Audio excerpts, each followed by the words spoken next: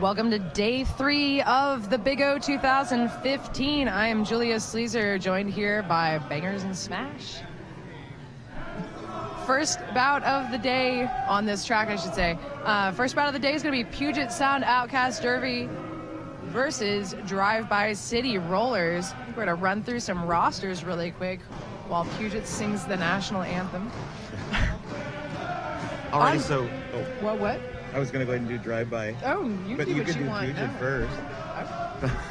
Alrighty, so Drive-By City Rollers. Today rostered, we've got number 11, Override. Number 1776, Thomas Refferson. Number 29, Becker. Number 33, Raphael. Number 408, El Toro. Number 42, Nicholas Rage. Number 4A, Tricky Ricardo. Number 55, Creepy Taco. Number 6, Coffin Nailer. Number 61, Filthy McNasty. Number 714, Tease. Number 74, Beat 'em Malark. Number 904, Raven Buster. And number KO, Avenger Holyfield. For Puget Sound today, we've got 0, Sweet Pea, 100, Scott Slamilton, 11, Thunderstruck, 14, Ryrod, 2, Vito Ramon, 23, Quadzilla, 2468, Dylan Botts, 247, Hollywood, 24K Nugget, 55, Corporal Punishment, 56, Michael Jensen, 7, Little Timmy, 77, Here's Johnny, and 8, Hunter. Alrighty, and the guys are already lined up on the track. We're going to start with Quadzilla versus Thomas Refferson. Puget Sound in the blue, Drive-By in the black. Thomas Refferson taken to the infield. A penalty already being called as Quadzilla gets out of the pack lead jammer. That's number 6, Coffin Nailer, picking up that penalty. He's off to the penalty box. That's going to put Drive-By down a blocker this morning. Thomas Refferson has not made much of an impact on getting through that pack, but he is sure trying. Meantime, Quadzilla picking up 5 points for Puget Sound Outcast, and coming in on his second scoring pass. Thomas Refferson now moving toward the front of the pack. He is up against one last blocker taken out. That is Michael Jensen. That took him out as Quadzilla clears again for another 5 points on the board. Quadzilla coming in, his whole team concentrating on Thomas Refferson, who is being sent to the box on a track cut, I believe. So it's going to be power jam for Quadzilla, Puget Sound Outcast. He has managed his way through the pack, picking up another 5 points, and he calls it off. So we're going to have a power start for Puget Sound. That's it. It's going to be a long power start. Yep. As Refferson had just sat down not too long ago. He's not yet standing. Scott Slamilton on the line for Puget Sound Outcast.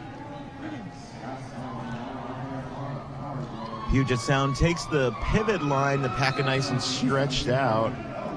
Drive-By has their jammer and one blocker in the box. They're going to be starting just a little bit short. See if he can hold up Slamilton at all. Slamilton gets a lot of help with a sweep there at the back, able to get through quick. Lead jammer going to the Outcast.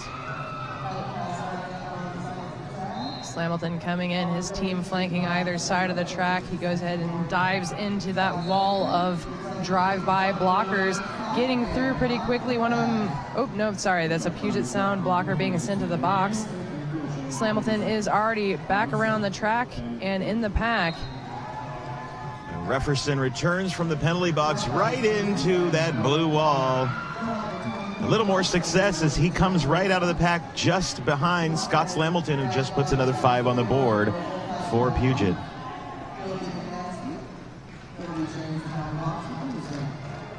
Slamilton slamming into the back of Drive-By's blockers. He makes it through, calls it off, but is being called on a back block. So only 3 points picked up by Puget on that last pass, 1 point, 2 points for Drive-By, and Drive-By will have a power start, which Slamilton sat in between jams, so it's going to be the full 30 seconds.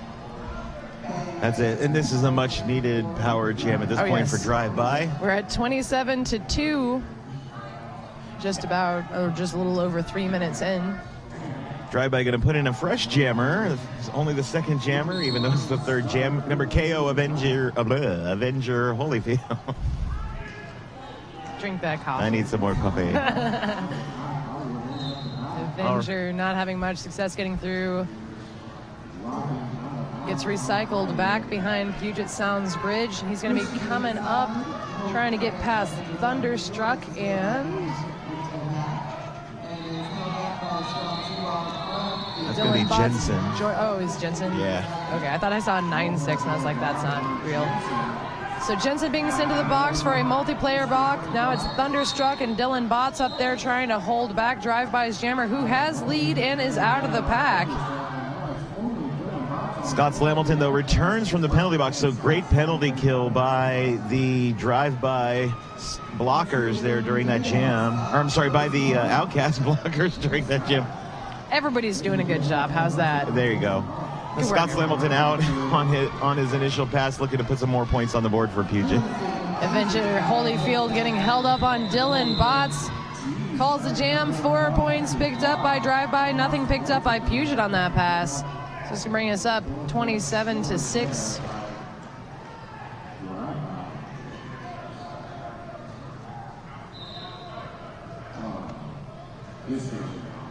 Because math. Oh, 20. Yeah, no. Oh, it's 27-7. I must have saw that hand wrong. I thought he held up 4. Anyways, on the line for Puget, corporal punishment going to be going off against Raven Buster from Drive-By. Both getting hung up at the walls as we get into turn number 1. Quadzilla looks like he took a hit that took him out for just a moment, but he looks to have been recovered. He's going to come back in. It looks like it was on his hand there. And corporal punishment off to the penalty box is a power jam for Drive-By. Raven Buster, lead jammer, out of the pack.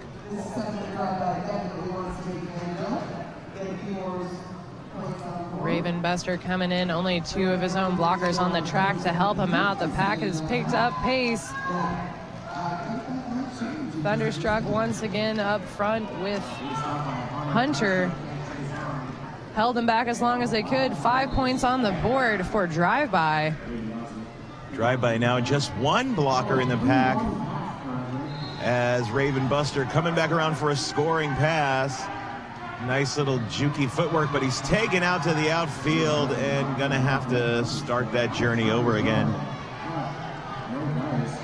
Meantime, corporal punishment comes through. 5 points. Oh, sorry. It's 5 points for Raven Buster. That was corporal punishment's first, or his initial pass, so he would be entering on his scoring pass just now. Except Raven Buster's not having it. Calls it off before they meet the pack. It's going to keep us sitting 27-17. Drive-By able to make a little bit of a comeback there on that jam. Number 42, Nicholas Rage takes the star for Drive-By at number 100. Scott Slamilton up again for the Puget Sound Outcasts. Puget Sound up by the pivot line. Drive-By back here by the jammer line. No pack called and some blocking had, but we might see an out-of-play block issued, and there it is on number 714, Tees. He's headed off to the penalty box. Nobody reformed the pack there. Whoops. Nicholas Rage stuck on a 3 brace of Puget Sound Outcast. Scott Slamilton was recycled way back, and he's back in, though, and quick work of that wall. He's through and lead jammer for the Outcast.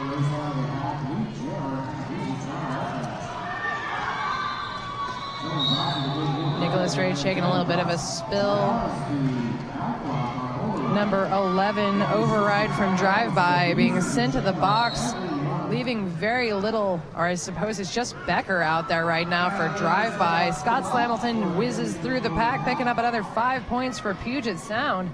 Dylan Botts sent to the box for the Outcast, going to put them down 1 blocker. Still a really strong advantage in the pack for him, as the star is passed from Nicholas Rage to Tees, as Tees comes right back on the track from the penalty box. Tees up front against Nugget. looking for some purchase a way out. And it's going to be a forearm call on T, so power jam again for the Puget Sound Outcasts as the jam comes to an end. 0-0 on the last pass for both jammers. Puget Sound really crawling out ahead on that jam. Definitely. Yeah, drive-by looked like they were making a little bit of a comeback.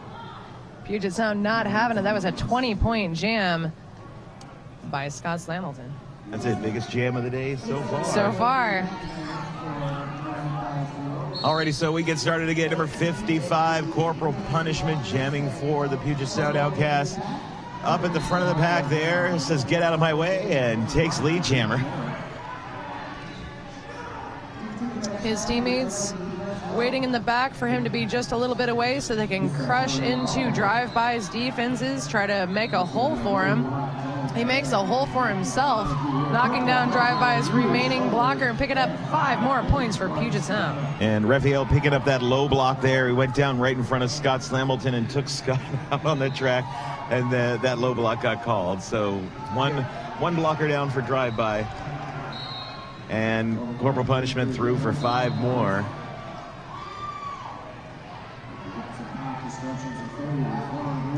Puget now losing a block or 2, leaving 3 Puget on the track, 2 drive-by. Quadzilla trying to keep out along with Hollywood, keeping Plummer in check.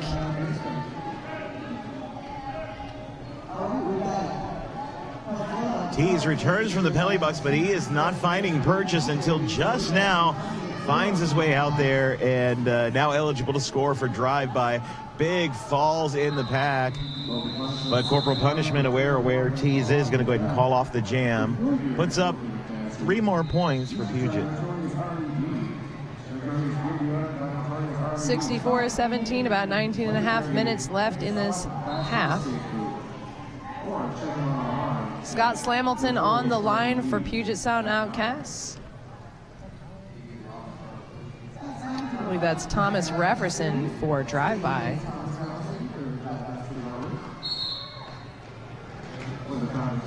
Drive-by still down 1 blocker as we get into this jam. Both jammers getting caught up in the walls for the opposing team. Nobody out as we come around into turn 2. Thomas Refferson up against Jensen. Able to make it around Nugget, looking like he was going to come in for a last minute there, but lead goes to Thomas Refferson. He's out. Scott Slamilton is also out of the pack on his initial, coming in for his scoring pass. Refferson trying to juke his way around Puget Sound's blockers. Calls it off. Did he call it off in time? Yeah, he called it off in time, but neither side scored any points. That's it. Right at the last minute there, forearm called on Jensen. He's going to go sit in the box. Like we have an official run-up team timeout called by Puget Sound. That's a great time to tell you about smelling bad. If you smell bad, you should check out Notorious RED. It's Notorious Gear Deodorant by Notorious RED. Smell clean even if you play dirty. NotoriousRED.com. I love that stuff. I use it religiously. You were telling me about it last night. It's an amazing sports deodorant spray. Magical pad de-smeller. You could use it for your furniture too, and then your whole house will smell like peppermint. I suppose. Or some sort of mix of mint oils. Oh, that's fair. It's a really nice smell. Notorious Red. Highly recommended by Bangers and Smash. I have to say, it's Notorious RED. Oh, I'm sorry. I'm sorry. I'm just kidding. I'll see myself out. No, please don't leave me. No, you got this. It'll be fine. Alrighty, getting back to what's going on the track. Number 247 Hollywood taking on KO Avenger Holyfield as we get started with the next jam. And Hollywood taking to the infield and recycles. Then he starts to just barrel his way through those defensive lines, but right at the front, he's caught recycled again. And out first, it's Avenger Holyfield at the front of the pack. Lee Jammer, drive-by. Hollywood still trying to make his way through. He is through on his initial. In the meantime, drive-bys Jammer, Avenger Holyfield, almost through the pack on his first scoring pass, gets recycled just a little bit back, sees Hollywood coming and calls it off. 4 points on the board for drive-by, nothing picked up by Puget.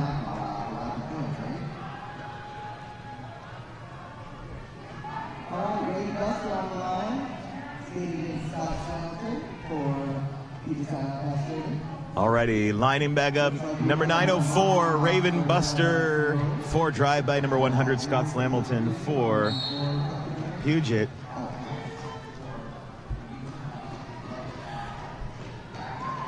The whistle blows, both jammers looking for a way out of the Hooskow that is the pack.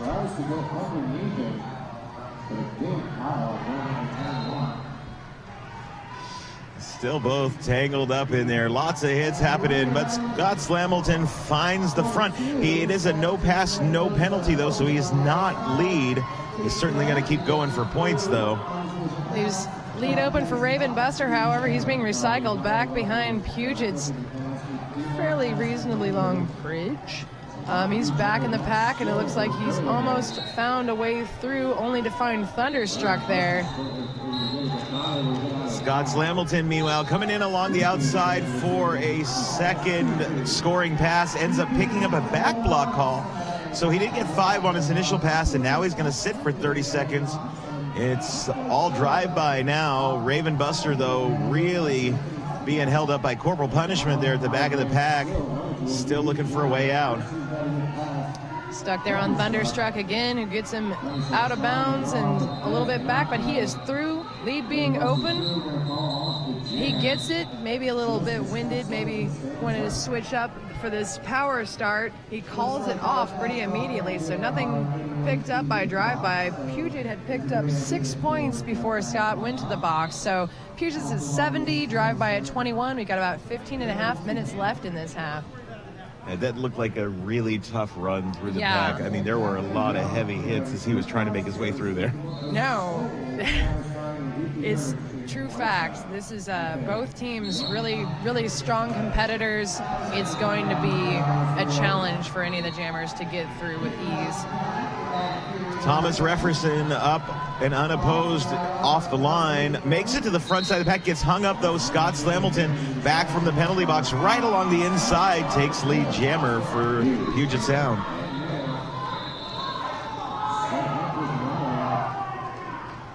And Slamilton already around and into the pack now for a scoring pass as Refferson really having a time getting through Puget Sound's tough wall of defense. Scott Slamilton out for another back block call. So again, it's drive-by's opportunity here. They've just got to get Thomas Refferson out of the pack.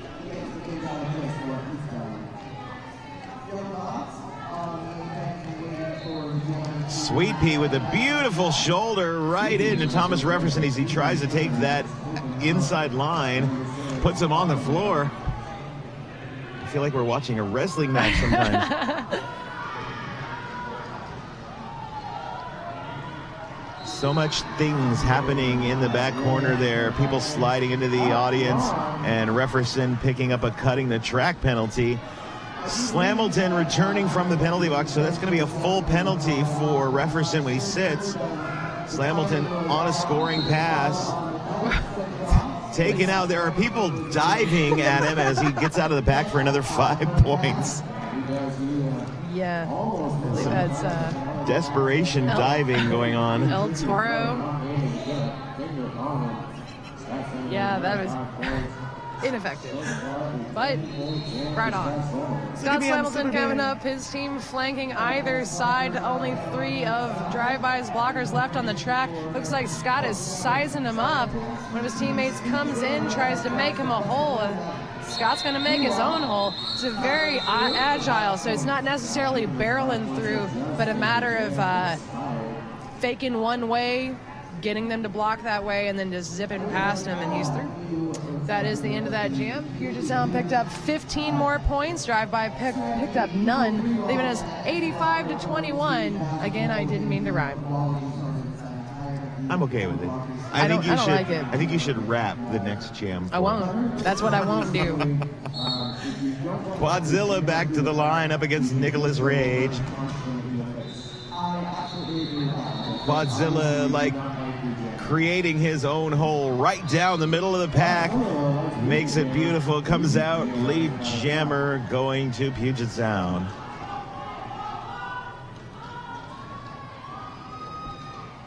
Nicholas Rage stuck behind Nugget there on the inside. Looks to go maybe to the outside, only to find Jensen right there waiting for him.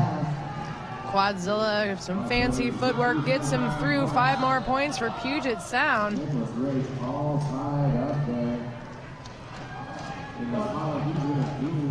Vito, Hunter, who else is out there? Michael Jensen and Nugget all doing an excellent job of keeping Nicholas Rage back. Looks like Nicholas has taken off his helmet cover and has managed to pass it to Override.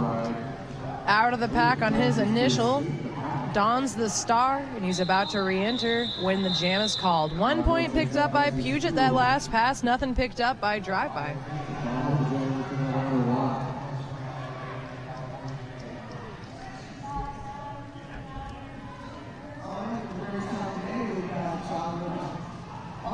Over 25 combined years of on-track derby experience, SinCitySkates.com, where customer service is the name of our game.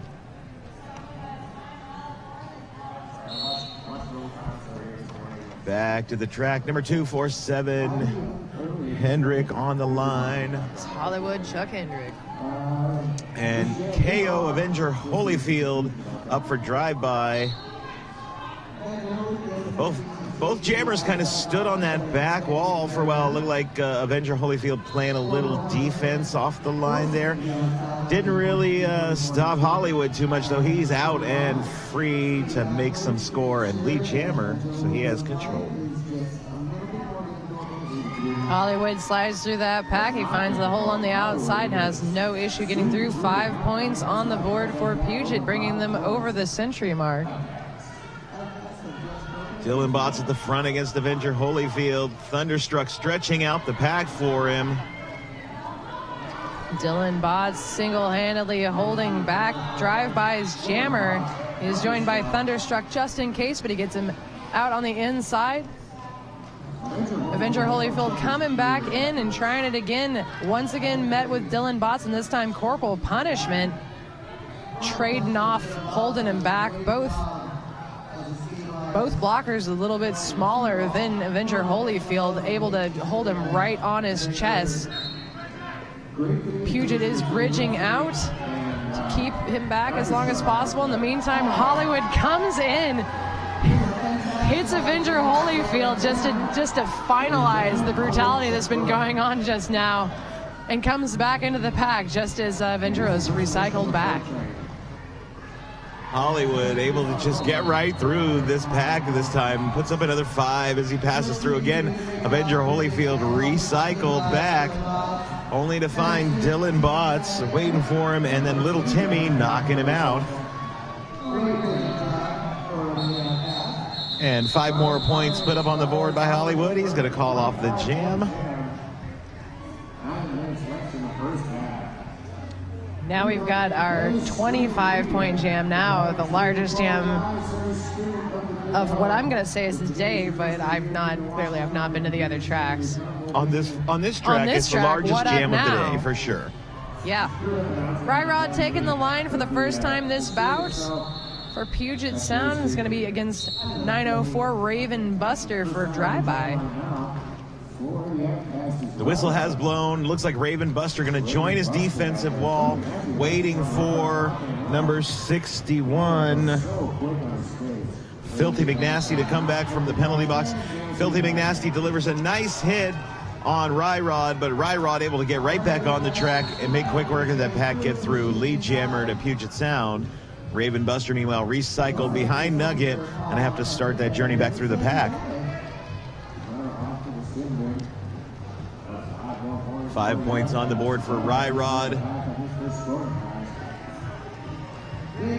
And he comes into the pack, dodging around his own players at the back of the pack there, not wanting to mess up their strategy, and then meeting up with that wall of black at the front.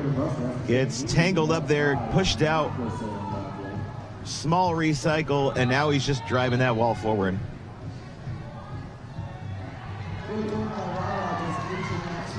Raven Buster coming through, last meeting with Nugget.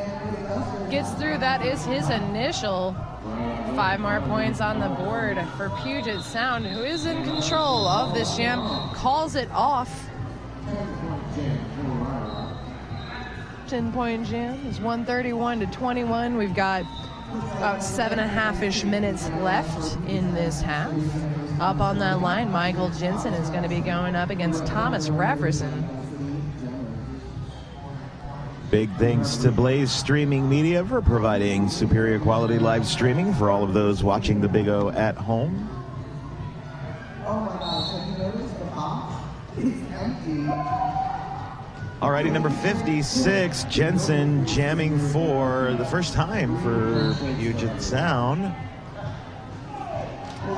Like Raphael took a little bit of a spill, but he is back up and not going to be taking himself out for injury. In the meantime, looks like a return to a power jam for drive-by. Jensen was into the box for what? I did not see the call. A mystery. It was a mystery penalty. Thomas Rafferson, meanwhile, taking some big hits from Hollywood in the pack there.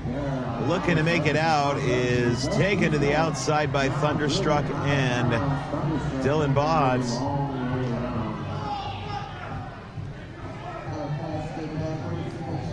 And then dragged as far back as they could take him.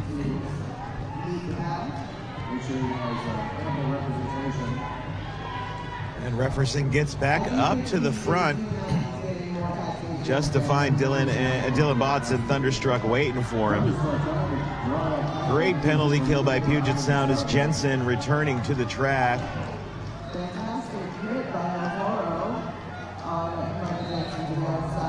As Jensen comes in, he's taken out by Tees, but able to get back on the track there. Rafferson, meanwhile, did find his way out of the front side of the pack. Lead jammer going to drive by. He's going to call it off just as he comes into the pack. Did get 1 more point on the board. Team timeout, drive by.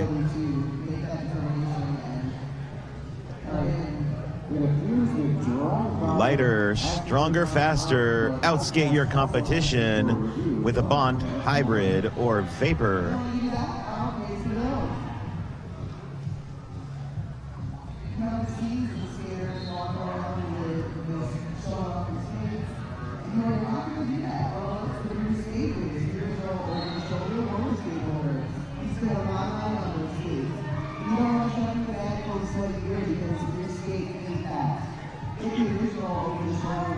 Thanks largely to Recyco, aka Carolyn Stein, the Big O is a certified environmentally and socially responsible event.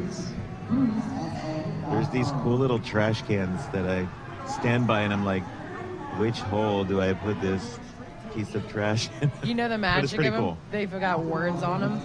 They do. It'll tell you. Yeah, because at first I was like, which one is just trash? I'm from Missouri. We have the blue bin or not the blue bin. Well, and there's not a just trash one. There's a compost, there's a recycle, there's a plastics, like there's a glass.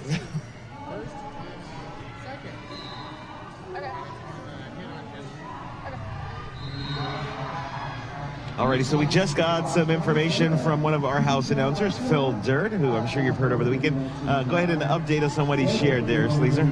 It's pretty simple so far. We might get some more news, but essentially they're contesting the hit on Jensen, so it's turned from what was initially a timeout into an actual official review by Puget. Hopefully we'll have more news on that soon. So it was a timeout by drive-by initially. Yes. And then Puget had an official review after. Right. So that's why we have this extended timeout. Right when you said timeout drive-by, I'm like, the Puget coach is right in the middle. What are you talking about? But I was like, you know what? All right. It'll be all right. I just saw the people in pink with the T on their hands pointing at That's drive-by's fair. bench. So. I'm at such an angle that unless, like, drive-by, they're very tall. They're a tall people. They are. They are They're pretty dang big. tall. So if any of them are standing up, which they are, I really can't see the jam timer. So good work, Eagle Eye.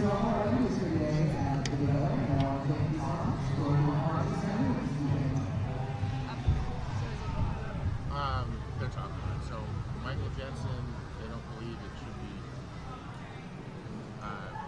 They think that he shouldn't have done a misconduct because the skater was trying to get up.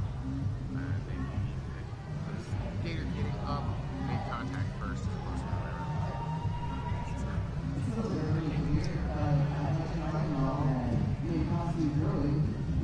So I think this is still under discussion, but they were trying to contest that Michael Jensen had received a misconduct because it appeared he engaged a skater who was downed, but they are saying that the skater was getting up and the skater actually made contact first. So Del from Hell is talking about that along with the captains of each team. See how that turns out in a minute.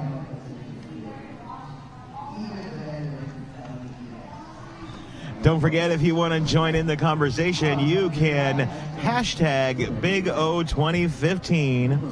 And if you want to show us your cat or dog who's watching roller derby by themselves or with you or while you're gone shopping, hashtag Big O Cats, hashtag Big O Dogs. If you want to say who you believe should be the MVPs for that bout coming up this evening against Team USA versus the Big O MVPs. Hashtag MVPs. Be sure to include hashtag Big O 2015 in any of your hashtags. Hashtag Hash Brown. Not a real, well, it's probably a real hashtag. I'm sure Everything's a real hashtag. Back in the action, Nicholas Rage out there for drive-by. Corporal punishment for Puget Sound, already lead. I don't know that we're going to find out whether or not the misconduct was taken away, or It looks like it held, because if it had been taken away, Puget would have retained their official review. You are so smart. I know, man, it's crazy. Corporal punishment through 5 points for Puget. Nicholas Rage hung up in the back, being called off. You got a for high a block. high block, yeah. Corporal punishment already through the pack and picking up another 5 points on the pass. I like it when the pack waits right here in turn number 4 for us where we're sitting. Makes it easier to see what's going on. I can see everything. Another 5 points for Puget. Puget setting up in that flanked position, knowing that they not only have the power jam, they are good to go. They can send a skater up to bust up drive-by as well. As that was Quadzilla getting corporal punishment easily through the pack for another 5 points. Nicholas Rage back on the track. This power jam is over, and Nicholas is feeling to engage corporal punishment. He does so for a minute, gets him pushed out to the inside, and corporal punishment is like, calls it off. He can afford to. Oh yeah, he's like, all right, if that's how it is. We've got about 3:30-ish remaining on the clock in the first period of this, the first bout of day 3 at the Big O on track 2. Are we on track 2? We are on track 2. I thought we were on 1. All right, seems legit. You know things. Good work, buddy. Nugget up to jam for Puget Sound Outcast for the first time today. And that's Thomas Refferson jamming for drive-by. Here's some whistles being blown, waiting to see what is happening. Nugget recycled. It looks like a forearm call on number 2, Vito Ramon. And, or the forearm may have been on 408 from drive-by El Toro. They both went to the box. I only saw the one penalty signaled, so I'm unsure who got that forearm. Yeah. Nugget, however, gets out of the pack, takes lead, and is already around for a scoring pass as Jensen off to the penalty box for Puget Sound as well. Thomas Thomas Jefferson being sent off for a forearm. Lots of forearms Lots today. of forearms. 5 points for Nugget on the pass. Nuggets coming in. There's only 3 drive-by blockers, 2 Puget Sound, now joined by a 3rd Puget Sound. Defenses are getting a little bit low. It's getting a little bit penalty heavy. Still an exciting game. 5 more points put up by Nugget. Drive-by's got their wall set up. They got 1 Puget in the front, 2 in the back. They're just going to knock their way through and try to help Nugget out. But Nugget gets hit out to the outside, calls it off from the floor. 3 more points picked up by Puget. Nothing picked up by drive-by. And official review for drive-by. You know how I knew that? Even though I saw where they were pointing, there's still a little blinking. Triangle in the scoreboard, and it's blinking now. I believe that's a... This is such an awesome scoreboard. I know. thing. I really like this scoreboard. It helps me look like I know what I'm doing. Doesn't it? What's blinking? We're set.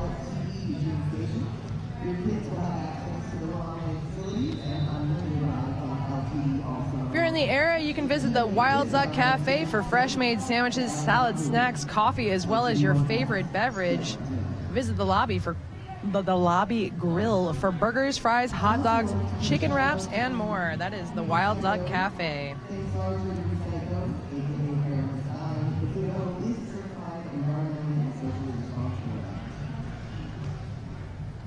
You spend a lot of money on your skates. You shouldn't shove them into a bag full of sweaty gear. Your skates hate that. Also, they may somehow turn out smelling worse. Get the original over-the-shoulder roller skate holder. Keep your skates aired out and show them off with Bruised Skate News. Find us on Facebook, Twitter, Instagram, or online at bruisedsn.com. Alrighty, so I just found out this official review is drive-by asking for a cut penalty on Nugget from Puget Sound. Right at the beginning of the jam, they felt he cut the track. Okay. So they're asking for a review of that. We'll see what happens. All right. So the way we can tell is Quadzilla's out there currently with the star. If he disappears off the track, Right. we'll know they won. Right. Or if Also the Nugget little sits blue in the box. blinky light. And the blinky light will go off. Yeah. This one will be so apparent. This one. So many ways to tell. It's hard when you don't always have a referee liaison to go tell you what's going on in the official reviews, because you're like, speculation. Oh, the blinky light's off. Oh, let's just move on. But luckily we've got Phil Durr willing to run down and come back with information for us. That's it. And, you know, now's a great time to say thank you to all the refs, skating and non-skating, making this happen. That is one big team of people that has to be here for that. There's, I thought I knew the number for this. Let me see if I can find it really quick. There is 129 referees and NSOs at this event, and I've been really impressed. Not only just the well-known names, but everybody's been working amazingly well and keeping everything in working order. So, yay, officials. Alrighty, so drive-by losing their official review and Quadzilla's still out there skating means that the call stood, or the no call stood, I guess, in this case. Quadzilla makes quick work of that pack lead. Jammer Thomas Jefferson coming back from the box, also quick work of the pack and out and ready to score. Oh, as Quadzilla comes in for the scoring pass, he gets a back block call. Thomas Jefferson comes in for some score and is taken down and out. That was like a flying hit. But he was saved by breakdancing moves. Did a little bit of a roll, came back, recycled back to the back of the pack. He's made it past a few of Puget blockers so far, only to find himself sucked in and pushed back by Thunderstruck. Drive-by is going to lose one of their blockers, and Puget is also going to lose one of their blockers, bringing defense down 3-3. Thomas Jefferson still struggling, though. He's taken to the infield, recycles behind Hollywood. Hollywood and Sweet Pea not wanting to give him any purchase on the track this time through. Great penalty kill by the Outcast as Quadzilla comes in. He jumps over the apex and is going to get a cut penalty. It's power jam again for Thomas Jefferson, who just put 5 on the board and has an opportunity to put some more.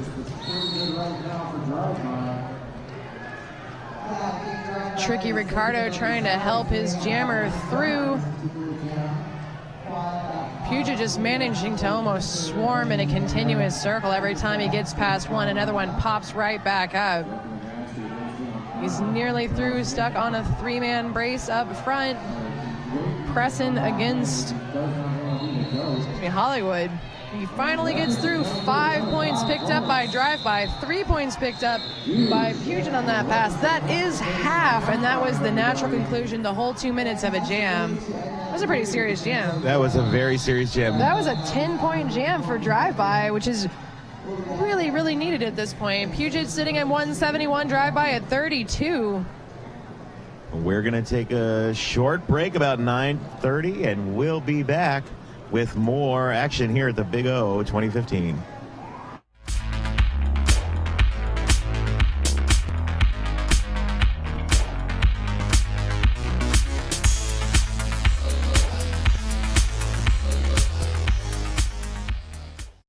Skaters, lost your mouth guard? Hit this. Time for an upgrade? Hit this. New to Derby and not sure where to start? Hit this. We are Derby owned and operated with 6 years of experience. Hit This Derby Gear can hook you up with skates, gear, and honest advice based on your skating style and individual needs. Visit us at our store in Salem, Oregon, or online at www.hitthisderbygear.com. Whether you are a new or veteran skater, before you hit the track, hit this. Hi, I'm Trish the Dish, and this is Ivana S. Spankin, and we're here to tell you about Sin City Skates. Sin City Skates began in our Las Vegas living room in 2005, the first shop ever dedicated to roller derby, and has since grown into this 2,000 square foot mecca in San Diego, where we stock everything for our sport. Need help? With a combined on-track experience of over 24 years and still playing, we test everything we sell, and we're happy to share that experience and knowledge with you. So contact us, sincityskates.com.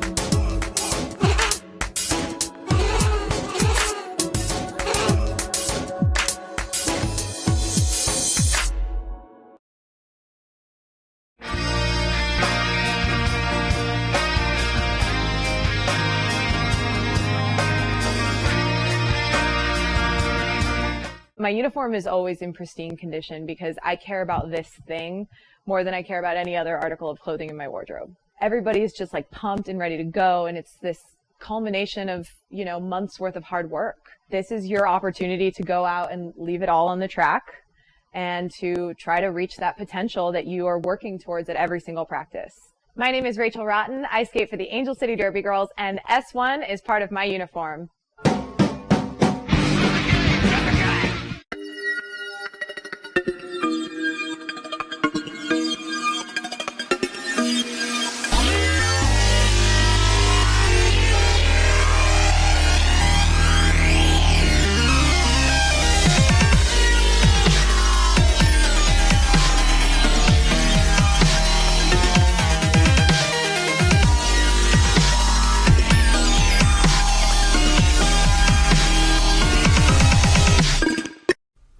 They told us to just sell skates online.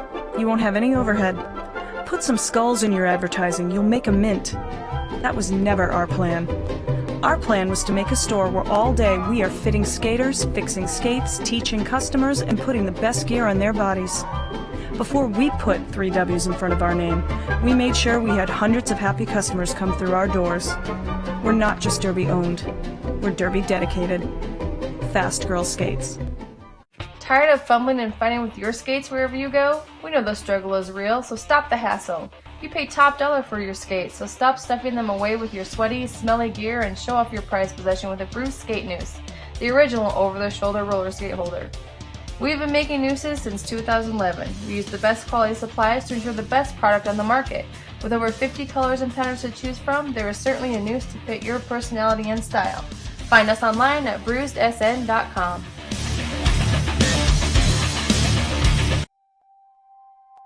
I love teamwork when it comes naturally, and it's almost like your teammate is an extension of your own body.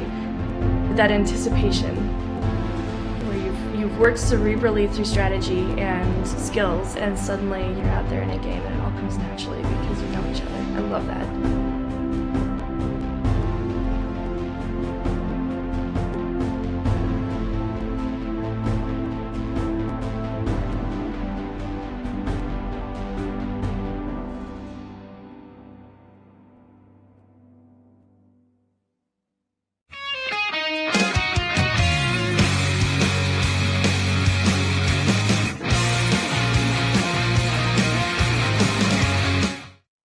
My name is Lacey Knight and I skate with the Angel City Derby Girls.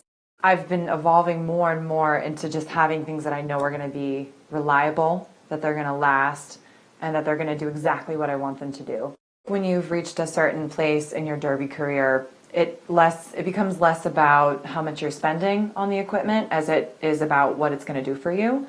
I need to be able to have it conform to my foot so that it's just an extension of who I am as opposed to this thing that is now on my foot. The right L boot that I have now has been able to successfully do everything I need it to do. This year has even gotten better for me, and my skating is the best it's ever been, and it's the best boot that I've ever had.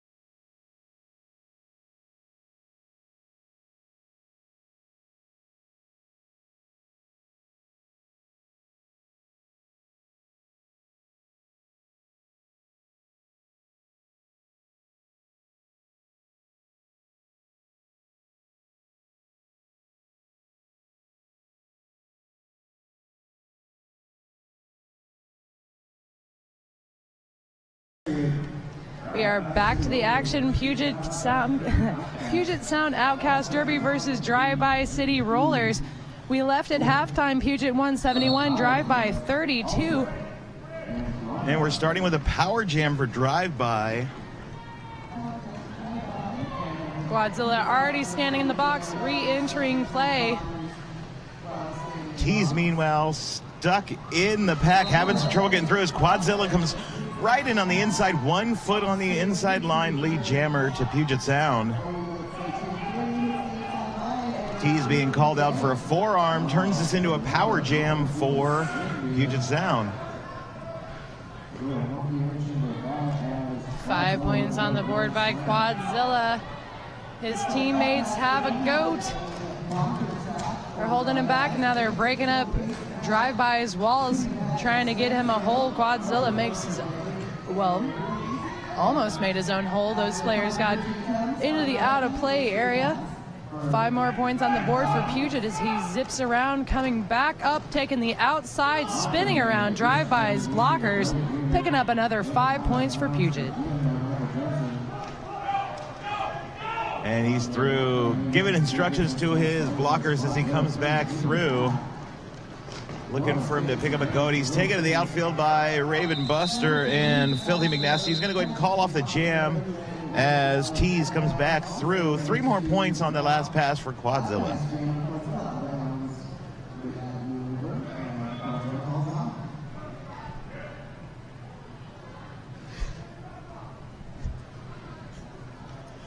Number KO Avenger Holyfield takes the star for Drive-By. Number 55, Corporal Punishment for Puget Sound.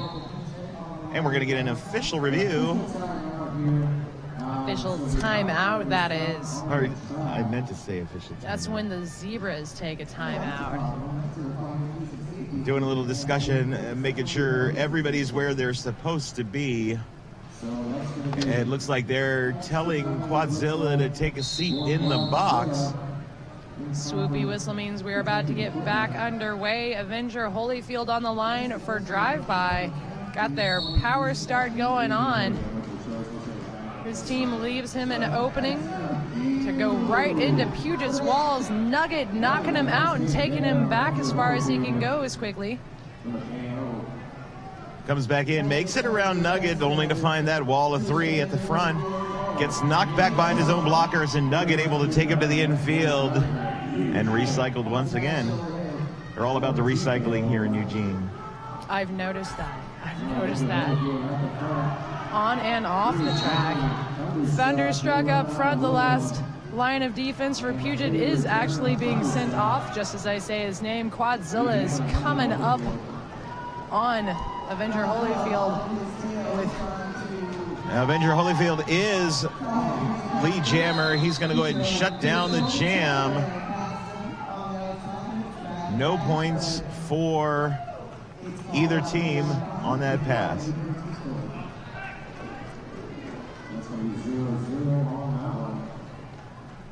Thomas Reverson donning the star for Drive-By. Corporal Punishment for Puget.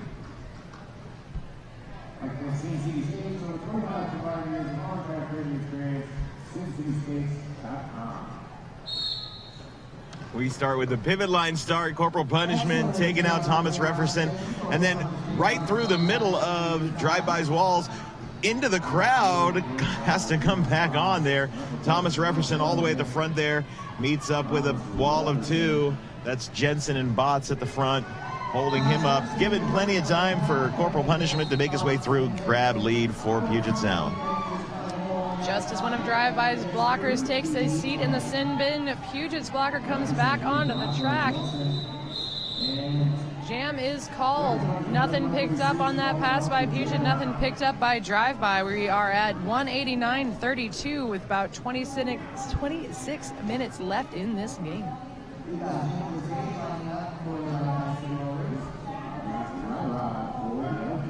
Ryrod out there for the Outcast, Nicholas Rage for Drive-By.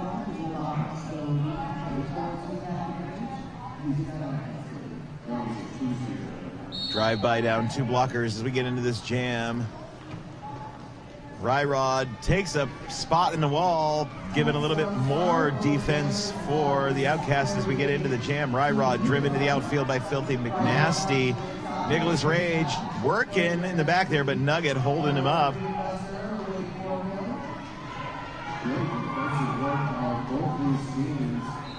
And Ryrod finds that outside line. Lead jammer, Outcast.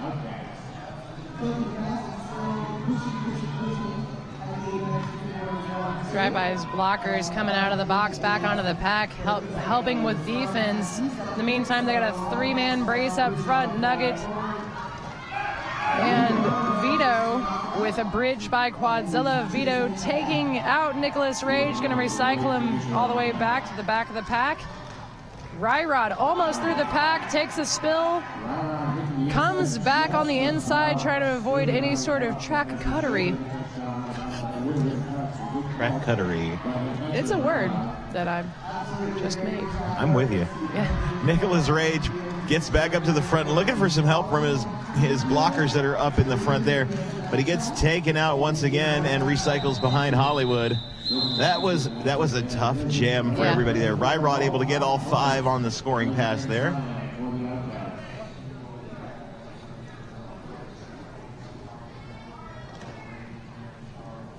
Scott Slamilton getting a little back rub from Tricky Ricardo. Both of them on the line as jammers.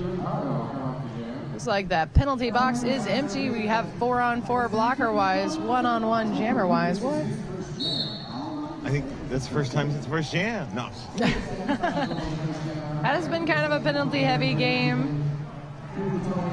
Slamilton being knocked into the inside, recycled back. Tricky Ricardo is out front. Lead jammer drive-by.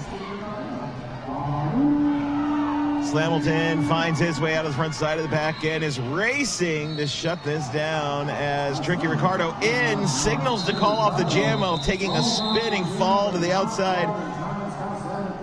4-4 on the jam as Slamilton comes in and picks them all up before the whistles blow.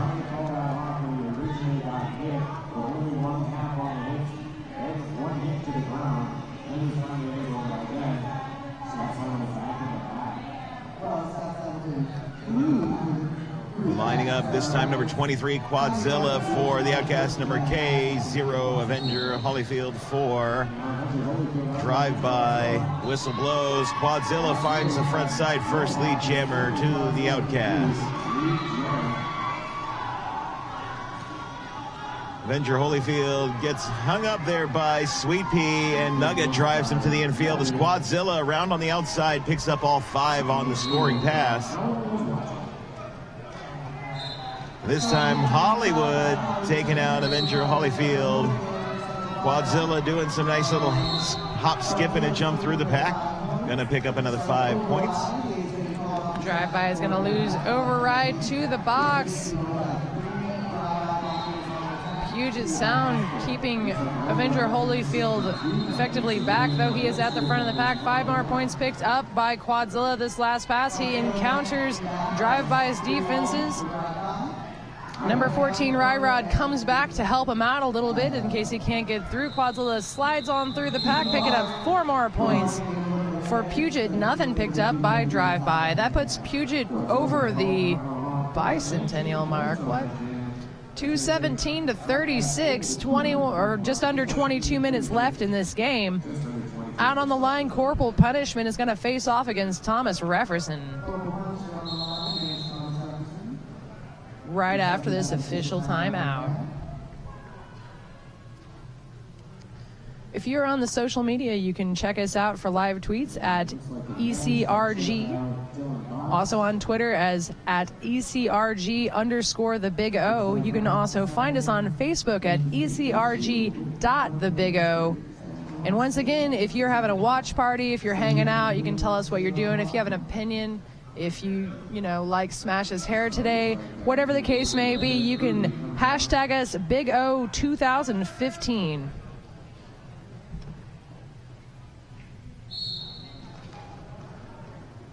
Action is back underway. Thomas Reverson coming right into the middle of the pack. pressing his way through Puget's defenses.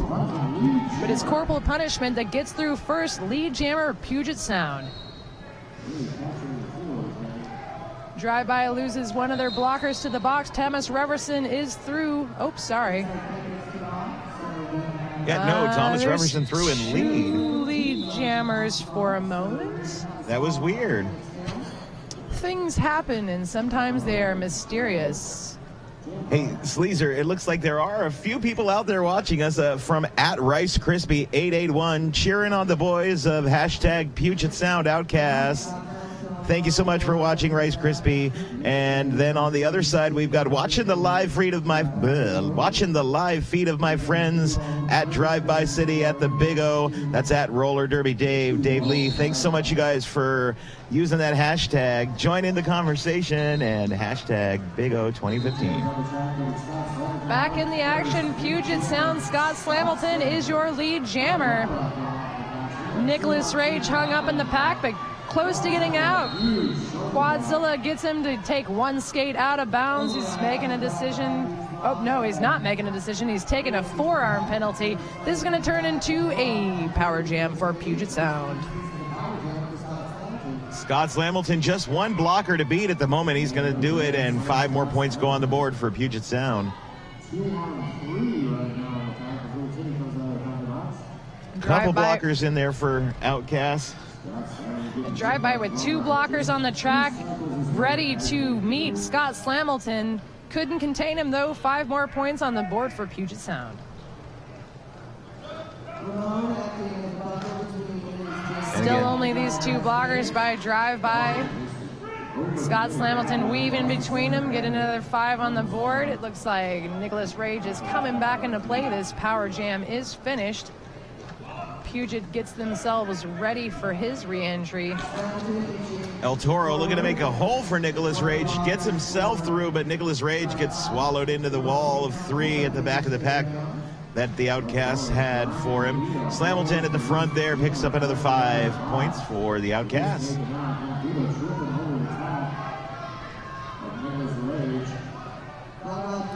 Ryrod holding up Nicholas Rage at the front there, gets joined by Lil Timmy. They managed to hold him. Jam comes to an end. Another 3 points go on the board for the Outcasts.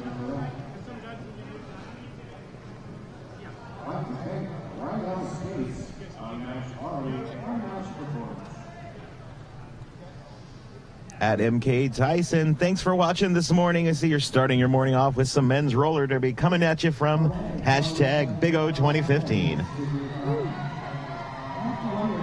Tricky Ricardo taking the line for Drive-by, facing off against Hollywood for Puget. Got an empty penalty box. So we got our 5-on-5 out there. Hollywood now behind Drive-by's wall.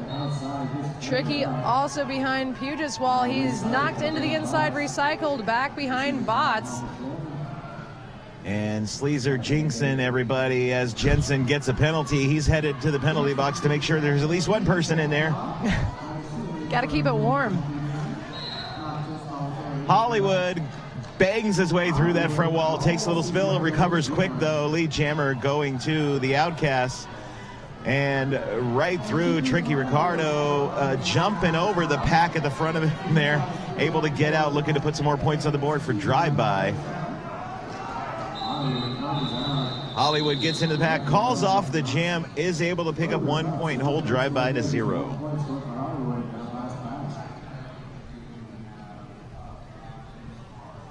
There is somebody who is up at 2 a.m. in Japan at Cosmic Cognition, Japanese Robot Mike. 2 a.m. here in Japan, but well worth it.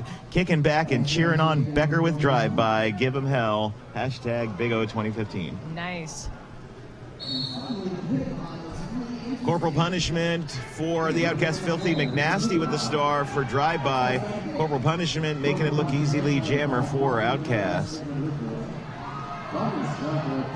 Filthy taking a pretty good hit to the outside. It's going to be recycled back.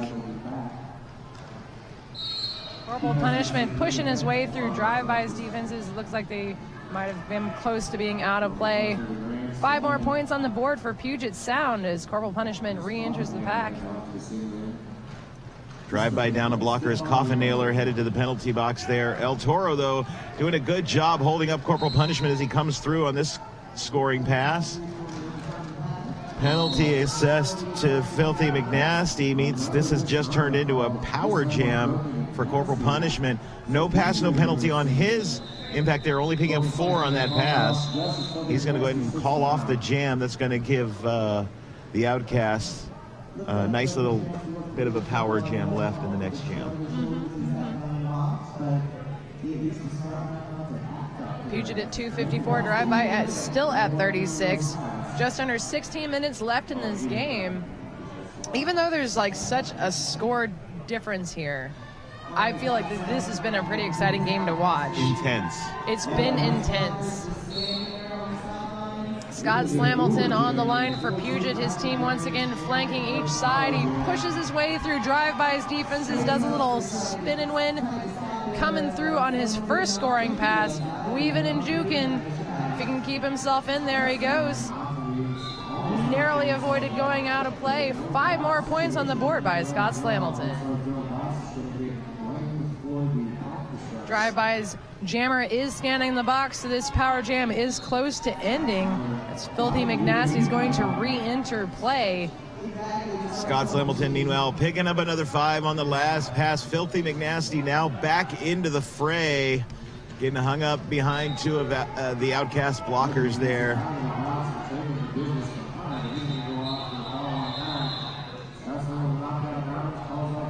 Hunter was doing a good job there holding up Filthy McNasty, but he ends up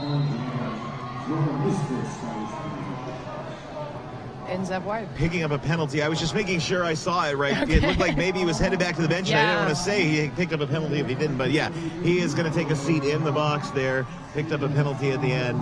That's going to put the Outcasts down a blocker as we get started in the next jam. I think the drive-by side is empty in the box. Quadzilla coming up through. Thomas Refferson up front, almost out of the pack first. Gets pushed into the inside, still at the front of the pack, and he is through first. Thomas Refferson, your lead jammer for drive-by. Quadzilla having a little trouble getting out of that pack. Does a nice little spin to win. He's out and eligible to score as Thomas Refferson meets up with Bots at the front and Ryrod. Looks like they're balancing on each other. It's going to be a high block on Thomas Refferson, though. He's off to the penalty box. Power jam for the Outcast. Quadzilla not lead, but going to be able to continue to drive up that points call, the points at the moment. Quadzilla making his way past Plummer. 5 more on the board for Puget. Drive-bys, 3 remaining blockers on the track, walled up to the front. Puget's going to go ahead and try to break him up or push him to one side so Quadzilla can easily find a lane and come on through. 5 more points, Puget. All the blockers have now returned to the track from the penalty box. Quadzilla setting up to come in for another scoring pass. Thomas Refferson re-entering play now. Power jam is over. 5 more points on that pass for Quadzilla. As Thomas Refferson comes in, he's recycled back behind Hunter. And again, this time Nugget taking him to the infield. Quadzilla taking to the outfield.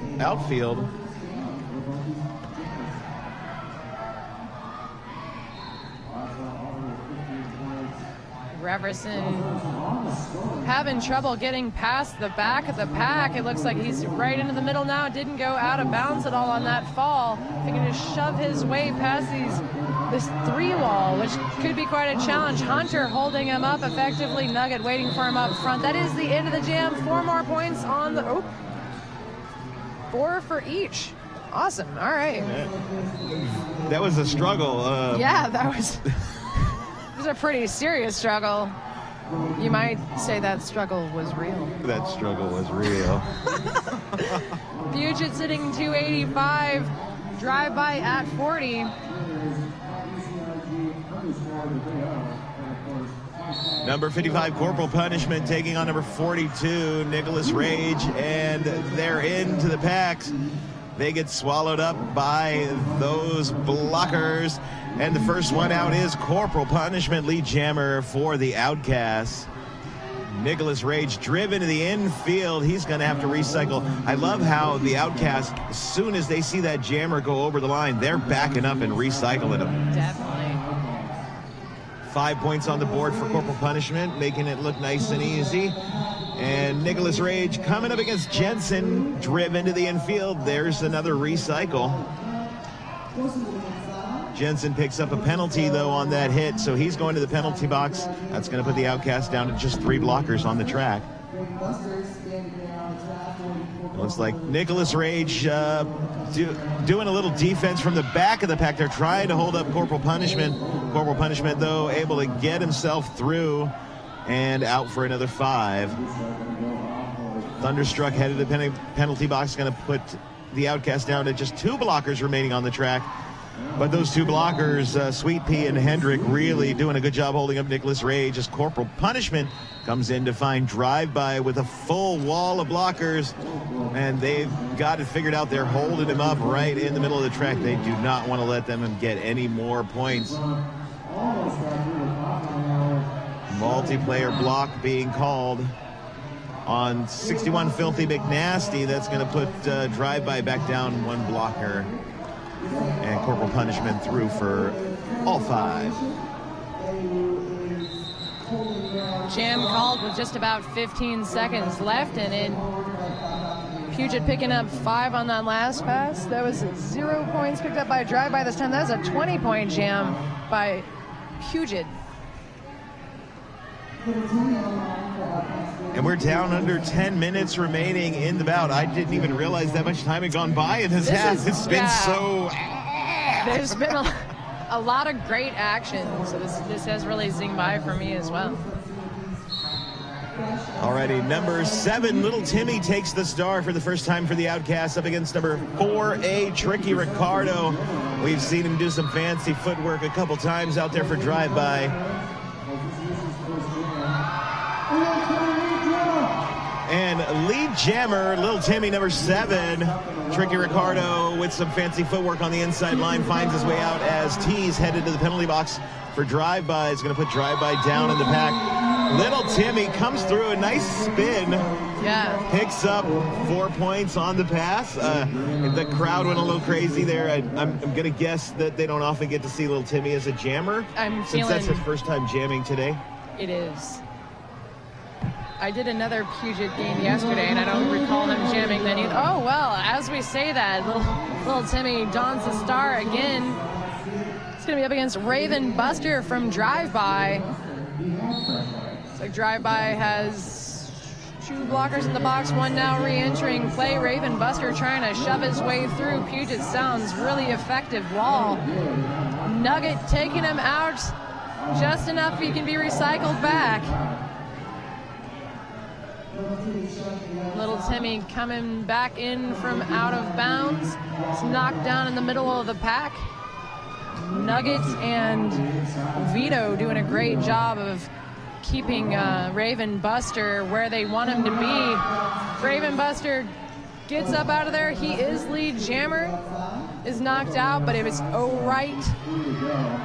There has been a star pass to Dylan Botts, I believe. Oh, I'm Actually, sorry, that's Hollywood. That is Hollywood. Dylan is a little shorter than Hollywood. I know. I was thinking like he grew. I saw the 2'4" and immediately was like 6'8". What? Dylan Botts became the Incredible Hulk. Right. Botts smash. Botts smash. Oh wait.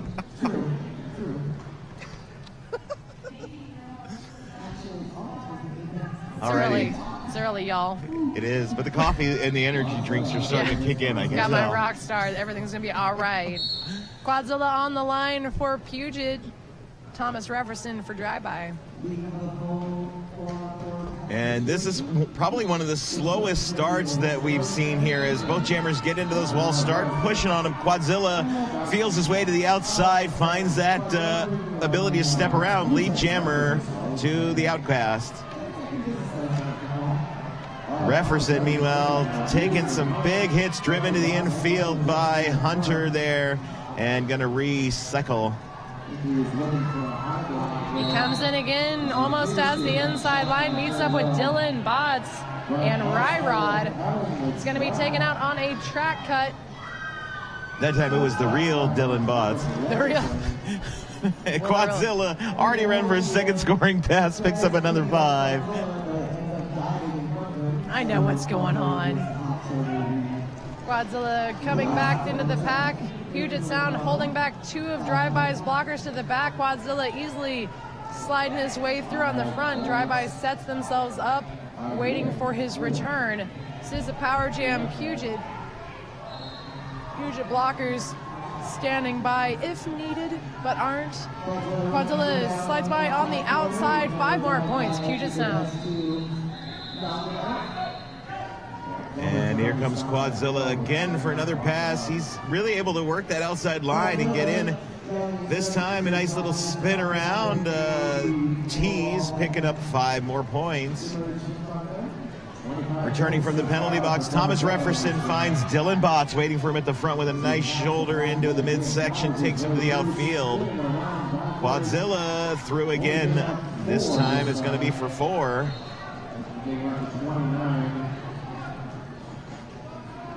Refferson recycled, only to find Dylan Botts waiting for him at the back there, takes him out to the outside. Quadzilla comes in, picks up 2 more, and calls off the jam.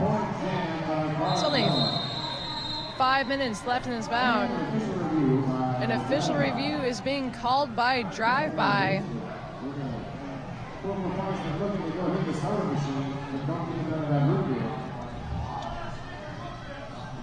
It's a great time to give a shout out to somebody we both know is watching, who we both love. Who dat? Hello, Ms. Communication. Thanks for joining us so early in the morning. We love you out there.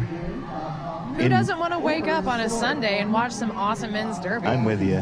I was going to say, I would love to do that. Totally doing that. You are, This yeah. is great. You may not realize you're watching derby because you're announcing it, but you got to watch it to announce it. I'm pretty sure. I've been looking right at it, so.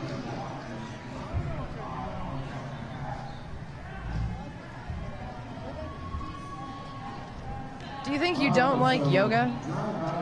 I don't know. I kind of enjoy, like, the tree pose. The tree pose. Well, flat mat roller derby might change your mind beyond the tree pose. Yoga for your roller derby body schedule and budget. Want to skate longer, harder, and with less pain? Time to get on the yoga mat with Flat Mat. That is Flat Mat Roller Derby. That's a really cool name for a yoga. Yeah, I like it. Although my mat is never flat, it's always got like curly I got that ends. bubble in mine. Yeah, Curly ends. I've rolled it up and it's got a little bit of curl on both sides, and if you flip it over, then it's got a boop in the middle. A boop.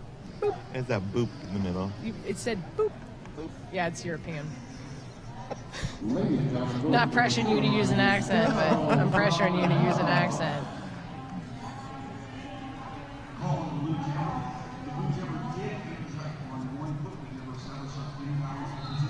LTD, one of our awesome sponsors, is the best way to connect. They've been bussing us around town, literally, to and from the venue. You have your wristband on, you ride for free. Free is the best. Free is the best. And shuttles right at your hotel when you wake up in the morning. Right, yeah. And when you want to go home in the evening. Yup. Whistle has blown. 55 corporal punishment for a Tricky Ricardo. Corporal punishment through. Lead jammer for the Outcast. Tricky Ricardo taken to the infield. Able to recover and get around. Scott Slamilton was the only blocker remaining on the track for the Puget Sound Outcasts. Tricky Ricardo comes in, a jump over the apex. He's not sure if he landed it, so he's going to go and start over again. Probably a wise idea, as corporal punishment through for 4.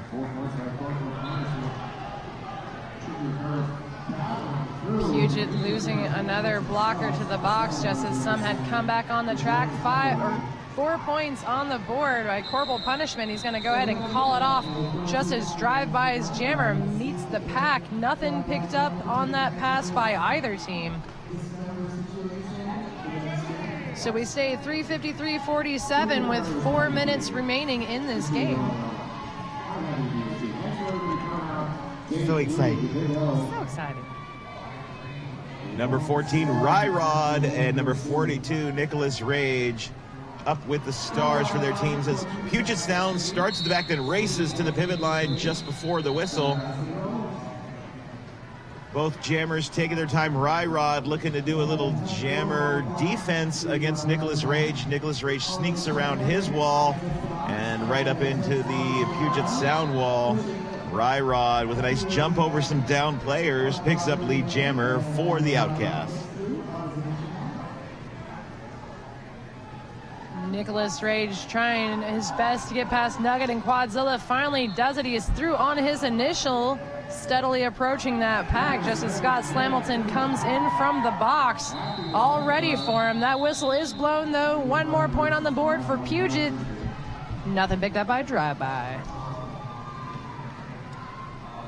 Interesting you saw there as Drive-By's jammer got through. He was pretty happy with that victory over Quadzilla on the outside line there. You got to celebrate the little victories. It's you know? true.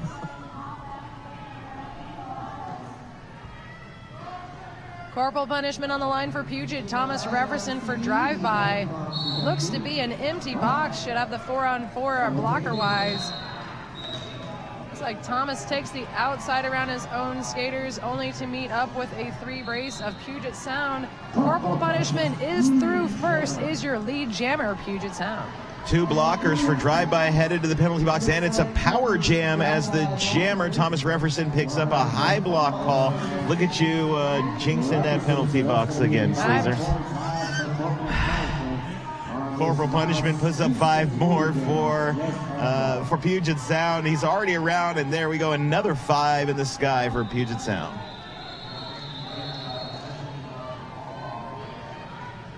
Pack with a slow roll as Corporal Punishment looking to come in for more points. Just 2 blockers to beat. He goes right down the middle as they split apart. I think they were hoping to trap him on one of the edges, thinking he was going to go that way, and he saw that hole open. He just went right down it. True facts. This time Thunderstruck giving Corporal Punishment a little help as he comes through. Another 5 in the sky.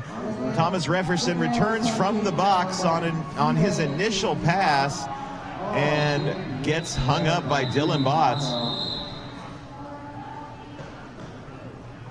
They're going to go ahead and call that off. 3 points for Puget. Nothing picked up by drive-by once again. We've got just about 1:06 left in this game.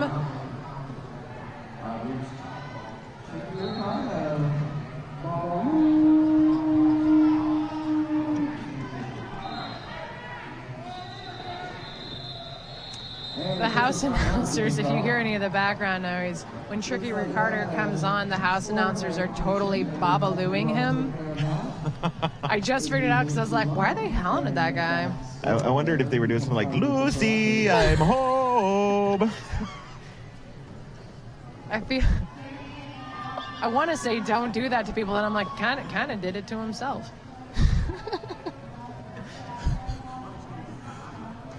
So, yeah, I guess that means Tricky Ricardo's the one with the star for drive-by. And we've got Hollywood Hendrick on the line for the Outcast as our official timeout continues.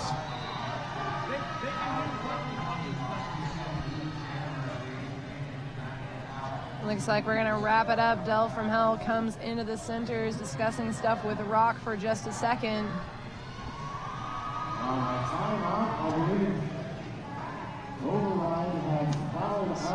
Once again, you can engage us by using the hashtag BigO2015. Tell us what you got going on, what you've enjoyed watching, and who you're rooting for. We'd love to hear it. Action is back underway, as you said before. Tricky Ricardo facing off against Hollywood Hendrick. Both of them trying to moosh their way through the pack. It's Hollywood out first, but hot on his heels, Tricky Ricardo. And they're coming into the pack. Hollywood looking for points. Gets taken to the outfield. Tricky Ricardo stuck in a wall of 3, but he's almost out. Oh, he's taken down to the outfield himself. Going to recycle way back. That was Scott Slamilton with that hit. Hollywood now trapped in a wall of 3 as Scott Slamilton off to the penalty box for the Outcast. Going to put them down a blocker.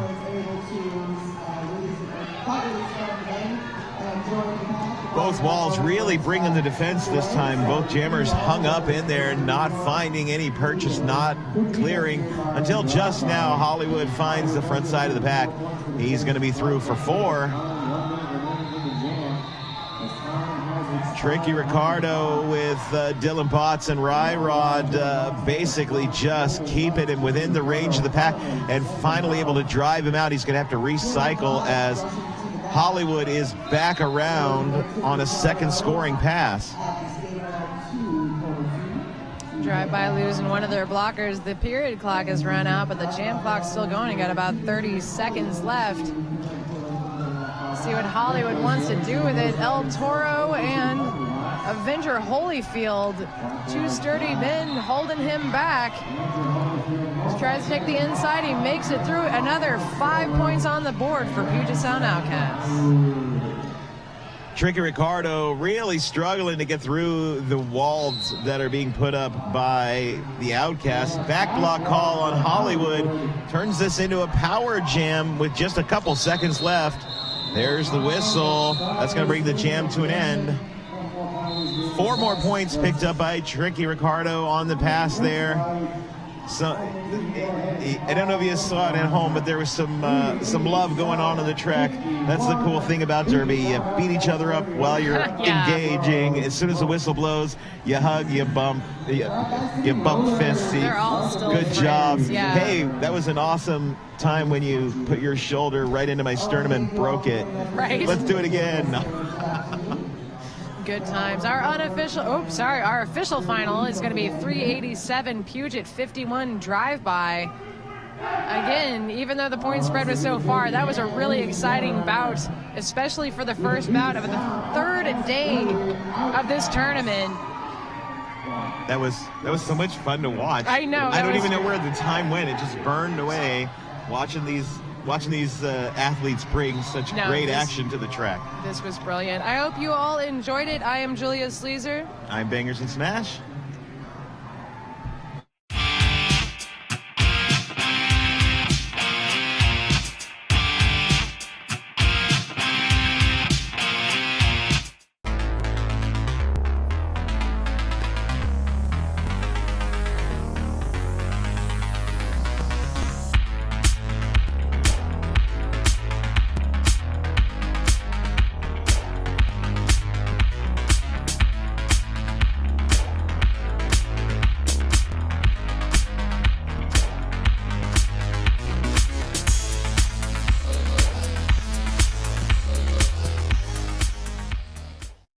Skaters, lost your mouth guard? Hit this. Time for an upgrade? Hit this. New to Derby and not sure where to start? Hit this.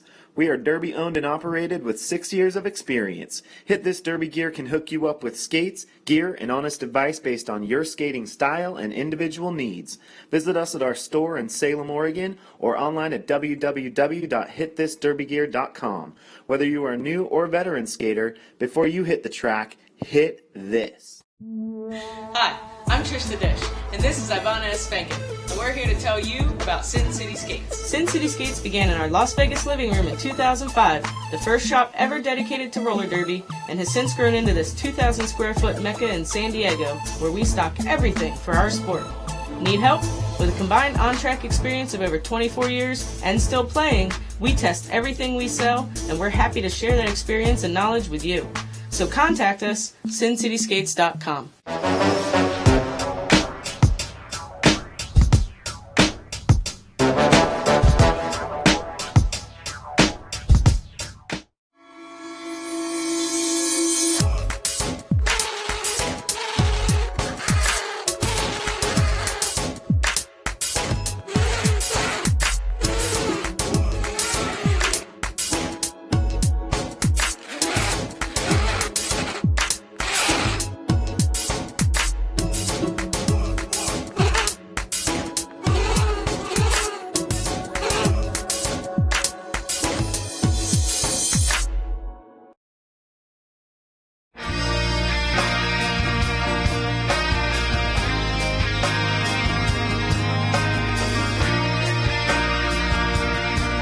My uniform is always in pristine condition because I care about this thing more than I care about any other article of clothing in my wardrobe. Everybody's just like pumped and ready to go, and it's this culmination of, months worth of hard work.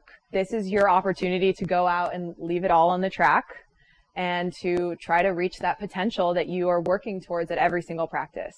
My name is Rachel Rotten. I skate for the Angel City Derby Girls, and S1 is part of my uniform.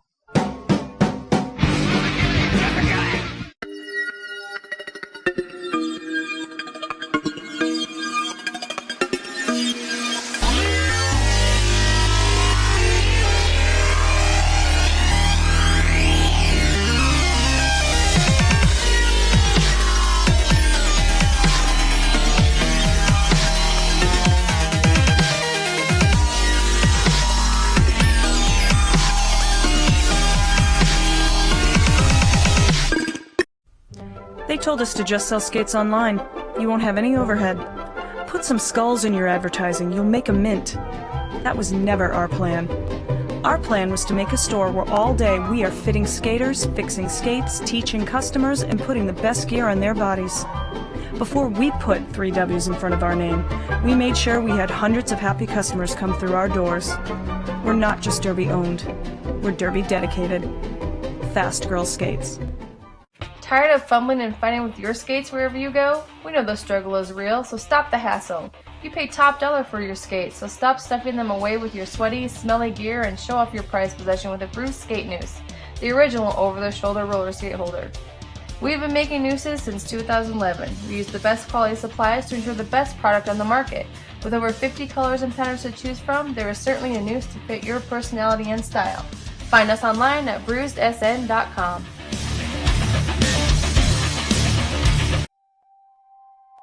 I love teamwork when it comes naturally, and it's almost like your teammate is an extension of your own body. That anticipation, where you've worked cerebrally through strategy and skills, and suddenly you're out there in a game and it all comes naturally because you know each other. I love that.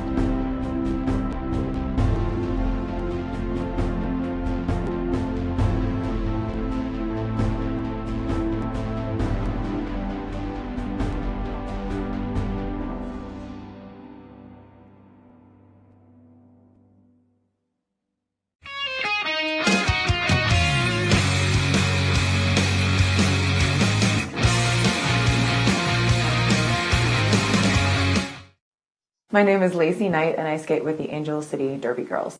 I've been evolving more and more into just having things that I know are going to be reliable, that they're going to last, and that they're going to do exactly what I want them to do.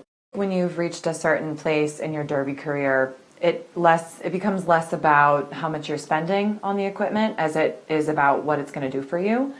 I need to be able to have it conform to my foot so that it's just an extension of who I am as opposed to this thing that is now on my foot. The right L boot that I have now has been able to successfully do everything I need it to do. This year has even gotten better for me, and my skating is the best it's ever been, and it's the best boot that I've ever had.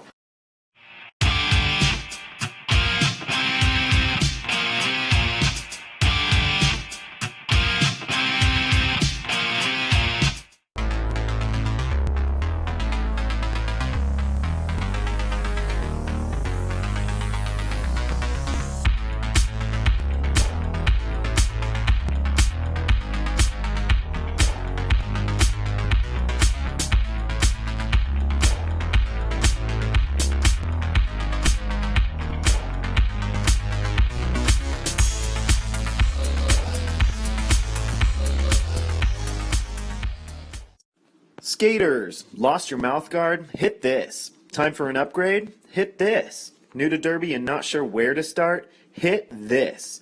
We are Derby owned and operated with 6 years of experience. Hit This Derby Gear can hook you up with skates, gear, and honest advice based on your skating style and individual needs. Visit us at our store in Salem, Oregon, or online at www.hitthisderbygear.com. Whether you are a new or veteran skater, before you hit the track, hit this. Hi, I'm Trish the Dish, and this is Ivana S. Spankin, and we're here to tell you about Sin City Skates. Sin City Skates began in our Las Vegas living room in 2005, the first shop ever dedicated to roller derby, and has since grown into this 2,000 square foot mecca in San Diego, where we stock everything for our sport. Need help? With a combined on-track experience of over 24 years and still playing, we test everything we sell, and we're happy to share that experience and knowledge with you. So contact us, SinCitySkates.com.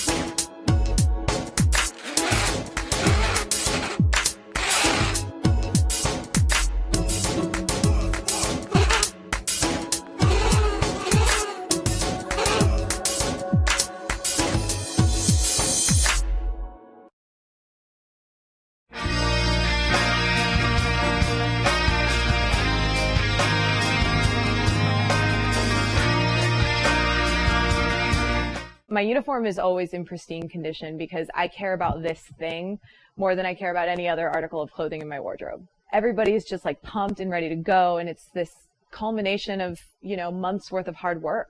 This is your opportunity to go out and leave it all on the track and to try to reach that potential that you are working towards at every single practice. My name is Rachel Rotten. I skate for the Angel City Derby Girls, and S1 is part of my uniform.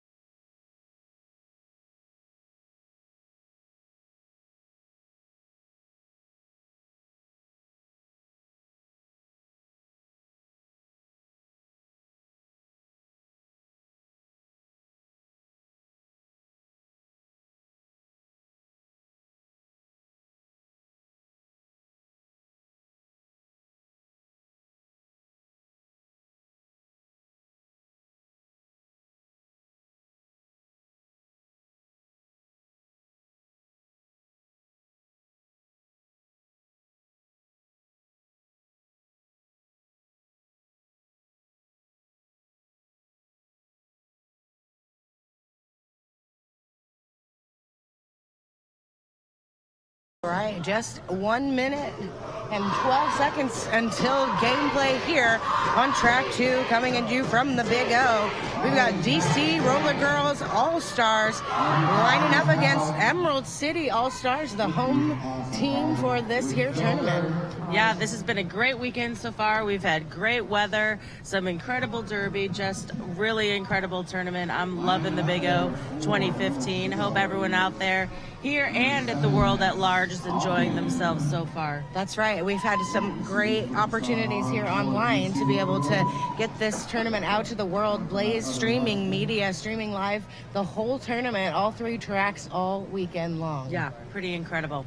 So the lineup for Emerald City this morning: number 10, Genesis O'Sin, 101, Thrash Bandiscoot, number 12, Aerial Strike, 123, Psychotic Rage, number 1771, Gemini, number 192, The Stranger, number 2, Neil, number 222, Spunky Bruiser, 262, Wonder Dread, 49, Powwow, 51, Coop, 515, Fat Louie, number 7, Ogden, and 83, Rex Havoc. That's right, and skating this morning for DC All-Stars, number 100, Sugar High, number 114, Slam Greer, number 1209, Maggie Walters, number 1797, Stabagale Adams, number 1883, Scoriental Express, number 2012, Sweet K Oz, number 514, Dottie Deathwish, 543, Greenwood, number 755, Spank Aaron, 798, Kung Pao Kitten, 85 is Jill Hill, number 901, Bloody L, number KO, that's Rocky Brawl Boa, and LD50, that's Yankee Scandal. And action has already started. Goldilocks, what do we got going on out there? Well, it looks like Rocky Brawl Boa had picked up a lead jammer, got through first, got a penalty. I believe it was a forearm call there at the end of the jam as she tried to call it off. Ogden, on the other hand, picked up 5 points, and she's approaching the pack again, sneaks through on the outside. That's right, and 5 more there for ECRG and Ogden, number 7, out there on a power jam for the ladies in green. Just now coming up against some resistance at the front of the pack, but managing to get her way around, and that's 5 more points. Yep. Rocky Brawl Boa back on the track, fighting a green wall at the back of the pack that's moved to the front. I know this Emerald team has taken some losses, however, some pretty big wins as far as ranking goes. Even when they lost, they skated amazing, and I know all of these ladies have been very happy with their performance so far at the tournament. Yes. Rocky Brawl Boa finally breaks through that wall of Neil and Rex Havoc, and she's around again. Looks like Neil is joined by the Stranger. They're the only 2 Emerald blockers on the track now, facing only 2 DC blockers as well. That's right, just 2 on 2 as 4 of these ladies sitting in the penalty box. It's always hard to just have 2, but I'll tell you what, it's easier if they just have 2 as well. Isn't that the truth? Numbers, folks, numbers. All right. And there we go. Looks like Rocky Brawl Boa picks up another 4, as does Ogden, bringing us, after just 1 jam, 23 Emerald City to 12 DC. And lining up this time for DC, that's number 514, Dottie Deathwish. And we've got 262 Wonder Dread on the line for Emerald City. Still a few blockers in the penalty box, but looking to come out as all of them are standing. We're going to see them filter very quickly into this pack. Rex Havoc straight out of the penalty box. Big hit on the jammer and straight back into the penalty box. Meanwhile, Wonder Dread with Emerald City picking up lead jammer and making her way into her scoring pass here. Coach cues her to go through 1 time. She gets through, calls it off, picks up her 4 points. That's right, much ups to Tim Buckyu on the bench for Emerald City, and as well as Alia are doomed. Great coaches for this team in green. That is true. Wonder Dread picked up 4, then Dottie nothing, bringing us 27 Emerald City, 12 DC. We've got Psychotic Rage up on the line next for Emerald City.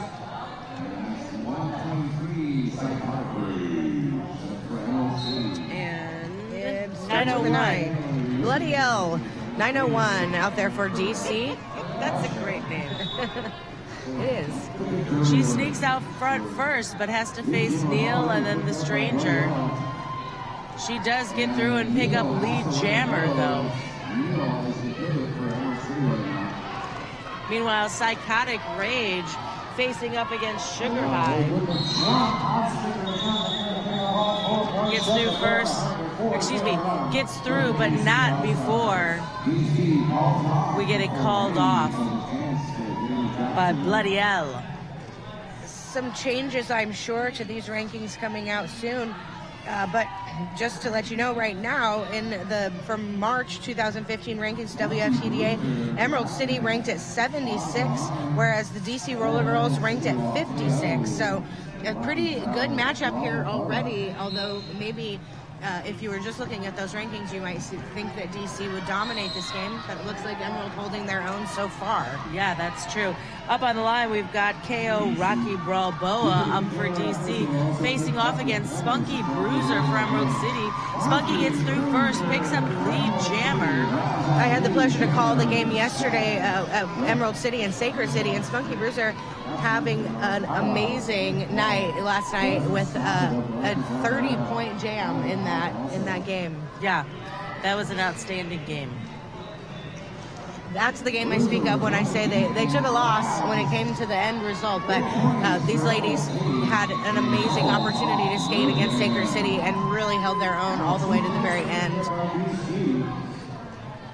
I feel a little bad we don't know as much nearly about DC Roller Girls. I wish I had somebody to feed me some information about that, so hopefully all you folks out there are Google searching these DC Roller Girls team and finding out your information.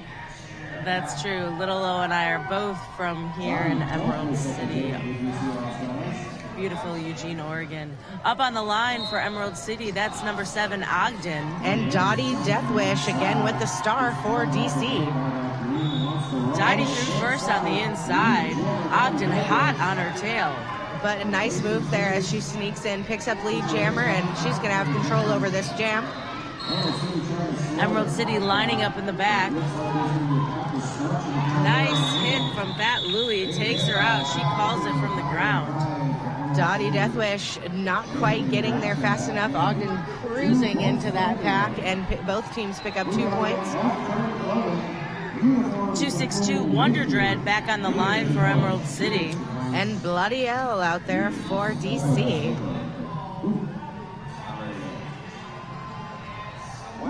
We see the jammers on the jam line, jockeying for position already, trying to decide, trying to find a strategy. How are they going to get through? What are they going to do to break this wall up? Wonder Dread gets a running start, hits that strong DC wall, but they are not letting her go anywhere. Again, both of these teams' defense just awesome, starting right out of the gate.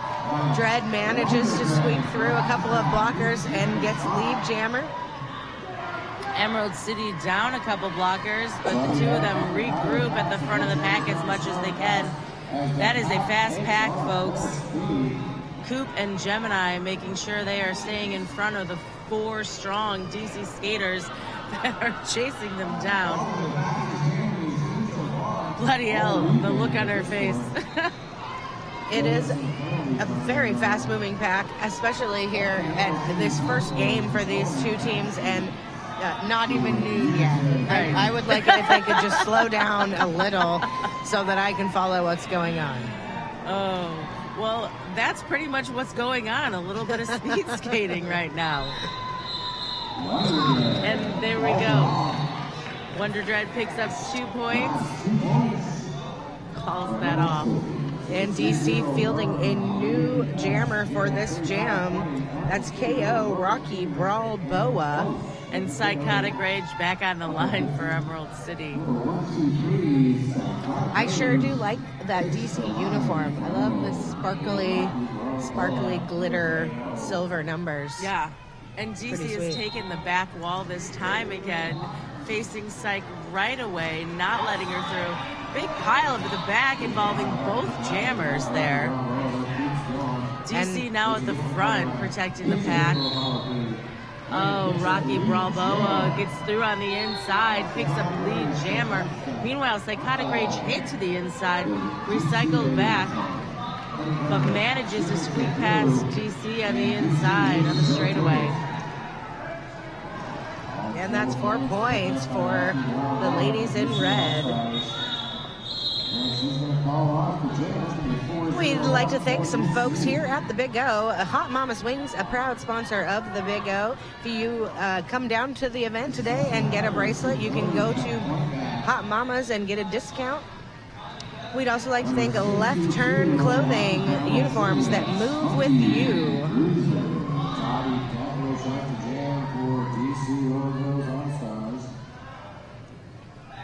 That is Spunky Bruiser back on the line for Emerald City. And Dottie Deathwish again here for DC. Spunky fighting a strong red wall. What was at the front of the pack, now the back of the pack, as Emerald City squeezes around her while they're holding Dottie Deathwish as they can. Just revolving around her. Revolving and stopping her at every turn. Spunky through first, picks up lead jammer. Meanwhile, Dottie Deathwish just fighting Emerald City, getting a little offensive help.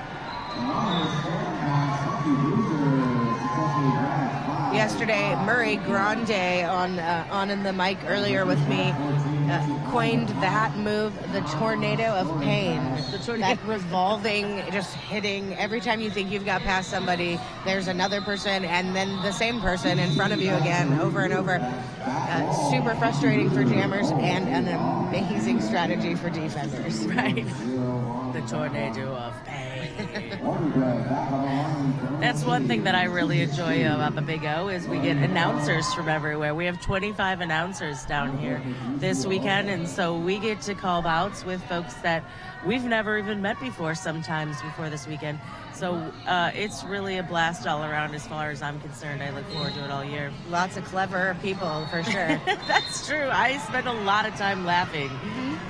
Wonder Dread jamming for Emerald City. They've got 2 blockers in the box. And Bloody L out there. And she picks up lead jammer. Very, very quickly coming through the pack, getting past Dread. And like you said, those just 2 blockers on the tracking green make it a little bit easier for her. But let's be honest, not much. With the Stranger and Rex Havoc as the 2 blockers, you're still going to get some trouble. Yeah. 3 blockers for DC. Still, they've got 1 in the box. Emerald City down a jammer, so 3 versus 3 blockers. And we've got Psychotic Rage jamming for Emerald City. And again, Rocky Balboa for DC, and both blockers in the box standing, so they will be joining this pack very quickly. Psychotic Rage facing a strong DC triangle right at the front. Gets through on the outside, picks up lead jammer in turn 1. The penalty box is finally empty, so we got 2 full packs. And now we don't. Rocky Balboa makes it through as Psychotic Rage hits the back of the pack again. And Fat Louie heads to the penalty box to sit her 30 seconds. Psychotic Rage calling off that jam. After a nice hit by Yankee Scandal. You can see a little bit of panic on her face as she couldn't quite get her hands to her hips while she was falling down. I saw Yankee Scandal jamming yesterday, and she is wily out there. It's certainly been fun seeing players from all over the world this weekend as well. I'm just having a little love fest with the Big O. Don't mind me over here. Number 514, Dottie Deathwish, donning the star again in red. And Spunky Bruiser is jamming for Emerald. And Dottie Deathwish pushing her way on the inside and doing a little hop, skip, and a jump to lead jammer. Neil giving a little offensive help to Spunky Bruiser. All of her defenders up there trying to help her out. But as Dottie comes around the bend, they regroup in a triangle at the back, but it is nothing for Dottie. She cruises right past them on the inside, picks up 5 points. Meanwhile, Spunky Bruiser is still stuck in the pack on her initial pass. I'm going to say, Goldie, that I think these teams must have got some sleep last night. That's my guess. I think that is a safe bet. I was actually thinking that when I was announcing the after party last night. I was like, but there won't probably be a whole lot of skaters because they are all working hard tomorrow. That's right, and lots of games. If you are tuning in, it's going to be staying home watching Derby today. We've got a ton of amazing matchups, all coming from the Big O here in Eugene. Sweet Chaos up at the front there, along with, I believe, Kung Pao Kitten, just putting the hurt on Spunky Bruiser.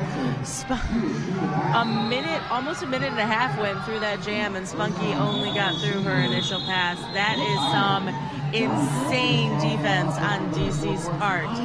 That's right. Still anybody's game here, going 15 minutes left in just this first half, a 48-31 Emerald City lead. Here we've got Ogden up on the line in green. And number 901 in red for the DC Roller Girls. That's Bloody L.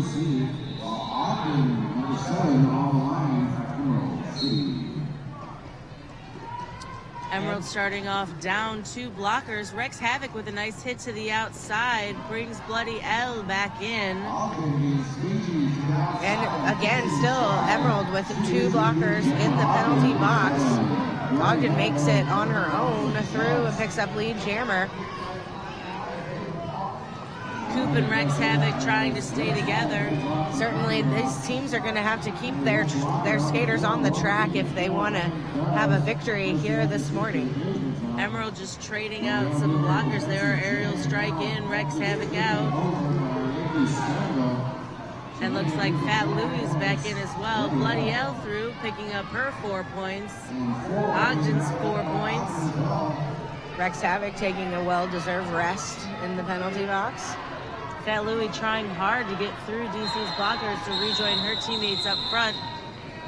And that's the jam. I was talking with an announcer the other day about this 30-second penalties, and I think there's obviously for the game it's a great thing, but she was saying, you know, as a person who has played jammer, sometimes I wish they were longer. I just need a minute. Can I just take just a little siesta here in this box before I have to get back out there? 30 seconds, not a lot of recovery time. No, it's not. When you are doing this, it's pretty intense. That's very true.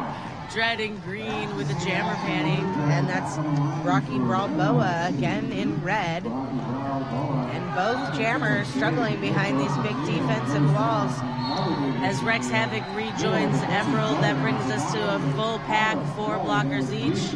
Oh, I spoke too soon. Neil is sent to the penalty box. Emerald remains down a blocker. Rocky Balboa takes advantage of that, gets on through, but it's Wonder Dread who has lead jammer, giving the advantage to Emerald City here. These blockers revolving through this pack, mixing it up so good, starting to look like Christmas out there. Wonder Dread gets through, picks up what I believe was 3 points. Yes, 3 points. 3 points, and calls that jam off before Rocky Balboa can enter the back of the pack. Psychotic Rage back on the line for Emerald.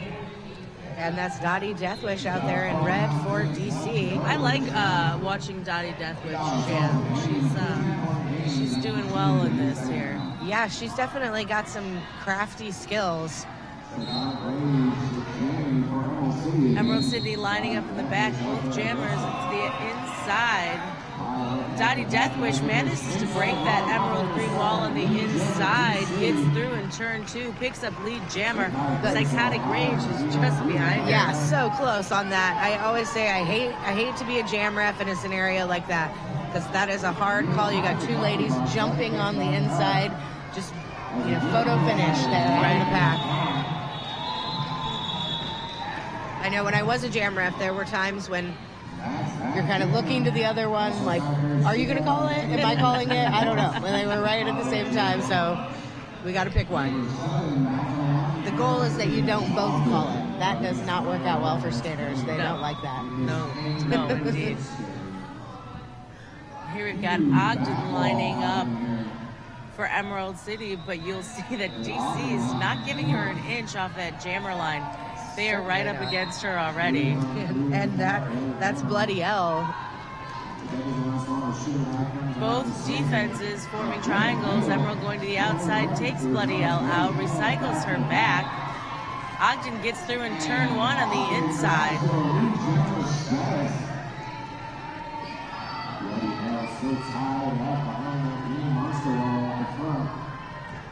A lot of communication there in the pack. All of these blockers, you can hear them all the way across the track yelling out, trying to coordinate, get together, create some walls, put up a defense, and stop these ladies. So far, they're doing a pretty good job. Bloody L takes a second to stand up from that hit to face Stranger and Neil again, joined by Genesis Osin. They are showing no mercy. Bloody L to the inside, recycled back. She and Ogden both up against DC in the back. Yeah, certainly this blocking trio here from Emerald City is a very tough one. A lot of years in that little pack of experience. Yes, that's true. DC, a little offense there, clearing some room. Bloody L gets through on the inside after Ogden had picked up her 5 points. Ogden through again, picks up 4 and calls that jam. That brings us to 65 Emerald City to 40 DC. Also looked like Maggie Walters might have gotten a hit to the face in that one. She's shaking it off on the bench over there.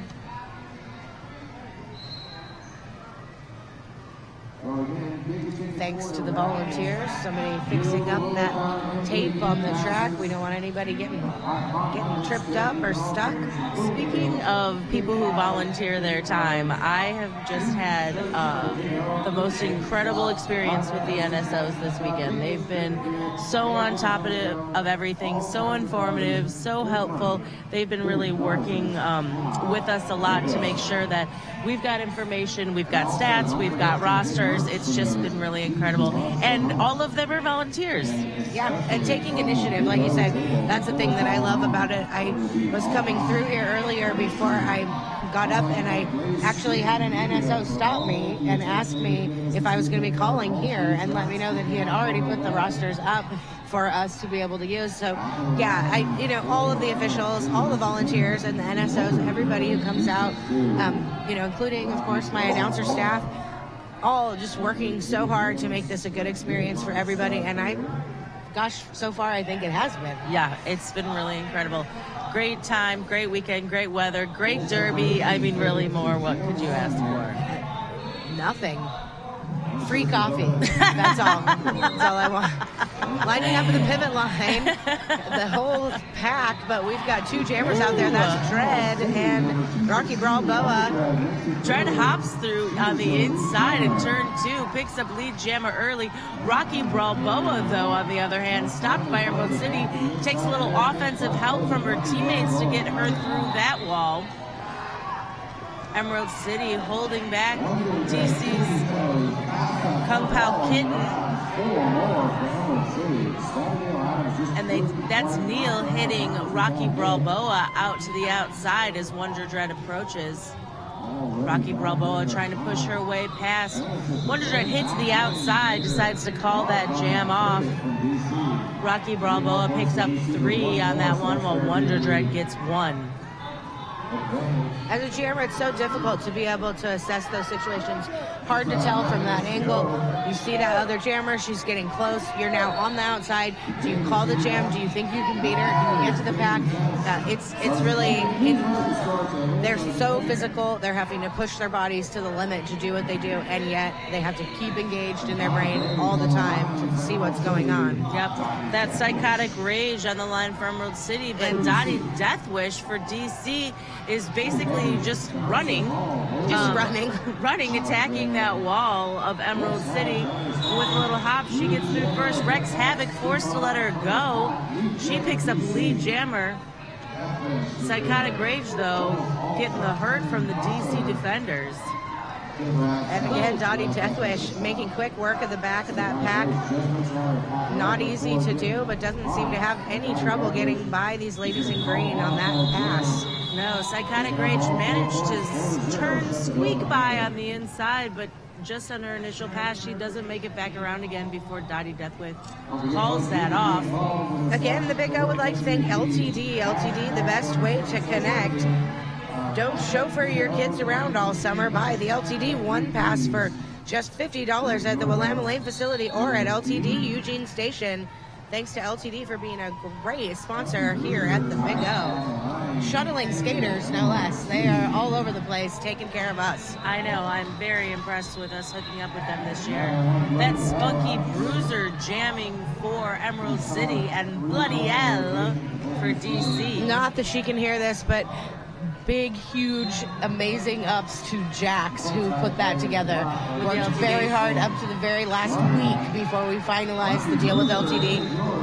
So grateful for her as a co-bout producer here for the Big O. Spunky Bruiser through first, picks up lead jammer. One blocker from each team takes the bench in the penalty box. Bloody L through and looking to attack this pack that's only 4 strong as 2 more blockers, one from each team, leave the track. And not biding her time well. Unfortunately, those whistles did not stop fast enough for Spunky, and 3 points going to the ladies in red on that jam. Both teams start down 2 blockers as the bench is pretty full over there. We've got Dread on the line for Emerald City. And again, Rocky Balboa. I want to say number KO, but that doesn't actually make any sense. No. So, letter KO.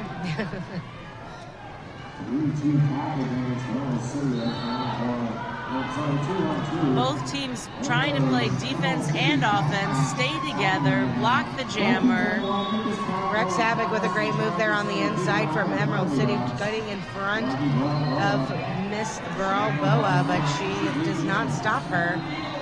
That is Kung Pao Kitten holding back Wonder Dread at the front of the pack for well over a lap.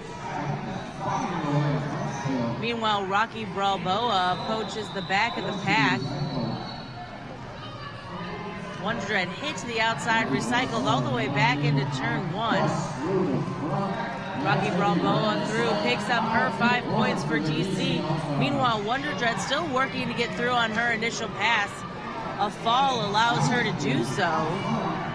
But Rocky Balboa is already back at it. Both teams now with a full pack. She squeaks through, picks up 3 points, and then calls that jam. Sometimes that jamming is all about taking opportunity. Excuse me, you see these ladies and, gosh, the fellas out here too, just waiting for that split-second opportunity of that skater either falling down, turning their head, getting distracted for 1 second. And if you are a jammer and you see those opportunities and take them over and over, that is success. Yep. Looks like we have an official timeout, and it looks like review on the track. We will be getting some information, hopefully, to let you folks know what it is that's going on. In the meantime, we want to remind you, we are on the web. Pardon me, geez. Social media, Emerald City and the Big O, all over the internet on thebigotournament.com, ecrg.com. You can find us on Facebook. We're asking for folks to hashtag Big O 2015 if you are taking pictures or posting things about the event. And if you are interested in getting involved, you can also put up what you think is the MVP here for the Big O, hashtag MVPS. And certainly we'd love to see anything that you have out there that you want to throw up to, that sounds disgusting, that you want to put up on the internet. Please don't throw up on the internet. It will not be good. There's already plenty of that on the internet. We don't need more. No. We really are just asking you to post things would be maybe more appropriate. red jammer. They felt that she ran into green 83 and she had got past 2 people. Okay. You may hear a little bit of that. Knox going to fill you in here on what happened. Yes, Green called an official review. They want a back block penalty assessed on Red's jammer. They felt like they ran that she ran into number 83, Rex Havoc. So the referees and officials are discussing that right now. We had some pretty outstanding roller derby here yesterday, in case I might not have mentioned. As far as women's derby, we had Ann Arbor take DC 238-85. Victoria took Bay Area. That was an incredible game, 138-111. Denver topped Philly at 258-124. Atlanta took Boston at 245-95, and Rose trumped Texas with 237-191 at the end of the night. And calling the shots over here, letting us know the referees have made their decision, and Emerald City has not won on that review that they requested, so everything will stay as it was called originally. Just a reminder, too, if you're at home but you are close, we are going to be here, Derby, all the way until probably 9 o'clock tonight. Yep. There are still tickets available. You can get a day pass today here at the door at the Big O. So if you're thinking, this is just not good enough on a flat screen, I got to get in there. Yep. Come on down to the Lane Event Center. We would love to have you. So true. And the night's going to end with a fantastic bout. The MVPs from the Big O all weekend are going to take on Team USA at 7:30 tonight. Be sure to tune in if you're not able to make it down. That's right. MVPs chosen by the opposing teams that they have played. So skater chosen MVPs. Unfortunately, we've got Syke going to the box for Emerald City, but that's Dottie Deathwish out there for DC, and she picks up a cut, and we're going to have a little jammer switcheroo now, a power jam for the ladies in green. Little jammer switcheroo. I didn't think that I could ever use the word switcheroo in my vocabulary, but I pretty much say that every day now. Do you think that you've been announcing Derby nonstop for 3 days or something? It's true. Psychotic Rage to the box with a back block penalty leaves this a power jam for DC and Dottie Deathwish.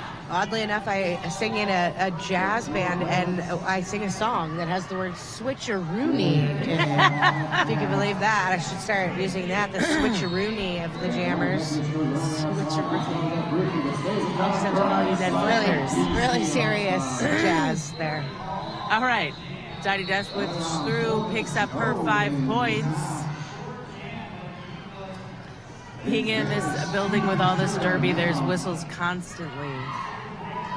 I just heard a barrage and realized it was not anything to do with the bout that we're watching. No, it looks like we've brought this score up just 6 points between these teams here.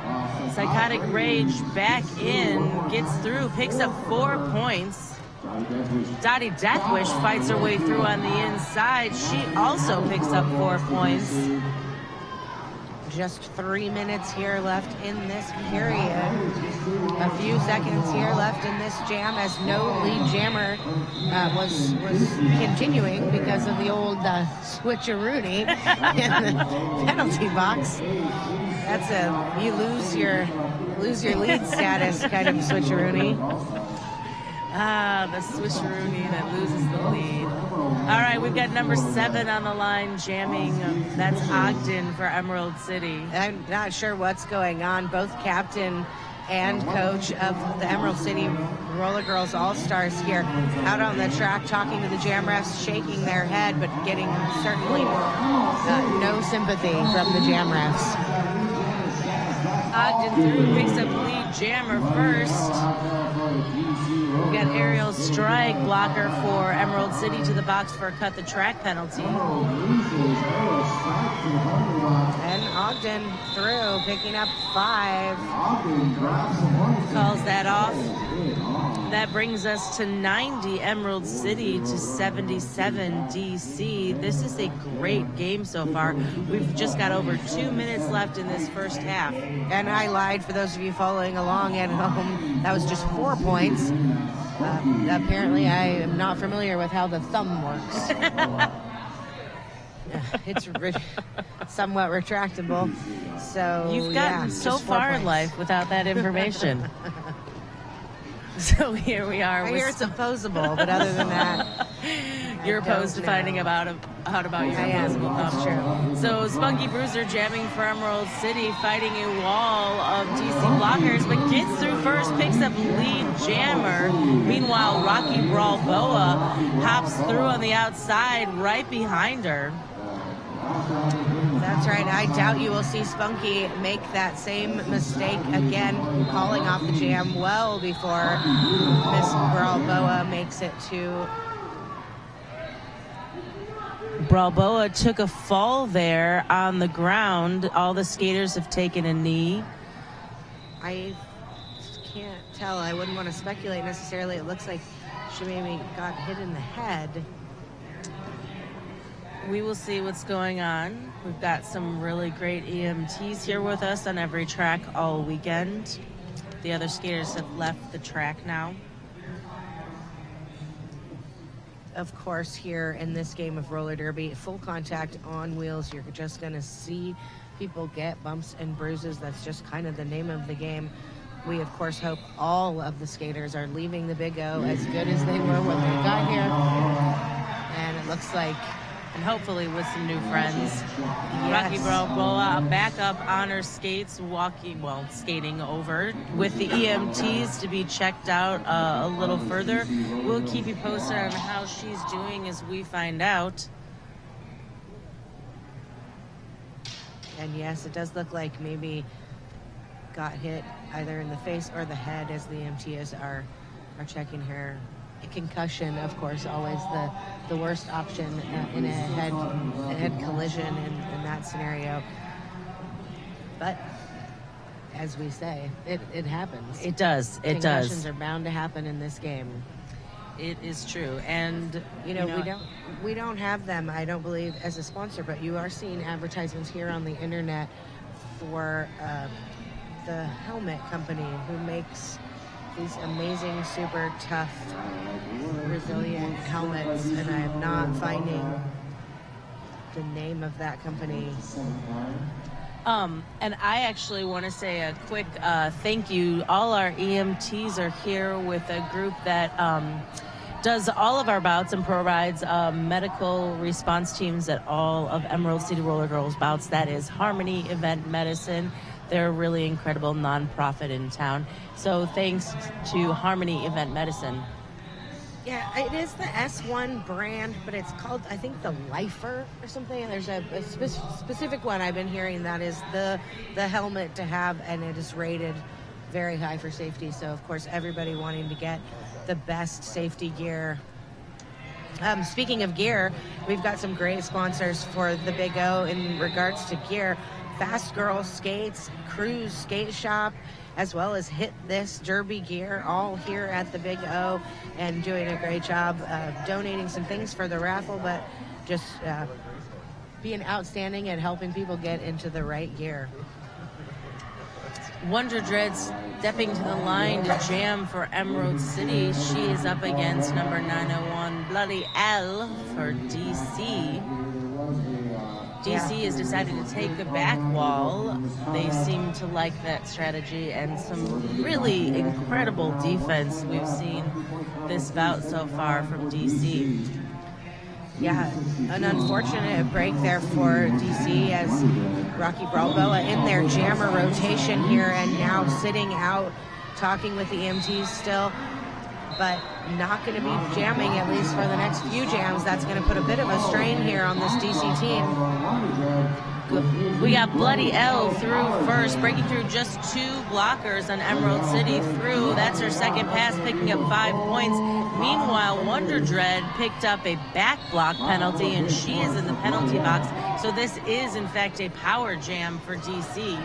Yes, 5 points there for DC, and now all 4 blockers back from both teams, but another 5 points up for Bloody L. DC working to keep Powwow away from joining the Emerald City wall up front, as they are working hard to hold back Bloody L. Meanwhile, Wonder Dread back on the track, fighting that DC wall in the back. Bloody L picks up another 5 points. That brings them to the lead in this game, the first time so far this morning. That's right. This will be the last jam for this first period. And as Knox said, a little bit of a lead now here for DC. We're going to see these points set up here, and 4 points for Wonder Dread, 1 for DC. That makes it a 1-point game at half. 94 Emerald City to 95 DC. That is great derby so far. Yes, good stuff. We are going to leave you folks here for just a few moments, but we will be back in about 9.5 minutes with more action here from track 2 at the Big Go. DC Roller Girl All-Stars against the Emerald City All-Stars. Sounds good.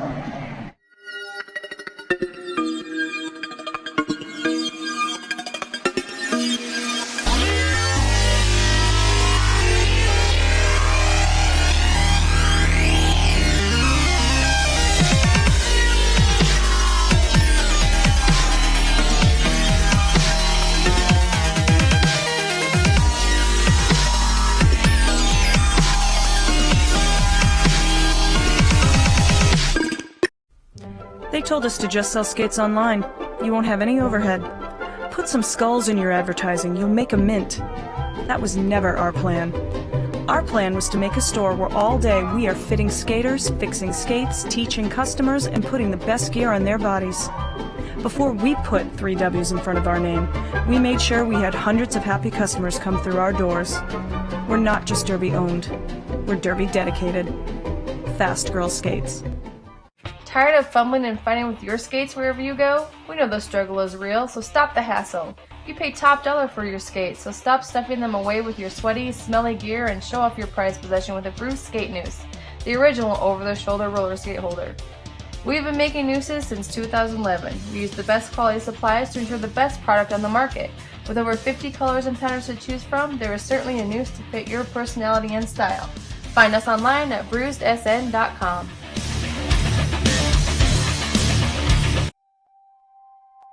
I love teamwork when it comes naturally, and it's almost like your teammate is an extension of your own body. That anticipation, where you've worked cerebrally through strategy and skills, and suddenly you're out there in a game and it all comes naturally because you know each other. I love that.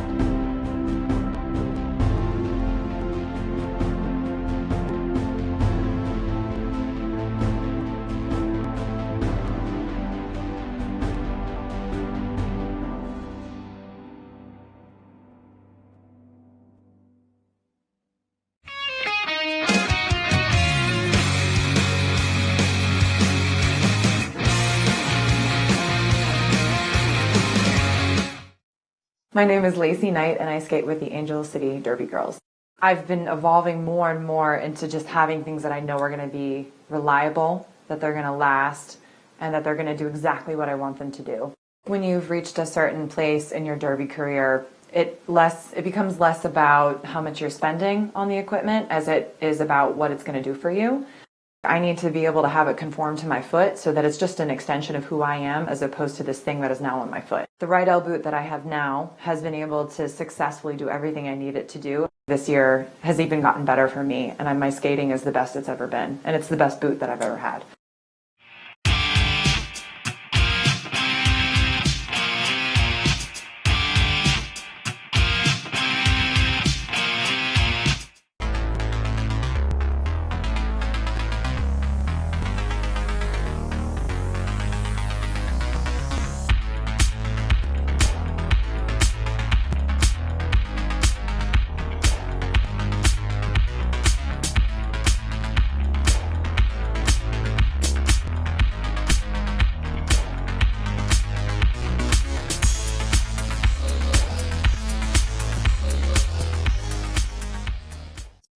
Skaters, lost your mouth guard? Hit this. Time for an upgrade? Hit this. New to Derby and not sure where to start? Hit this. We are Derby owned and operated with 6 years of experience. Hit This Derby Gear can hook you up with skates, gear, and honest advice based on your skating style and individual needs. Visit us at our store in Salem, Oregon, or online at www.hitthisderbygear.com. Whether you are a new or veteran skater, before you hit the track, hit this. Hi, I'm Trish the Dish, and this is Ivana Spankin, and we're here to tell you about Sin City Skates. Sin City Skates began in our Las Vegas living room in 2005, the first shop ever dedicated to roller derby, and has since grown into this 2,000 square foot mecca in San Diego, where we stock everything for our sport. Need help? With a combined on-track experience of over 24 years and still playing, we test everything we sell, and we're happy to share that experience and knowledge with you. So contact us, sincityskates.com.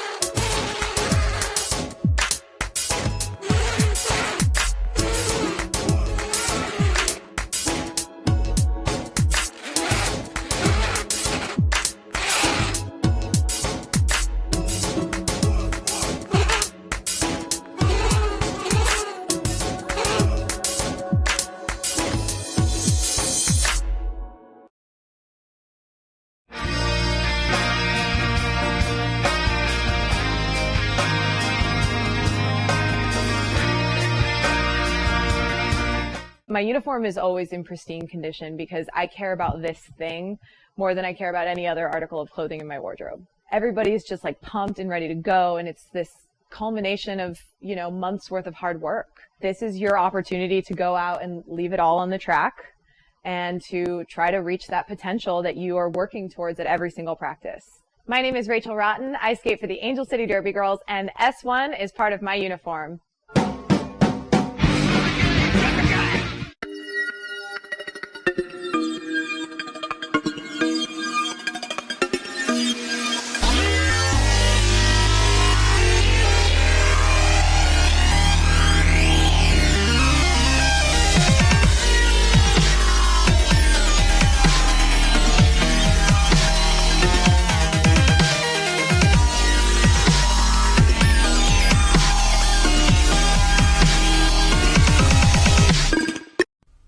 They told us to just sell skates online. You won't have any overhead. Put some skulls in your advertising. You'll make a mint. That was never our plan. Our plan was to make a store where all day we are fitting skaters, fixing skates, teaching customers, and putting the best gear on their bodies. Before we put 3 W's in front of our name, we made sure we had hundreds of happy customers come through our doors. We're not just Derby owned. We're Derby dedicated. Fast Girl Skates. Tired of fumbling and fighting with your skates wherever you go? We know the struggle is real, so stop the hassle. You pay top dollar for your skates, so stop stuffing them away with your sweaty, smelly gear and show off your prized possession with a Bruce skate noose, the original over-the-shoulder roller skate holder. We've been making nooses since 2011. We use the best quality supplies to ensure the best product on the market. With over 50 colors and patterns to choose from, there is certainly a noose to fit your personality and style. Find us online at bruisedsn.com.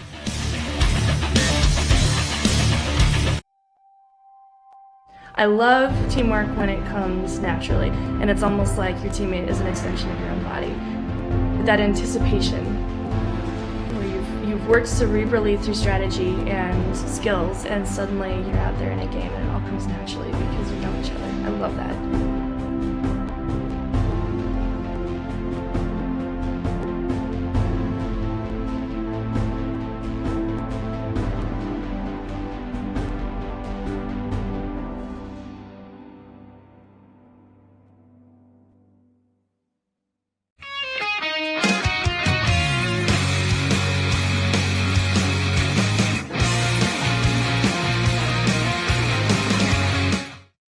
My name is Lacey Knight, and I skate with the Angel City Derby Girls.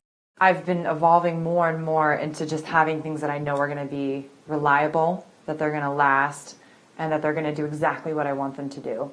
When you've reached a certain place in your derby career, it becomes less about how much you're spending on the equipment as it is about what it's going to do for you.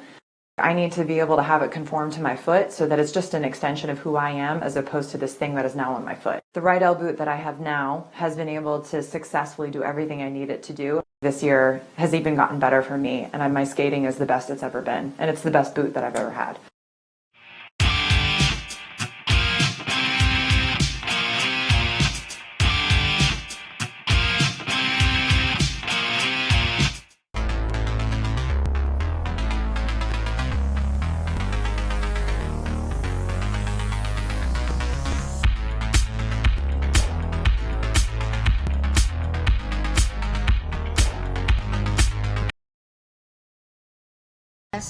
S1 Lifer helmet. I was not incorrect. That is the good stuff. Not incorrect indeed. I believe that's called correct. I don't like to get braggy. Okay. Well, then I'll be so bold to say it. You were correct, ma'am. In my house we say all facts, no brags. All facts, no brags. There you go. All right, we got Wonder Dread on the line starting this half jamming for Emerald City. And that's Dottie Deathwish, number 514, out there in red for DC Roller Girls. Who's actually on the line. Wonder Dread's kind of skating and dancing alone behind her. Milling a boot. Milling a boot. Both teams down some blockers. DC has one blocker in the box, and Emerald City has two, which Dottie Deathwish uses to her advantage, picking up lead jammer quickly. Wonder Dread through as well. Dottie gets through, picks up her 4 points, and calls that, holding Emerald City at 0 for that jam. Just 5 points separating these teams coming into this second half. Already been a great back and forth game here. Again, these teams in the WFTADA ranked 56 and 76, but I'm seeing a game that's by two teams that are officially ranked a bit farther apart than they actually are today. Yes. Number 7 Ogden on the line, jamming for Emerald City, and that's 901 Bloody L for DC.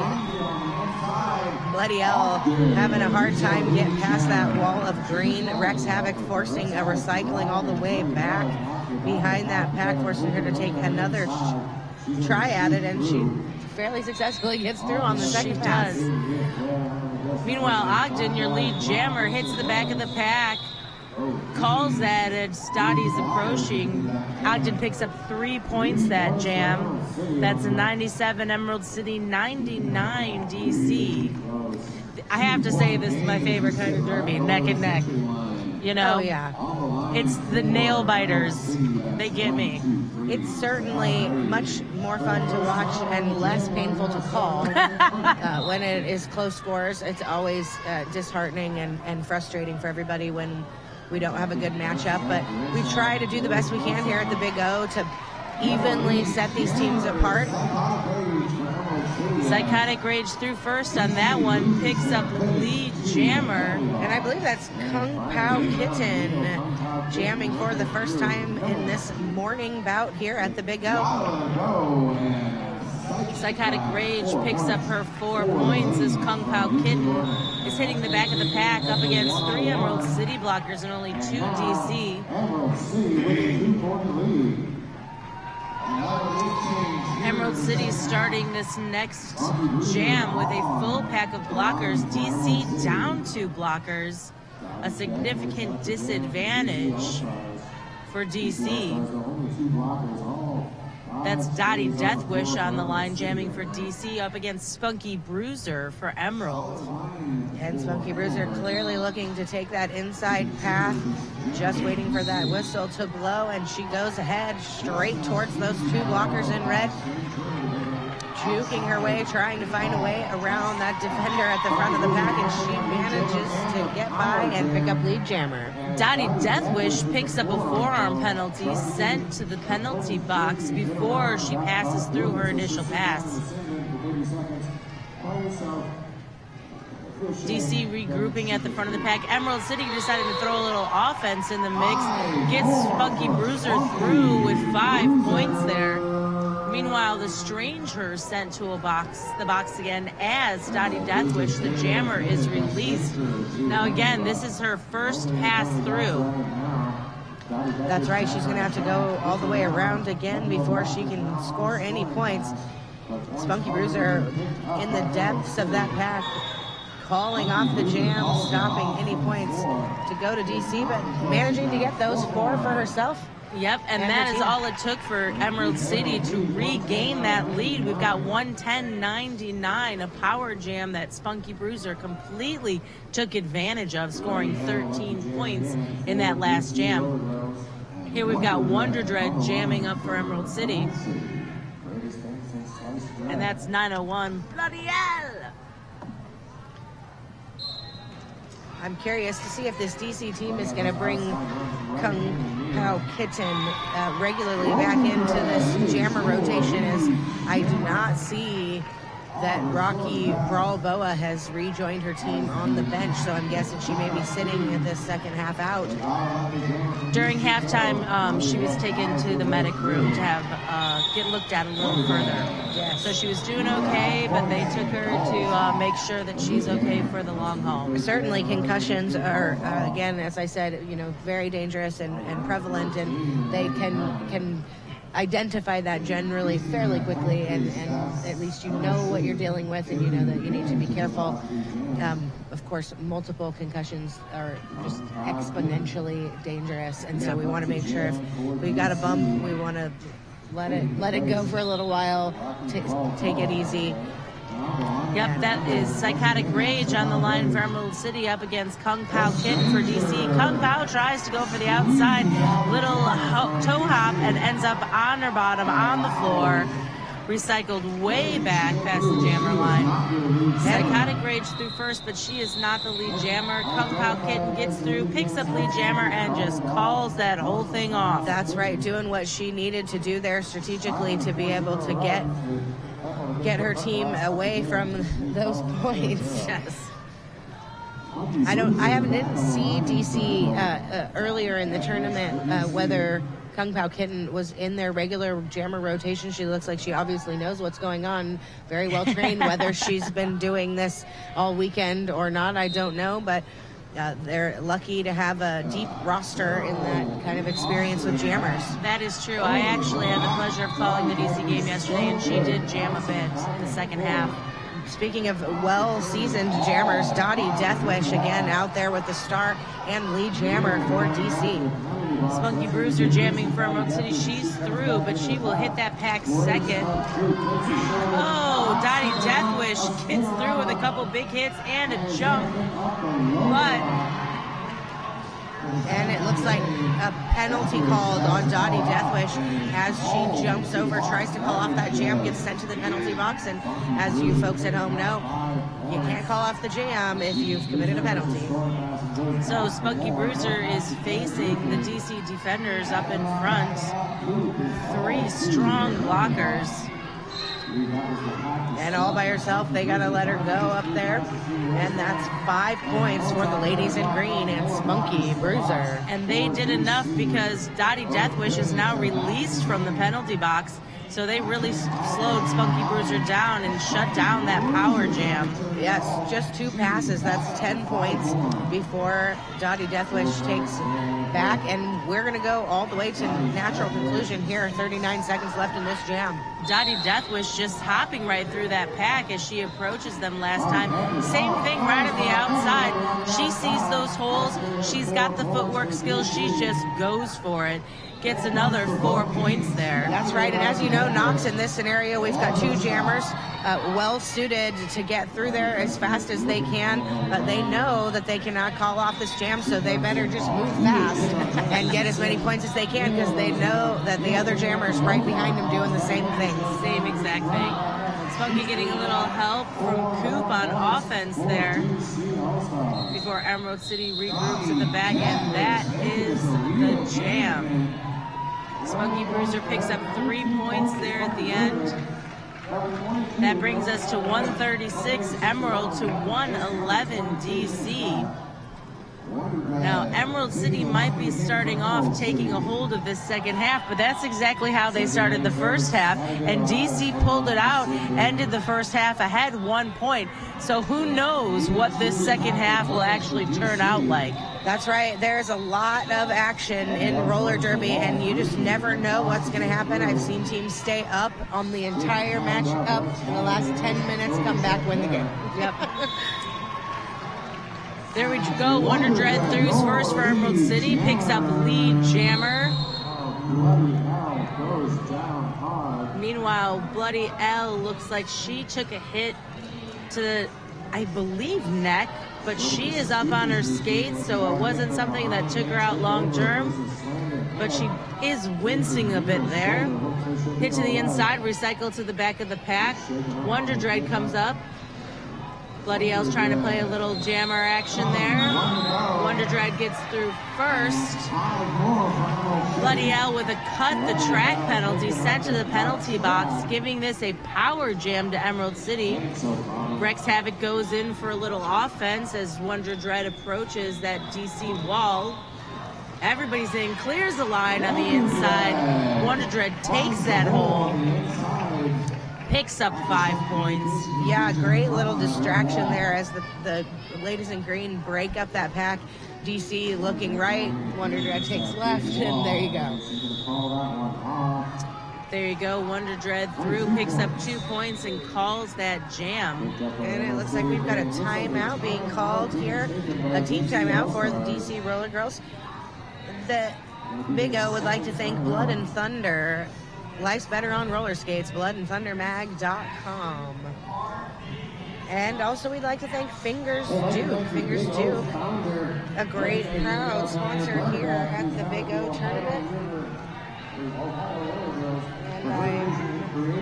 A couple other scores from yesterday. We had Sacred versus Emerald 211 to 168.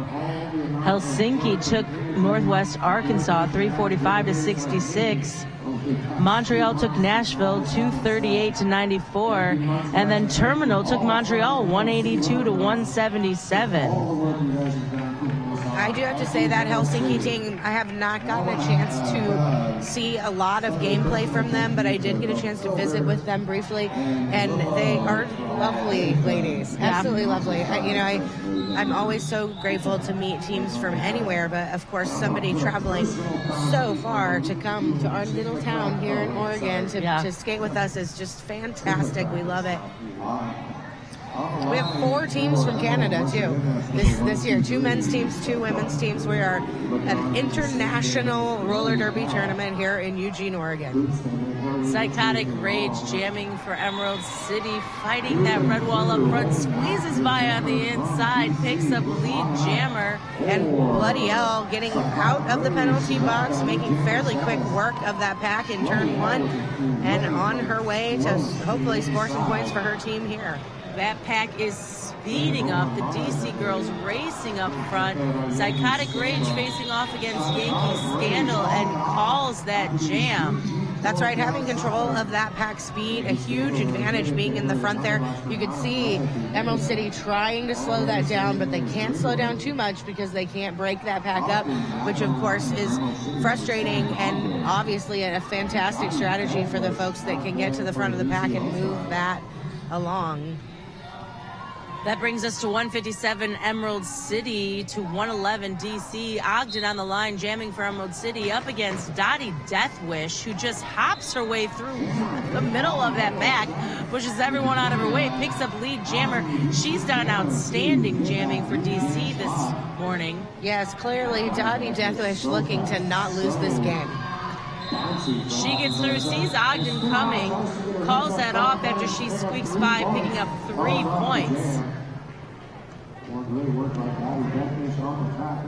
I do believe, yes, I am correct. This is the last game for both of these teams here at the Big O tournament. This will be the final game here between DC and Emerald. You can catch Emerald's junior team, the Reservoir Dolls, skating on this track at 5 o'clock. And also Lane County Concussion next up here, also on this track at 1 o'clock. Some Eugene skaters, but this is the last of it for Emerald City Roller Girls All-Stars.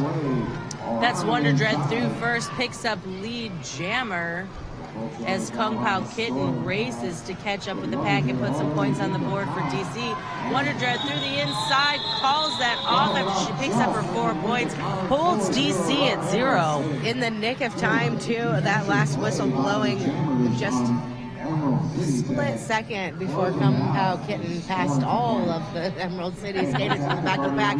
So that could have been a 4-point score for her. Luckily, they're moving very quickly to get those jams called off. Don't want to give them any opportunity to score.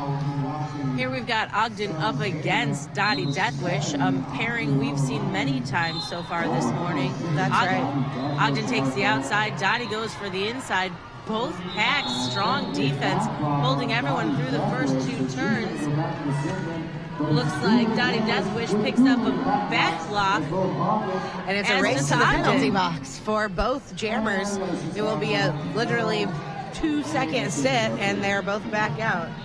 That's not even a whole switcheroo. That doesn't even qualify as a switcheroony. No, it's like a pause-a-rooney. Dottie Deathwish through first, but she is not your lead jammer. And here again, these ladies in green heading to the penalty box. 2 big hitters, Aerial Strike, as well as Rex Havoc, going to set their time in the box. Spank Aaron playing a little offense there on DC for Dottie Deathwish, getting her through. And 5 points for DC as Ogden trying to make her way around to score some points here. On her initial scoring pass. Meanwhile, Dottie Deathwish picks up another 4. DC's defense right now is critical here because Ogden is picking up nothing on the scoreboard while allowing Dottie Deathwish to skate on by. The fact that Emerald City has been down 2 blockers has really given DC the advantage to put some points on the board and hopefully close that gap. Ogden finally through, picks up 4 points. Dottie Deathwish now facing all 4 Emerald City blockers. And again, this menacing blocking duo here, Aerial Strike and Rex Havoc up there with Coop and the Stranger. I'll tell you what, I do not want to be anywhere near this track if those ladies are the ones that are going to be blocking me. They do a great job working together, revolving around that jammer, making it so difficult for her. She does manage to pick up 5 more points for DC. And 2 for Emerald City there. That means we are 128 DC to 170 Emerald. That's right. 15 minutes left here in this game at track 2 at the Big O. Gosh, you know, Knox, I can't even begin to call this. Like, this is going to come down to the wire, I think. I think we're going to see this. And I'm loving that. Like I said, I like the nail biters, so I am fine with it. Absolutely. We're looking at Psychotic Rage up against Kung Pao Kitten, jamming for DC. And Kung Pao Kitten finding her way behind these blockers, slitting this track, not letting her through as she stays stymied in the pack. Psychotic Rage making her way around the outside, picking up a natural grand slam there. 5 points for Emerald City. The pack has not even cleared turn 2, holding back Kung Pao Kitten. Finally, at the end of turn 2, she gets through, but wait, she picks up a forearm penalty. She's sent to the blocks, while Psychotic Rage picks up another 5, and she's going to take advantage of this power jam to really widen the score gap right now. This is not what DC needed at all. That's right, but as you can see, DC just locking down their defense, trying to keep Psychotic Rage in, but while they are trying, they lose 2 blockers in that, and out of bounds penalties, I believe, blocking out of play for 2 blockers sent to the penalty box. Now just 2 players in red left on the track for this upcoming jam. Psychotic Rage called that off very strategically, as Emerald will start this next jam with Wonder Dread just facing 2 DC blockers and no DC jammer on the box, as Kung Pao on the line, as Kung Pao Kitten is still sitting in the penalty box for DC, giving Emerald City plenty of time, hopefully, to pick up lead jammer and put some points on the board. And there you have it. Wonder Dread is through before turn 1, picking up lead jammer. Kung Pao Kitten finally standing. Aerial strike sees her, drags her back past the jammer line, and regroups with her teammates. But Kung Pao Kitten is just going to fly by on the outside. That's right, awareness, the name of the game, as they keep eyes on that penalty box at all time, see who they are contending with in and out of that lineup. Meanwhile, Wonder Dread had put up 5 points, then she's through just now, picks up another 4 and calls that off. That was some nice jamming on Wonder Dread's part. That brings us 196 Emerald City to 128 DC. Well, maybe we'll see them take this score away. I have no idea. The key for DC the second half is clean play. They've got to stay out of that penalty box, especially with losing Rocky Balboa this half, not being able to jam her. Oh, it looks like we had a skater just in the lineup waiting to go to the box. That's Maggie Walters, who just immediately left the track, so we're back to just 2 blockers in the penalty box. But a jammer fielded here for the ladies in red. Bloody L trying to make her way through this pack, having a hard time with some just really obnoxious blocking there by Coop. Won't let her go. Meanwhile, Spunky Bruiser got through, picked up lead jammer. She's through again with 5 points on the board. Bloody L knocked to the outside, recycled back into turn 2. They have just been putting the hurt on Bloody L. Absolutely. She's still stuck behind these ladies. All 4 blockers now on the track for both teams. Genesis O'Sin chest to chest with Bloody L, just really not letting her move at all. Bloody L sees a little opening on the outside, takes advantage, finally through that pack, hits Spunky Bruiser on her way.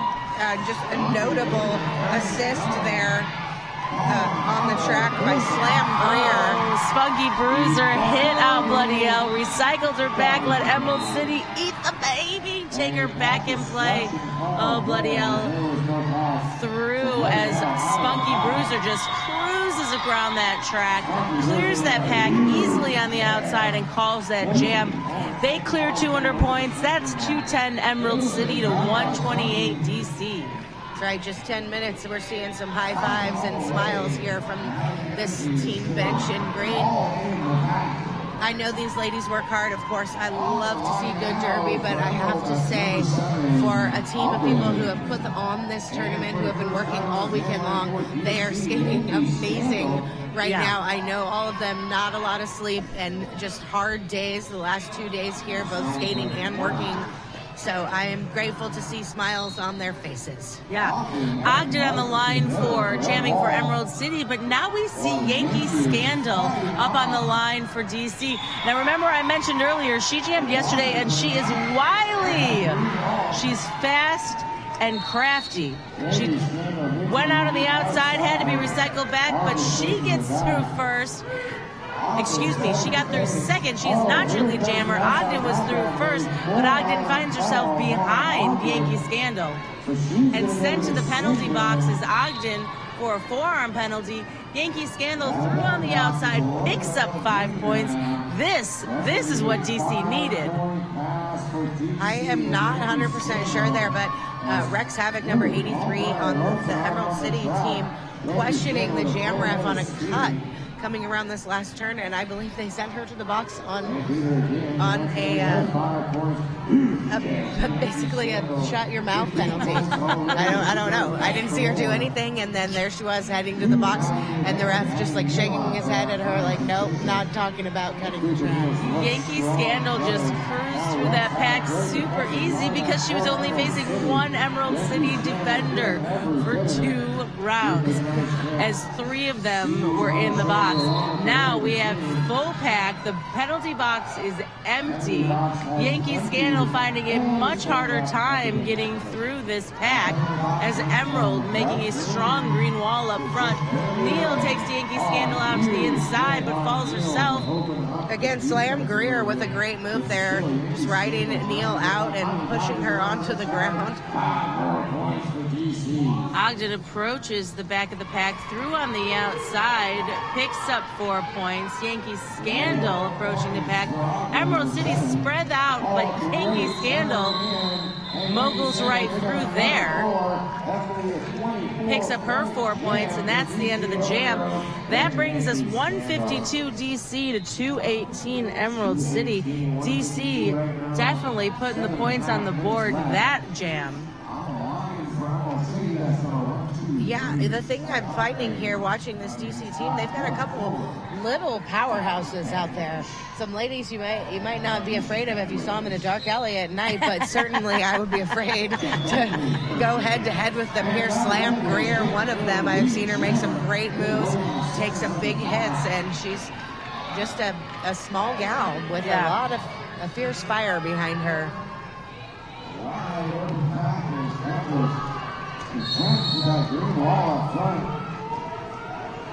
And there it is again, Dottie Deathwish on the inside, makes it through, but picks up an unfortunate penalty, sending her to the box, while Psych and Emerald City take 4 points with them on that pass. Psychotic Rage hit to the inside, but Emerald City does not let DC recycle her back anywhere. Pulls her right on through. We do not want to see that lady in red with a star in the penalty box. I can tell this DC team not happy about that. Great hit by a DC defender. I didn't see the number. Took out Psychotic Rage. Psychotic Rage passes the star to the Stranger, ECRG's pivot, who just starts barreling against the DC defenders up front. Pushing, fighting her way, gets through in the straightaway, picks up 5 points. Her coach is telling, take it easy, take your time, do what needs to be done.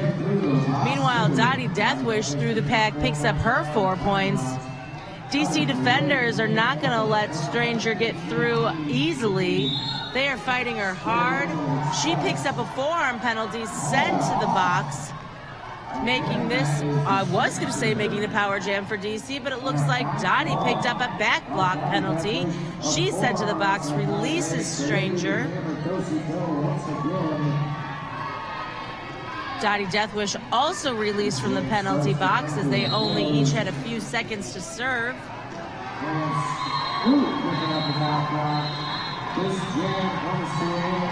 The Stranger through first, picks up 5 points.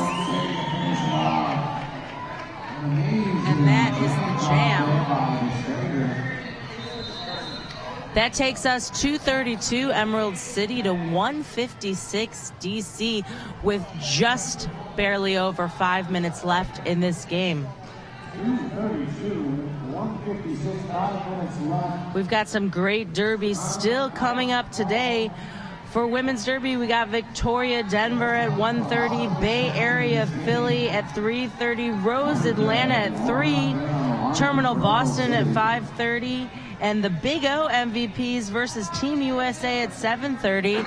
If you're around Eugene, Springfield area, come on down. We've got day passes still. You can see all this action live in person. If not, if you're around the world, thanks for tuning in. And remember, we've got great derby all day long, so don't go anywhere. Just one thing missed there in that wrap up of what's happening this weekend. In addition to the Big O Women's MVP versus Team USA, we do have the junior exhibition, just a 30-minute bout here between the junior Big O MVPs and Team USA for the junior team. So that's an addition this season here at the Big O 2015, hoping that by 2016 we will also be able to bring in the men's team, and then we'll have 3 MVP matchups at the end of the night on Sunday. That would be fantastic. And I gotta say, from the junior derby I've seen so far this weekend, there are some huge up-and-coming stars. So that's sure to be a great matchup tonight. For sure. Wonder Dread out there for Emerald City, and Bloody L, your lead jammer for DC Roller Girls here on this jam. Just less than 5 minutes left here in the game. Nearly 100 points differentiating these two teams. The largest deficit we have had here from this DC team all day. Bloody L sent to the penalty box with a forearm penalty, making this a power jam for Emerald City and Wonder Dread, who was recycled all the way back into turn 2 after a nice hit to the outside. Taken out again, able to sneak right back in and not lose any ground. She pushes that wall up front. DC defenders are not going to give her any room, any grace. She gets through on the inside after a forearm penalty against Sweet Chaos, and Wonder Dread picks up 5 points.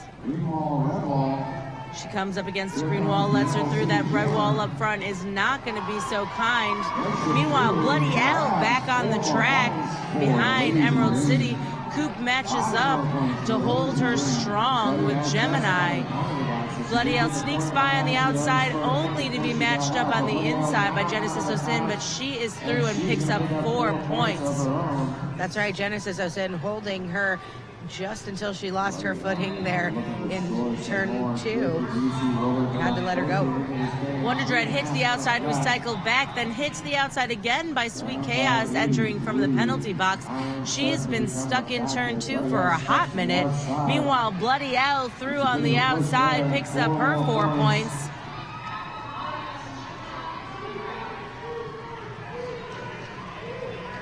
Wonder Dread finally through that pack, picks up 4 points, and that is the jam. Bloody L gotta be tired at this point. A hard-fought game already here, nearly 3 minutes left, but she has been jamming just about every third jam, so that's gotta be hard. Now this is a pairing of jammers I am very excited about. We got Spunky Bruiser on the line for Emerald City up against Yankee Scandal, that wily jammer from DC. Let's see what they make of these defenders here. I don't know Yankee Scandal, but she certainly looks like a young lady. I know Spunky Bruiser coming out of our juniors league, not even yet 21 here at the Big O skating with this adult team. Spunky Bruiser through first, but not too far behind is Yankee Scandal. Spunky's going to have to get through, pick up some points, and call this off, or call it off before anyone can pick anything up. That's right. Probably the best decision to just call it off when you are in this lead. Don't give an opportunity for them to make any points. It looks like we have some liquid on the track that they're going to take care of. Fix whatever needs to be fixed on the track. In the meantime, the Big O would like to thank Rydell Skates. Rydell Skates, unmatched quality, unmatched performance. And also we'd like to thank RollerCon. RollerCon, proud sponsor of the Big O, donating 2 MVP passes, giving away tonight at the raffle. If you did not come to the Big O this year, you should definitely come next year, because there's lots of stuff being given away by some great sponsors. Also, KB Dreams, again, another sponsor here for Emerald City for our league play, as well as the Big O. Remember, too, LTD is the best way to connect in Eugene and Springfield.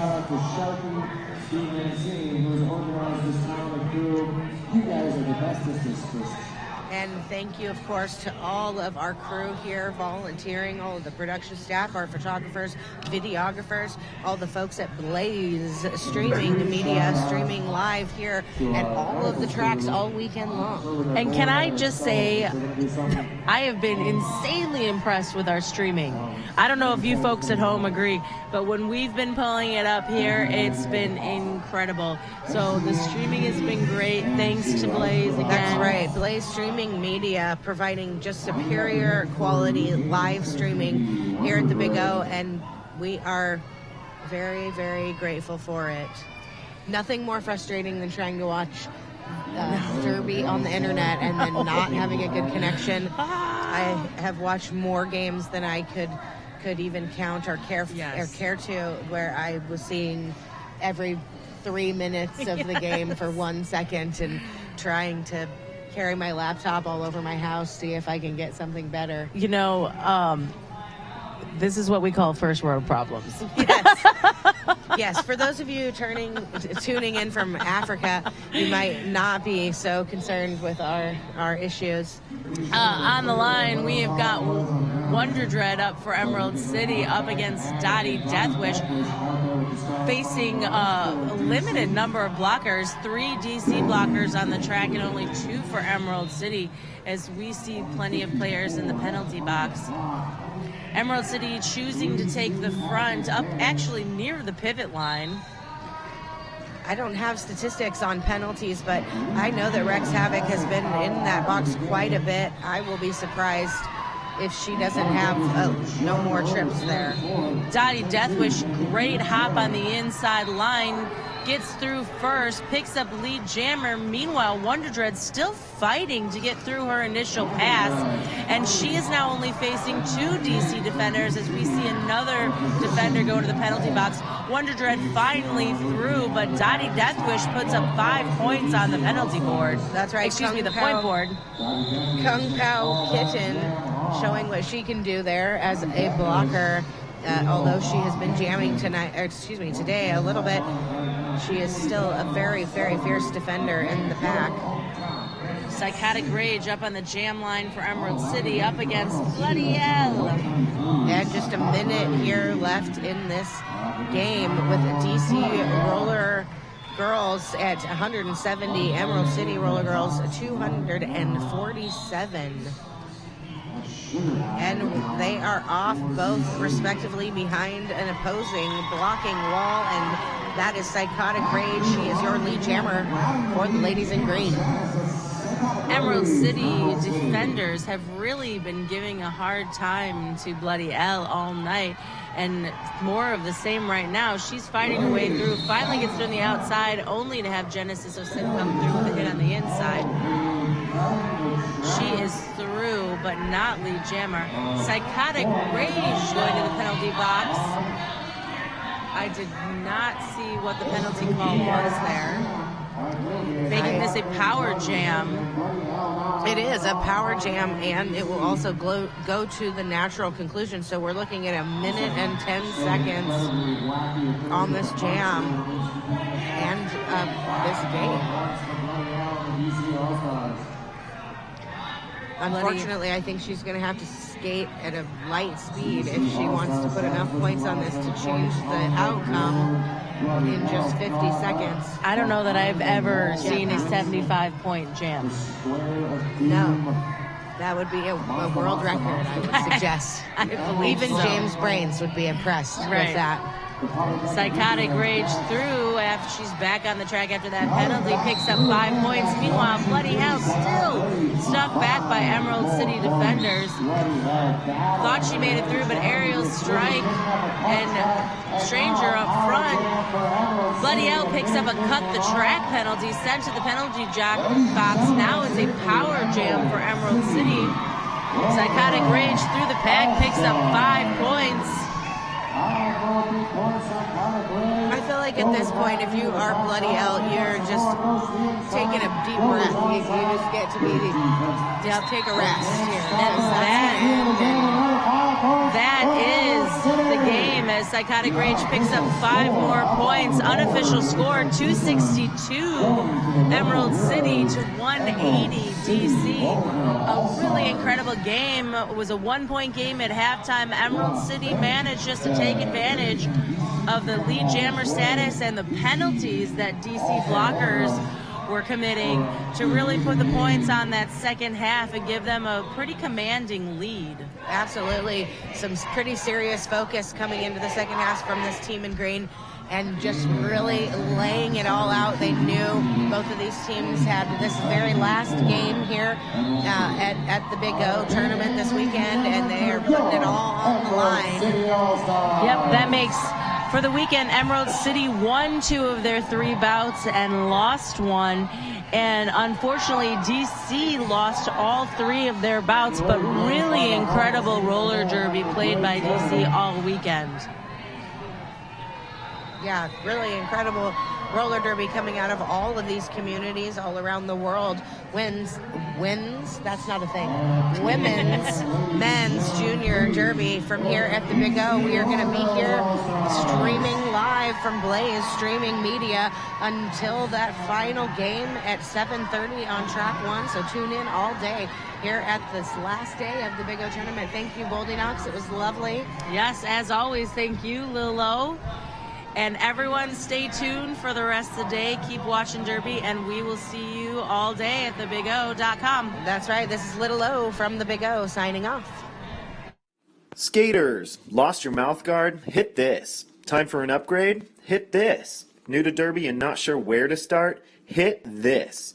We are Derby owned and operated with 6 years of experience. Hit This Derby Gear can hook you up with skates, gear, and honest advice based on your skating style and individual needs. Visit us at our store in Salem, Oregon, or online at www.hitthisderbygear.com. Whether you are a new or veteran skater, before you hit the track, hit this. Hi, I'm Trish the Dish, and this is Ivana S. Spankin, and we're here to tell you about Sin City Skates. Sin City Skates began in our Las Vegas living room in 2005, the first shop ever dedicated to roller derby, and has since grown into this 2,000 square foot mecca in San Diego, where we stock everything for our sport. Need help? With a combined on-track experience of over 24 years and still playing, we test everything we sell, and we're happy to share that experience and knowledge with you. So contact us, sincityskates.com.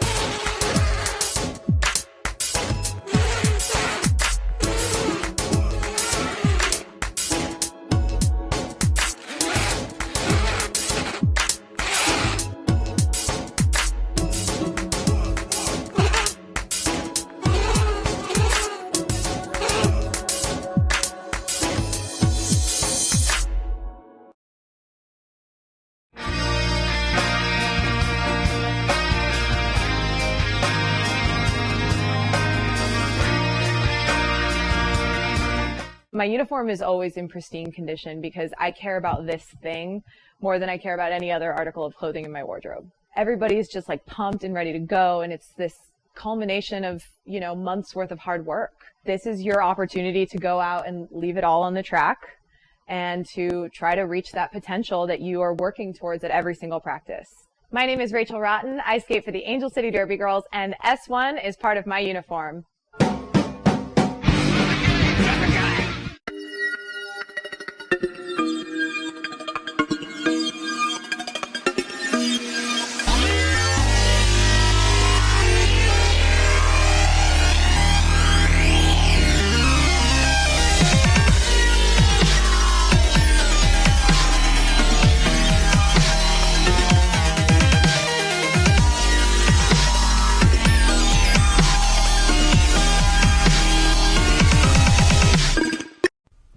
They told us to just sell skates online. You won't have any overhead. Put some skulls in your advertising. You'll make a mint. That was never our plan.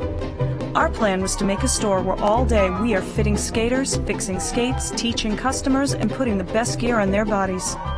Before we put 3 W's in front of our name, we made sure we had hundreds of happy customers come through our doors. We're not just Derby owned. We're Derby dedicated. Fast Girl Skates. Tired of fumbling and fighting with your skates wherever you go? We know the struggle is real, so stop the hassle. You pay top dollar for your skates, so stop stuffing them away with your sweaty, smelly gear and show off your prized possession with a Bruce Skate Noose, the original over-the-shoulder roller skate holder. We've been making nooses since 2011. We use the best quality supplies to ensure the best product on the market. With over 50 colors and patterns to choose from, there is certainly a noose to fit your personality and style. Find us online at bruisedsn.com.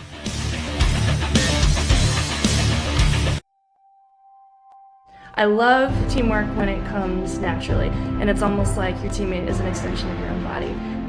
that anticipation where you've worked cerebrally through strategy and skills, and suddenly you're out there in a game and it all comes naturally because you know each other. I love that.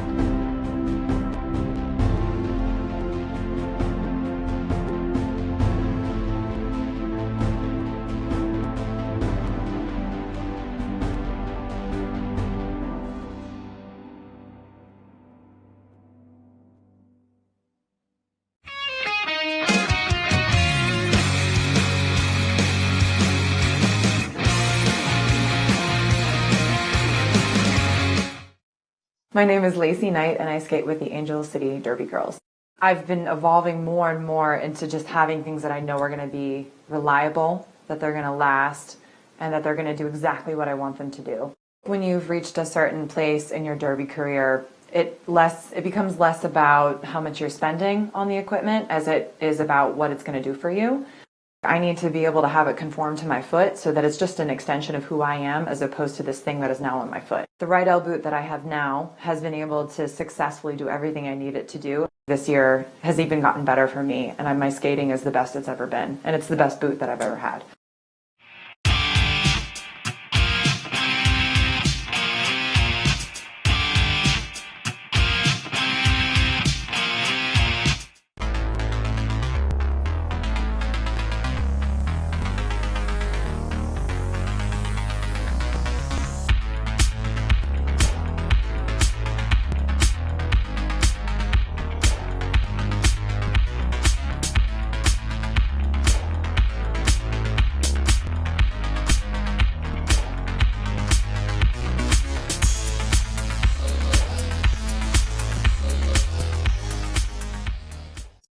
Skaters, lost your mouth guard? Hit this. Time for an upgrade? Hit this. New to Derby and not sure where to start? Hit this.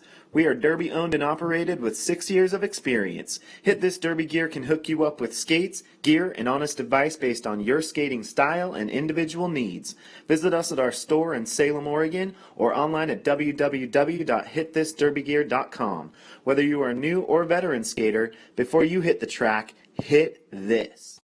Hi, I'm Trish the Dish, and this is Ivana Spankin, and we're here to tell you about Sin City Skates. Sin City Skates began in our Las Vegas living room in 2005, the first shop ever dedicated to roller derby, and has since grown into this 2,000 square foot mecca in San Diego, where we stock everything for our sport.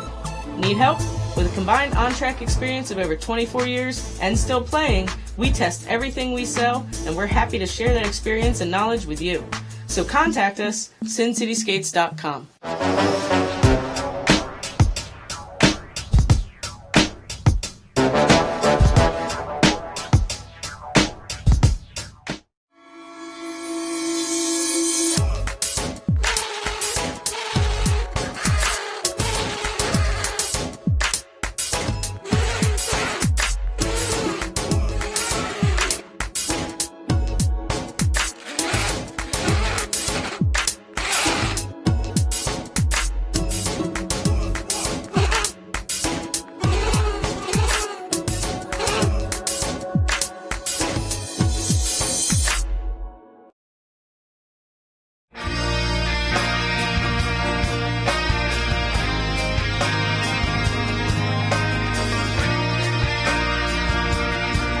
My uniform is always in pristine condition because I care about this thing more than I care about any other article of clothing in my wardrobe. Everybody's just like pumped and ready to go, and it's this culmination of, months worth of hard work. This is your opportunity to go out and leave it all on the track and to try to reach that potential that you are working towards at every single practice. My name is Rachel Rotten. I skate for the Angel City Derby Girls, and S1 is part of my uniform.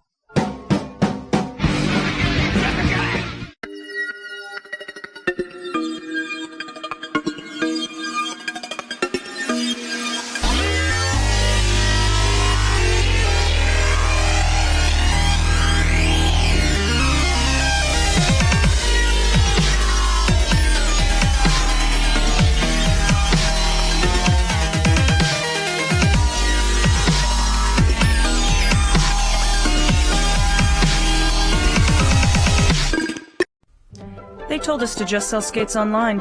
You won't have any overhead. Put some skulls in your advertising. You'll make a mint. That was never our plan. Our plan was to make a store where all day we are fitting skaters, fixing skates, teaching customers, and putting the best gear on their bodies.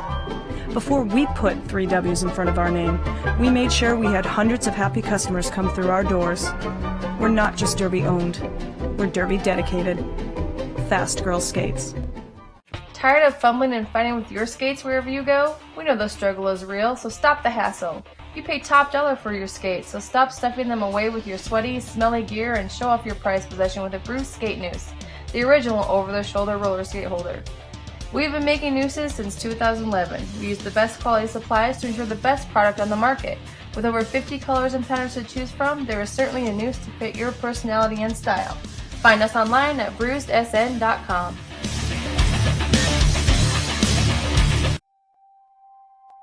I love teamwork when it comes naturally, and it's almost like your teammate is an extension of your own body.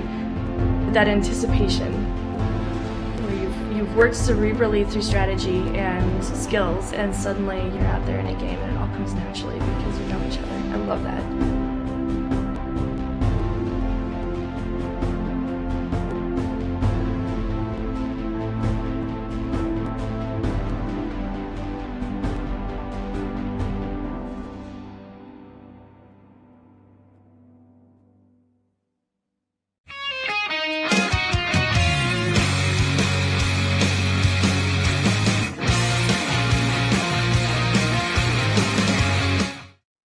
My name is Lacey Knight and I skate with the Angel City Derby Girls. I've been evolving more and more into just having things that I know are going to be reliable, that they're going to last, and that they're going to do exactly what I want them to do. When you've reached a certain place in your derby career, it becomes less about how much you're spending on the equipment as it is about what it's going to do for you.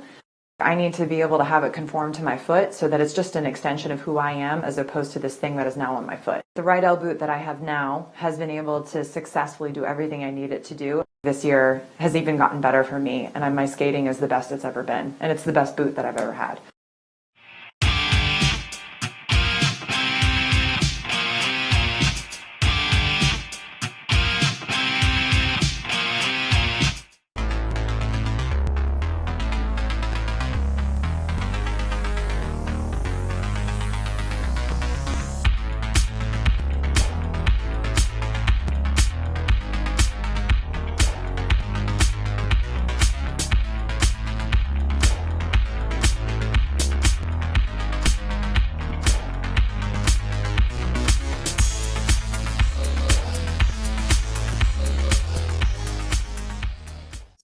Skaters, lost your mouth guard? Hit this. Time for an upgrade? Hit this. New to Derby and not sure where to start? Hit this.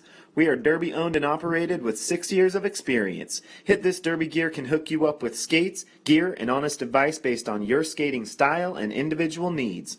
Visit us at our store in Salem, Oregon, or online at www.hitthisderbygear.com.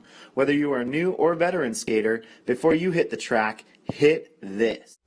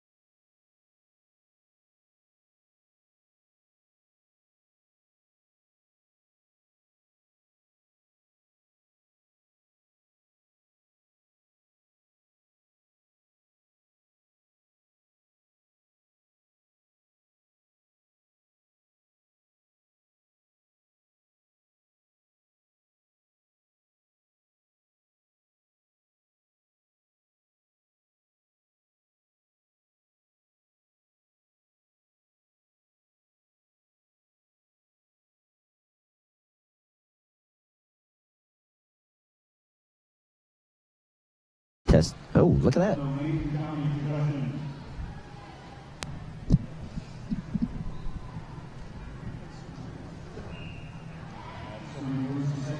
Good afternoon. Yeah, here we go again at track 2. Some men's roller derby here. Also out of Eugene, Lane County Concussion following their ladies here at the Emerald City. We've got the Red Deer Dreadnoughts also down from Alberta, Canada. Common opponent of my team, the Glenmore Reservoir Dogs up in Calgary, Alberta. That's right. I have yet to skate against any of these fellas. Well, you're going to have to get to it. We do have a co-ed league up in Calgary. You can come up and practice with us anytime. That's a really, really long way to go. I believe practice. I drove it on Thursday.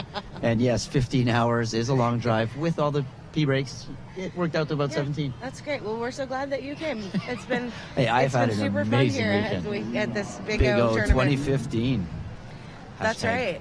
We still have tons of action. It's actually incredible here with so much we've seen already. We still have 3 more bouts after this one just at this track alone. So stay tuned in to this live stream from Blaze Media because we've got Derby all the way till probably 8:30 tonight. And we've got Derby happening out on the track.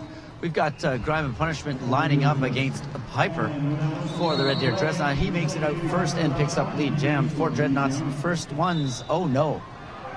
Unfortunately, he picked up a cutting the track penalty. There was a slightly delayed call, but he is going to the penalty box for the first penalty of the game. And now a power jam for Grime and Punishment, and he is also your lead jammer here, number 42 for Lane County Concussion. All of these fellas already played a few games here at the Big O, but they are clearly bringing the energy today to track 2. That is it. After a long weekend of Derby, hey, let's do more Derby. That's right. And you know that they will all go home tomorrow and then they will have practice by Tuesday That's sure. right. Actually, I think they're skipping their Sunday practice today. The Dreadnoughts usually practice on a Sunday. That's a 5 points pickup for Grime and Punishment as he makes his way through the pack on that power jam. Piper back out on the track. He's going to try to get in and get through and not cut again. And nearly a close call there for Piper, number 73, but he gets his footing and manages to recycle himself back to the back without a penalty. 5 points again for LCC on that pass. And it looks like Piper's finally through for his initial pass, and he's going to start coming around, get some points, depending what Grime and Punishment does. That's right. If Grime is going to do what I think he's going to do, we are going to not see any points going to the Dreadnoughts. He did do what we thought he would do, and that puts 15 points on the board in the first jam for Lane County. If nothing else, there are some very predictable things about roller derby. If you are playing the game the way you should be, you're going to see these over and over. Of course, the should be is very interpretive depending what part of the world you're in. I was going to say North America, but including the world. I mean, at World Cup last year, what we're used to doing and doing the hand sign for Power Jam was completely new to some people in Derby. Wow. Well, but it's completely common for us here in North America. Well, that's why we have to have these tournaments where we get Australia and all these other people involved so they can yes. teach us. We've got Dr. B out there. He's your lead jammer for LCC. He's going up against, he looks like Cashman. I could be wrong. That's Wheeler. It is Wheeler. Yeah, that's right. Of course, they've went and changed their names since I last saw them. Yeah, I appreciate the real names. However, almost sometimes I feel like it's more confusing. I think Facebook ruined it for everyone. They've removed their derby names, and I'm like, oh no, that's Susan. People. That's Susan. Who do you mean, Susan? Exactly. And look at that, Dr. B through, picking up some points. Dreadnoughts being held off at 0 as Wheeler tries to make his way around. Here in Eugene, the drag community and the roller derby community have been working together, fundraising and enjoying. I've seen that on Facebook quite a bit. So you know, when you have a common enemy in Facebook, you really have to bond together. And yet it's like a drug, and we're still all on it. I mean, we lost Amanda Riot for a couple of weeks there, and I was like messaging her on Instagram. She's like, "Chill out, dude. I'm trying to figure this out." That's right. They're gonna work it out. They have to. Okay, on the line, Sergeant Pepper going up against Woodman. Looking at Sergeant Pepper and knowing that he's military, it's quite an interesting thing out on Dreadnoughts. I believe we have at least one or maybe even 2 military members of the Canadian Armed Forces as myself. It's really fun to see the military participation, and so we've got an extra little bit of a connection? Well, I think, it's pretty well established as far as I'm concerned that if you are in the military, you are probably kind of tough. So roller derby seems to go along. If you can handle war, you should be able to handle this. Well, you haven't seen me on the track. But there goes Sergeant Pepper through the pack, picking up 5 points on a natural grand slam as 2 of the Red Deer Dreadnoughts head to the penalty box.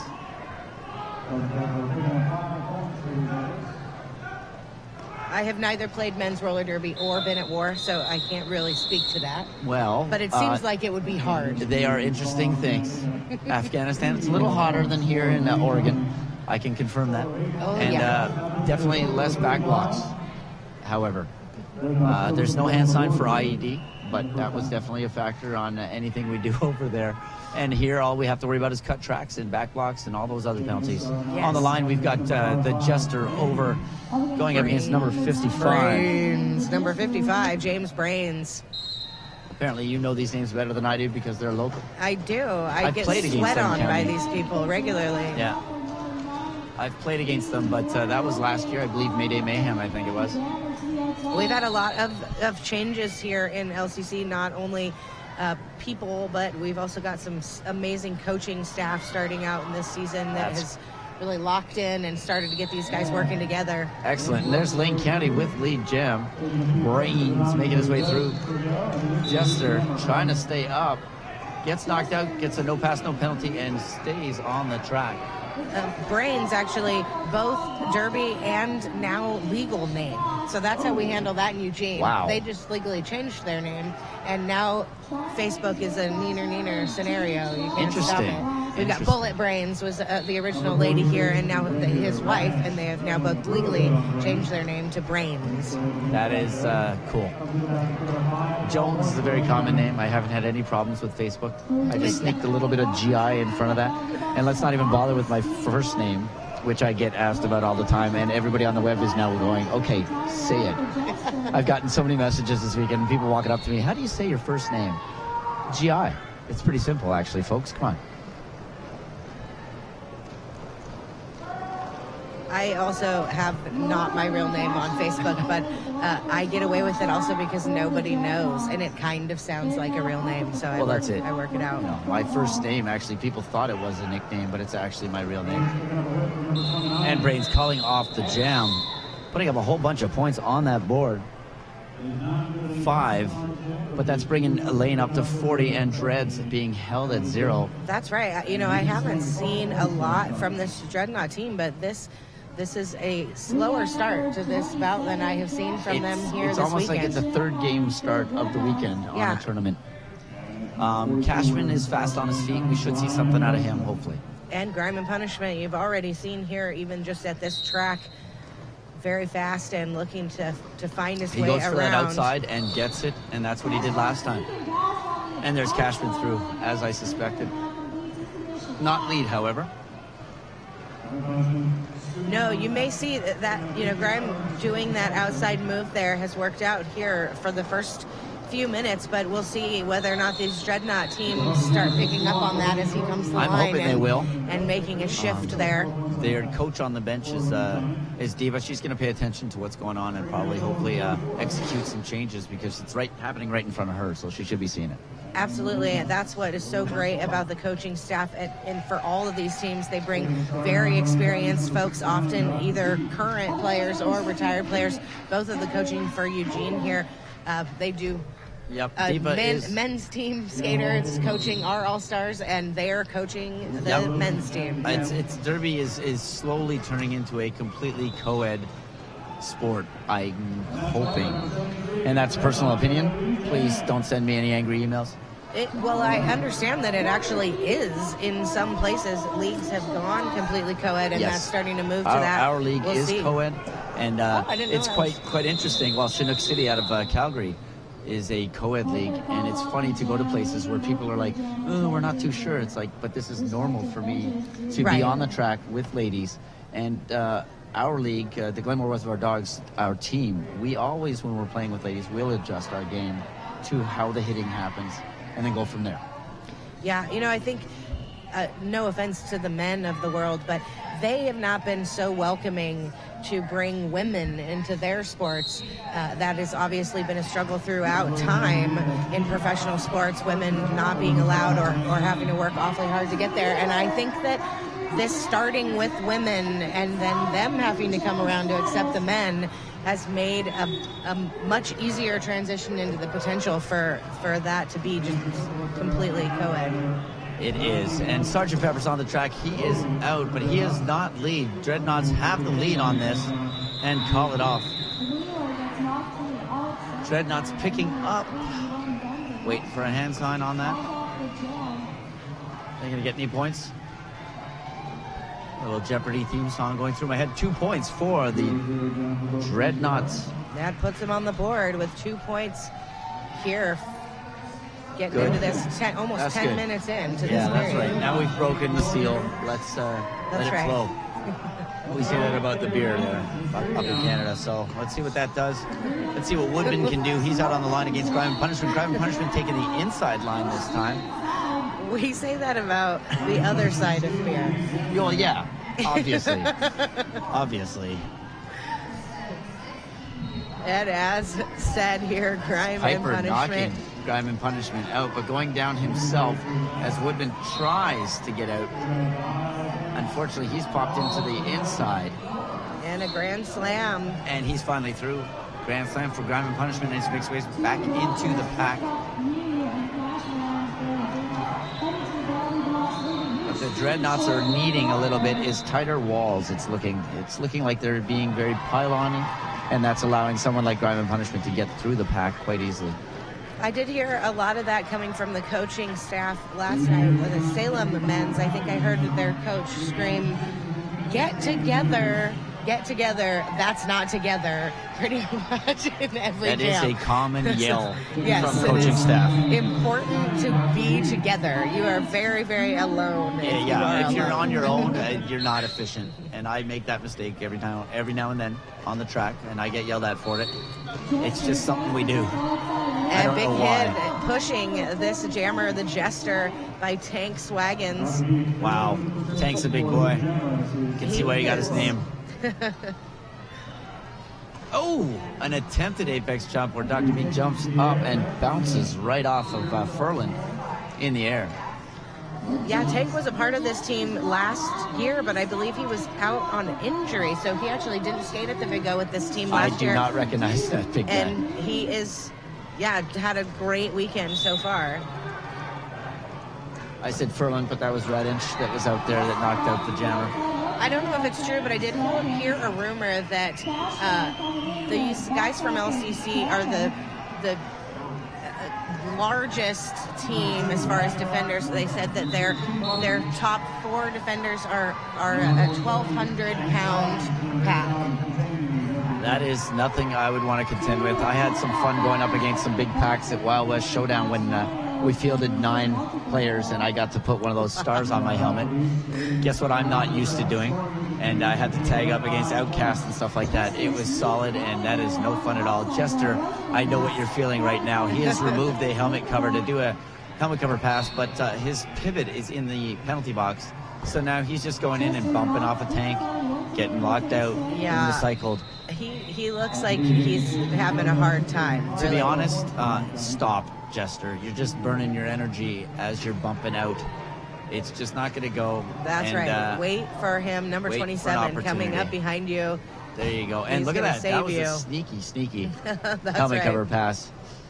As Cashman takes the helmet cover, and he is now the pivot for Red Deer. And certainly no stranger Look at with that that foot. star for Cashman out there. There you go, 4 points going to Dr. B as he cuts the track, picks up his foot, and calls it off before he can get the penalty. Dr. B having a great weekend this weekend here, both as a jammer and as a human being, getting engaged to his bench coach, Psychotic Rage, Well, on that's the a way Friday. that's a here way to at get the more Big playtime. O. Good idea. He gets plenty of playtime anyway, I think. Maybe she'll be getting more playtime. She's got a diamond ring, so that's pretty good. There we go. Cashman on the line, jamming for Red Deer, going up against Brains. Our coach this weekend is married to one of our players. And anytime he does something wrong, we let him know what's going to happen. He gets to do dishes or something like that at home, I imagine. He's going to get punished. Extra hard yard work. My fiance is just learning about roller derby. He volunteered this year for the first time, but he does not play, so we don't have to worry about that dynamic. Ouch. A little bit of a pile-up and a face down by Furlan onto the floor, but he's okay. He stands back up and he's out of play. He has to make his way back into the pack. Cashman calling it off before Brains can get any points coming into the back of the pack. That's 4 points going on the board for the Dreadnoughts. I have a couple shout-outs on my paperwork, of course. Knowing that I was coming onto the web, I told the Dreads to give me something to work with. And Lolita, I know you're listening here. Your husband wants to know why there's a $360 charge on the account, because he was looking at the bank account. So, Lolita, you know who your husband is. I won't name him. He may be wearing a pivot panty right now out on the track. But, yeah. And if it wasn't you, you should probably call your bank and see who did spend $360 out of your account. It's true. Also, I know that all the Oil City folks are over at Clumsy's house, and you guys are watching this game. So shout out to all of you. And, yeah, feel free to drop me a line on my Facebook, G.I. Jones. Speaking of this game, thank you to Blaze Streaming Media for providing this great quality live stream all weekend from the Big O. Here, 3 whole days of action, thanks to Blaze. Sergeant Pepper out there going up against Piper. Both hefty boys, and neither one of them making it through either pack right yet. Sergeant Pepper picking up a forearm, and he's going to head to the penalty box for 30 seconds or less, which leaves Piper out on the track all by himself. Hopefully he gets some offense out of the Dreadnoughts lines. Look at that, they do. They pinch the Lane County out of the way, and Piper is out there on his own. And not lead, however, because lead was given to Sergeant Pepper before he got his penalty. And in addition to Sergeant Pepper, X going to join him in the penalty box. Correct me if I'm wrong, but X is the son of one of the players as That's well? correct. We have a father-son YB team. Normal. That's YB right, Normal is his dad. Both of them have been skating with this team basically since the beginning. So Yeah. they both have been working together here, worked very well. I remember us playing against them last year and discovering after the fact that we had 2 sets of father-son teams, because Glenmore Reservoir Dogs has, of course, Rice Ball and Bradass that are father-son team. Number 22 and 403 if you ever catch one of our games, like at 5 o'clock this afternoon. I am certain that it is probably not unusual at all. We have a ton between our women's, men's, juniors. We have full families. Well, you know, once you get into Derby, you either become part of the Borg or you just fall away. That's right. And if the whole family can play, it's much better. Murby Dick, who skates on this team normally, although I don't believe he's on the roster this afternoon, has a daughter as well as a grandson and granddaughter skating at this tournament. The Big O, 3 generations. Incredible. And Sergeant Pepper and Radench out there trying to figure things out. This jam is going to go to its full 2 minutes. We've got 6 seconds left on that. Dreadnoughts picking up a whole bunch of points, though, on this jam. That's and right, they weren't really matched by Lane County. No, bringing it in here, 77 to 25. That is a 19, if you look up on your screen, ladies and gentlemen, 19-3 jam for the Dreadnoughts. That is how you do it, Dreadnoughts. Welcome back into the game. That's a true story. Never stop. I think we say that about our team, our hockey team in Calgary, never give up or something like that. Same thing applies here, don't stop. I do know that I saw the Lane County coach literally lose her little loudspeaker piece as she lost it on a lack of track cut call. Yes, I did see that. Also, Coop, a very passionate player and coach.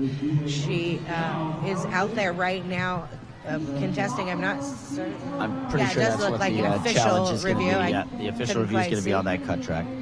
I actually am supposed to be shouting out to her, but I'm on the web, so she's not going to really hear me. But getting messages, of course, from people without Derby names that I'm supposed to pass on, and I'm like, do I say someone's real name on the interwebs? I don't know. I'm not going to. Susie Smith would like to. Shout out goes to the coach, and she's having a fun time on that challenge. Yeah, Coupe de Gras she was founded the Ann Arbor League and then moved to Eugene some years later and has started here with our league a few years ago, and we've really appreciated. She's actually our gaming coordinator for this tournament. She put all of these matchups together, which if you've been online streaming this, you have seen some amazing plays, both tight games, a few that have gotten away, but most of these games back and forth, really good matchups. Yes, I've noticed the seeds were quite interesting. I mean, the dogs have been seeded against some pretty hard-hitting teams. We had a close game last night against the drive-by. And this game, once the Red Deer Dreadnoughts pick it up, and I suspect they will be a nice close game. I don't think this is going to get carried away, and Lane County's not going to get a run up on this. I think Dreadnoughts will come back in. This is a prediction on my part. Knowing both teams and having played both teams. So it should end up a tight game, I suspect. Yeah, I guess in that situation, of course, we hope that both teams can keep the momentum. Sometimes I think that can be shocking to another team. They get to it's comfortable, we're good, we're up 50, 60 points. Here comes the info on the official review.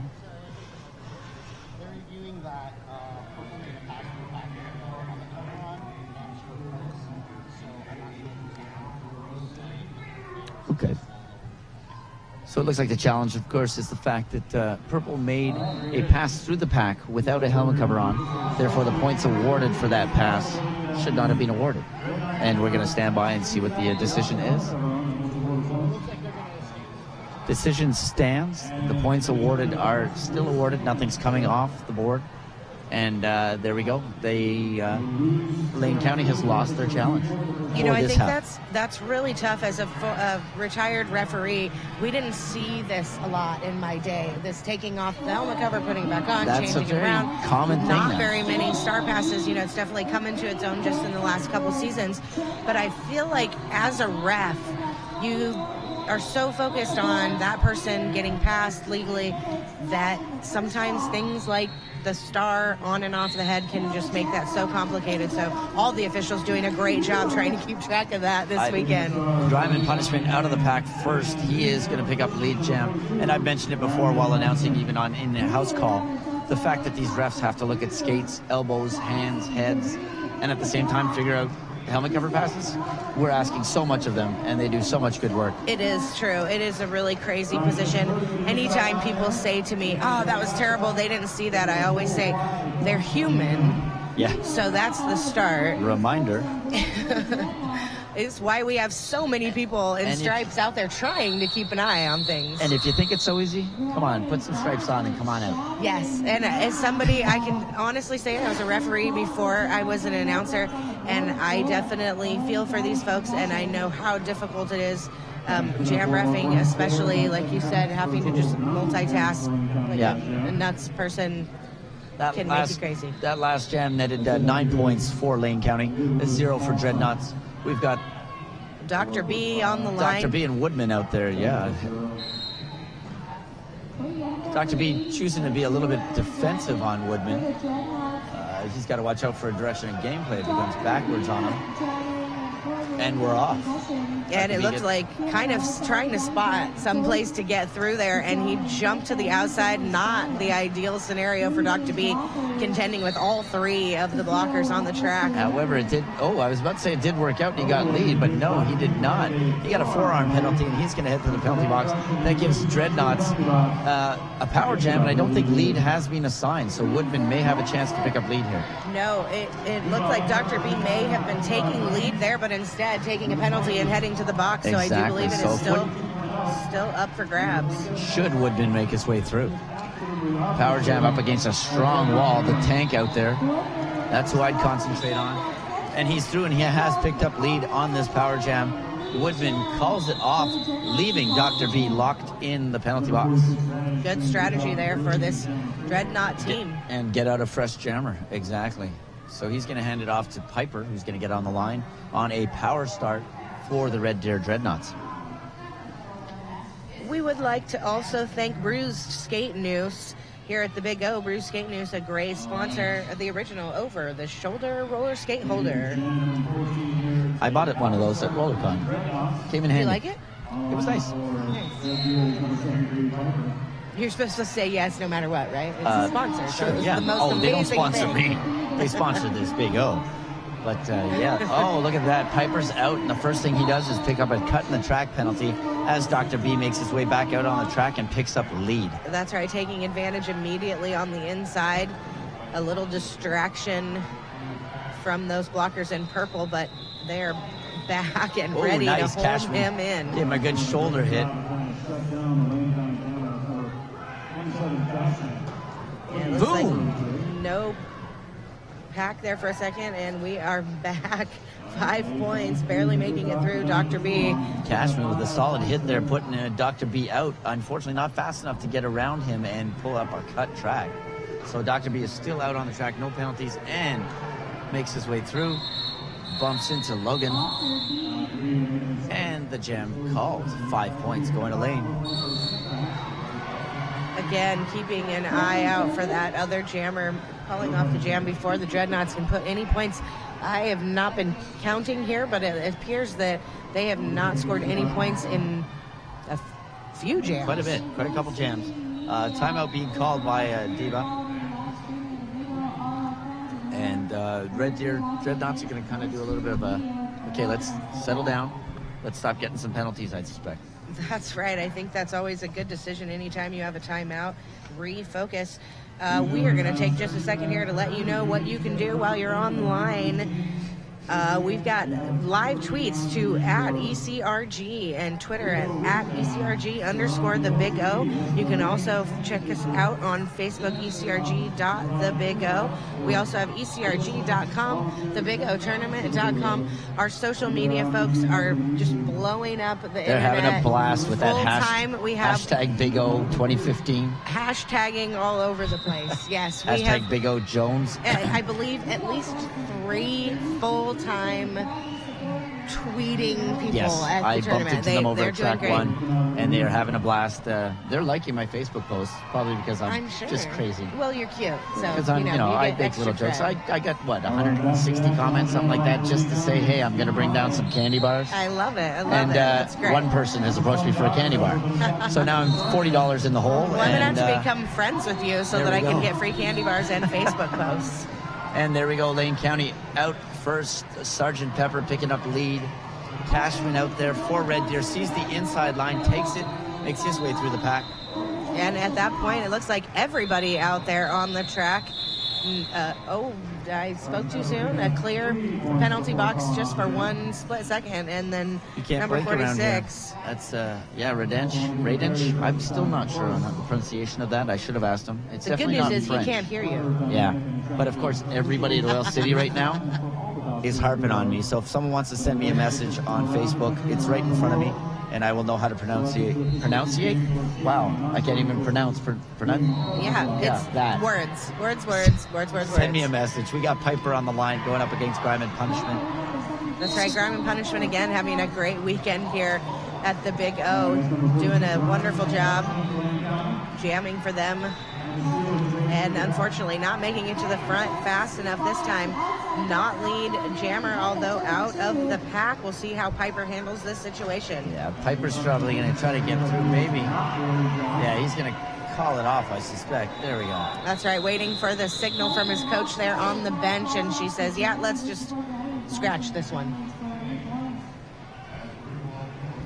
So out on the line, Wheeler going up against Dr. B. We've got one in the penalty box, as I mentioned, known to me by a completely different name, so it's funny to see the name he's got on this weekend.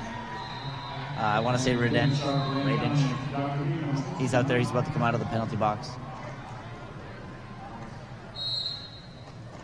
And Wheeler bumping into the wall, and Dr. B just making easy work of the outside line as the Lane County kind of made a C shape or a U shape and locked down all the blockers of Red Deer. Yeah, and it was I think Wheeler unintentionally drawing all of that pack over to the inside on that, allowing Dr. B to get around the outside as the fellas in purple were trying to defend the LCC team. Yeah, when they're that heavy, like you mentioned, I mean, look at 1998. He's not a little guy, Inspector Spaceman. He's, or is it Spaceman? He's out there, and he is solid. I would not want to tangle with him, to be honest. And I can see how if the Red Deer Dreadnoughts position themselves in front of that wall, you know, you're not going to get anything out of that. You might as well pop farther up ahead and set up and wait for the jammer to come to you and trap him. Yeah. You know, it's kind of funny, and I'm sure that there's this experience on and on throughout the Derby community. People who look big and scary and mean on the track are often the nicest, kindest, most gentle people. I love all of these guys, big guys, super tough, and off the track, great I'm guys. almost positive Spaceman is a cuddly guy off the track. They're very nice. Those of you getting the Spaceman reference, of course, from television, sometimes I make jokes. I didn't know that you guys had that television. We are just getting TV in Canada. It's a new thing for us. 3 channels, all of them analog. All of them Tina Fey. Yes. And Sergeant Pepper recycled all the way back to the As outreaches. Woodman gets knocked out and has to crawl back on to the inside of the track so that he can come out legally without picking up cut track, which gives Sergeant Pepper the chance to pick up lead and start scoring points as he goes around through. That's right. As you at home know, lead jammer is everything. When you are out there, that is your best advantage. And LCC definitely taking that advantage every time here. 5 points for LCC on that pass. Being in control gives you a lot of power in this game. Definite. Power equals control. Control equals power. As you can see by the foot control there, Sergeant Pepper staying in bounds, picking up another 5-point natural grand slam as he passes Woodman, and the 2 minutes are up. Dreadnoughts held back again and still sitting at 24 points in this game. We got 5 minutes here left in this first period of this game. Again, we're here with the Red Deer Dreadnoughts Roller Derby and the Lane County Concussion. Red Deer, of course, a city from up north in Canada, Of course. province of Alberta, an hour and a half north of Calgary, where I play. You know that Americans don't pay any attention to the And world, I know, right? it's up there to you guys. But they're an hour and a half north of us, and they have some guys from Edmonton as well, which is a 3-hour drive north of Calgary. So it's a good Alberta mixed team. I have lived in Oregon all my life. I've never been to Canada. It's really kind of depressing. You're going to have to put your name in for Flat Track Fever in Calgary, which is happening at the end of May. It's kind of short notice for you. Yeah. And there's something happening next year in Calgary, Alberta, 2016. I believe it's the Men's Roller Derby World Cup being hosted by Chinook City, my league. And come on out for that.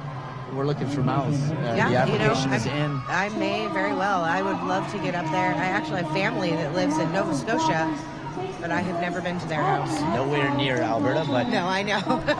all good. Cashman out there with lead, picking up lead as he is all by himself out there on a power jam. Looks like Grimes and Punishment, who does not have the helmet cover on because I'm it's not out really there sure. somewhere. He wants to trick somebody. I don't know. I don't even know. I don't see it in But he James is Brain's in the hand. jammer spot. Oh no, he of the does box. have it in his hand. Okay, it was in his pocket. So even though you are an inactive jammer, you are still a jammer. Therefore, if you're Yes. on the penalty, you are in the penalty box as a jammer position.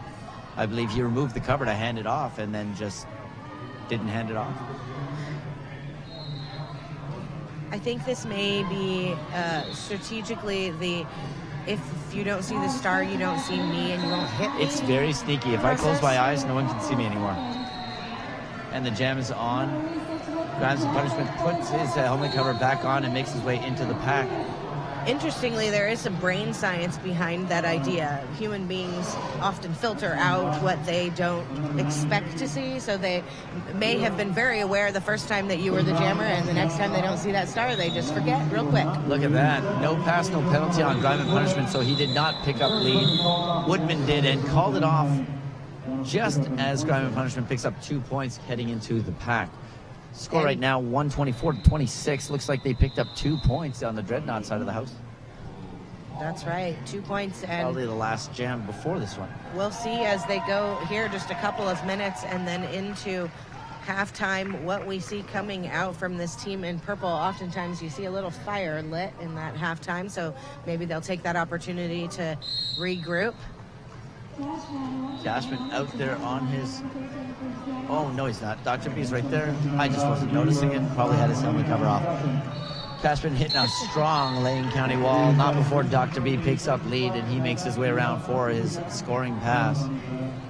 Cashman out of the pack, going to try to make his way around as fast as he possibly can. Hopefully the Dreadnoughts defense can stop Dr. B and hold him back enough to make him not notice.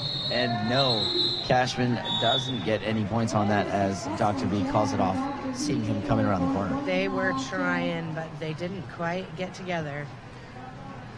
Another shout out going to Wingman's wife, Robin. He says he loves you. That's so cute. That is cute. At which point, everybody on the Dreadnought bench also requested that I give a shout out to Wingman's wife. A very tight knit group of they love her. Of team members, and they all love you too, Robin. Brains on the line, taking off right into a wall. Ferlin pushing him out and falling into him. Not judged a hitting out of bounds because he initiated the contact inside and kind of rolled out with it. Woodman out of the pack, but picking up a track cut, and he's going to head to the penalty box. Brains through and now able to pick up the lead. Just a couple of blockers left on the track for the Dreadnoughts. That's Ragnarok and Logan. And there we go. Wow. James Brains making quick work around the outside, and that's 5 points.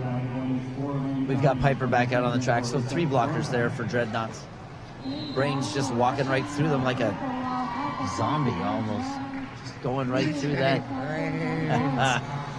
He had a great jam, a 30-point jam yesterday in the game over on track 3 against... I know this. Drive-by. There you go. Sorry about that. I was there. I witnessed it. A lot of derby. Oh, ooh. And look at that. Brains makes his way through, picks up 4 points, and he was ready for Woodman to pop out, and it was ready to actually pull some defense. Woodman being kind of recycled to the back, and then some awesome water falling and choo-choo training, if you want to call that technical term, by the Lane County team. And bam, Tank knocks Woodman out and recycles him to the back and does a little bit of a dance. That's the I hit you out dance. That's the Swaggins part of the Tank Swaggins. Gotcha. Yeah, as you know, obviously, in roller derby, being a solid blocker and jammer is so important. You never know when you're going to have to play either, and you never know when you might have to play both at the same time. Exactly, and that brings us to halftime as everybody falls on each other and gives themselves some hugs off to your left on the screen. They're going to make their way back to the benches, and we will see you all in just under 10 minutes. Have a good break. Go out and get some cold ones.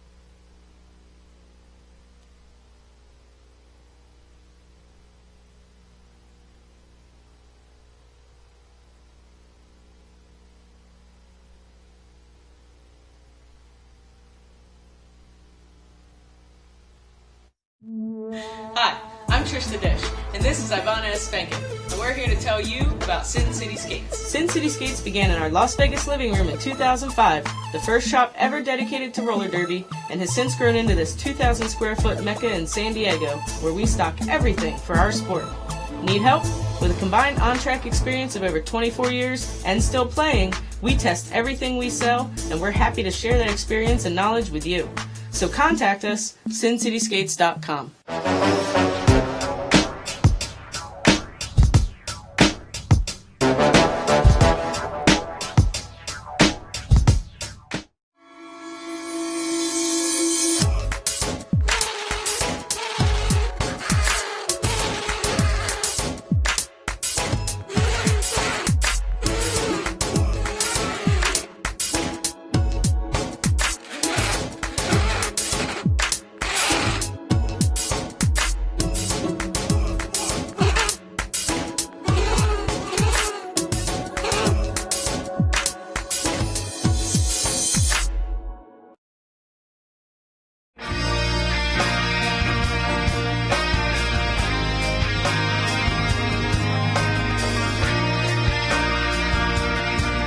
My uniform is always in pristine condition because I care about this thing more than I care about any other article of clothing in my wardrobe. Everybody's just like pumped and ready to go, and it's this culmination of, months worth of hard work. This is your opportunity to go out and leave it all on the track and to try to reach that potential that you are working towards at every single practice. My name is Rachel Rotten. I skate for the Angel City Derby Girls, and S1 is part of my uniform.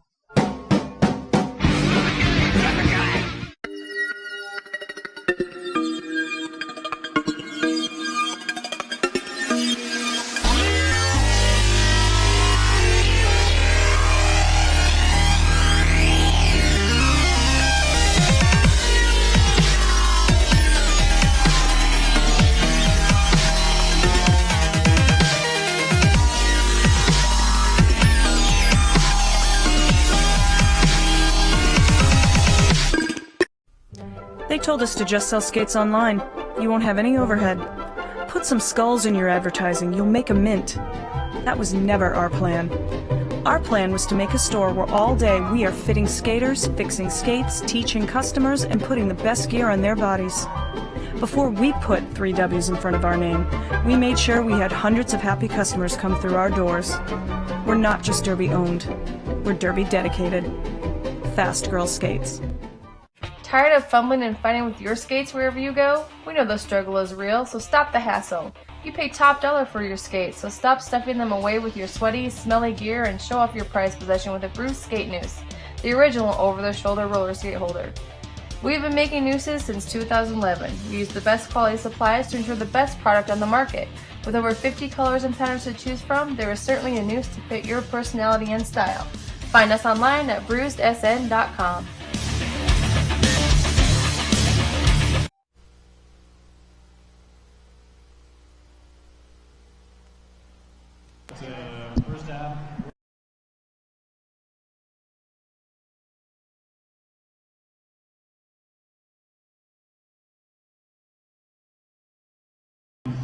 There we go, back in sound here. Coming in, it's almost amazing. Those Blaze Media like guys, you knew what was going on. Bink, there we are. A little panic on my part. I'm like, I don't hear anything. Hey, look at you well, people. We're back. Oh, I was on camera for a second. Your Hyman punishment starting out here on the line as we get this second period in Red Deer Dreadnoughts Roller Derby versus Lane County Concussion. And that's Woodman on the line going up against him. Number There 86, the tall guy in purple. And there goes Grime and Punishment just walking around the Dreadnought defense, but getting caught by Furland up at the front. Yeah, that and is he gets a no pass, no penalty, so no lead on that pass for Grime and Punishment, and lead goes to Woodman, and he says, I'm calling it off right away. That's right. An important note here, if you're just tuning in, the Lane County Concussion in green, the Dreadnoughts in purple. Good point. That's not written out there on the screen for you guys, and the writing's pretty small on their shirts. I had an interesting discussion with one of the NSOs during the halftime show. The fact that I'm bilingual, the fact that in French, the penalty box for a Quebecer like myself is a banc de punition, so a penalty bench or a boîte de punition. But in French, in the WFTDA rule set, it is a prison. So you go to prison in French if you're playing roller derby, and you get a penalty. Well, the French, I hear they're a little rough. And there's Woodman out of the penalty box, out of the pack, picking up lead. And Dr. B not too far behind him. He's going to try to get through with an assist from his team. Woodman going to try to pick up some points. The pack is speeding up. There's one for him. He's going to try to pick up two. He does, and calls it off. That's going to be 4 points for the two that are in the penalty box. Woodman picking up the first points of this half. I think here, coming into this next jam, you should go ahead and call this jam en français. Oh boy, that's going to be quite the challenge. I did it really quickly on track 3 the other day because I didn't study the whole thing because I'm like, wait, I'm going to Oregon and I'm not going to be with Plastic Patrick like I was hoping. Donc j'ai seulement pratiqué le mot prison. Mais je vais faire mon mieux pour annoncer, pour passer le mot en français. On a Sgt. Pepper et Wheeler comme jammer, un contre l'autre. Sgt. Pepper, premier sorti avec lead. Oui. Of course, I'm going to hack it up with some English there. Pas loin en arrière de lui, on a Wheeler qui va faire son mieux pour rattraper le pack. Mais Sgt. Pepper a fait un call sur le jam. And then the jam is called. Sgt. Pepper calling it off before Wheeler can get any points. I don't know. That is applause to you. I don't know French, so how you do could all have one just of been my like, fans out there feel about that? Blah, blah, blah. And I'd be like, that was beautiful. And I'm like, that's cool. All right, let's stick to English. And I have a feeling the punishment. majority of our fans are going to want to hear this in English. Grime and punishment out on the line against Cashman. One in the box for Lane County, so that's going to be a 4-3 pack advantage for the Dreadnoughts. Let's see how that pans out for them. Feeling sorry for the folks at home. Honestly, for you folks not here at the Big O, we are having so much fun. You are missing out. You got to get your tickets for Big O 16 right away. Yeah, look at that. That's Grime and punishment through. No pass, no penalty. So once again, not picking up lead. And look at that, Cashman going to the penalty box. That's going to be a tough one. No lead for this. It's going to be a 2-minute jam. That's right. And unusual, if you have been watching the first half of this or any other concussion skating here this weekend, Grime and punishment generally skating pretty clean and picking up those lead jammers. So not sure what's going on in these last few jams. Well, he's jams. picking up points right now, that's for sure. That's Yeah, 5 points in a row that he's gotten Grand Slams. But yes, he has been a little sloppy on those last 2 jams and not able to stay legal and pull a lead jam. I did talk with him briefly after their game yesterday against Drive By, and he at one point there was some blood on the track, and he has some stitches above his eye. With his last game before this tournament, had his glasses broken into his eyebrow, and he was afraid that he had bumped those with that visor on and was bleeding, but luckily it was not him, so his stitches are all still intact. Things are going. Good He's stuff. getting through it. Can still see. And wearing contacts. So, lesson learned on breaking your face with your glasses. Beautiful jump by Cashman, lands it, and he picks up 4 points on that apex jump into the pack. And Grime and punishment thinking he is lead jammer. Grime and punishment coming in. Piper going back before Grime and punishment could get on. He just came out of the penalty box. He's going right back in. He tried to call it off, which I thought was what they were going to send him to the penalty box for, but it looks like they did not. They picked him up that cutting. And it looks like the prison has sent him back around the track because he was at the point of no return when he reported into the box. I'm sure, even though it's just 30 seconds, probably sometimes feels a little bit like a prison in that aluminum I think that's throne. a pretty cool term for it on the Franco side of the house. And look forward to one of these days. Plastic Patrick isn't hearing me right now, but announcing with Plastic Patrick en bilingue, en français et en anglais at the same time. Bueno. Oh, now I got to go learn a third language? No. That's okay, good. I live in Oregon, so Is that a common response? we have some Spanish. We do have a little bit of a Hispanic population here in Eugene, which I have studied a little bit of Spanish, so that's all I know. But French completely eluded me. No offense to anyone in France or in Canada, but I always said if you're going to learn a language in school, you should learn one that people near you speak instead of learning one that's not very helpful. Complete sense. I mean, Canada's bilingual. We have one official bilingual province out east, right beside Nova Scotia, where you mentioned earlier. and that is a very bilingual province, New Brunswick.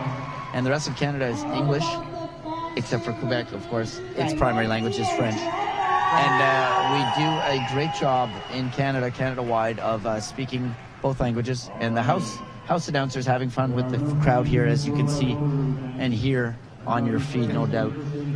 The cheering coming for Lane County and for the Dreadnoughts, almost equally, even though we are in Lane County. Two local teams playing on tracks right now. Looks like the local junior team of the Rosebuds playing. So while we're waiting for this official timeout to happen, what it is the point scores, trying to keep track of what went down there on these passes and stuff, and then the penalties.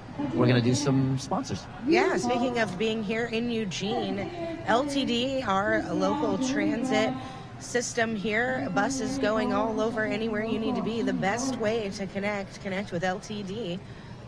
And we'd also like to thank Notorious RED, Notorious Gear Deodorant by Notorious RED. Smell clean even if you play dirty.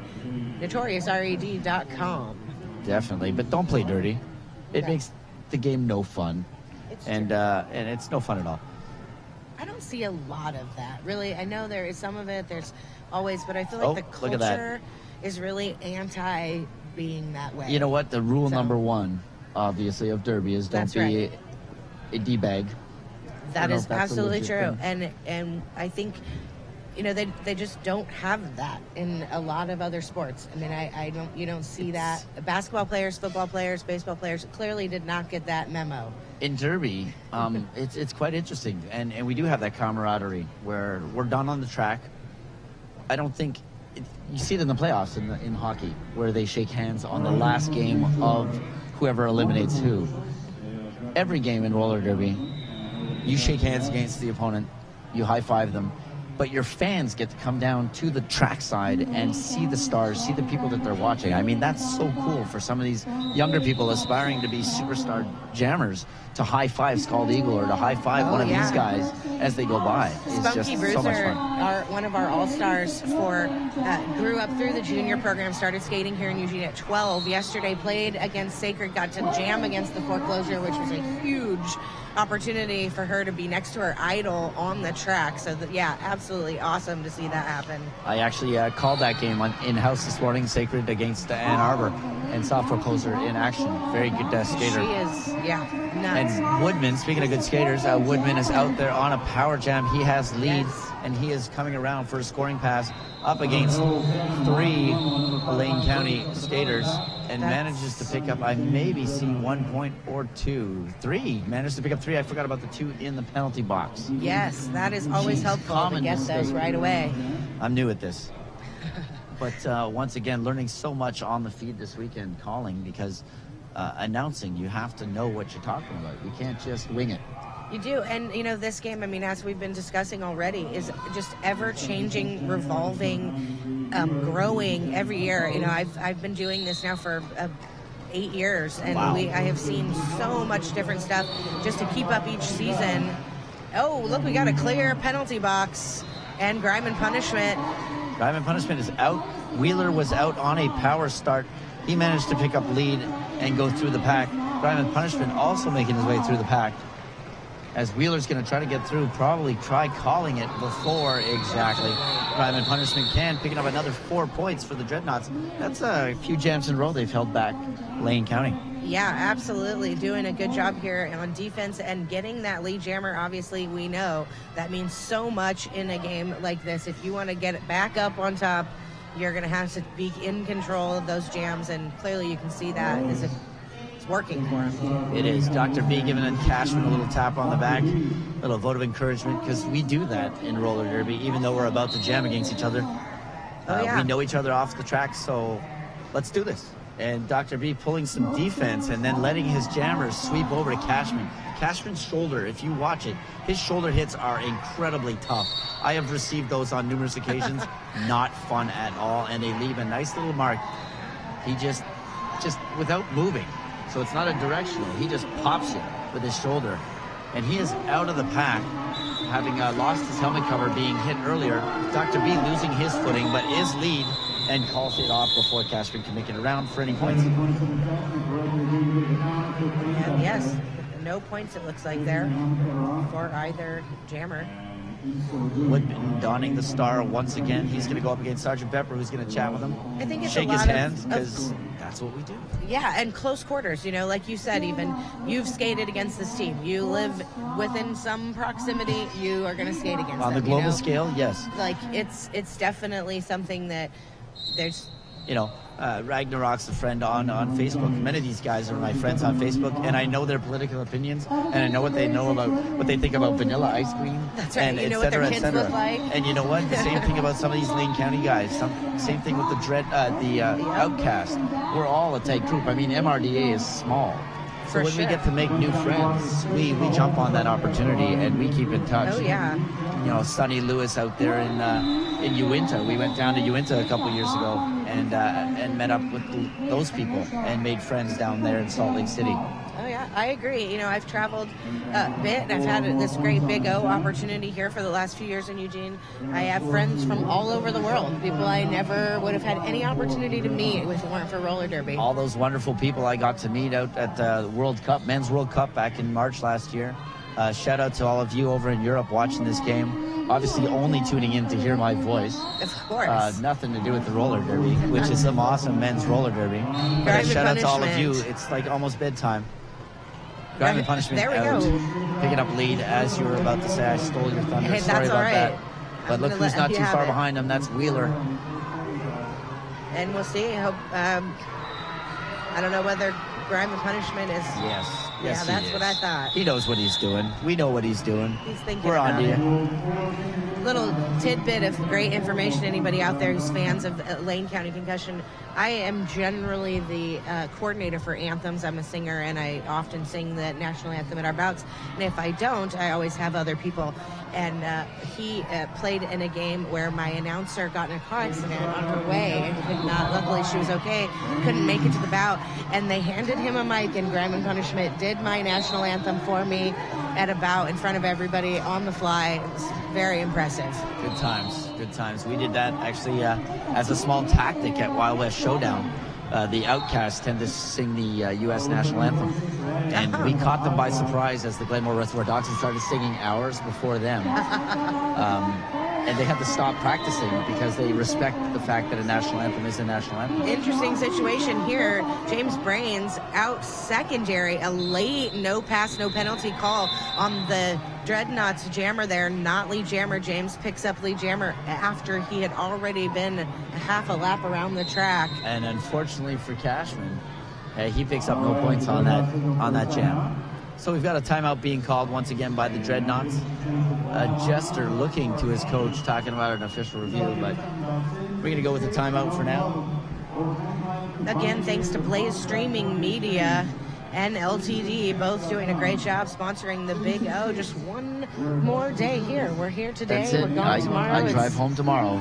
Just a quick hop, skip and a jump, 17 hours home. I've already made the decision that I will not be putting pants on to go outside tomorrow. They will be pajamas only in my I'm house glad here you in specified Eugene. the pajama part. Yeah, well, whatever. I don't know how Nobody's Eugene is. imagining me without pants, I can promise I you don't know that. how Eugene is, but I would not get far without pants around my neighborhood. My point merely that this has been exhausting and I am going to take a nap. So as mentioned, an official review is going to happen. Jester, the captain, with his assistant, the coach, are going to talk about something in the pack in the middle. You see it on the right side of your screen. We see it in front of us. I am not a good lip reader. Hopefully someone gives us some info. Well, I am guessing that it may have had something to do with that no pass, no penalty and the late call of lead jammer to James Brains, as we saw right there at the end of that. That may have been confusing.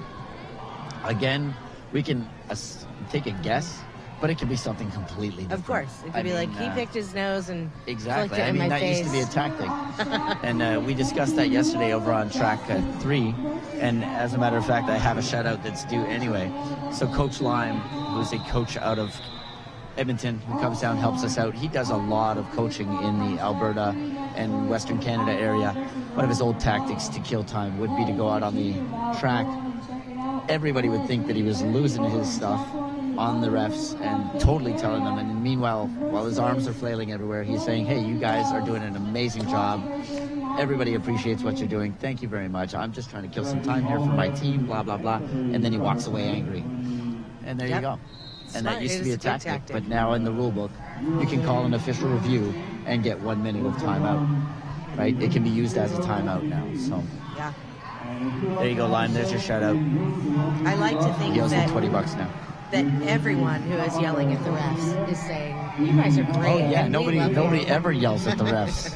Nobody ever suggests that they might have missed a call or 20. Yeah.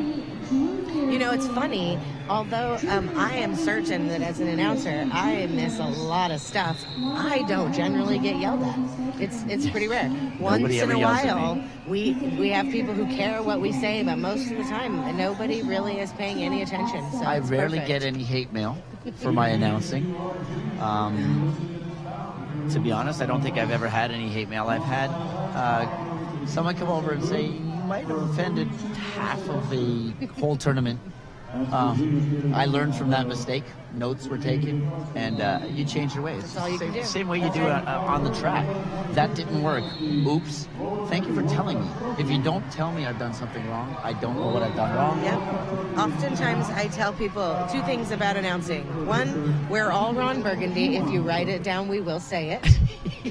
And two, if you don't give us something to say, we will make it up. I was because about to that's say, what even we if it's do. not written down, I will say it. I just Anybody who say knows things. me, G.I. Jones, knows that I am a very shy guy by nature and timid, especially with quiet. when you put a mic in front of me or in my hand. Which brings me to, of course, another shout out from Furland, who's out on the track right now. You can actually see his back behind Jester. Melanie and family. He says hi. Thanks for watching. He loves you. Sweet. Obviously. I mean, I'm pretty sure all of these players.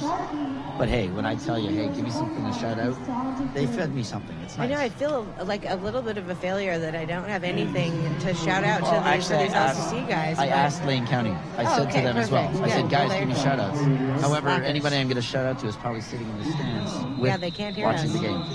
And I'm Ron Burgundy. There we go. I actually did that yesterday. I didn't say Ron Burgundy, but I made a statement into a question and then had to clarify that That's in a fact power jam? was not a question. But you know, when you're talking, sometimes you just And this official Things review change. has gone all the way down to the NSO level on the score sheets to see who was what. and we got some info coming up here. Phone call at the end of the jam on D.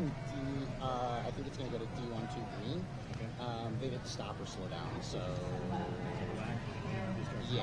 And with the captains, but it's going to be sustained, and one of those green players is going to go to the box. Okay. And that's how you do an official review. You just point the mic at the ref and make him really uncomfortable.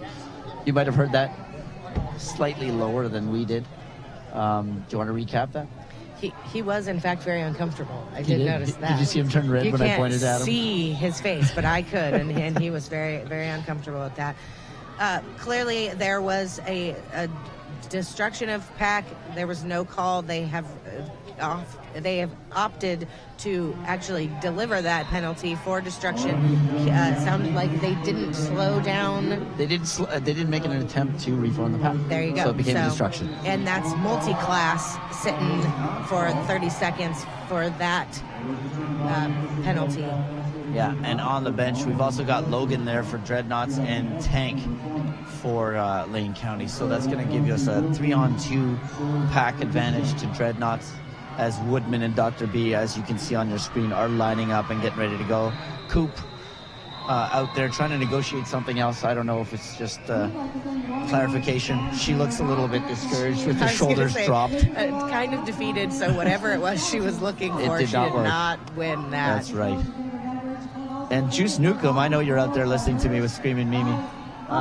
Thanks for listening. Thanks for listening to WFTV8.tv and all of this big O action that we've got today. The Red Deer Dreadnoughts out against Lane County. Red Deer, of course, dressed in purple, their common colors, and Lane County in their bright lime green.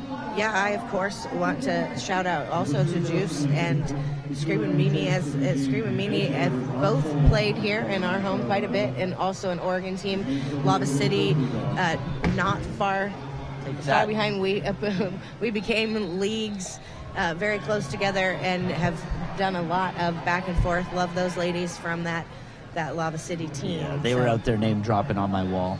I was like, Coop, who's Coop? I know Amber Cooper, of course. She's also a Facebook friend. I believe I met her at Wild West Showdown there last month. I seem to be hanging out in the Pacific Northwest quite a bit lately. It's good. It's nice. I haven't been outside once. I think, I've been into other places in my country. Again, haven't been to Canada, but I've met a lot of people from Canada. And I think we're like the nice part. So there's like a part of our country that's really kind of friendly.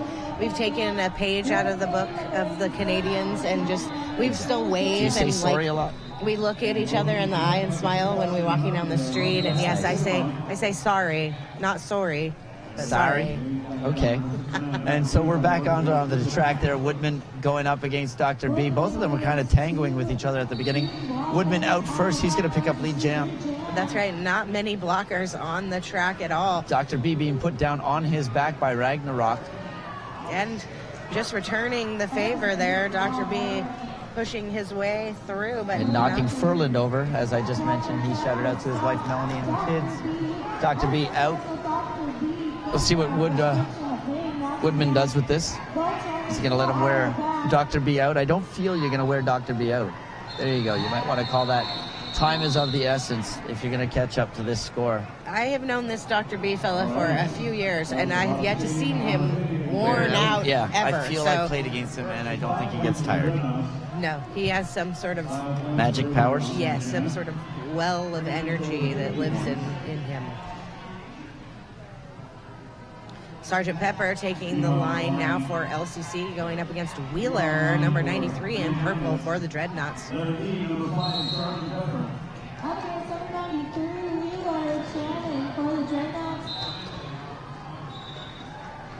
And we do have Lee Jammer barely jumping over that last blocker there, and Sergeant Pepper picks up Lee Jammer here. Wheeler getting a little bit of a beating from James Brains and X, but he makes it around and is now free, ready to score on this pass. The action never stops on my phone.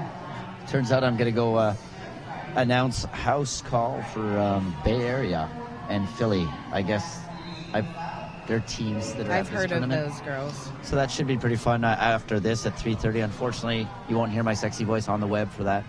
Oh well. I was speaking with somebody yesterday about the bad girls, and they kept thinking I was saying there was bad derby happening, and I was like, no, you're not following what I mean.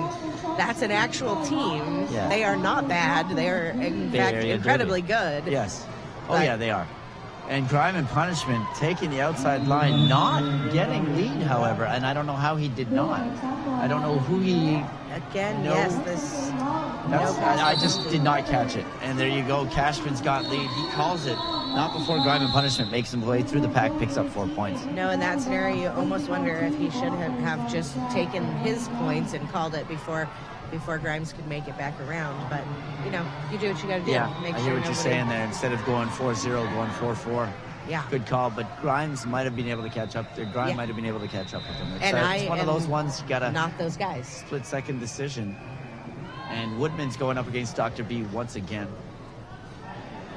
2 blockers for Lane County, 4 for the Dreadnoughts.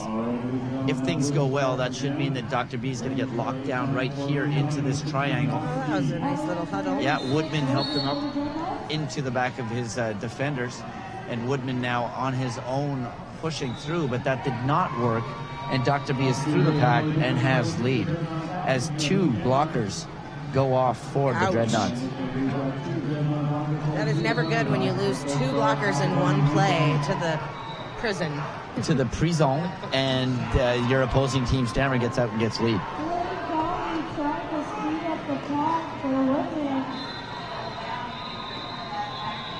But Woodman's, we both at the same time. Woodman's going to skate into the pack. Is he going to pick up any points? He picks up 2 as he goes through there. That's good. He's happy with that. And Lane County got locked down to 0. He has a question. Timbuktu heading. Oh, okay. He's got his hand up saying, I'm going to the penalty box. I'm doing what you're telling me. I thought he had a question. So you were about to say? I do, in fact, have a question. Dreadnoughts. Don't ask me the background. I believe it has something to do with something. All right, something dog side. I will find out for you. I was going to say during the halftime, but sorry, fans out there. Did that. I know there are Dreadnought fans and people listening on the web. Please send me a message to my Facebook account, G.I. Jones, and tell me what the Dreadnoughts are all about. Because you know what? As an opposing team, I don't research their background. That's a very good point. I just don't even have any idea what a dreadnought is. Talk to me, Dreadnoughts fans. I gotta figure it out. I see my phone's flashing already. It's hopefully, just blowing up. This People just like, what? in. You don't know what a dreadnought is? Talk to me, people. Oh no, that's Sleazer, the other announcer that I'm going to either replace or announce with against Bay Area and Philly. She's super fun. She's awesome to Not announce with. listening right now, but No. a big shout out to her. Big shout out to you, Julia Sleazer. She's lovely. She is. She's one of my announcer buddies. Grime back on the line, and he's going to try to pick up this lead jammer. But Cashman's tucked in out front. If he can get through that group and not pick up a cut track, which is what he just did, then that's going to be good, but it's not. So that's what happened. He got a cut track. Cashman heading to the penalty box. Grime and Punishment out there on his own in this power jam. Yes, but not completely on his own, as we have an empty box, so we have all 4 blockers from both teams. And 3 of them just get swept by Tank as Grime Punishment makes his way through once again, picking up a 5-point grand slam on this power jam. Yes, clearly Tank having a great game here. Tank having a good Quite effect. an asset. Bam. Grime and Punishment also hitting very hard, and you can see Dreadnought's players flying left and right.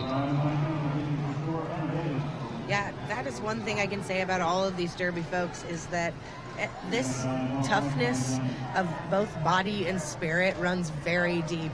When you are thinking, oh, maybe that's my blood, but you're not really sure, that is really like a specific person that can just be like, I'm still going, I might be bleeding, but I don't care. When you watch someone bounce their head off the track and then get back up and go, okay, let's keep going, boys. It's a good sign. And speaking of blood on the track, referee out there taking a look at the floor. Always sweat on the track. You men, boy. you're big sweaters. Tell me about it. I play it, and when I have to go up on the line with one of my sweaty guys, and I'm like, I'm gonna hold your shoulder, but as soon as anybody pushes me, I'm sliding off of it because of the sweat. We need handles on our uniforms. That could probably help things. And there we go. Dr. B and Woodman battling it out here on the line. Whistle being blown, somebody picking up a cut track. Woodman heading to the penalty box. That's going to give Dr. B the track to himself and lead. So it's all about the power jam. Yeah, certainly not an ideal scenario here for these fellas in purple. A lot of penalties picked up by their jammers, keeping them back. This really is a thing. And look at that, Dr. B himself gets a cutting the track penalty as Woodman stands up in the box. As soon as Dr. B sits down, Woodman's going to get released. Dr. B actually giving him a little tap on the butt going, go for it, buds. And that's what I like about roller derby, when you're not hitting each other. Sometimes we're really friendly to each other. And Woodman through as 29X picks up a high block, and he's going to head to the penalty box. Le banc de punition / prison. As Dr. B is released and back onto the track. Woodman going through the pack, picking up points. Yes, that's he one picks up thing I would have to say I hope will not change if this sport does ultimately become professional and you start to see more of a mainstream scenario for this roller derby sport. I hope that we don't lose that. I hope that we keep that camaraderie and that attitude behind this. When people are eventually making $1 million, are they still I know going what you're to talking be about. I had an ex-wife and a stepdaughter, and I used to do the soccer with the daughter. And as we grew up in soccer, we realized that there was a hell of a lot more diving and flamboyance of overacting, and you're saying, we will not do that. You tell your daughter, we're not going to do that.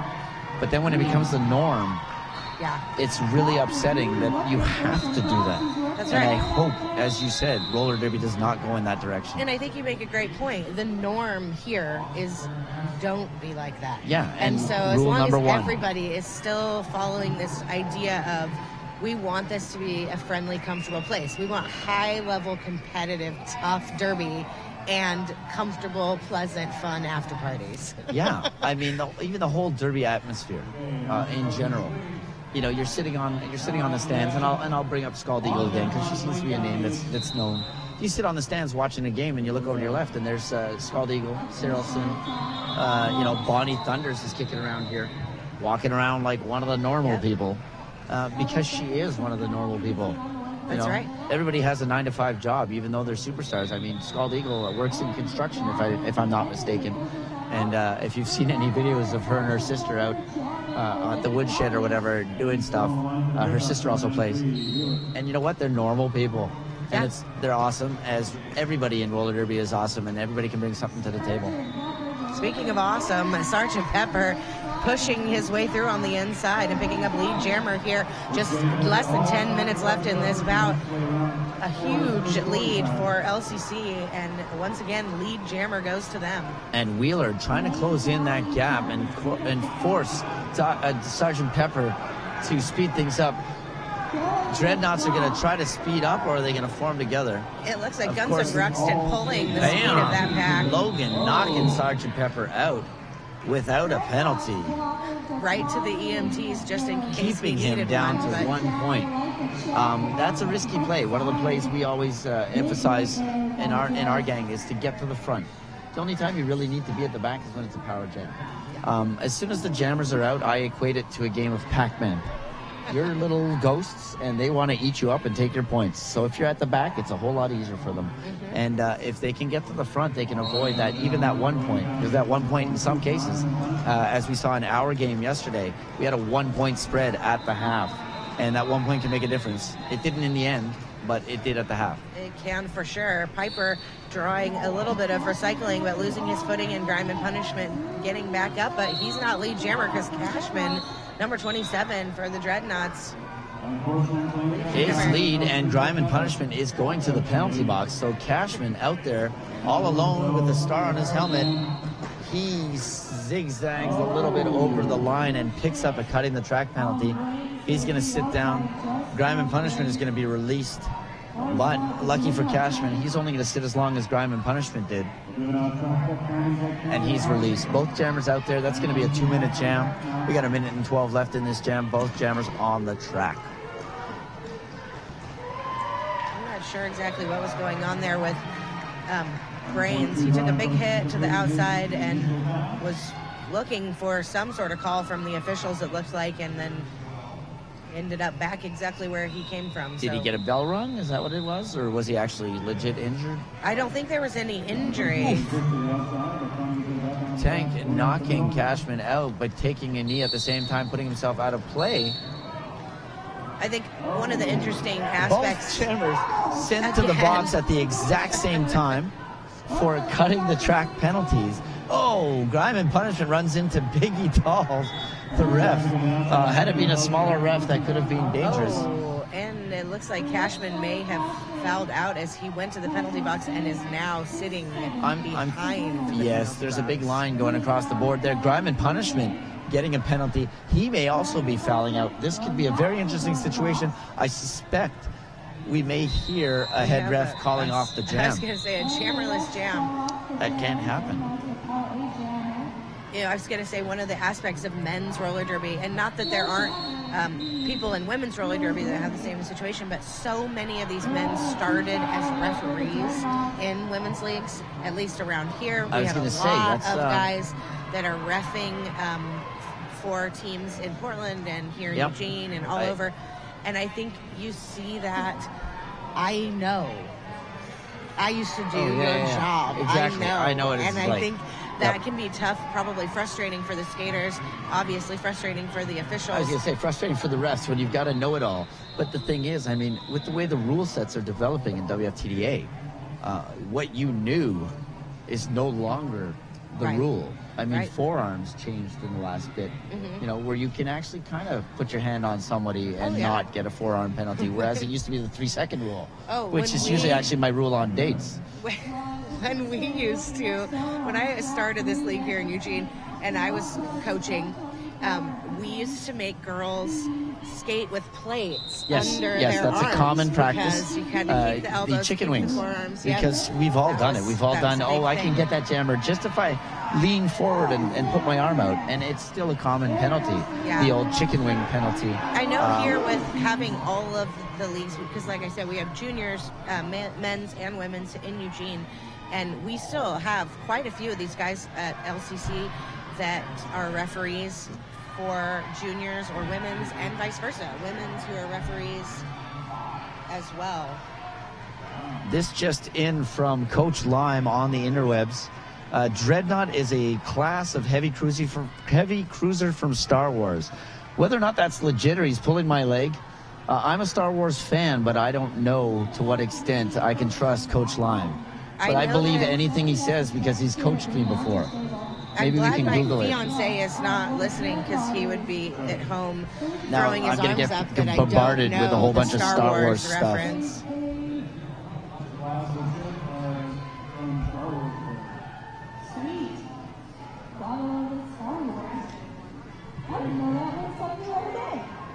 Now, of course, the house announcers have taken this to heart as legit.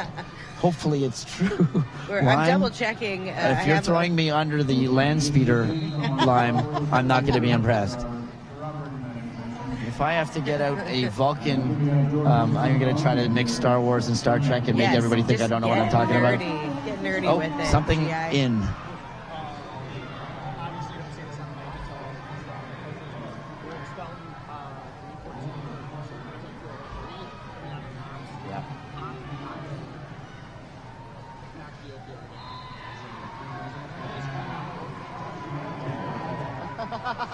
It's Biggie. Oh, 1-4? Yeah, 42 or 1-4? Live mics. Don't mind me. If I said something and you heard it, is there not droids you're looking for? I see. I went back to Star Wars on that. You're good. You're good at that. Yeah, that's exactly what the number we were looking for is 42. Grime and punishment. Getting asked to leave the game. Being expelled for a forceful contact with the ref. I saw it happen. And you saw it happen. It was Biggie Smalls, Biggie Talls. He was boinked off of him. Yes, but certainly again, and not that it's not an expulsion. I mean, do what you got to do. Rules are rules. It is. That guy was not attacking a ref. Oh no, there. no. That's an and I don't think point. that's how if the you refs didn't see. It was not looking, but they were a little shocked. I think both of them when they ran face to face into each other. I mean, he turned and Biggie Tall turned and it bumped into each other. Yeah. You guys might have seen it on camera. It is what it is. I mean, you can only get together and talk as refs and go, this is what I saw, this is what I saw. And from what I understand, those that didn't see leave the circle of love in the middle there. And then they establish what happened. Yeah, and I think that can be really, really tricky, especially at this point in a game where certainly not intentionally making that kind of decision, not looking to get in the way or cause a problem, but I think you just get focused and you don't pay attention. And I don't feel it's going to be a game changer. No, I think that Grime is probably stoked to be able to take a little bit of a breather. Yeah, but at the same time, he's probably disappointed in what happened. I mean, that's understandable. He's getting spoken to by F and ref. So we lost him, and we lost Cashman. Yeah. Actually, at the same time, Cashman fell out. Two different things. Grimes got his penalty. Logan is out there playing with his T-shirt, and lucky you on the internet, you get to see that. Oh, yeah. That's a Red Deer thing. We don't do that in the Glenmore Reservoir Dogs. I'm doing it right now. Actually, I don't even have a shirt on right now, and you can't even see me, guys. We're totally naked here announcing from the Big O. And absolutely nobody that knows me would be surprised if I was announcing naked. Well, clearly I already said that I wasn't going to put pants on tomorrow, so, we're slaying it You know all where a good out place on the line. for pants off, dance off is? RollerCon. Oh, yeah. As a matter of fact, that is the title of one of the evening events. And I'm looking forward to seeing you all at RollerCon in July. I will be there. Hit me up. Yes, if you are local or close to here, we still have quite a bit of action here at the Big O. Tickets still available for the raffle. You could potentially win tickets to RollerCon if you come down now and get your tickets. That reminds me, I actually have to buy 20 of those because you can actually get 30 for the price of 20. You do. It's a great deal. And there's all kinds of goodies to win. So get on down and get some tickets. Don't message me to buy you some tickets like I do for some raffles on my Facebook. Whoa. Dr. B taking the place of Grime and Punishment in the penalty box. He's now standing and getting ready here to enter the pack, although Woodman, your lead jammer for the Dreadnoughts. Both jammers, Woodman deciding to hold back Dr. B and let the Dreadnought line take care of him. That did not work out. Woodman ended up into the Lane County line, getting knocked out, and Dr. B dances happily through as he passes the Dreadnoughts defense. Woodman calling it off before Dr. B can make it into the pack and get any points. And YB Normal in the penalty box, as we said earlier, the father of X. Yeah, and he had an interesting time getting into the penalty box. Lost his footing and slid out, which is where I was like, oh, as Dr. B took to the track. YB Normal, just an interesting tidbit, he does helmet art. He's been creating new custom helmet work for a bunch of guys in his league as well as in the Emerald City League, and it's been really cool. He's been coming out with some amazing stuff. Yeah, and so we had an interesting situation there. Not sure if you saw it on camera, but Woodman coming into the onto the track as the whistle went, and he was returned to bench by the officials. And Wheeler heading to the penalty box for a penalty. Obviously, that's why you go to the penalty box. And 5 points for LCC. Sergeant Pepper making quick work of that pack.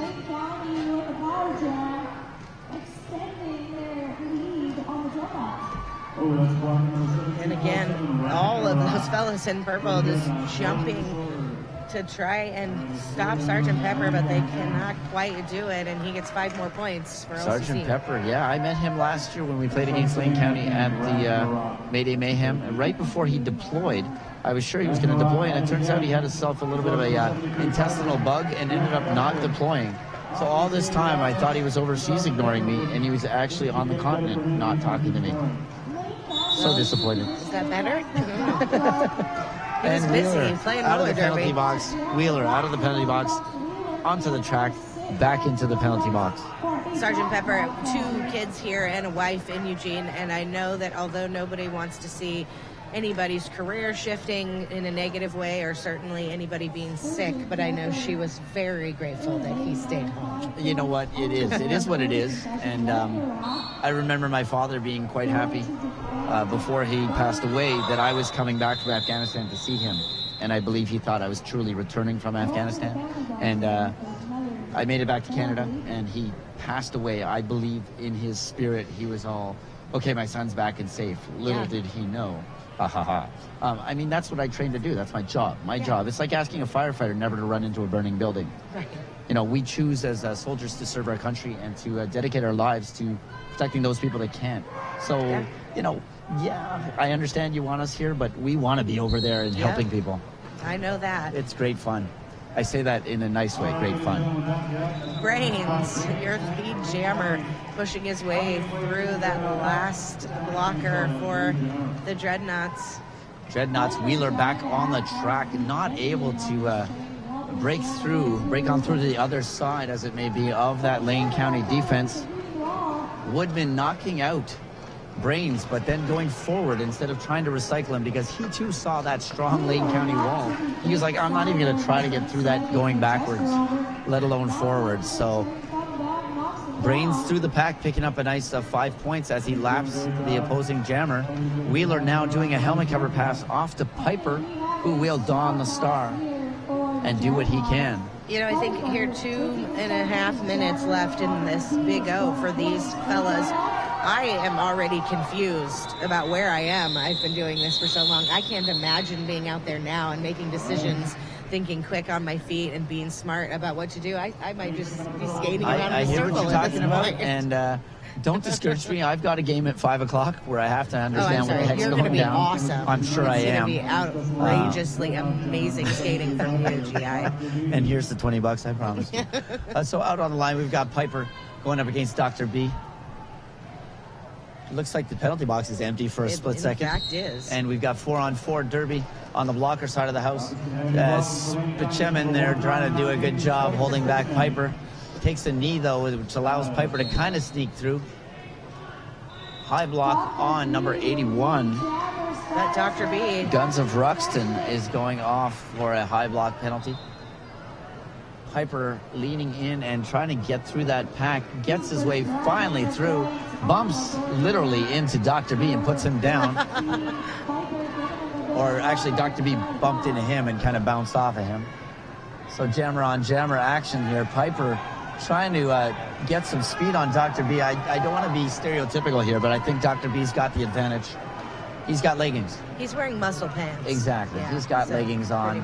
And Piper's just like, I'm not going to catch that. As Dr. B picks up 5 points and 2-0, Dave 2.0 gets a low block penalty. He's going to head to the penalty box.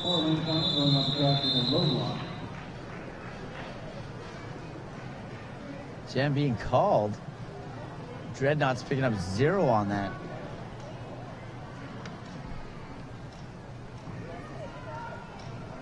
And we got, again, 2 blockers from LCC in the penalty box. Not much for time left. I'm not seeing any timeouts. That's the jam starting. There you go. It started. And multi-class wasn't exactly ready to go, it looked. He's in there now. He's running through and into the pack. And through the pack, picking up lead jam as Woodman gets bumped out. And calls it off. That is the end of the game. And this is now all mine. And then I'm going to run over to the BAD Philly game. And we've got an unofficial final, 257-76 for the Dreadnoughts. Amazing game. I mean, how can you not complain? It was roller derby, and it was fun, ladies and gentlemen. Out there now, you can see some Glenmore Reservoir Dogs shirts. I'm going to plug my own league, because why not, right? There's my boys. We're going to be up at about 5 o'clock. We're going to be playing against... what's that? The Rattleskates. Yeah, that's right. We're going to go up against a whole bunch of dudes and play some MRDA roller derby. So be sure to join us later. Your winning team for this, once again, is Lane County Concussion with 257. Red Deer Dreadnoughts 76. Thank you for joining us. Have a good afternoon. I'll talk to you later.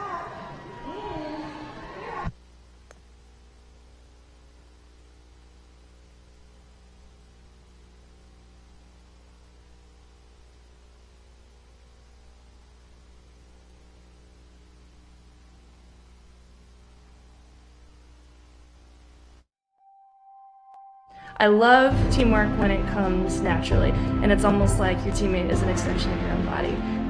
That anticipation, where you've worked cerebrally through strategy and skills, and suddenly you're out there in a game and it all comes naturally because you know each other. I love that.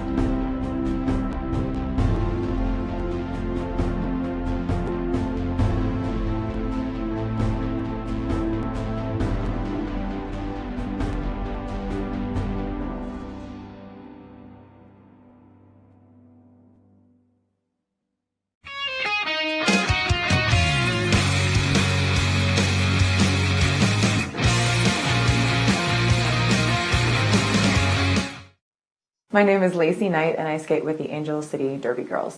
I've been evolving more and more into just having things that I know are going to be reliable, that they're going to last, and that they're going to do exactly what I want them to do. When you've reached a certain place in your derby career, it becomes less about how much you're spending on the equipment as it is about what it's going to do for you. I need to be able to have it conform to my foot so that it's just an extension of who I am as opposed to this thing that is now on my foot. The right elbow boot that I have now has been able to successfully do everything I need it to do. This year has even gotten better for me, and my skating is the best it's ever been, and it's the best boot that I've ever had.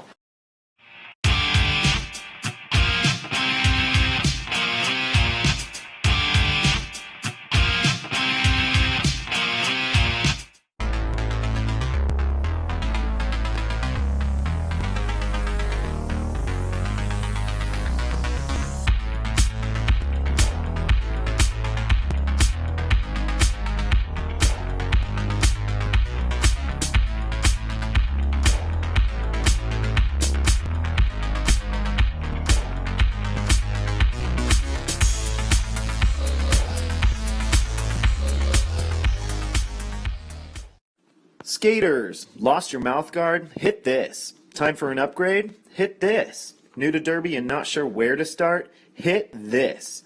We are Derby owned and operated with 6 years of experience. Hit This Derby Gear can hook you up with skates, gear, and honest advice based on your skating style and individual needs. Visit us at our store in Salem, Oregon, or online at www.hitthisderbygear.com. Whether you are a new or veteran skater, before you hit the track, hit this.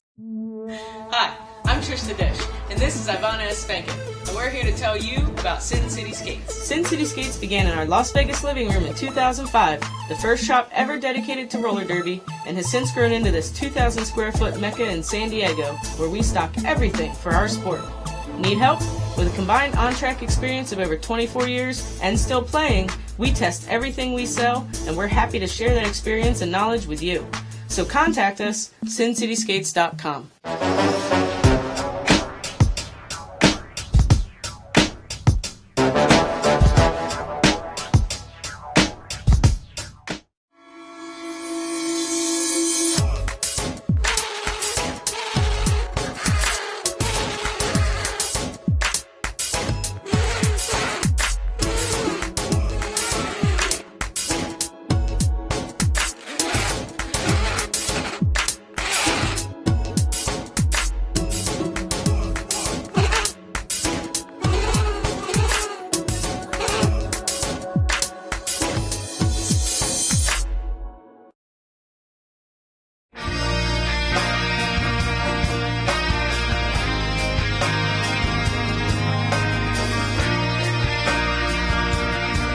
My uniform is always in pristine condition because I care about this thing more than I care about any other article of clothing in my wardrobe. Everybody's just like pumped and ready to go, and it's this culmination of, months worth of hard work.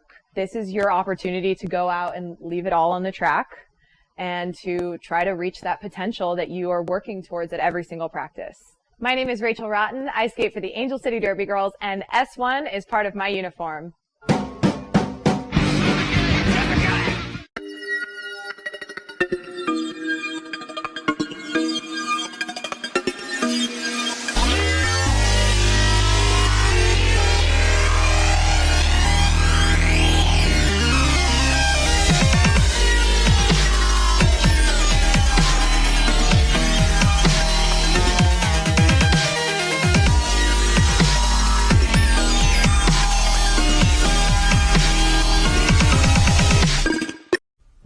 They told us to just sell skates online.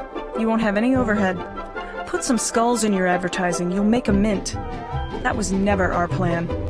Our plan was to make a store where all day we are fitting skaters, fixing skates, teaching customers, and putting the best gear on their bodies. Before we put 3 W's in front of our name, we made sure we had hundreds of happy customers come through our doors. We're not just Derby owned, we're Derby dedicated. Fast Girl Skates. Tired of fumbling and fighting with your skates wherever you go? We know the struggle is real, so stop the hassle. You pay top dollar for your skates, so stop stuffing them away with your sweaty, smelly gear and show off your prized possession with a Bruce Skate Noose, the original over-the-shoulder roller skate holder. We've been making nooses since 2011. We use the best quality supplies to ensure the best product on the market. With over 50 colors and patterns to choose from, there is certainly a noose to fit your personality and style. Find us online at bruisedsn.com.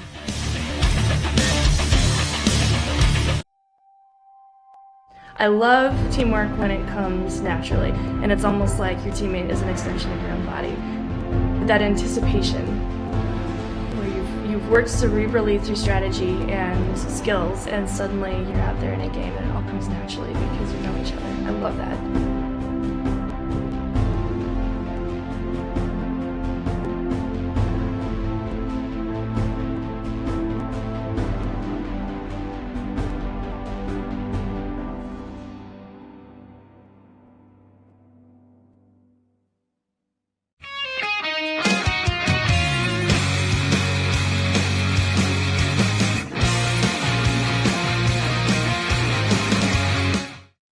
My name is Lacey Knight and I skate with the Angel City Derby Girls. I've been evolving more and more into just having things that I know are going to be reliable, that they're going to last, and that they're going to do exactly what I want them to do. When you've reached a certain place in your derby career, it becomes less about how much you're spending on the equipment as it is about what it's going to do for you. I need to be able to have it conform to my foot so that it's just an extension of who I am as opposed to this thing that is now on my foot. The right elbow boot that I have now has been able to successfully do everything I need it to do. This year has even gotten better for me, and my skating is the best it's ever been, and it's the best boot that I've ever had.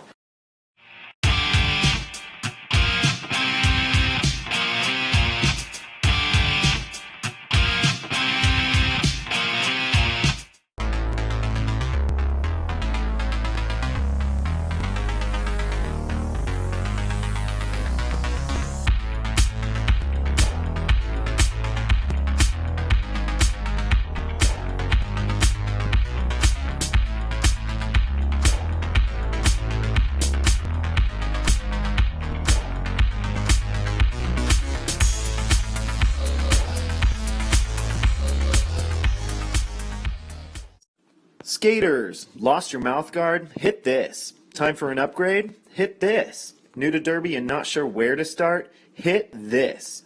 We are Derby owned and operated with 6 years of experience. Hit This Derby Gear can hook you up with skates, gear, and honest advice based on your skating style and individual needs.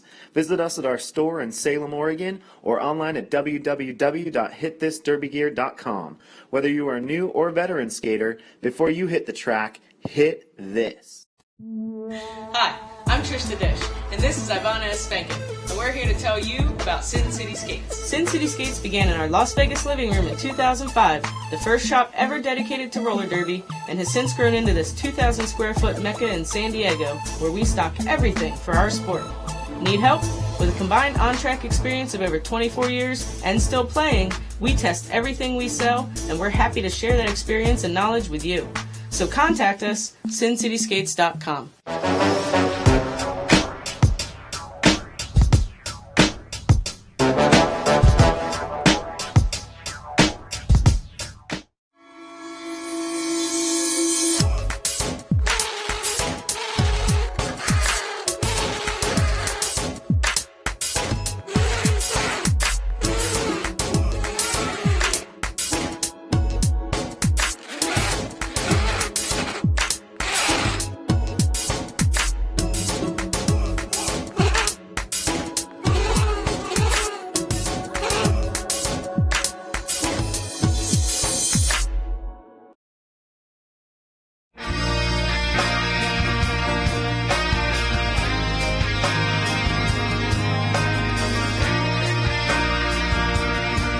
My uniform is always in pristine condition because I care about this thing more than I care about any other article of clothing in my wardrobe. Everybody's just like pumped and ready to go, and it's this culmination of, months worth of hard work. This is your opportunity to go out and leave it all on the track and to try to reach that potential that you are working towards at every single practice. My name is Rachel Rotten. I skate for the Angel City Derby Girls, and S1 is part of my uniform.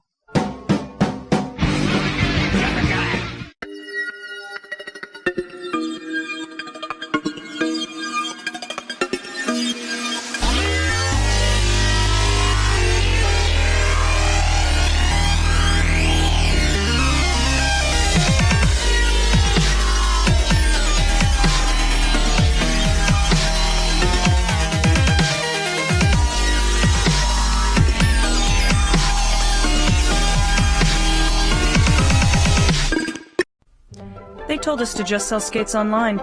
You won't have any overhead. Put some skulls in your advertising. You'll make a mint. That was never our plan.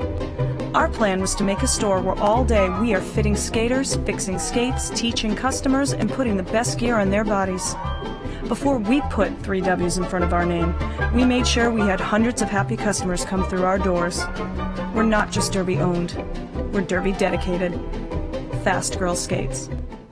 Tired of fumbling and fighting with your skates wherever you go? We know the struggle is real, so stop the hassle. You pay top dollar for your skates, so stop stuffing them away with your sweaty, smelly gear and show off your prized possession with a Bruce Skate Noose, the original over-the-shoulder roller skate holder. We've been making nooses since 2011. We use the best quality supplies to ensure the best product on the market. With over 50 colors and patterns to choose from, there is certainly a noose to fit your personality and style. Find us online at bruisedsn.com.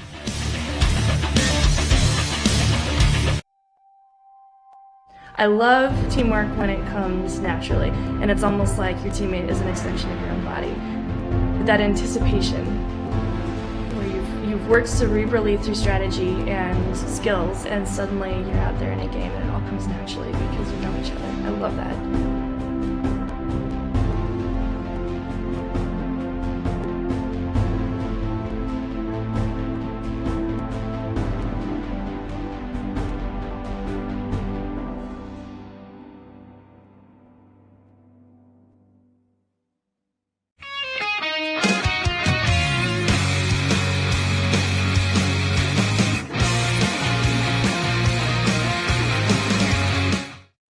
My name is Lacey Knight and I skate with the Angel City Derby Girls. I've been evolving more and more into just having things that I know are going to be reliable, that they're going to last, and that they're going to do exactly what I want them to do. When you've reached a certain place in your derby career, it becomes less about how much you're spending on the equipment as it is about what it's going to do for you. I need to be able to have it conform to my foot so that it's just an extension of who I am as opposed to this thing that is now on my foot. The right L boot that I have now has been able to successfully do everything I need it to do. This year has even gotten better for me, and my skating is the best it's ever been, and it's the best boot that I've ever had.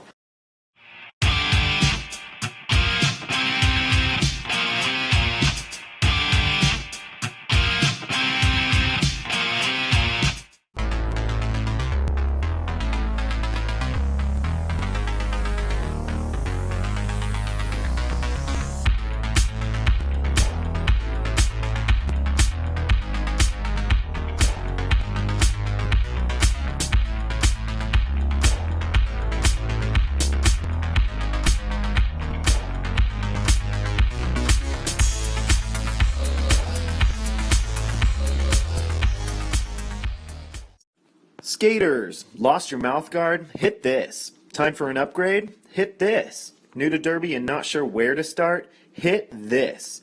We are Derby owned and operated with 6 years of experience. Hit This Derby Gear can hook you up with skates, gear, and honest advice based on your skating style and individual needs.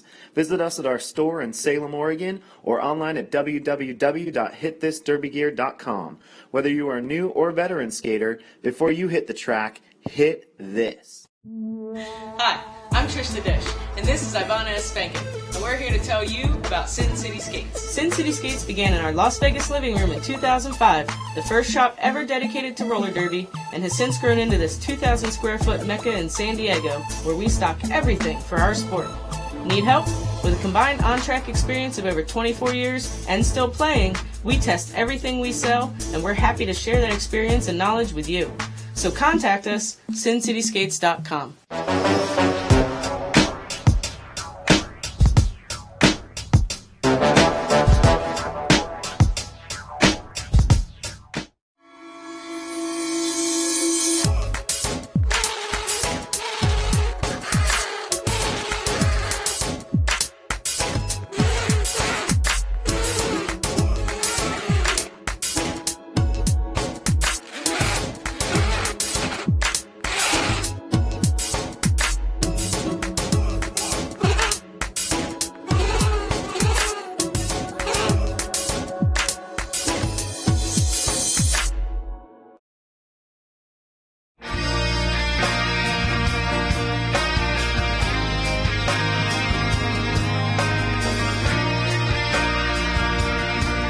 My uniform is always in pristine condition because I care about this thing more than I care about any other article of clothing in my wardrobe. Everybody's just like pumped and ready to go, and it's this culmination of, months worth of hard work.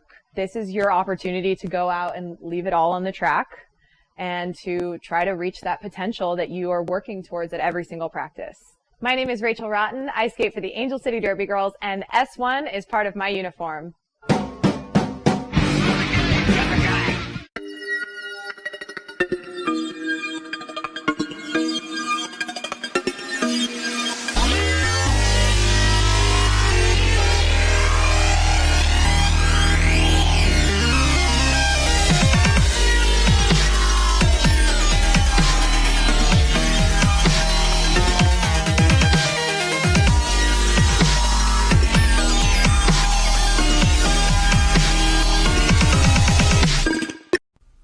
They told us to just sell skates online. You won't have any overhead. Put some skulls in your advertising, you'll make a mint. That was never our plan. Our plan was to make a store where all day we are fitting skaters, fixing skates, teaching customers, and putting the best gear on their bodies. Before we put 3 W's in front of our name, we made sure we had hundreds of happy customers come through our doors. We're not just Derby owned, we're Derby dedicated. Fast Girl Skates. Tired of fumbling and fighting with your skates wherever you go? We know the struggle is real, so stop the hassle. You pay top dollar for your skates, so stop stuffing them away with your sweaty, smelly gear and show off your prized possession with a Bruce Skate Noose, the original over-the-shoulder roller skate holder. We've been making nooses since 2011. We use the best quality supplies to ensure the best product on the market. With over 50 colors and patterns to choose from, there is certainly a noose to fit your personality and style.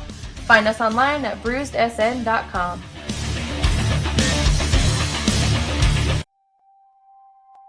I love teamwork when it comes naturally, and it's almost like your teammate is an extension of your own body. That anticipation, where you've worked cerebrally through strategy and skills, and suddenly you're out there in a game and it all comes naturally because you know each other. I love that.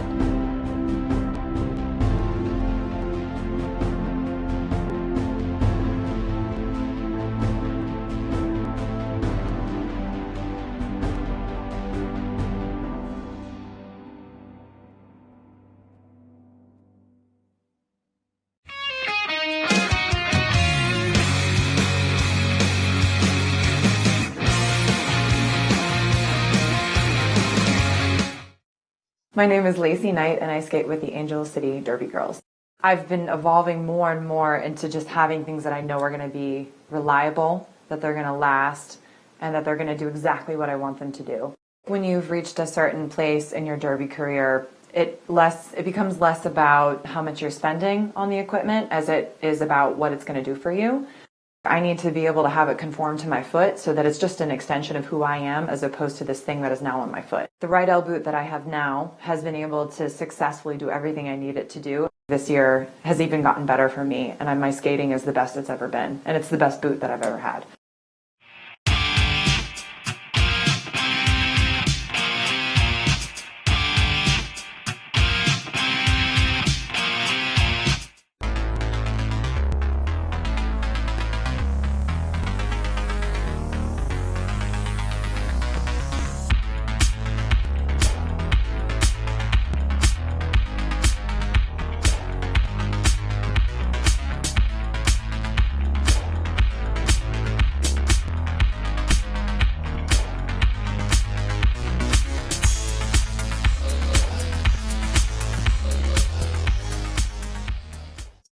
Skaters, lost your mouth guard? Hit this. Time for an upgrade? Hit this. New to Derby and not sure where to start? Hit this. We are Derby owned and operated with 6 years of experience. Hit This Derby Gear can hook you up with skates, gear, and honest advice based on your skating style and individual needs. Visit us at our store in Salem, Oregon, or online at www.hitthisderbygear.com. Whether you are a new or veteran skater, before you hit the track, hit this. Hi, I'm Trish the Dish, and this is Ivana S. Spankin, and we're here to tell you about Sin City Skates. Sin City Skates began in our Las Vegas living room in 2005, the first shop ever dedicated to roller derby, and has since grown into this 2,000 square foot mecca in San Diego, where we stock everything for our sport. Need help? With a combined on-track experience of over 24 years and still playing, we test everything we sell, and we're happy to share that experience and knowledge with you. So contact us, SinCitySkates.com.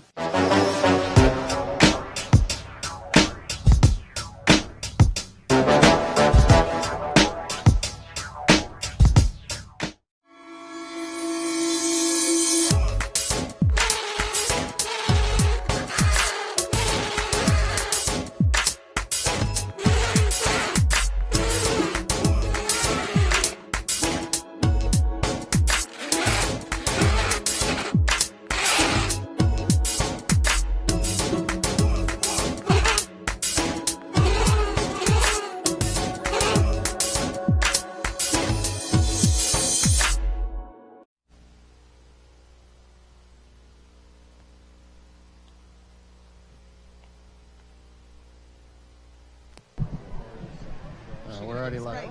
You what? I don't know. Oh, pardon my reach. Let's do that. That's okay. And we're live. Is that correct? I don't think she's listening. They never listen. Yes! Ladies and gentlemen, welcome to day 3 of the Big O right here in Eugene, Oregon. Just in case you turned in wanting to see something else, what you're gonna get is the Rose City Wheels of Justice versus Atlanta Roller Girls, Dirty South Derby Girls, all-star teams all the way through. I'm Magic Pony. My name is Plastic Patrick. And it's certainly great to be here. Patrick, do you want to bring out Atlanta first? I would love to bring Atlanta. Rank 13 in the WFTDA. They are the Atlanta Roller Girls, Dirty South Derby Girls, number 12, Rebel Yellow, 143, Baller Shot Caller, 1701, Jean-Juc Picard, 1964, Actual Malice, 213, Aphrodite, 23, Malitude Adjustment, 247, Slams Mackenzie, 33, Troublemaker, 50, Jamunition, 504, Natty Long Legs, 60, Wild Cherry, 747, Aussie Kamikaze, 76, Queen Luzia Tifa, 89-79, Switchblade Susie. And what about those Rose City Rollers, Magic Pony? Thank you. Skating today for your Wheels of Justice, number 127, Jessica Chestnuts. Number 1313, Griffin. Number 26, Nacho Lucky Day. Number 28, Alicia Nesbitt Smith. Number 307, Shayna Sarlson. Number 365, Copernicus. Number 4, Jess Rivas. Number 426, Ripley. Number 48, Feliz Brutality. Number 50, Scald Eagle. Number 523, Liquor and Split. Number 7, Monica Geigel. Number 77, Lauren Much. And number 934, Jamie True. And this will be both teams' third bout of the weekend. Rose City had 2 victories, 355 to 129 against Philly on Friday and 237 to 188 last night against Texas. Atlanta suffered a loss to Bay Area, 205 to 125, and a great victory to Boston, 245 to 95 yesterday. Day 3 of the Big O, Atlanta in the white, Rose City in the purple. Magic Pony, how excited are you about this one? I'm totally out of my pants crazy. That's right, he's not wearing pants. You'll never know. It should be a great game. I know both these teams put on a super display every time they're on the track. I had the luck of calling the Bay Area Atlantic bout earlier this week. I guess that was on Friday, and it was super sport. I could not believe the game I saw. This is my first Woj bout of the weekend, and I'm really excited about it. Yeah. Well, Rose City, I think, has been putting on quite a display of defense. That's their game. A real solid practically not moving defense. And what else is there to say about their fantastic jammer rotation? It's pretty deep. Yeah. And tall. Yeah. And Scald Eagle-y. Yeah. Scald Eagle, Liquor and Split. Lauren Much and Felice Brutality. And they're going, looks like they're going with that same rotation today. And now Atlanta has been doing pretty well themselves. They are ranked 13th. They're going up against number 3.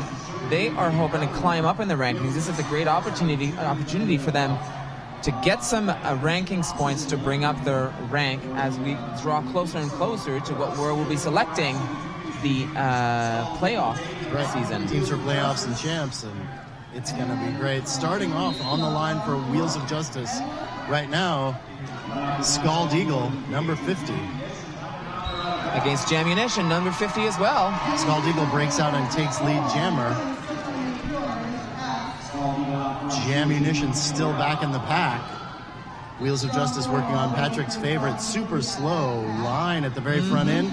Scald Eagle attacking Atlanta in the back with the help of Sarelson.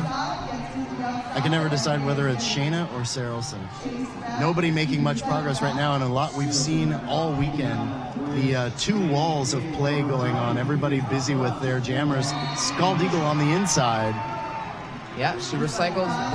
She passed her own pack and passed the Atlanta pack. The Atlanta could not recycle quickly enough on the inside. Star pass from the Atlanta jammer, number 23, Mattitude Adjustment. One of my favorite names in all of Derby. That's right. Scald Eagle calls it off before Mattitude Adjustment has a chance to score any points. We're at 9-0 for Rose City, 28:54 left in the half. We're just getting started. This game could go either way. And Magic Pony laughed most heartily at his own jokes. On the line right now, number 77, Lauren Much. And that's Troublemaker 33 for Atlanta. Lauren Much on the outside, jumps to the in. Nesbitt Smith, the screen for her on the inside line. Right now, trying to push through the front. Troublemaker stuck in the back with Copernicus and Nesbitt Smith. Lauren Much taking another route around, dropped out, jumps back in, and assaults the front. And 30 seconds into this jam, we're just getting to turn 2. We're seeing a bit of movement, but both jammer recycled far, far back. And it's that solid, rock solid defense on both of these teams. Oh, yeah. Seeing Lauren Much not be able to make progress through a line is something you just don't see in any derby anywhere. And there goes Troublemaker, also recycled. Notice how they drew far back, but they were on the jammers were on the outside of the track, which is much better for the blockers. As jammers on the outside have to take a longer way around. Lauren Much breaks through. She's your lead jammer. Troublemaker on the line, dropped to the in by, looks like Jamie True. And quickly through, that's Lauren Much picking up 5. Atlanta and Rose City dropping 1 each to the penalty box. Lauren Much on the outside. That's more than the way she likes to play. She comes through hot and low, works her way around the outside. Yeah, jammer ref is showing 4 points. The bench is screaming for 5. Lauren Much, bit of a tumble, and that jam is off. No, it's not. I'm sorry. It's whistles from the other track throwing me off. Sorry about that. Lauren Much is carrying on. So far, 14 points. Another star pass for Atlanta. To baller shot caller. Holy mackerel. Number 6, Wild Cherry, sliding in backwards to drop Lauren Much in the turn. And there goes the coach asking law and order, the ref. I bet he's asking about those 4 points. Rob Lobster. Rob Lobster, 4 versus 5 in the second pass of Lauren Much. Rob likes to spend a lot of time out in the middle asking questions, just making he's very detail oriented, very focused on the game, and likes to make sure everybody's paying attention. I think it's a coach thing. Oh yeah, Rob more than most. And looks like they're going to make the correction. So Coach Lobster was right. 15 points for Lauren Much and the Rose City Rollers. The guy is sharp as a tack. Rose City now at 27, Atlanta at 0. Rose City in the purple, Atlanta in the white. Little over 26 minutes left in this bout. And right now we've got number 523, Liquor and Split, skating against Aphrodite, number 213 from Atlanta. More slow starts from both these teams. Atlanta's defense is working against all of Portland. It's really something amazing to see. Aphrodite right now stuck behind just about everybody. Rivas dropping back, working with Chestnuts in the back line, and Griffin. And the Rose City defense is so strong, they can afford to send an O, which frees Liquor and Split. She picks up the jammer status 3 so far for Rose City, 3 in a row. Aphrodite breaks through the pack. She's the first jammer for Atlanta to do so without the star pass. Hey, that's right. Of course, we are in Jam 3. Liquor and Split. Liquor and Split through, grabs her points, calls it off. And 31-0, Rose City. Back on the line, it's Scald Eagle, number 50 for Rose City, and number 1701, Jean-Luc Picard for Atlanta.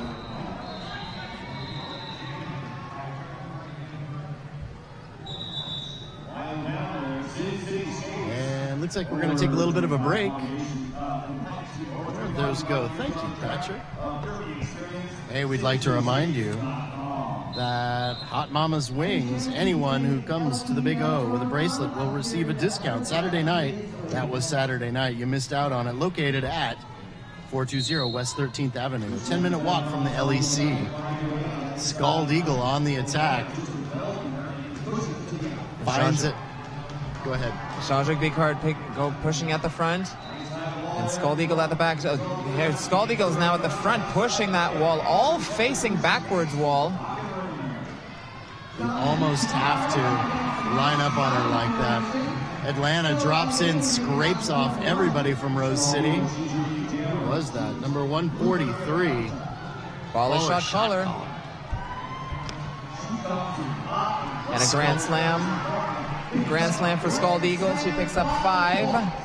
Atlanta still sitting at 0. Rose City now at 36. When will Atlanta get on the board? Huge hit. Dished out to Scald Eagle. Actually ended up with one of Atlanta's on the floor. And that brought that jam to a speedy conclusion. She picked up 1 more point. So Rose City now at 37. Atlanta at 0. Again, Rose City in the purple. Atlanta and the white.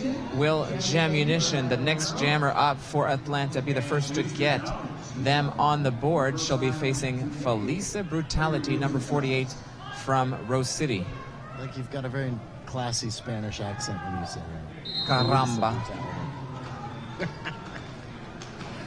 Feliz all over the track right now on the outside. Sees some sunshine, breaks through on the inside. Lead jammer. Wheels of Justice. Right now, Jamunition back to the back of the pack. Wheels of Justice with the triangle defense. Jamunition jamming it to Chestnuts, and Feliz Brutality on her way to the penalty box for a low block. I didn't catch it, but that's Power Jam number 1 for Atlanta. Power Jam number 1 for this bout. This is Atlanta's chance to get on the board. Copernicus covering the inside line, slowing her down a little bit. Jamunition back at slamming away at Wheels of Justice. No need to say it, but I'll say it anyway. This is the Power Jam that Atlanta really needs right now, and the Wheels of Justice are busy, absolutely killing it. Yeah, but they're staying within the engagement zone. A pack stopped at a dead stop. Here comes Feliz Brutality hitting the back of the pack. 2 just deadly positional blockers, that being Chestnuts and Ripley. There's no getting past them, and we've got Feliz Brutality back to the back of the pack in Atlanta, having to deal with a pileup of their own. And Jean-Jacques Picard pushing at the front. Everybody busy. Ripley back to try to break out Brute right now. Oh, excuse me, that's Jamunition. She picks up, there we go, she picks up Atlanta's first 5 points. They are now on the board. Ripley in the business of trying to slow people down so they can't get behind her. Jammunition's back. Ripley on the out saying no. Jammunition goes straight to the in and puts up another 4. 2 blockers for Atlanta holding back Felice Brutality. They had to let her go. She broke through again, picked up 5, and the jam is done. 2 minutes, 2 very difficult minutes, which brings her score to 42 for Rose City, 9 for Atlanta, 21:15 left in this half. Atlanta getting some traction. Doing a good job focusing on their game, studying their opponents, and just adjusting things just enough. Jammunition, one hot jammer. Lauren Munch, number 77 for Rose City, Troublemaker, number 33 for Atlanta. The jam is off. Lauren Munch having a pretty good weekend this weekend, I'll say. Right now, actually, pretty much every game is a good game for Lauren Munch. Troublemaker, though, I must say, a standout jammer for Atlanta this weekend. Yeah, in the Bay Area game, she was super as well. Lauren Munch out. She's your lead jammer. There goes Troublemaker now getting it through. Baller shot caller to the penalty box for Atlanta. Bit of a pile up. Lauren Munch breaks out, calls it off. Picks up her 4 on the way by. We'd like to thank LTD, Lane Transit District, for the best way to connect with the Big O this weekend, driving everybody for free. Absolutely. And if you're not here, you're missing out. Here on track 2 right now at the Big O. Exactly.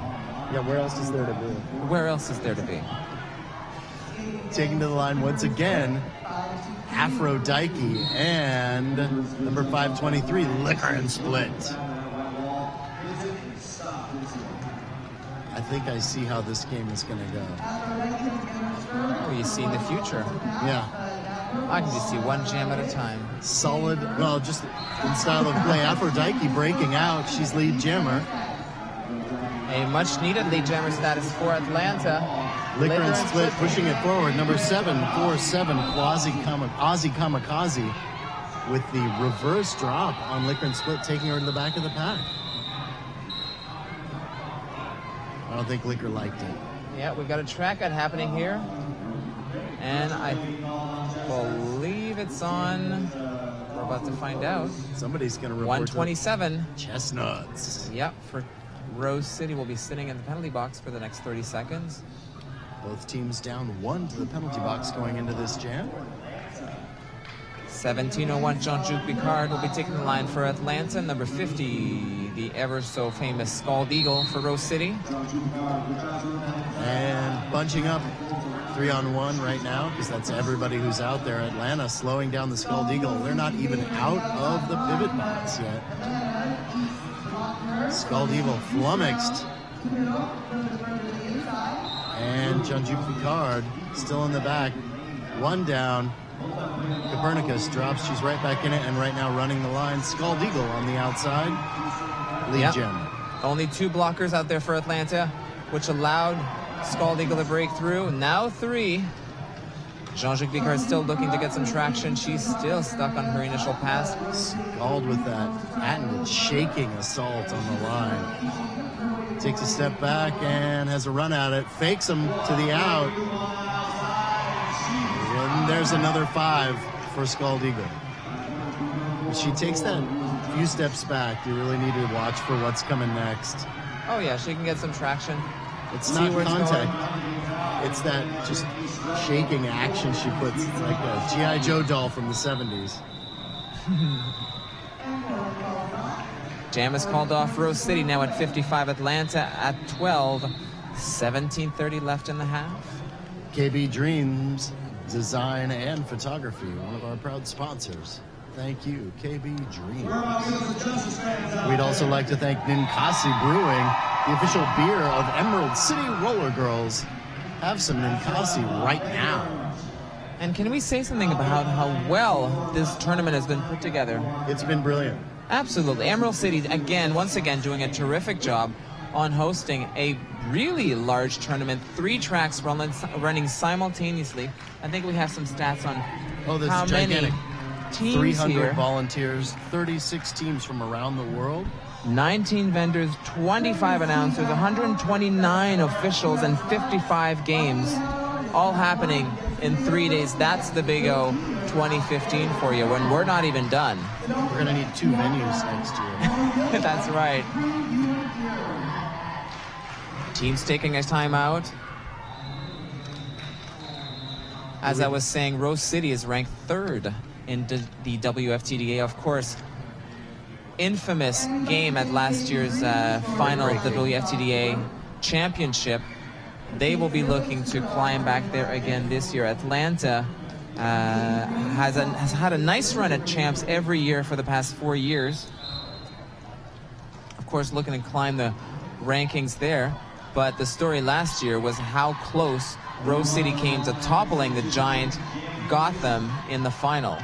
Last-minute heartbreaking loss. And, back on the line, it's Lauren Much and Jamunition, respectively, on their lines.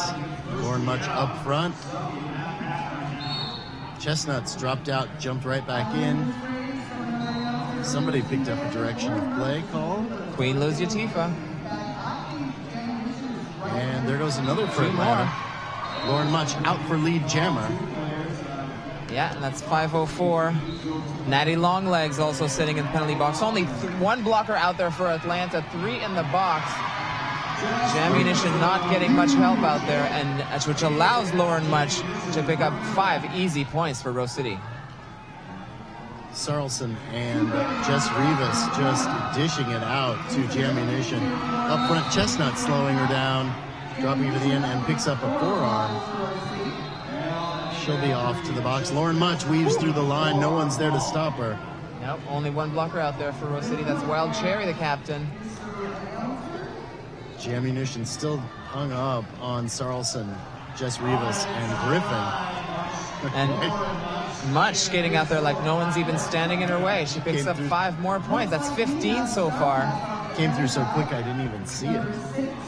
Lauren Much on the outside, and Sarlson in with a nice screen. We've had a star pass again for Atlanta in that jam. Yeah, that's to Wild Cherry. Jess Rivas and Sarlson owning that one.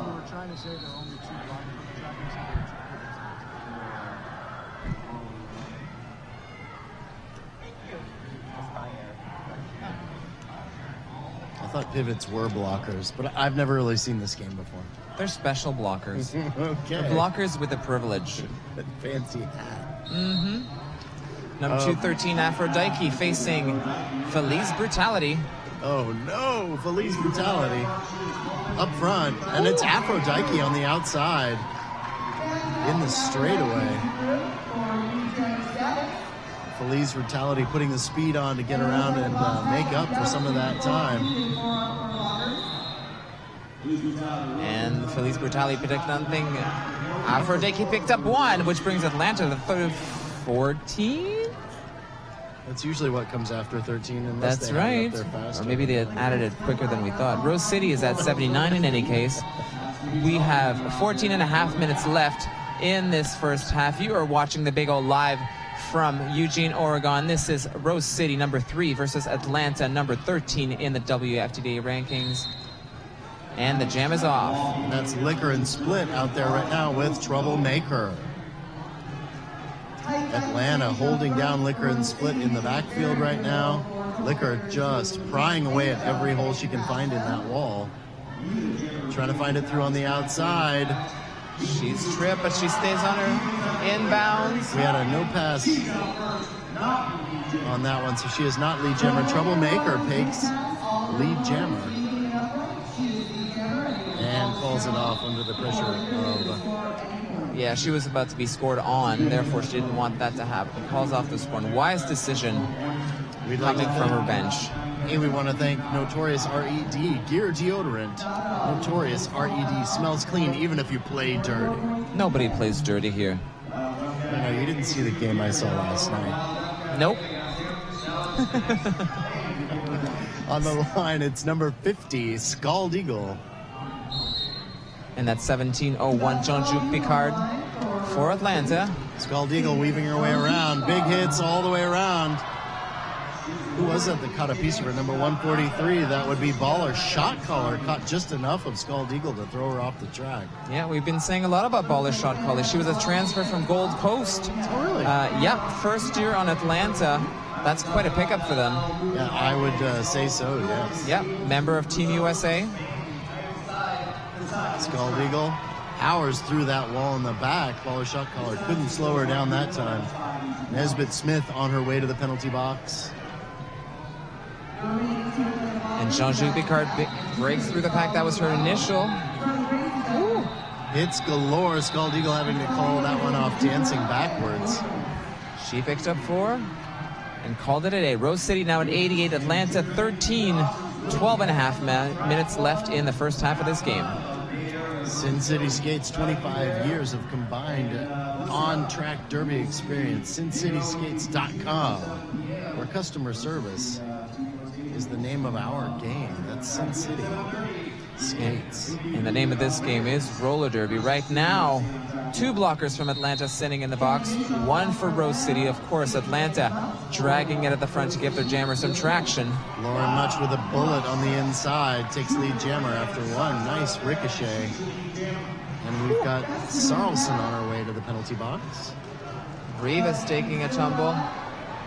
Here comes Lauren Much with 2 blockers at the front. That's Wild Chair and Queen Luziatifa. Jess Rivas getting a piece of her and dragging Jammunition to the very back of the pack. Jammunition breaks through the pack. That's her initial. Nice work by her blockers on that one and screening everybody off. Lauren Much threw backwards, calling it off. She picked up 4 more, brings up Rose City to 97. That's 9 points in this jam for Lauren Much. Atlanta at 13, 11:15 left in period 1. Left turn clothing that conforms and moves with you. That's left turn. On the line. Oh, you already said who was on there. No, but I can tell you. Please do. Troublemaker. And celebrated jammer for Atlanta. And here's Felice Brutality for Rose City. Brute going for the direct assault right now, taken off the track by Atlanta. Multiple player block called on the Rose City pack. Troublemaker picks up lead jammer status. But here comes Felice Brutality right behind her. It's a race to the back of the pack, and up at the front of the pack, it's a race to stay away. Rose City on the run. Felice Brutality on the attack. Troublemaker calling it off after the pressure was on. I think she feels like she called it off a wee bit early. One of the blockers from Rose City took a tumble. That was a good chance for her to score a point, but she had already called it off. The pack was going ever so quickly, and she just said, oh, I'm not going to make it. All the Rose City blockers were jetting for the front, and the Atlanta blockers at the back. She was right there with Felice Brutality. There was no point in losing a point. Yeah. Any points. Losing all 4, maybe. Yep. Aphrodite back on the line, and that is once again Liquor and Split. Drop to the in. Liquor and Split on the attack really hits the line hard, and it's still going nowhere. Nope, both packs barely breaking it past turn 2. Up front, it's Chestnuts leading the triangle defense with Jess Rivas, and I can't tell who the other one is from here. Nice job recycling and circling around, staying ahead. A nice tool holding back Aphrodite. Chestnuts with the drop on Aphrodite. And Liquor and Split getting no traction at the front of that pack. Chestnuts back on her way to the penalty box. And both packs getting barely any traction. Oh, here comes Aphrodite. Her pack is moving from... Both packs are about to crash, actually. If the packs did merge, there'd be a chance for a jammer to move forward. And right now, Jess Rivas making sure that's not going to happen. Well, what usually ends up happening is the pack that's in the back ends up crashing into the front pack, and then if the blockers are quick enough to recycle at the front, they can still stop her. But we're approaching the curve now, and that's where there's the most room. So that's what Aphrodite is hoping.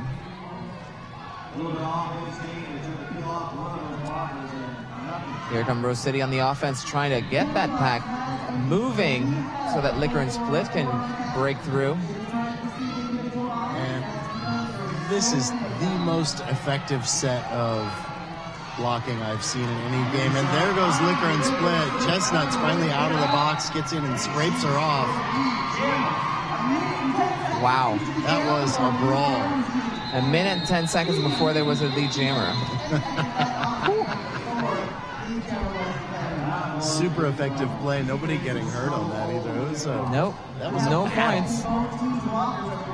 Rose City now at 97. Atlanta 13. 7.5 minutes left. Back on the line, number 50, Scald Eagle. And that's Jammunition number 50 from Atlanta, the Dirty South Derby Girls. Scald Eagle up front finds the white wall that's planted itself so firmly at the front of the pack in almost every jam so far. Scald Eagle dropped out and back. Look how fast that pack reformed. Right. Oh, and there she goes. The two walls crashed into one another, and then the curve. Out came Scald Eagle, picking up lead jammer status. Jammunition still stuck on her initial pass. Alicia Nesbitt-Smith. And right now, because of all the officials, I can't see everybody. Scald Eagle picks up a back block on her way through the pack. She'll be on her way to think about what she's done for 30 seconds. And there goes Jammunition picking up, completing her initial pass. That is a chance for Atlanta to break from the 13 points that they've been held at for quite some time. Atlanta in for the breakup. The anarchy created, but still not doing it. Sarlson dropping out for bridging. Nesbitt-Smith, Copernicus up front. And she's out. Takes up 5.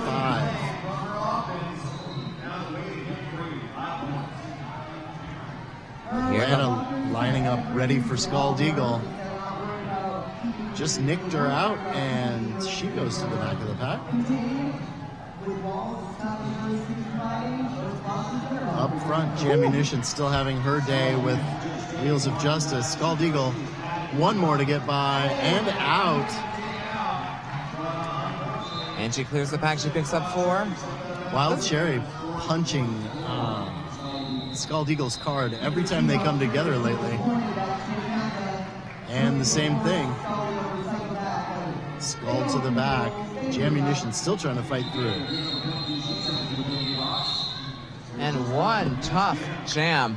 Atlanta at 22 points. So Rose City on top at 102, breaking the century mark. 5 minutes left in this very defensive game. It's like a clinic on how to run really hard defense. How to keep your pack from moving at all.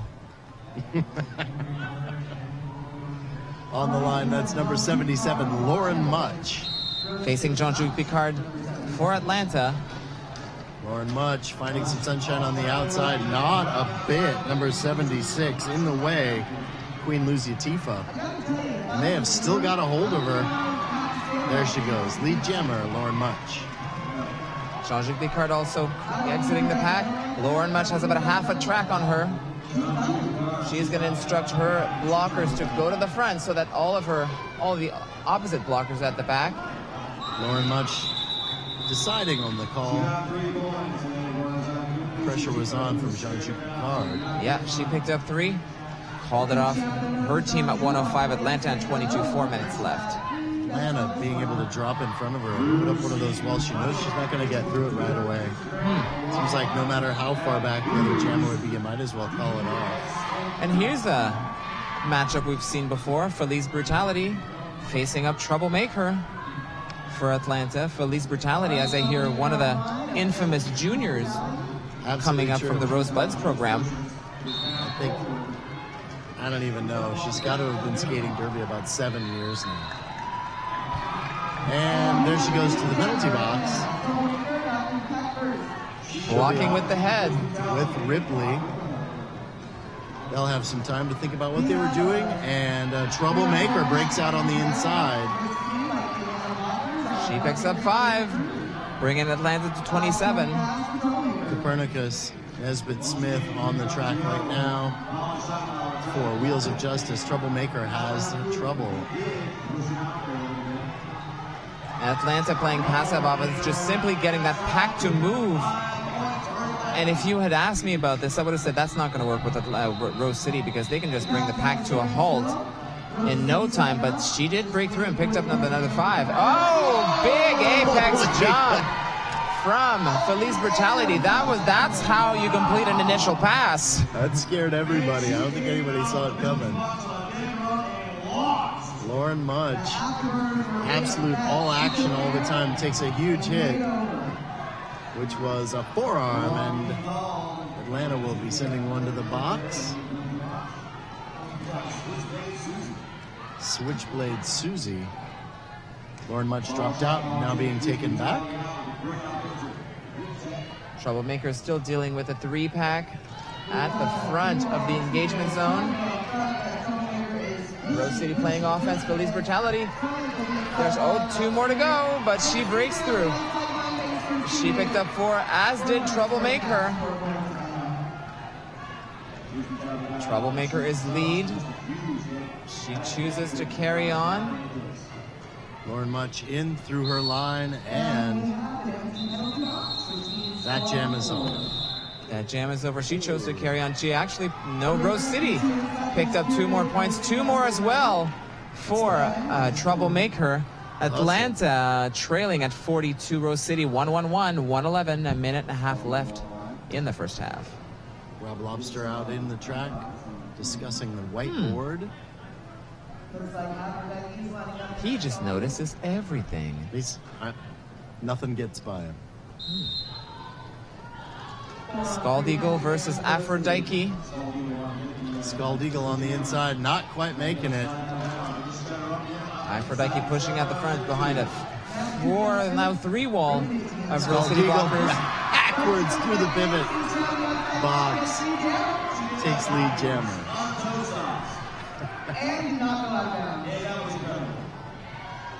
Atlanta ready for her on this next pass once again. Showing she can do it on both sides of the track. And this is a demonstration of why you think twice about recycling or hitting out Scald Eagle instead of simply containing her. Right, yeah, she's so quick. Yeah. Her leap back onto the track with legs absolutely. like that, she can jump back onto the track faster than you can get behind her. Well, exactly, which is why I'm thinking teams should think twice about hitting out a jammer like herself. If they've got a 4-wall, she's on the curve dangerously enough. She's got more room to move. So if you're on the curve, you might want to try and contain her right up against the line without necessarily hitting her out. And that's that. Man, this game's going fast. Ooh, Atlanta at 42, Rose City 117. We're going to have time. This is the big, yeah, sure is. This is the Big O, track 2. Again, Atlanta versus Rose City. We're going to take a small break, and we'll see you back in 8 minutes for the completion of this game.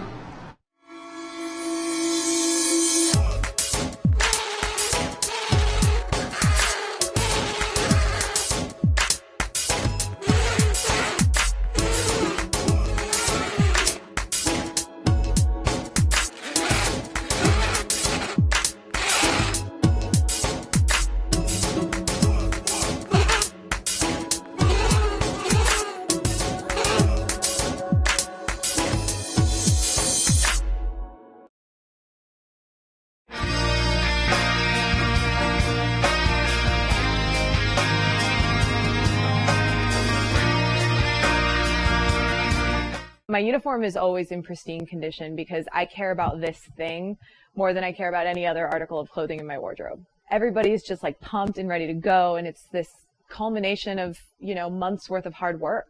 This is your opportunity to go out and leave it all on the track and to try to reach that potential that you are working towards at every single practice. My name is Rachel Rotten. I skate for the Angel City Derby Girls, and S1 is part of my uniform.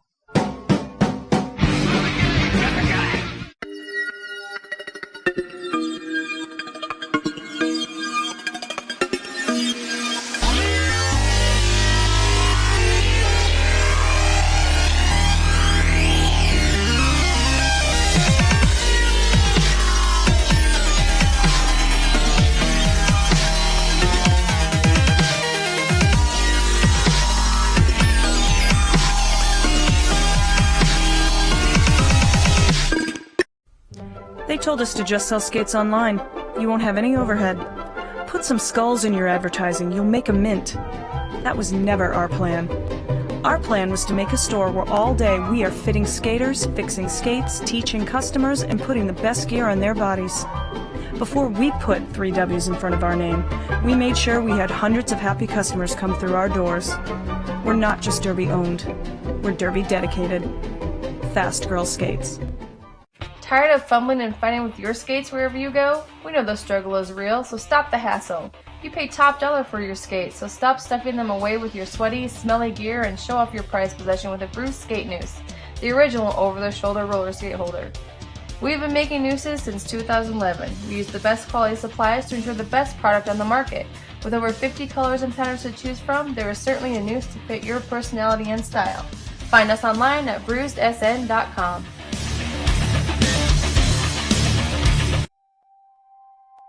I love teamwork when it comes naturally, and it's almost like your teammate is an extension of your own body.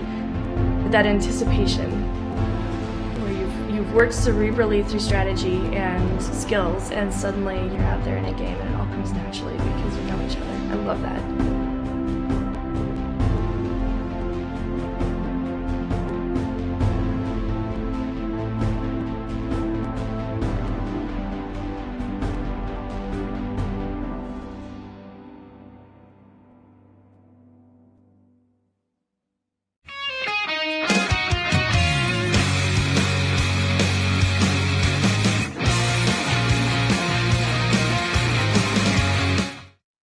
My name is Lacey Knight, and I skate with the Angel City Derby Girls.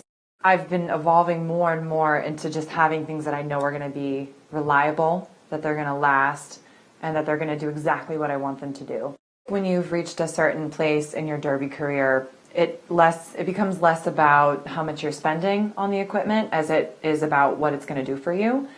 I need to be able to have it conform to my foot so that it's just an extension of who I am as opposed to this thing that is now on my foot. The right L boot that I have now has been able to successfully do everything I need it to do. This year has even gotten better for me, and my skating is the best it's ever been, and it's the best boot that I've ever had.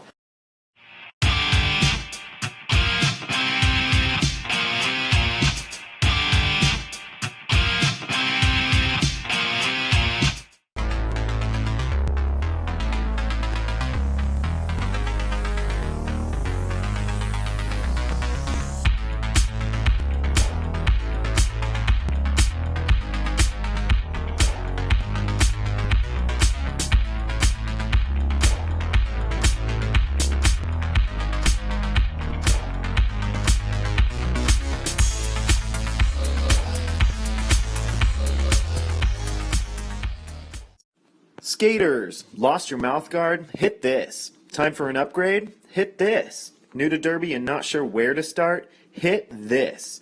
We are Derby owned and operated with 6 years of experience. Hit This Derby Gear can hook you up with skates, gear, and honest advice based on your skating style and individual needs. Visit us at our store in Salem, Oregon, or online at www.hitthisderbygear.com. Whether you are a new or veteran skater, before you hit the track, hit this.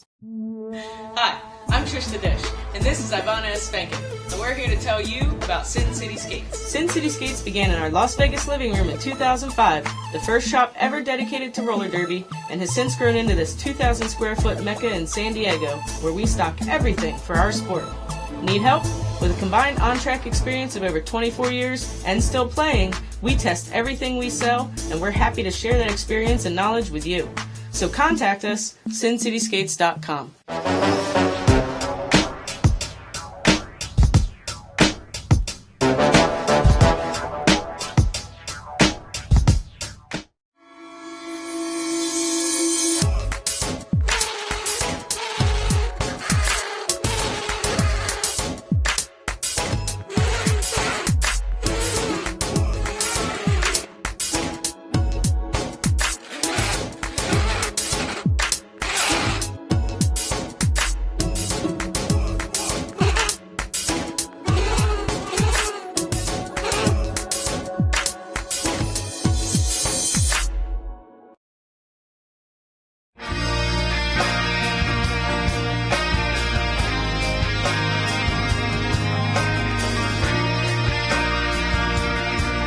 My uniform is always in pristine condition because I care about this thing more than I care about any other article of clothing in my wardrobe. Everybody's just like pumped and ready to go, and it's this culmination of, you know, months worth of hard work.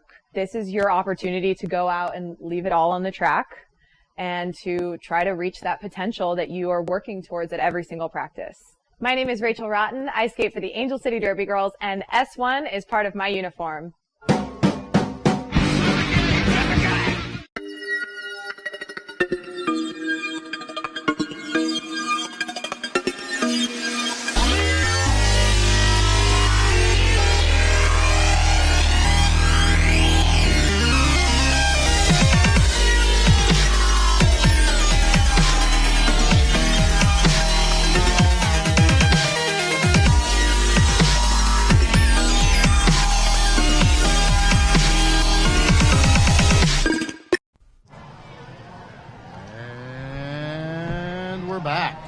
You're watching Rose City Rollers facing Atlanta. This is live from Eugene, Oregon, the Big O Tournament, Day 3, Magic Pony. Hey, thank you, Plastic Patrick. Yep, there we are. There we are. So we were looking at a few stats during the break. Of course, you want to know the penalty situation, and we've got that for you. 19 penalties for Atlanta, but 0 jammer penalties. As far as Rose City goes, 13 penalties, but 3 of those are jammer penalties. So even though Atlanta is leading 117-42, they are locking down the defense very, very well. Even during the power jams, Atlanta only picking up 42 points during the first half. Of course, they will be looking to inch closer to the almighty defense of Rose City. Well, so far actually being a pretty fair game as far as defense is concerned. Yeah. Well, yeah, I think we can definitely say that slow pack is here. Super slow. Yeah. It's yeah, like but old day slow. You know, it's a modern version of the slow pack. It's not like the 2011 version where it would just go nowhere. It's a slow pack, and suddenly somebody makes a break for it, and it speeds up in the blink of an eye, which is way more entertaining than all fast or slow. Around. Yeah. Yeah, and I think pretty much the death of passive offense is here. Yeah. You have to get out and do something. Yeah, because the packs are so powerful and so solid that if you simply play the passive offense, you are going to waste that precious 30 seconds to collect some time, especially now that, you know, the jammer penalties are 30 seconds long. You want to bank on them, especially a team like Atlanta that's had 3 power jam opportunities that did capitalize on them. But I'm sure that they would look to capitalize on it even more since they are trailing a fair bit at this point in the bout. Yeah, they're down a little going into the second half. Always being able to, it's hard to make that decision to drop one blocker to run off and help with your jammer, but the times that people have been effective with doing that, it's been effective, especially in the case of Police Brutality got saved with one of those. Jammunition got saved by a couple of those in this last half. I'm sure we're going to see more of that starting up right now. And what we definitely will see more of is Atlanta starting at the back, because now they have the jammer line bench as Rose City now has the pivot line bench. Again, Rose City is wearing the purple, Atlanta is wearing the white, and we are off for period number 2. Scald Eagle muscling the line forward, breaks out up front, lead jammer. I do believe that's how we started off the last half, too. I think you're right. But that's volley shot caller for Atlanta exiting the pack. Atlanta mixed in, trying to break up. Scald Eagle's momentum. She breaks through, calls it off before Baller's shot caller has a chance to do anything about it. A quick 4-0 brings Rose City to 121. Atlanta at 142. That was a 30-second jam, Magic Pony. It's happening fast. Yep. Lauren Much and Troublemaker on the line right now, and everybody way up at the pivot line. Ooh, hello. Speaking of 2011.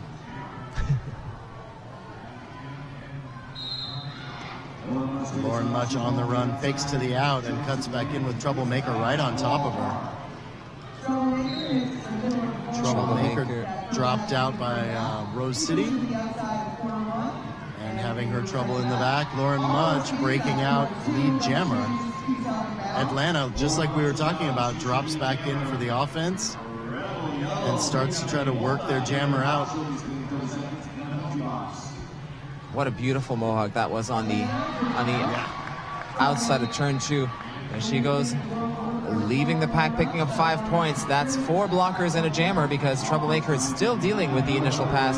There she goes, recycled way at the back. Nesbitt Smith on that drop and drag. Copernicus in there holding the line right now, and Lauren Mudge back for another run. Whew, like nobody's even standing there. 15 points so far for Lauren Mudge. Nacho Lucky Day on her way to the penalty box. Just as I said that, Troublemaker exits the pack. Lauren Mudge is going to go for scoring pass number 4. I had enough. She calls it off. After picking up, we shall discuss. 15 and 3. 18. Bruised Skate News. Find us on Facebook, Twitter, Instagram, or online at bruisedsn.com.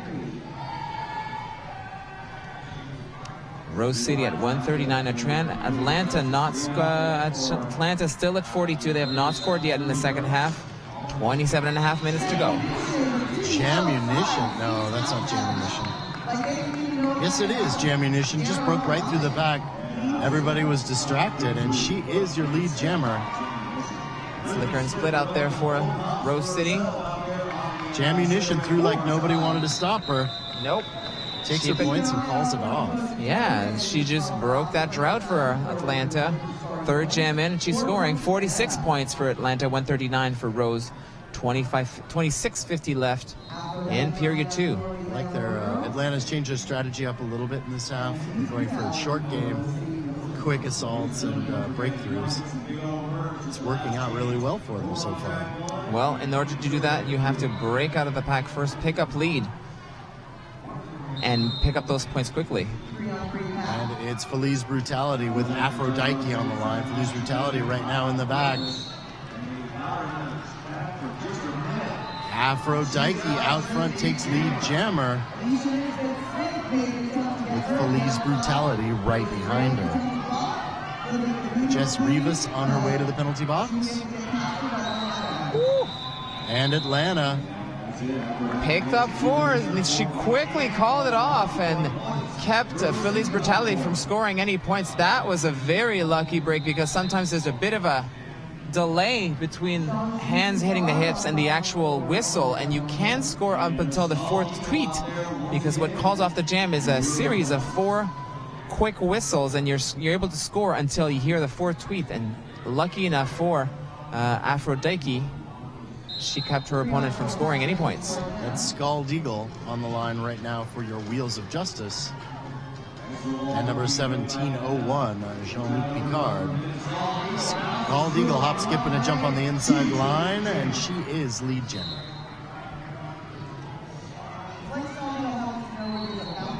And Atlanta sends one to the penalty box. Picard on her trip. Jean-Luc Picard exited the pack. Scald Eagle looks like she's standing by to call off the jam, and yes, she was. If you like a Scald Eagle, well, you will be able to see her once again tonight in the Team USA versus Big O All-Stars bout, which will be happening at 7:30. That's what's closing our tournament this year in 2015. I think a very exciting bout. It seems to be a trend now in certain tournaments to invite Team USA members to face off skaters that have stood out from various teams in the tournament. And we're going for an official timeout. An official timeout. Well, nope, now we're back in. That was on. And then you can hear the king. Bellicose revelries on the side. Lauren Mudge on the track with Troublemaker. Atlanta dropping in and slowing down Lauren Mudge's assault right away. Yeah, that's her game. She wants to push the Atlanta pack right into the Rose City pack, so they're forced to recycle at the front and hopefully getting some movement so that she can just jump into the chaos and break free. Lauren Much up front now with Atlanta's pack. One of the best recycles I've seen out of them for the day. Lead jammer, Lauren Much. Troublemaker breaks free. And Lauren Much right to the back of the pack. It's a bolt around the out. Cuts to the in, calls it off. Just in time. And Troublemaker still at 0. Rose City now at 147. Atlanta 50, 23:44 left in period 2 of this Rose City versus Atlanta bout. You are watching a Big O tournament live from Eugene, Oregon.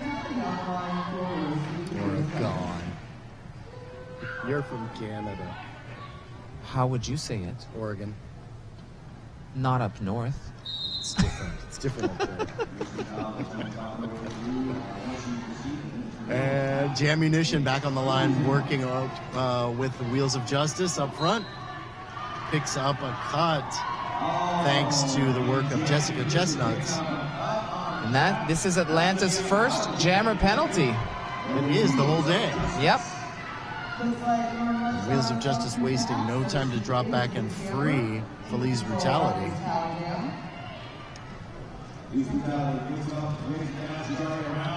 Feliz Brutality on the inside. Nobody even saw her back there. Wheels of Justice looking to scrape off somebody and keep Atlanta from running away. Feliz Brutality dropped. Yep, that was a big one. Windows Utifa was doing the pulling on this one. She is a brick wall. And now Feliz Brutality trying to find her way through that Atlanta line with Jammunition back on the track up front. And the pack going nowhere. Jammunition breaks through the pack. Wheels of Justice wasting no time to get back and play offense for their jammer. Brute calling it off. And Atlanta again occupying the back of the ball, back of the pack. We're going to have Aphrodite facing Liquor and Split. Rose in the purple, Atlanta in the white. Rose City starting down 1 to the penalty box with Jess Rivas waiting for her chance to come back.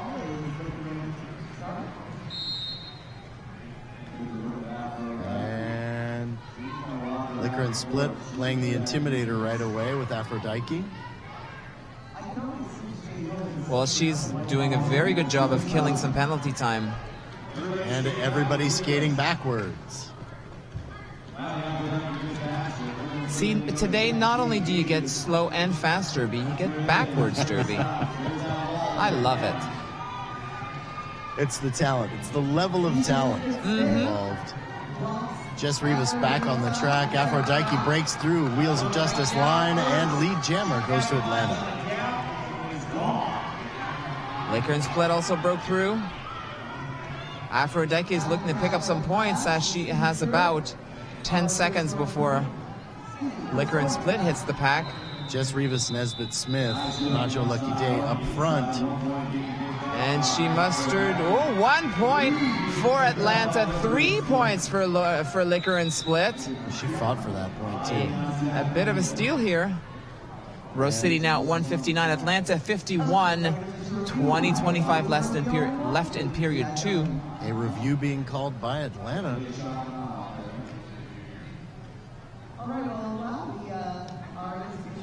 There hadn't been any yet. No.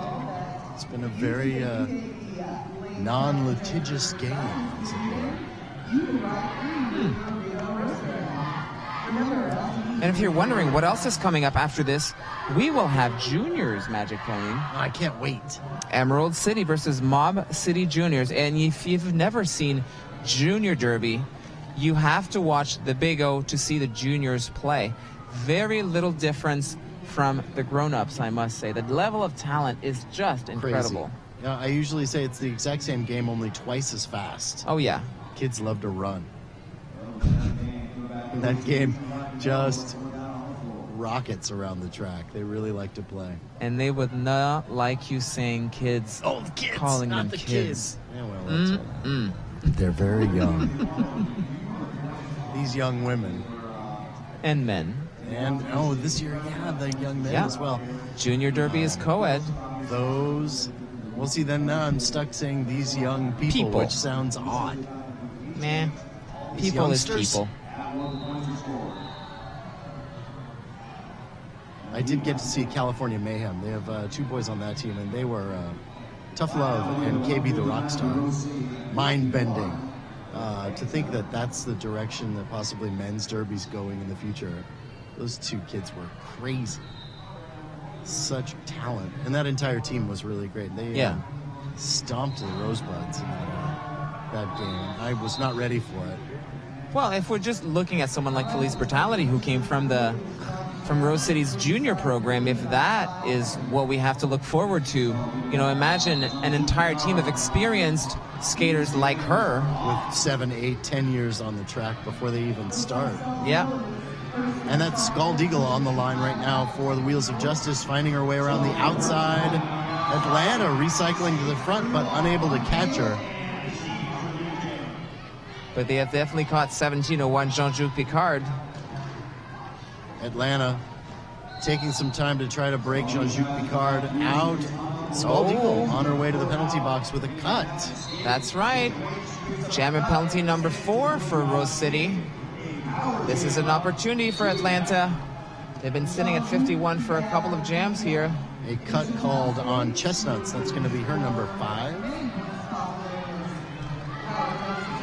There goes the offense for Atlanta. They've got to get Jean-Juc Picard out of the pack if they're hoping to score any points on this power jam. Right now, Jess Rivas and Charleston up front. Yeah, Scald Eagle already standing, and she causes the forearm penalty on Jean-Juc Picard.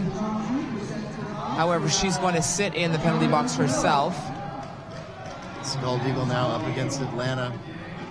Wheels of Justice down to 2 on the pack. And I bet they're going to go on the offense. Yeah, here they go. Scald Eagle having some trouble crossing that path. She's got so much lateral movement, it's really hard to throw a net over and hold her down at any one time. You get lucky every once in a while with this move being able to drag her to the back. And they had a pretty good power jam kill right there with Jean-Juc Picard already back on the track. Well, as good as they can be, they sent her to the box. Jean-Juc Picard as the pack. That was her initial. Monica Geigel stopping the drag back there on Scald Eagle, but then we had a repeat. And right now, Rose City's up to 159 Atlanta at 51, 18-15 left in period 2 of this game. And we're going to see someone who I believe who also came from the junior program of Rose City. Would you not confirm that for me, Magic Pony? That's a position of debate right now. I feel that in my memory, I remember that happening, but somebody told me that is not the truth. Okay, so it's an urban myth. It may in fact be. Let's refer to it as the urban myth. Okay. And Lauren Much taking a step out. Although I swear I remember her playing in it. Well, no need. She broke through the pack now. She is the lead jammer of this jam, Lauren Much for Rose City. One of just the most graceful and skilled, toughest jammers I've ever seen. Right now, 2 more to get by, and she's through. And she took all 5. Troublemaker is still contending with the defense. She passed the star. A number of really effective star passes from Atlanta this bout. That's 2-4-7. Slams McKenzie, donning the star. And I must say, that's a very impressive tactic that Atlanta's really got down. Yeah. It can be difficult. You got to do it really quick. As soon as somebody notices, you get in a lot of trouble right away. Well, I think that the key is the jammer and the pivot really connecting.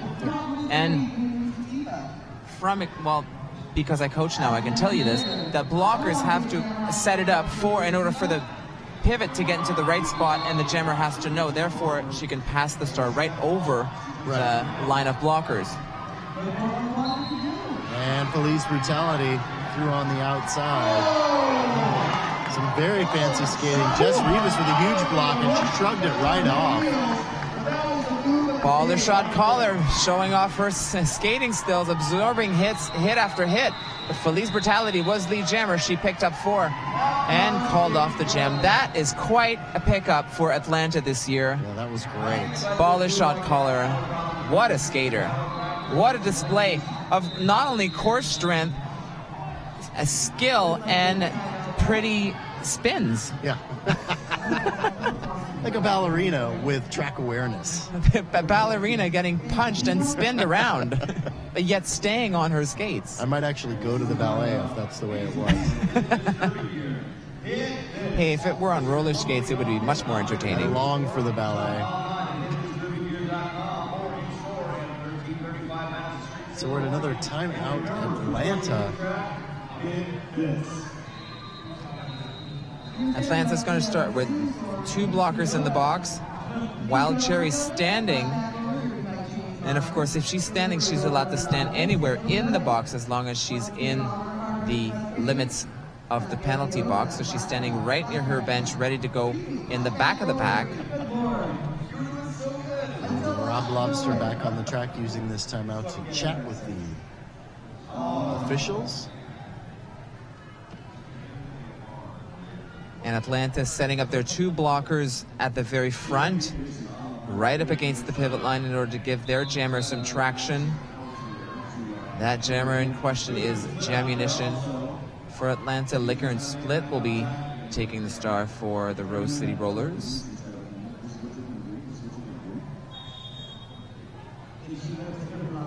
And he's going to ask for an official review.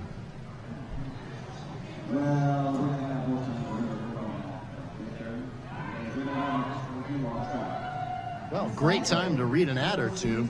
Tell me. I will tell you that the Eugene Weekly proudly supports Emerald City Roller Girls. Roller Girls? Roller Girls. Roller Girls. And Fast Girl Skates, that's all it says, Fast Girl Skates are great. I love that store. And, yeah, me too, actually. And Fingers Duke. Who? Fingers Duke. Tell me more. I wish I could. That's all it says. I can only read, I'm like Ron Burgundy, I can only read what I have right here in front of me. Well, we thank Finger Dukes for sponsoring the Big O 2015. Yeah, there's that. I'm sure that's what that's all about. Mm-hmm. Something exciting. Tell me. Well, I already read that. Why don't you tell me it's Sin City Skates, another great store. Oh, we can do that twice. So we've got over 25 years of combined on-track derby experience. SinCitySkates.com. Sin City Skates, where customer service is the name of our game. SinCitySkates.com. An official review is the name of this timeout. Rob Lobster, of course, calling for an official review, and we hopefully will be able to tell you what he is reviewing. So he took a timeout and then called for an official review. It was Atlanta. I think Atlanta got that last time out. And then Rob took advantage of that to have a chat and ask for a review. Oh, good for him. Yeah. Maximizing, smart. Yeah. Wise use of time. Absolutely. And we have Wild Cherry working the runaway in the penalty box. Work it, girl. Rumor has it she's a former figure skater. There. She's got the hip, I saw it. There you go. And the message is coming to the live house call. The king will tell us momentarily what's been going on.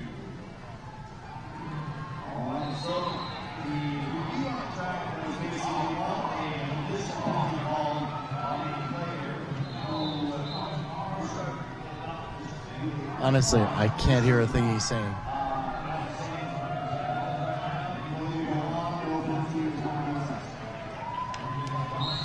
Coach Lobster was looking for an extra penalty on an unidentified Atlanta skater, but no penalty shall be called. That happens a lot. Way Yes. up front, it's Liquor and Split moving the entire Atlanta wall all on her own. Atlanta struggling to hold her down right now. One more to get by. Lead Gemma. In the back, Jamunition trying to shrug off hits, but it's Nacho Lucky Day on the outside, slowing her down, stopping her finally. How apropos. And up front, Rose City recycles to the front with Jamie True, Nacho Lucky Day, Copernicus bridging things out.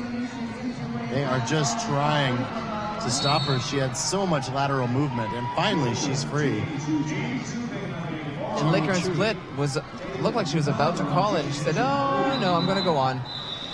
Faking it, and now she really called it after picking up only 1 point. After all that, so good on the Atlanta defense, holding Liquor and Split to 1 point on this pass. Brings Atlanta to 54, Rose City 176, 14:30 left in period 2 of this game.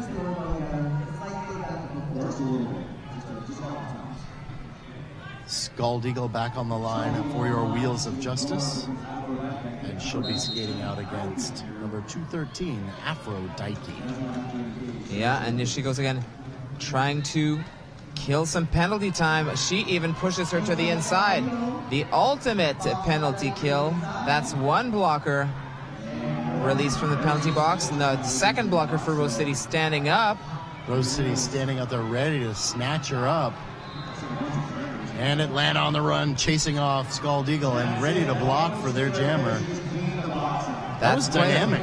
Yeah, incredibly well thought of by Scald Eagle, killing the penalty time. So now they have 4 blockers, and that's the initial pass for Scald Eagle. It would take a full extra lap just to get to the initial pass. Aphrodite up with a 4-wall. That crazy diamond defense now down to a 3. Scald on the inside. So solid. Wow. Aphrodite breaks through the pack, but not after Scald Eagle picks up 5 points.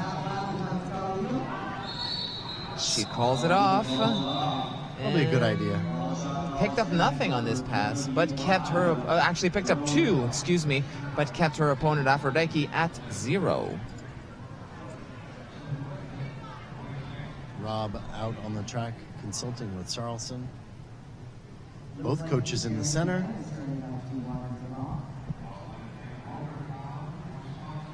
Good deal of very calm communication, well thought out, well reasoned and insightful. Well, I think the benches that are the calmest probably do the best. Yeah. He's Felice Brutality for Rose City facing off Troublemaker for Atlanta. Felice Brutality picks up lead.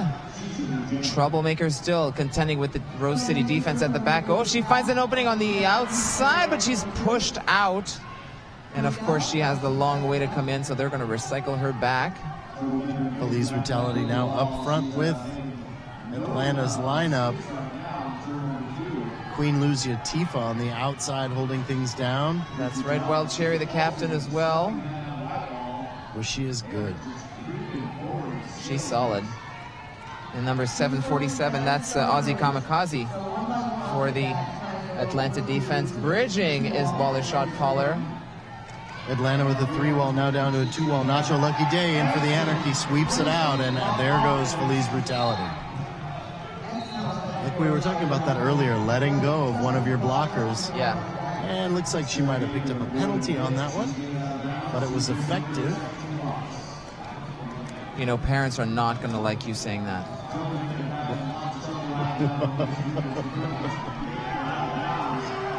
And Troublemaker takes off the star. She tries to pass it. She does pass it to Queen Luzia Tifa. Another very successful, well-executed star pass for Atlanta. I didn't even see it. It was so quick. Absolutely. And we're still in the action. Felice Brutality decides, oh, no, yeah, I'm going to call that.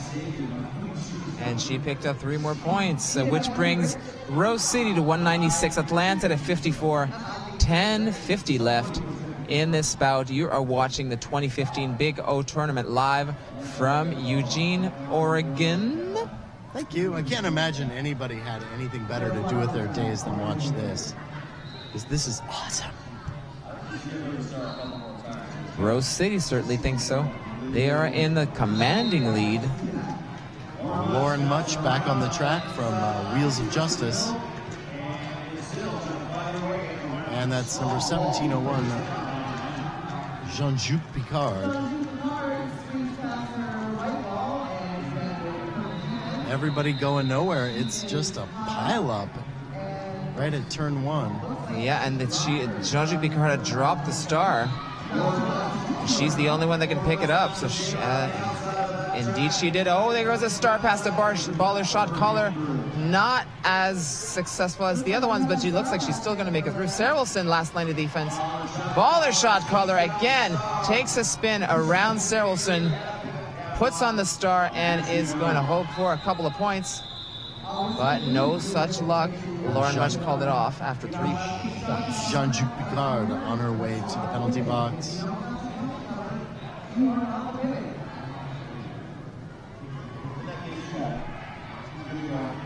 Number 523, Liquor and Split, up with number 50, Jammunition. Atlanta playing -1 blocker. Full pack for Rose City. Of course, Atlanta letting them have the back line.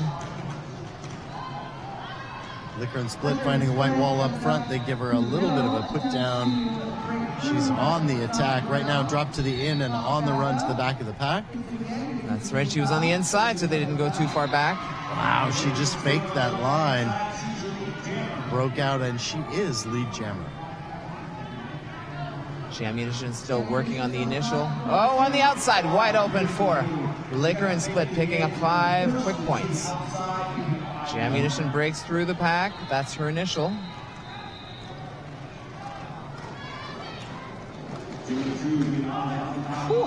Ozzy Kamikaze having a pretty good day out there, sweeping off Rose City to get Jammunition free, and that jam is off.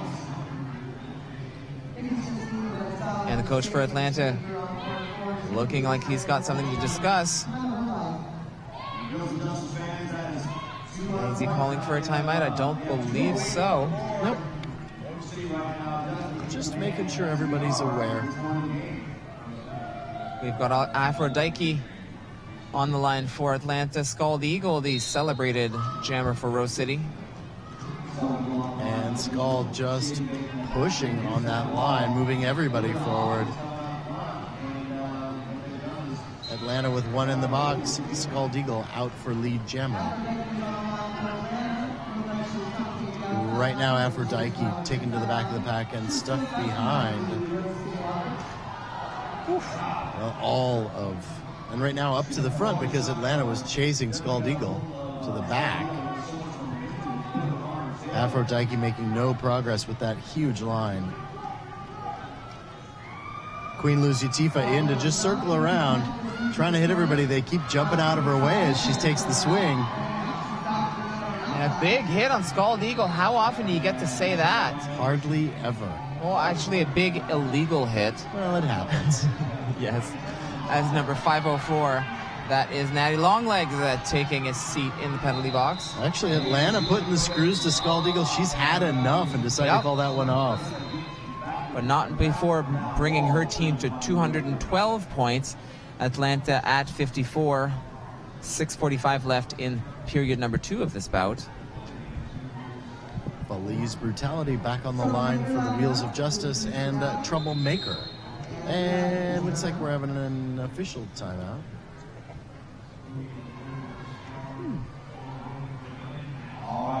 Stats or ads? Hey, we had enough ads. Let's put in some stats. Yay! The WFDDA teams of the Big O will vote 1 MVP blocker and jammer from the opposing team for each game played. These MVPs will play against Team USA, the best skaters in the world, during a full-hour exhibition bout Sunday night at 7:30 p.m. This is the last game of the tournament. Tonight, people. The junior teams will vote 1 MVP blocker and jammer from the opposing team for each game played. And these MVPs will play against Team USA Juniors during a half-hour exhibition tonight at 7. So if you were thinking about going anywhere between now and, I say, approximately 9:15, you better forget it. We've got non-stop action here at the Big O, ending with the two big Team USA Junior and Team USA Women's bouts right here at the Big O. On the outside, certainly someone who'll be playing in the women's game later on this evening. Felice slams that Atlanta line in the back. They just weren't quite prepared for that sort of assault. Atlanta with a good recycle, but she was there first. Through for 5.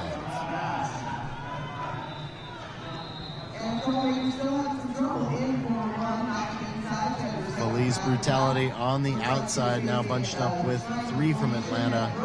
Troublemaker breaks out. She is on her scoring pass. And Felice calls it off. She picked up 3 more points, excuse me. Rose City now 220, Atlanta at 54. Atlanta has been at 54 for Quite a some while. time now, yeah. Rose City putting the lid on it. One thing that I noticed a lot in this tournament is how hot jammers are coming into the pack, because blockers can now take those hits, and it's really changed the game. Whereas, you know, up until 2 years ago, back blocks would have been flying left, right, and center, and now the walls are able to brace and take the hits that the jammers can lay on them at full speed, which has made the game so much more interesting. Yeah. And it's Lauren Much still trying to break her way out of the pack. She's almost there with 2 more to get by. 1, and she is lead jammer. Jammunition. Go ahead. Still working on her initial pass.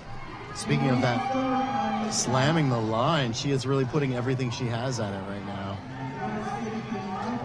Lauren Much around the outside. So fast.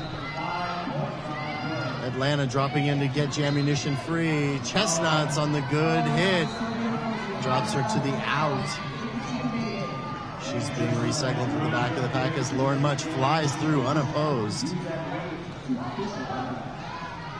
Got a star pass in action, and as Patrick's been saying all afternoon, that quick handoff before anybody even noticed it. Yeah, and if you're passing to volley shot caller, chances are it's going to work out. She is now the jammer for Atlanta. Lauren Much, one last scoring pass, picked up 4 and called off the jam. Rose City now at 234. That star pass used really well to get somebody out there you know is going to make a round back really quickly and put the pressure on Much to call it off. Yeah. Yeah, 3:45 left in this game. Rose City really laying down the law on Atlanta in period number 2. Liquor and split on the line for Rose City in 17:01. Jean-Jules Picard for Atlanta. And they are bunched up, not quite to the pivot line yet. As they get into the turn, things start to break up. Liquor and split now breaking out with all of Atlanta swarming her in the front. Liquor and split contending with the diamond formation at the front. She's almost out of play, and she breaks through. She's the lead jammer. Up and Atlanta. High block on Jean-Jules Picard. Power jam for Rose City. Liquor and split back on it. Wheels of Justice swarming the line. Queen Luzia Tifa showing us what her name actually means. Puts Liquor and split down. Yeah, and she landed in the box for that hit, which means Liquor and split did. That's right. That was for the crazy. hit on Queen Luzia Tifa. That was absolutely an amazing hit. Queen Lucy Tifa right now covering the outside line, trying to scrape off Wheels of Justice. Jamie True. Nesbitt Smith on the inside. Can't hold her down. Lincoln Split takes off the star to cause some confusion, keeps it in her hands, and crosses that path. I love that play. No points.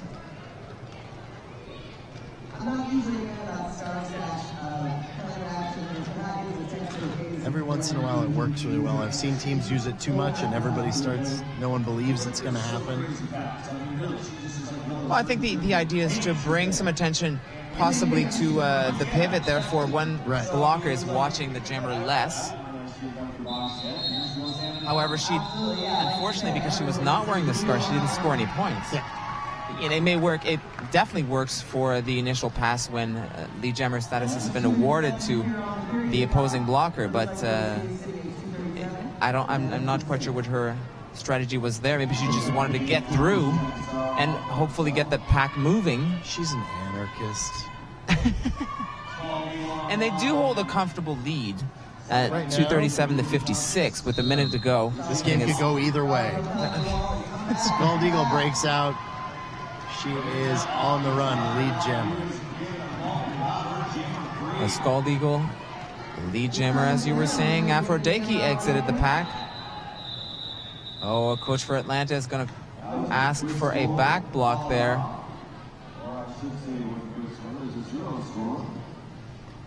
I like Coach Atlanta's styles to come out, just chat, remind everybody, hey, I saw this.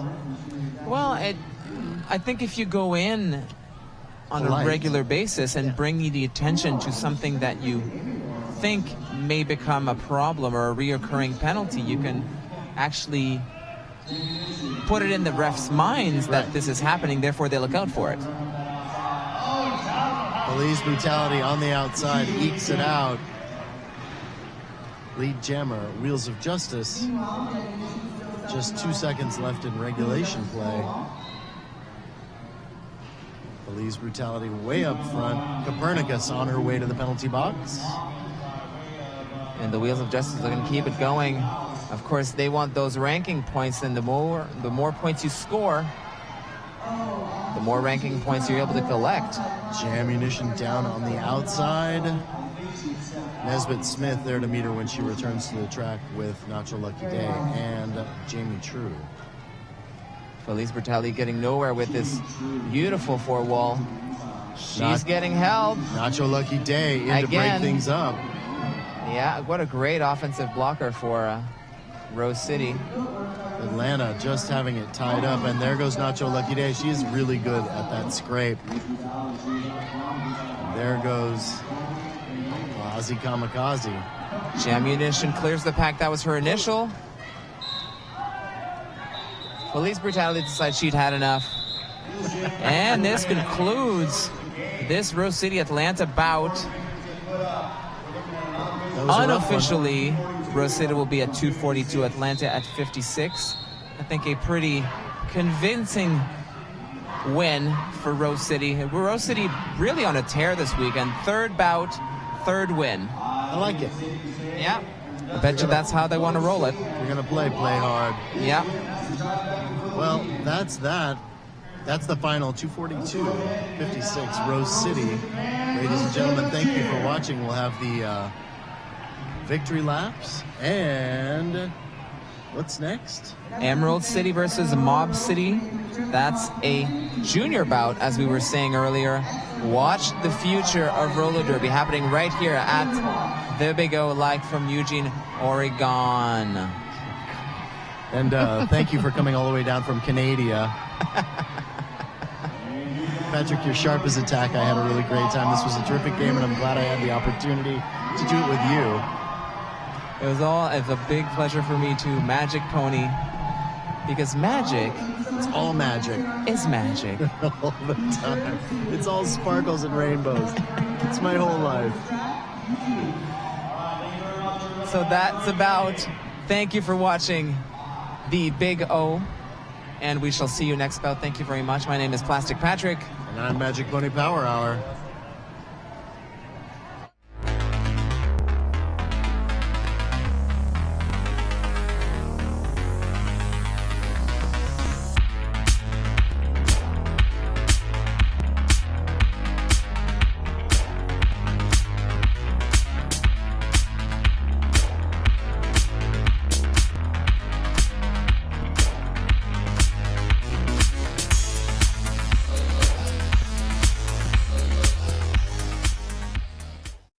Skaters, lost your mouth guard? Hit this. Time for an upgrade? Hit this. New to Derby and not sure where to start? Hit this. We are Derby owned and operated with 6 years of experience. Hit This Derby Gear can hook you up with skates, gear, and honest advice based on your skating style and individual needs. Visit us at our store in Salem, Oregon, or online at www.hitthisderbygear.com. Whether you are a new or veteran skater, before you hit the track, hit this. Hi, I'm Trish the Dish, and this is Ivana S. Spankin, and we're here to tell you about Sin City Skates. Sin City Skates began in our Las Vegas living room in 2005, the first shop ever dedicated to roller derby, and has since grown into this 2,000 square foot mecca in San Diego, where we stock everything for our sport. Need help? With a combined on-track experience of over 24 years and still playing, we test everything we sell, and we're happy to share that experience and knowledge with you. So contact us, sincityskates.com.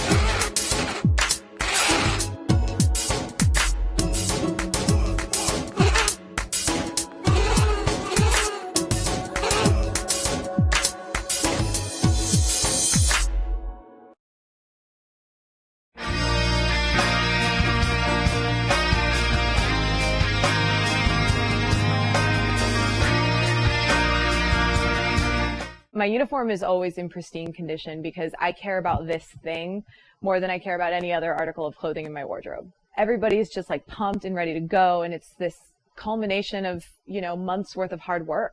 This is your opportunity to go out and leave it all on the track and to try to reach that potential that you are working towards at every single practice. My name is Rachel Rotten. I skate for the Angel City Derby Girls, and S1 is part of my uniform.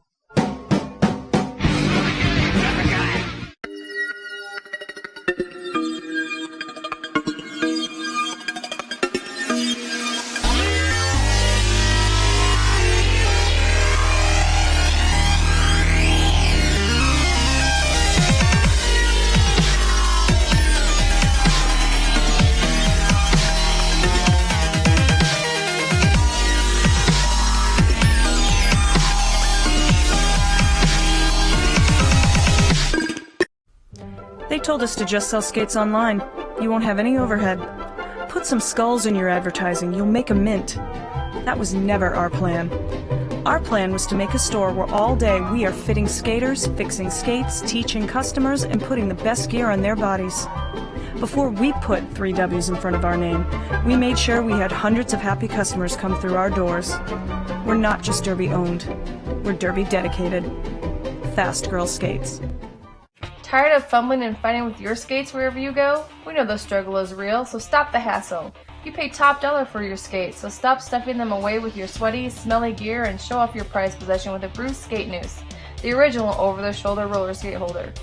We've been making nooses since 2011. We use the best quality supplies to ensure the best product on the market. With over 50 colors and patterns to choose from, there is certainly a noose to fit your personality and style. Find us online at bruisedsn.com.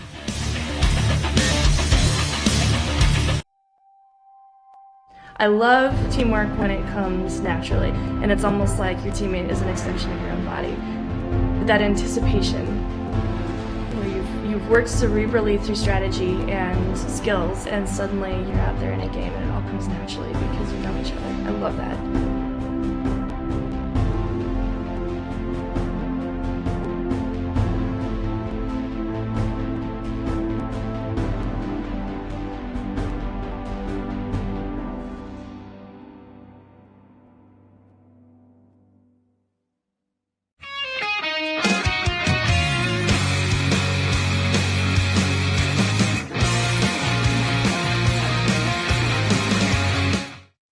My name is Lacey Knight, and I skate with the Angel City Derby Girls.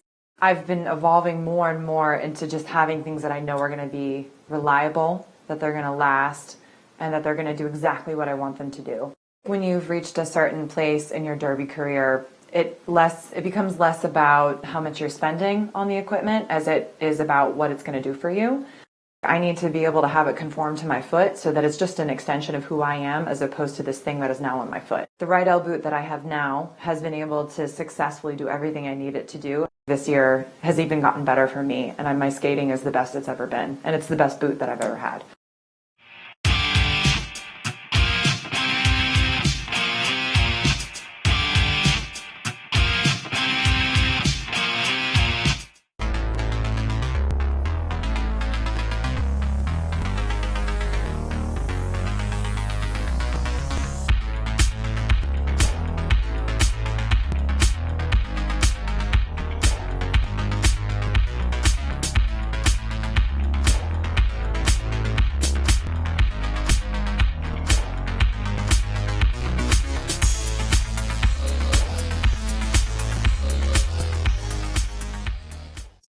Skaters, lost your mouth guard? Hit this. Time for an upgrade? Hit this. New to Derby and not sure where to start? Hit this. We are Derby owned and operated with 6 years of experience. Hit This Derby Gear can hook you up with skates, gear, and honest advice based on your skating style and individual needs. Visit us at our store in Salem, Oregon, or online at www.hitthisderbygear.com. Whether you are a new or veteran skater, before you hit the track, hit this. Hi, I'm Trish the Dish, and this is Ivana Spankin, and we're here to tell you about Sin City Skates. Sin City Skates began in our Las Vegas living room in 2005, the first shop ever dedicated to roller derby, and has since grown into this 2,000 square foot mecca in San Diego, where we stock everything for our sport. Need help? With a combined on-track experience of over 24 years and still playing, we test everything we sell, and we're happy to share that experience and knowledge with you. So contact us, sincityskates.com.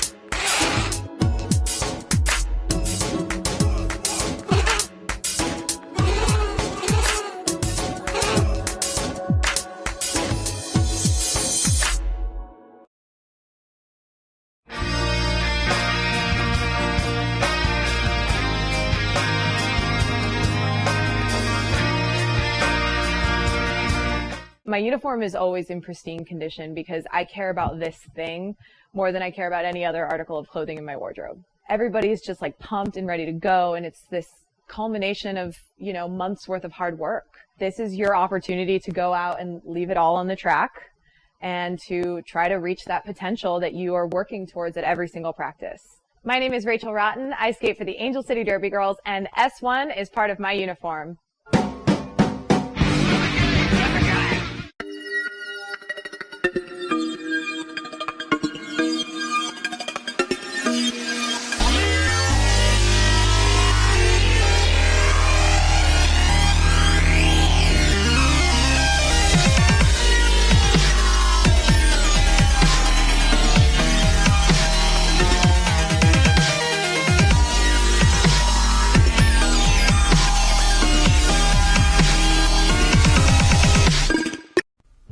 They told us to just sell skates online. You won't have any overhead. Put some skulls in your advertising, you'll make a mint. That was never our plan. Our plan was to make a store where all day we are fitting skaters, fixing skates, teaching customers, and putting the best gear on their bodies. Before we put 3 W's in front of our name, we made sure we had hundreds of happy customers come through our doors. We're not just Derby owned, we're Derby dedicated. Fast Girl Skates. Tired of fumbling and fighting with your skates wherever you go? We know the struggle is real, so stop the hassle. You pay top dollar for your skates, so stop stuffing them away with your sweaty, smelly gear and show off your prized possession with a Bruce Skate Noose, the original over-the-shoulder roller skate holder. We've been making nooses since 2011. We use the best quality supplies to ensure the best product on the market. With over 50 colors and patterns to choose from, there is certainly a noose to fit your personality and style. Find us online at bruisedsn.com.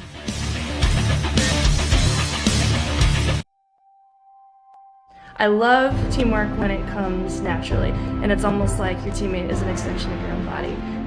That anticipation, where you've worked cerebrally through strategy and skills, and suddenly you're out there in a game and it all comes naturally because you know each other. I love that.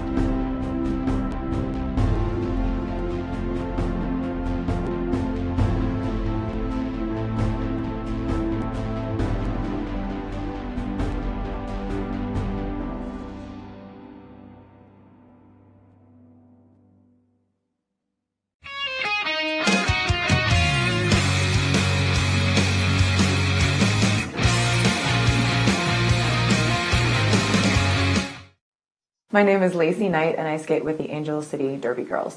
I've been evolving more and more into just having things that I know are going to be reliable, that they're going to last, and that they're going to do exactly what I want them to do. When you've reached a certain place in your derby career, it becomes less about how much you're spending on the equipment as it is about what it's going to do for you. I need to be able to have it conform to my foot so that it's just an extension of who I am as opposed to this thing that is now on my foot. The right L boot that I have now has been able to successfully do everything I need it to do. This year has even gotten better for me, and my skating is the best it's ever been, and it's the best boot that I've ever had.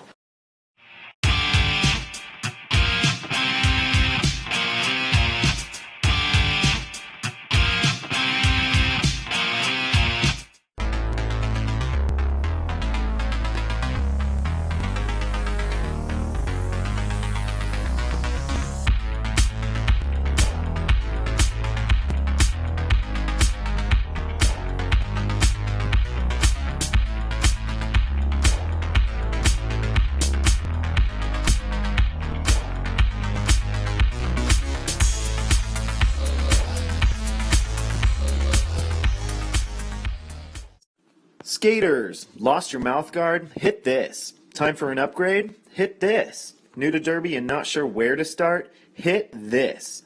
We are Derby owned and operated with 6 years of experience. Hit This Derby Gear can hook you up with skates, gear, and honest advice based on your skating style and individual needs.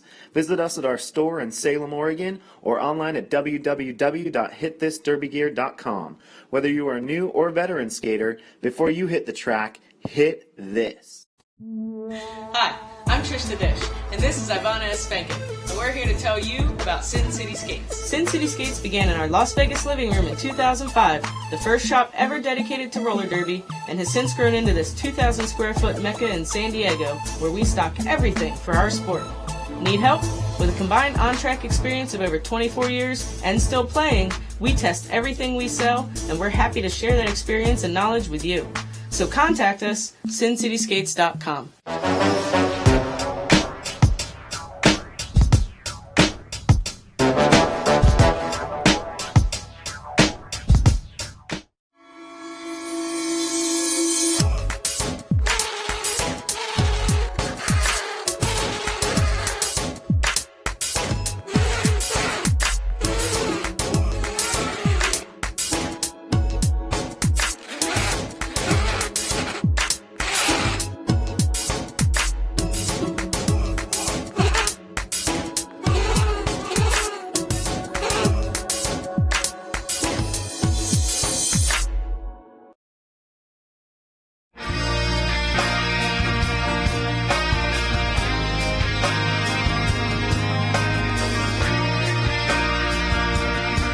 My uniform is always in pristine condition because I care about this thing more than I care about any other article of clothing in my wardrobe. Everybody's just like pumped and ready to go, and it's this culmination of, months worth of hard work.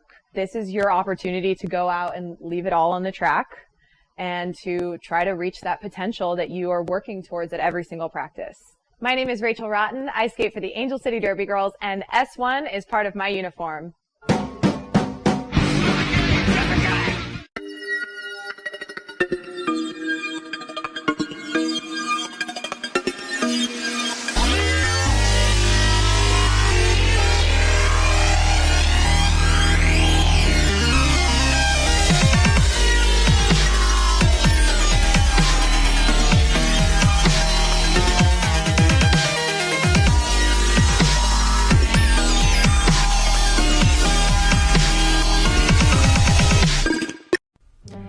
told us to just sell skates online. You won't have any overhead. Put some skulls in your advertising. You'll make a mint. That was never our plan. Our plan was to make a store where all day we are fitting skaters, fixing skates, teaching customers, and putting the best gear on their bodies. Before we put 3 W's in front of our name, we made sure we had hundreds of happy customers come through our doors. We're not just Derby owned. We're Derby dedicated. Fast Girl Skates. Tired of fumbling and fighting with your skates wherever you go? We know the struggle is real, so stop the hassle. You pay top dollar for your skates, so stop stuffing them away with your sweaty, smelly gear and show off your prized possession with a Bruce skate noose, the original over-the-shoulder roller skate holder. We've been making nooses since 2011. We use the best quality supplies to ensure the best product on the market. With over 50 colors and patterns to choose from, there is certainly a noose to fit your personality and style. Find us online at bruisedsn.com.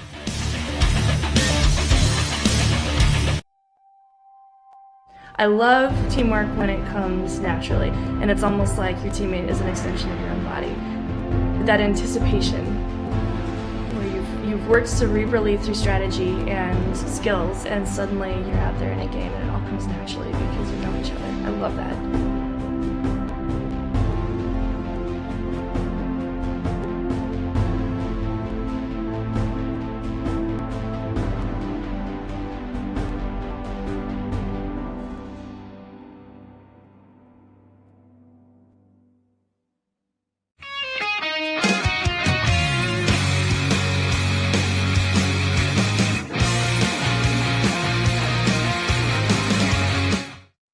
My name is Lacey Knight, and I skate with the Angel City Derby Girls. I've been evolving more and more into just having things that I know are going to be reliable, that they're going to last, and that they're going to do exactly what I want them to do. When you've reached a certain place in your derby career, it becomes less about how much you're spending on the equipment as it is about what it's going to do for you.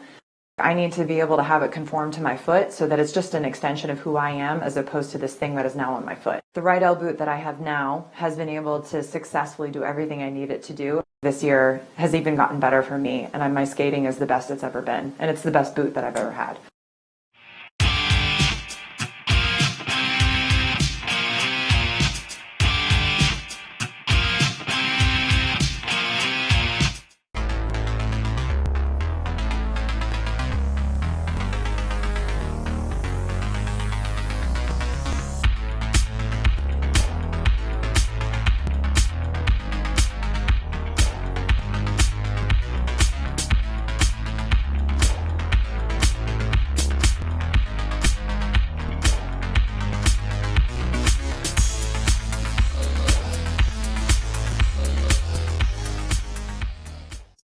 Skaters, lost your mouth guard? Hit this. Time for an upgrade? Hit this. New to Derby and not sure where to start? Hit this.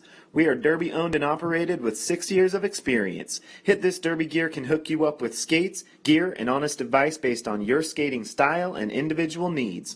Visit us at our store in Salem, Oregon, or online at www.hitthisderbygear.com. Whether you are a new or veteran skater, before you hit the track, hit this. Hi, I'm Trish the Dish, and this is Ivana S. Spankin, and we're here to tell you about Sin City Skates. Sin City Skates began in our Las Vegas living room in 2005, the first shop ever dedicated to roller derby, and has since grown into this 2,000 square foot mecca in San Diego, where we stock everything for our sport. Need help? With a combined on-track experience of over 24 years and still playing, we test everything we sell, and we're happy to share that experience and knowledge with you. So contact us, sincityskates.com.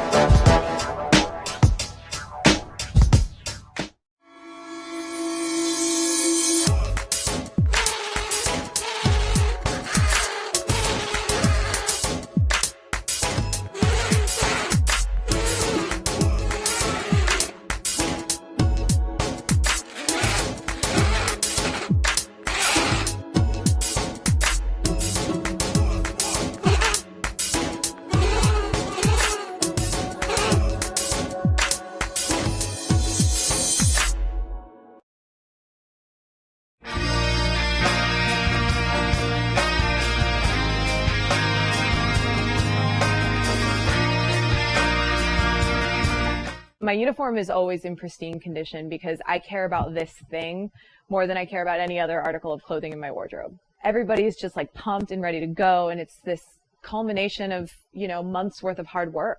This is your opportunity to go out and leave it all on the track and to try to reach that potential that you are working towards at every single practice.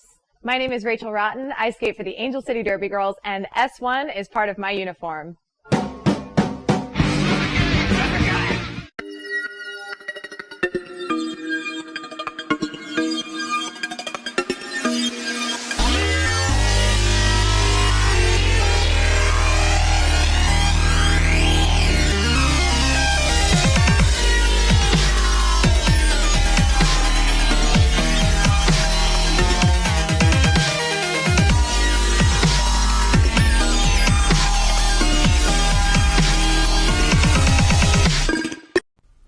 They told us to just sell skates online. You won't have any overhead. Put some skulls in your advertising, you'll make a mint. That was never our plan. Our plan was to make a store where all day we are fitting skaters, fixing skates, teaching customers, and putting the best gear on their bodies. Before we put 3 W's in front of our name, we made sure we had hundreds of happy customers come through our doors. We're not just Derby owned, we're Derby dedicated. Fast Girl Skates. Tired of fumbling and fighting with your skates wherever you go? We know the struggle is real, so stop the hassle. You pay top dollar for your skates, so stop stuffing them away with your sweaty, smelly gear and show off your prized possession with a Bruce skate noose, the original over-the-shoulder roller skate holder. We've been making nooses since 2011. We use the best quality supplies to ensure the best product on the market. With over 50 colors and patterns to choose from, there is certainly a noose to fit your personality and style. Find us online at bruisedsn.com.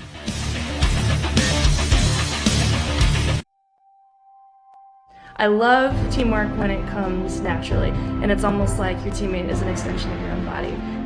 That anticipation, where you've worked cerebrally through strategy and skills, and suddenly you're out there in a game and it all comes naturally because you know each other. I love that.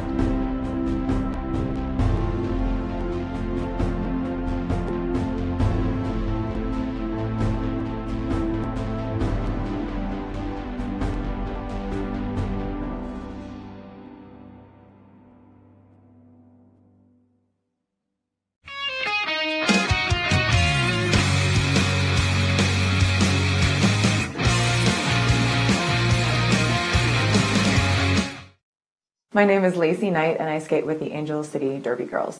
I've been evolving more and more into just having things that I know are going to be reliable, that they're going to last, and that they're going to do exactly what I want them to do. When you've reached a certain place in your derby career, it becomes less about how much you're spending on the equipment as it is about what it's going to do for you.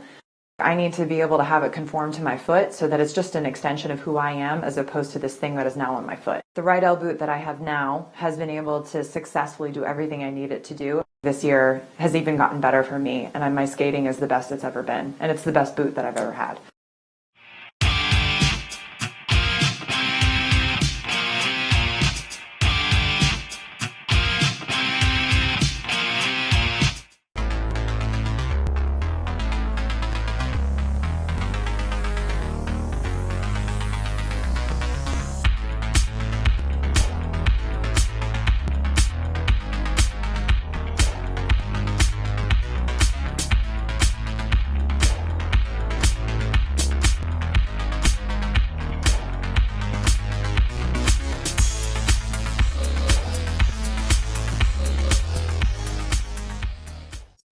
Skaters, lost your mouth guard? Hit this. Time for an upgrade? Hit this. New to Derby and not sure where to start? Hit this. We are Derby owned and operated with 6 years of experience. Hit This Derby Gear can hook you up with skates, gear, and honest advice based on your skating style and individual needs. Visit us at our store in Salem, Oregon, or online at www.hitthisderbygear.com. Whether you are a new or veteran skater, before you hit the track, hit this. Hi, I'm Trish the Dish, and this is Ivana S. Spankin, and we're here to tell you about Sin City Skates. Sin City Skates began in our Las Vegas living room in 2005, the first shop ever dedicated to roller derby, and has since grown into this 2,000 square foot mecca in San Diego, where we stock everything for our sport. Need help? With a combined on-track experience of over 24 years and still playing, we test everything we sell, and we're happy to share that experience and knowledge with you. So contact us, SinCitySkates.com.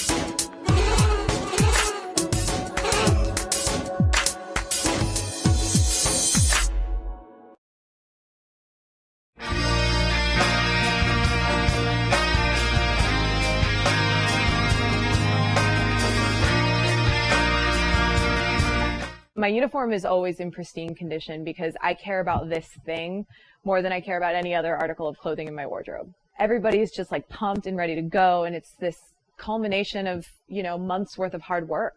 This is your opportunity to go out and leave it all on the track and to try to reach that potential that you are working towards at every single practice.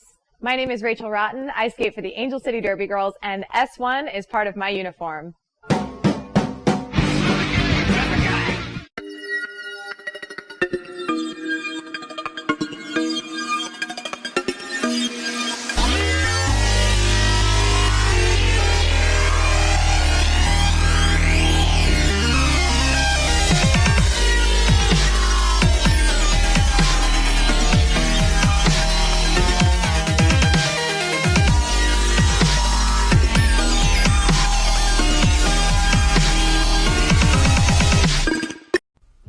They told us to just sell skates online. You won't have any overhead. Put some skulls in your advertising. You'll make a mint. That was never our plan. Our plan was to make a store where all day we are fitting skaters, fixing skates, teaching customers, and putting the best gear on their bodies. Before we put 3 W's in front of our name, we made sure we had hundreds of happy customers come through our doors. We're not just Derby owned. We're Derby dedicated. Fast Girl Skates. Tired of fumbling and fighting with your skates wherever you go? We know the struggle is real, so stop the hassle. You pay top dollar for your skates, so stop stuffing them away with your sweaty, smelly gear and show off your prized possession with a Bruce Skate Noose, the original over-the-shoulder roller skate holder. We've been making nooses since 2011. We use the best quality supplies to ensure the best product on the market. With over 50 colors and patterns to choose from, there is certainly a noose to fit your personality and style. Find us online at bruisedsn.com.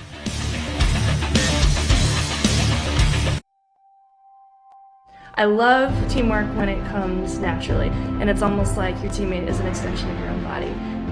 That anticipation, where you've worked cerebrally through strategy and skills, and suddenly you're out there in a game and it all comes naturally because you know each other. I love that.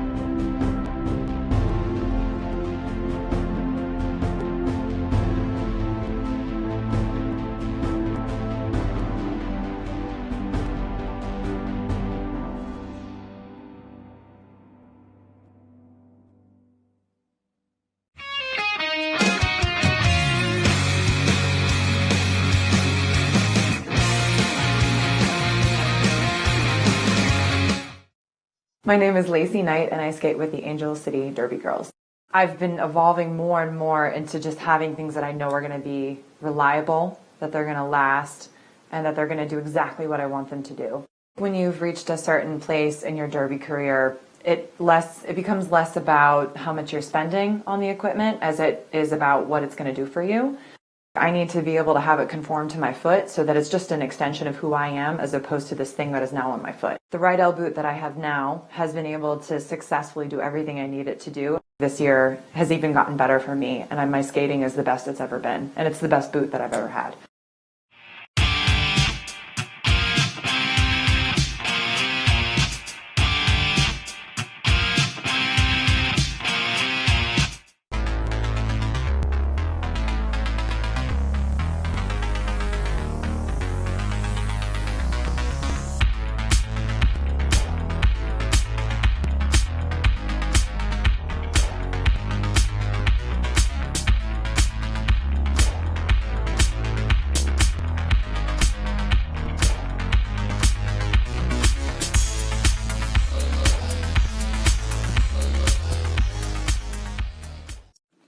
Skaters, lost your mouth guard? Hit this. Time for an upgrade? Hit this. New to Derby and not sure where to start? Hit this. We are Derby owned and operated with 6 years of experience. Hit This Derby Gear can hook you up with skates, gear, and honest advice based on your skating style and individual needs. Visit us at our store in Salem, Oregon, or online at www.hitthisderbygear.com. Whether you are a new or veteran skater, before you hit the track, hit this. All right, just about 2 minutes before skate action here on track 2 at the Big O 2015, where we'll be seeing the local Emerald girls go up against Evergreen in a junior bout to remember. Yeah, that's right. The Mob City Misfits are going to be playing in green this afternoon. My name's Pat Trant, and I'm Professor D, and we're going to be bringing you the action here from beautiful Eugene, Oregon. Right now they're doing some equipment checks, and we'll be having skate action before you know it. Number 83, Bomba Granite. Yeah, why don't we start with the rosters here, if you would do the honors with the Emerald City. Sure. Here we have at 0-0, that's Death Wish. Number 1-1, Bashful Babe. Number 1-2, Tiny Badness. Number 1-3, Psychotic Angel. Number 1-4, Gory Gory Hallelujah. Number 1-6 is going to be Juke Skywalker. Number 2-3, Gallifrey. Number 2-7, Lethal Ivy. 3-1-4, Speedy Peaches. 33, Slam Shady. 44, Tipsy Tear. 55, Tie-Dye. 57, Beautiful Deadly. 615, Little Boom Hangering. Number 83, Pomegranate. And number 99, that's Hydro Jane Bomb. That are your Emerald City Junior Gems Reservoir dolls. Well, and I'm not sure that I can get through the whole Mob City Misfits lineup in 16 seconds, so I'm going to go ahead and defer that. Maybe we can grab the first 30 seconds after the first jam here, but I see Bombshell is out there lined up to jam for the Mob City Misfits. Whilst Emerald City has 0-0, that's Death Wish lined up on the line for Eugene. Death Wish already through the pack, and she is your lead jammer. And we've got Bombshell hot on her heels.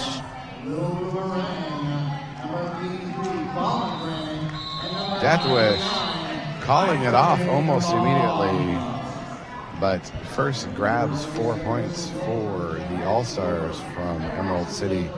All right, so I'm going to go through these real quick. We've got 000 Moose, 106. You just saw Bombshell, 11 Bellamoy, 12 Justifiable Homicide, number 15 Kieran, number 17 Turbocharged, 18 Candy Camaro, 19 TikTok, 2 Awesome, 23 Afro Jamurai, 24 Aneurysm, 253 Just Daisy, 29 Cayenne Pepper, 34.5 Little Miss Chaos, 46 Izzy X, and 8 Hard Candy. Right off the bat, Angel finds her way to the aluminum throne. She is in the penalty box right at the whistle. They also lost Speedy Peaches on that second turn. Turbocharged, the jammer for Mob City, is also going to the box, so that's going to give the Reservoir Dolls a power jam. The jammer go round begins.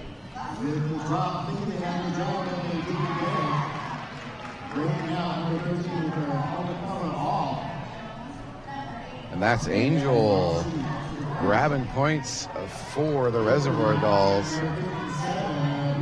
Having a little trouble on that inside, but undeterred, 5 more for Reservoir Dolls. Turbocharged back in the, well, I was going to say back in the pack, but he's not. He is back to the penalty box. Turbocharged, the jammer for Mob City. is sitting for another 30 seconds.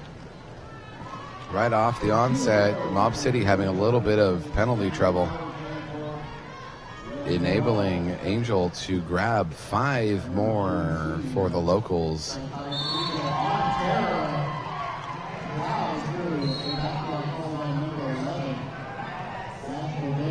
Only on the second jam, we're looking at a 19-point difference. As Bashful Babe, the pivot for Emerald City, finds her way to the penalty box. Yeah, we're going to have turbocharged through. He is on his scoring pass there, or was, so he's going to throw 5 points up for Mob City before the end of this jam. Mob City's first 5 points, but it gets called off before any more traction can be made. Gallifrey, number 2-3, now on the line for Reservoir Dolls.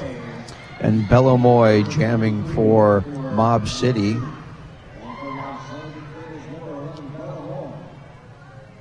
Little discussion between coach and official, slowing down the pace of the game just a little bit. Not quite sure what it is so far.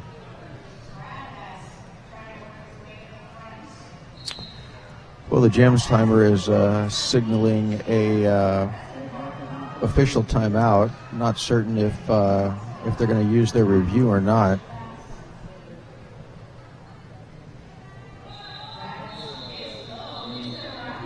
So you can see the officials are out there discussing an issue that was brought up by the Mob City bench staff there. We don't know what it is. I think it may have something to do with their jammers' trip to the penalty box. Not sure yet. Okay, so they're calling the outside pack refs in to have a little discussion with them as well to put them in here. Again, still an official timeout, as Mob City has not indicated that they are looking for a review or to use their review, which is definitely possible that the bench staff could bring up an issue that the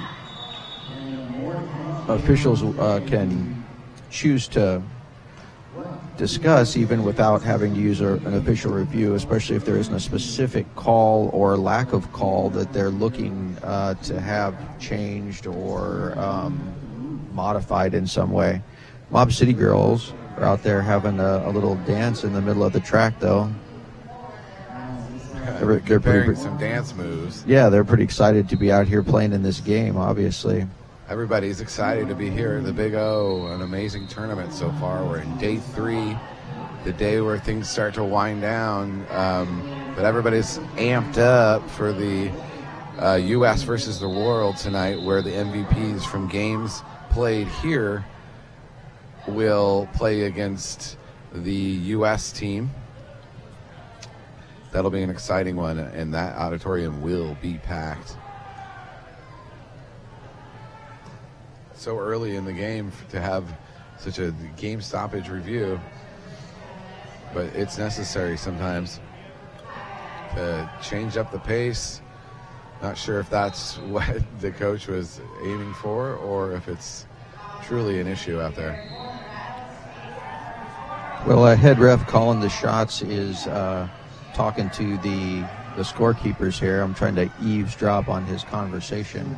I think it had to do with whether points were given to one of the jammers initially on an initial pass as opposed to a scoring pass. Hopefully we'll get an official clarification here shortly. Sitting in at 26 minutes left still in this half, and a bit of a difference in score. That's 26-5 in favor of the locals, the Reservoir Dolls. Looks like we might be back to skate action.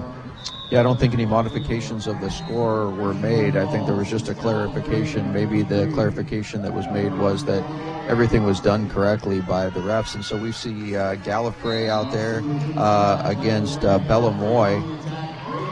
Gallifrey making quick action, grabbing that lead jammer status. She will have control of this jam for now. Bella Moy banging her way through on the outside, ends up getting pushed out of bounds and recycled back all the way almost to the pivot line. Gallifrey fighting that green wall up front, and they gotta let her go. She grabs 5 for Reservoir Dolls. Bella Moy up, and she breaks out of the pass, pack on her initial pass. On a second scoring pass, Gallifrey calls it off in the back of the pack. A smart move before the jammer from the other team could get any traction. Yeah, held the Misfits to 0 points on that jam, and I see that we've got out there Awesome. He's jamming for Mob City. Well, that's Tipsy Terror out there for Reservoir Dolls.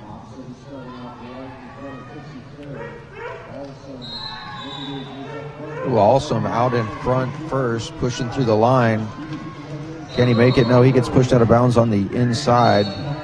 His aggressive action did not get him the lead jammer status. That goes to number 44, Tipsy Terror for the Emerald City Girls. Both teams are losing blockers to the box. Reservoir Dolls lose their pivot to the box, and Speedy Peaches as well. Awesome has also made it out. Both jammers on scoring passes currently.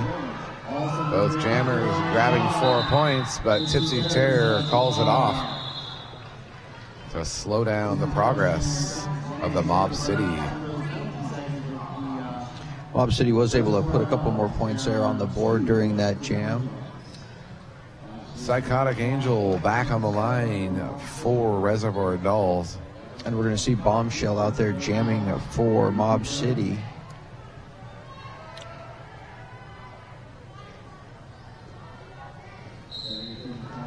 Little jam on jam action at the whistle. Bombshell being pushed out of bounds on the outside. Bombshell squeegee to the side and made to recycle. Bombshell trying to bust her way through. Gets pushed out of bounds. It looks like she might have taken a hit to the nose. And 1-3, Psychotic Angel is your lead jammer. Yeah, Bombshell is off the track after an injury to the face. She's taken herself off. We're going to see if that score achieved by number 1-3 for the Dolls is going to be posted. Pretty sure it is.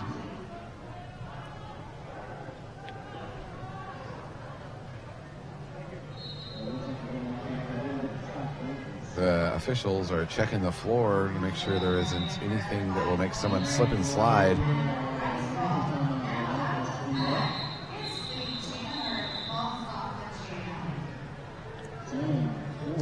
They bring out the CSI team. Cast of television procedural. Fill in the joke yourself there. I hope everybody's okay. Yeah, it looks like Bombshell's okay. I can see her up on the sideline. She's just working with the Mob City bench staff. I don't believe the EMTs are involved at this point in time. It looks like she might have taken a little pop to the nose, but she's definitely upright. Good news. Here comes the floor cleaning staff. Biohazard. This official timeout is giving the opportunity for both teams to have a little bit of a conference in here. You see the Mob City coach. He's in there talking to his team right now. It's probably a good chance for them to regroup a little bit without actually having to use one of their team timeouts. So it's going to be unfortunate that Bombshell was at least temporarily put out of commission, but probably a good thing so he can get in there and talk to his folks and give them a pep talk and try to adjust strategy a little bit. Yeah, they might need to pull up the intensity on the inner pack work and shut down those Emerald City jammers. Yeah, it's definitely been difficult for Mob City thus far in the game to really put together a cohesive defense. The Emerald City Reservoir Dolls have been able to break through. I believe that they've achieved lead in each of the 5 jams that we've had so far. Here early on in the game, there's quite a difference in the score. That's 9-44 in favor of Emerald City. Yeah, with the power jams, Emerald City was able to really get going and throw a lot of points up on the board early on. Emerald City needs some credit for their defense as well, pushing the Evergreen ladies out to the edge. Oh yeah, absolutely. It can't be done by offense alone. You have to keep that other jammer back, and then they've done an excellent job. On most job. teams, at least. But like the entire day, so everybody's like. All right, so the cleanup looks like it is just about to be finished up here.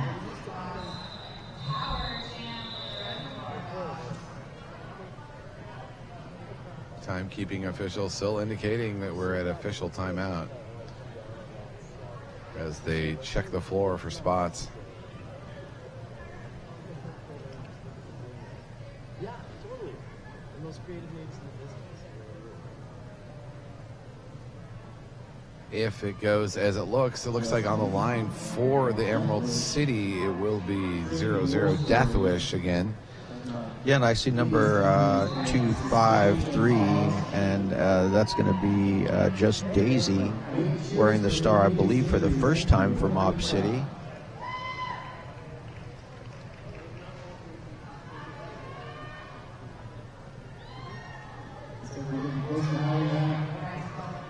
The broom is out. Looks like we're about to get a all clear. Yeah, not only do they need to get everything cleaned up, but they need to get it dried up as well too. Thanks to the staff here at this amazing event. Yeah, they've been a really great job all weekend. Back to skate action. Yeah, the next whistle we hear is going to start the jam. Like I said, just Daisy jamming for Mob City. Whilst Death Wish, number 0-0, will be jamming for Emerald City's Reservoir Dolls. Just Daisy out in the front. Can she break out for a yes? Just Daisy breaks out first, and she is the lead jammer, but hot on her heels is the Emerald City jammer.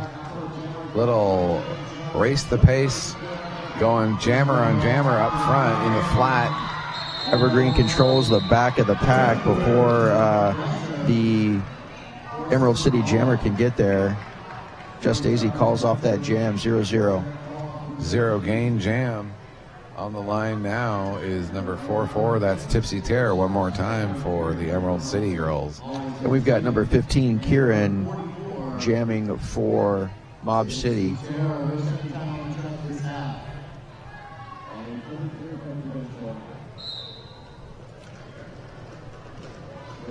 Both jammers jockeying for position before the whistle starts. Kieran takes the inside line, gets pushed out of bounds. With a little help from the Emerald City pivot. Oh, but Kieran is able to break out, and he gets lead jammer for Mob City.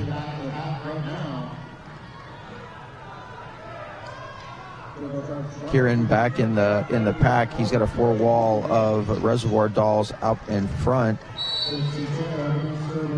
Unable to get through. Number 4-4, Terror, having a hard time with that green wall. They're pumping up the intensity in that mid-pack. The game's definitely gotten defensive as Kieran is able to get a spin move and get around it. We've got a star pass right there by Emerald City. I think that number 23, Gallifrey, accepted the star pass, and she's got it in her hand, and she's trying to slide around. She's going to stick it on there, see if she can force that call off by Kieran. Gallifrey going from pivot to jammer. Kieran does call it off, but not in time. 4 points for each team on that pass. Good strategy there for the Emerald City ladies. Beautiful Deadly now on the line for Reservoir Dolls. We've got Bella Moy jamming again for Mob City.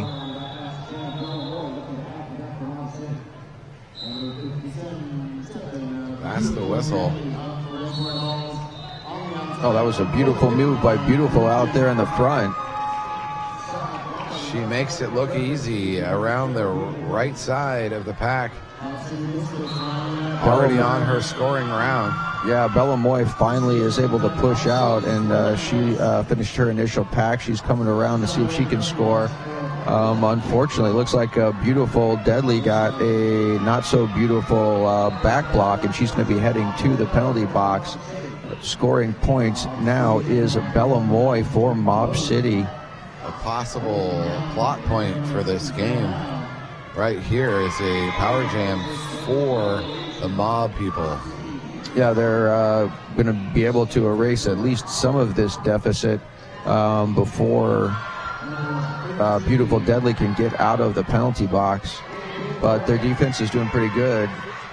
Bridging now back one, and Bella Moy with 2 blockers to beat. Can she do it? No, she gets pushed out of bounds on the inside as Beautiful Deadly gets back on the track. The recycle held back by the front blockers for Emerald City. Gives Deadly a chance to go jam on jam in the flat, and both teams grab some points. Yep, no lead jammer in this game, so it's going to go the full 2 minutes. We got about 24 more seconds left in the jam as both jammers are scoring. Bella Moy hung up around the top of the track, is able to get around Beautiful Deadly a little bit easier for her. She grabs another 5, looks like 4 points for Beautiful Deadly. That's the end of the jam. That's the kind of jam that'll tire someone out. Yeah, right there at the end of the jam, Mob City lost number 12, Justifiable Homicide, to the penalty box. So it's going to be 2 blockers only on the track for Mob City against all 4 of the Reservoir Dolls. A huge disadvantage. Bashful Babe on the line, number 1-1 for Emerald City. And Just Daisy jamming for Mob City. Pile up in the back wall. Just Daisy finding it just difficult. And Reservoir Dolls grab that lead jammer position with number 1-1. Yeah, that's Bashful Babe. She's the lead jammer for Reservoir Dolls. Just Daisy just now breaking out of the pack as Bashful Babe goes through and scores 5 points. Huge advantage having those blockers up front. Yeah, absolutely. And so we just saw Moose and Death Wish go, respectively, for their teams go to the penalty box. And now the Mob City coach has called a team timeout. Probably a good time to shift up the pace, call the timeout, and try to regroup just a little bit. Yeah, so at least we have both teams have both jammers, 1 blocker down for each team as Mob City seems to be regrouping here. We don't have the huge deficit that we did at the beginning. So after 9 jams, we've got Emerald City, Reservoir Dolls sitting at 62, Evergreen at 32. It's still quite a sizable lead, but they have eaten up a lot of that distance from when it was 9 to 44 or whatever. It's a big lead, but just about anything can happen, especially in junior roller derby. Oh yeah, absolutely. I think that it's reasonably unpredictable. So we've got Kieran up there jamming again for Mob City. Once again, that's Beautiful Deadly on the line for the Dolls. Yeah, Beautiful did some good work for him there earlier. Kieran dancing around on the back, trying to flip things up a little bit as the lineup has taken up to the pivot line. We'll see if that helps. Equal power in the blocker world, but it looks like Deadly will be your lead jammer for the Reservoir Dolls. That's number 5-7. Absolutely, but with a nice spin move, Kieran is also able to get out.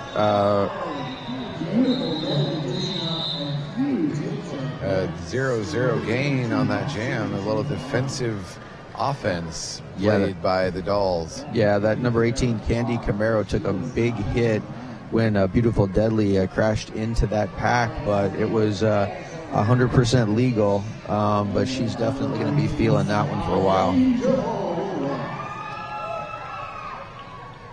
Psychotic Angel back on the line for the Dolls.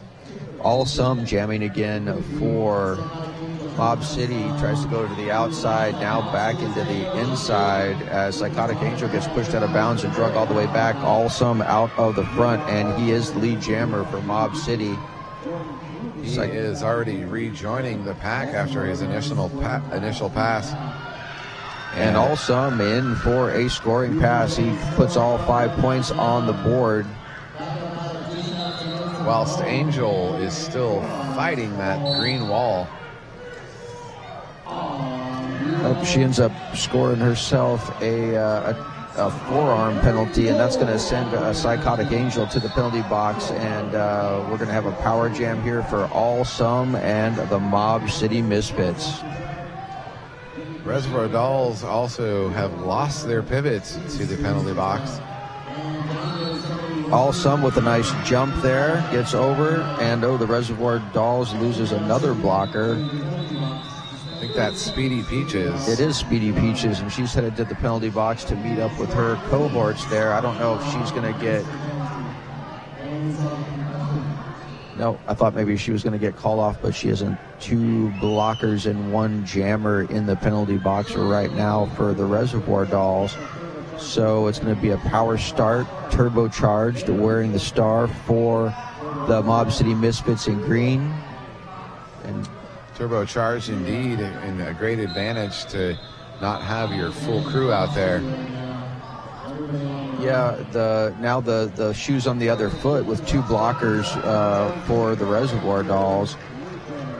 Turbocharged grabs that lead jammer status with ease. Yep, no problem for him. In the meantime, we have Psychotic Angel out of the penalty box, but she's going back in. I'm guessing maybe that she got an illegal procedure call, and that has put her in. Now she's put the star on her helmet, and she's going to be sitting in the box with that on it. In the meantime, we've got Turbocharged, and he is just racking up 5 points at a time. And the Dolls try for some strategy that leads Peaches back to the box again. Yep, she got an illegal procedure call as well.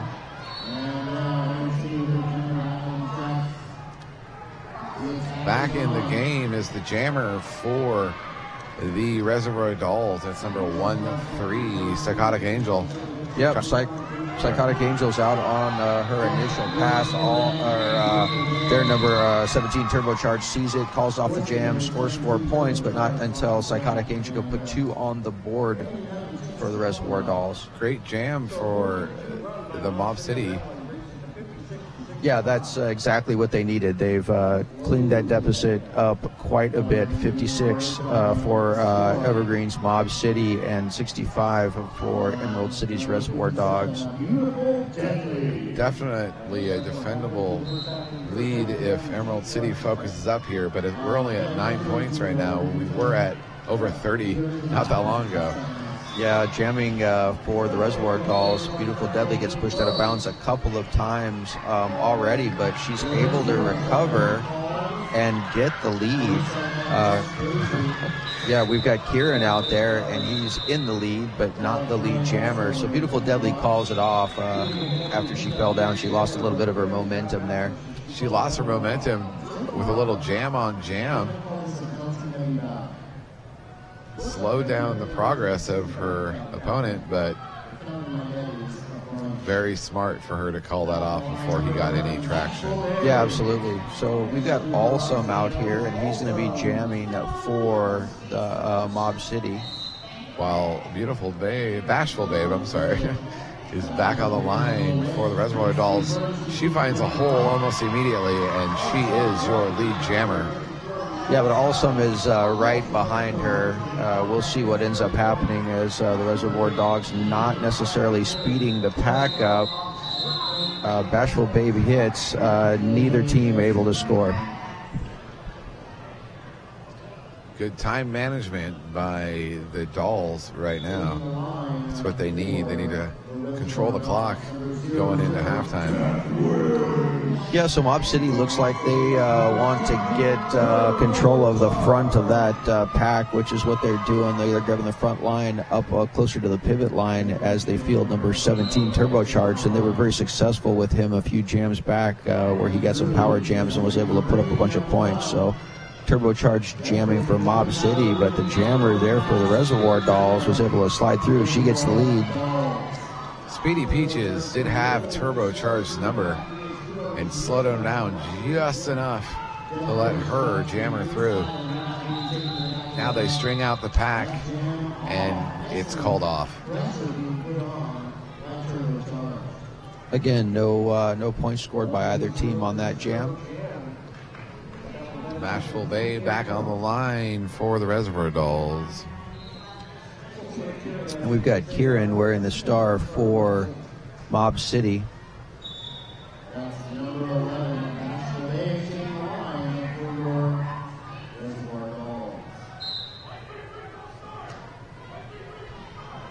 All right, so looks like Slam Shady had a false start warning. She was able to yield and stay in the game. A very fast pack at the beginning there. Has stalled out on that third turn. Yeah, well, Bashful Babe out for lead, and she's able to go in there, slide in backwards. Still not get any points, though. That's another jam that's going to end in 0-0. It's the strategy shutdown. Death Wish on the line now for Reservoir Dolls. And Just Daisy's going to give it a shot for Mob City. Packs have been lining up at the pivot line. Reservoir Dolls coach Genesis O'Sin having some words with the official, but now we're back to skate action.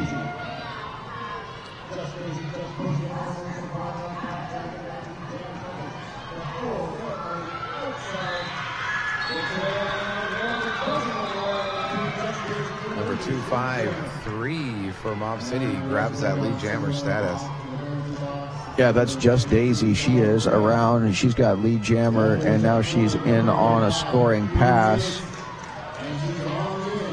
While Death Wish is recycled and resets her strategy into that green wall. Just Daisy out on her first scoring pass, and she picks up 4 points.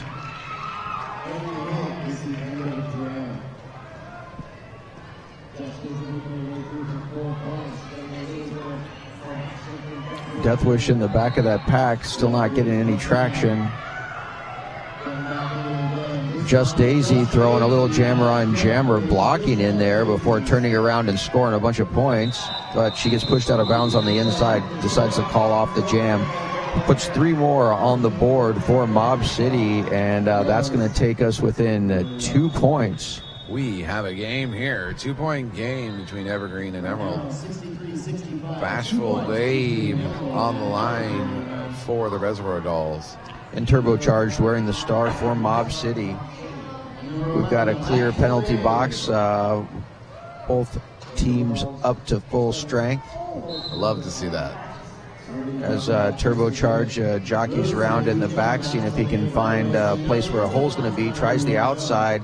Not working, cuts to the inside. That's not working either. Bashful Babe is pushing on the top of the floor wall. Oh, and there he goes around the outside. And that's going to be lead jammer status for number 17, Turbocharged. Bashful Babe finally able to break out of the pack on her initial pass.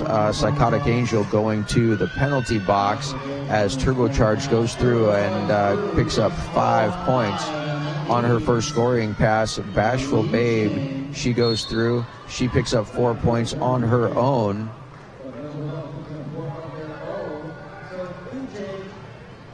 Bashful Babe biding her time, waiting for this gentleman to call it off, and he does. Yes, he does. And now we've got a lead change. So Emeralds, Reservoir Dolls is now, for the first time, not leading in this game, as the Mob City Misfits are up 72-69 with just under 7 minutes left to go in the first period of play.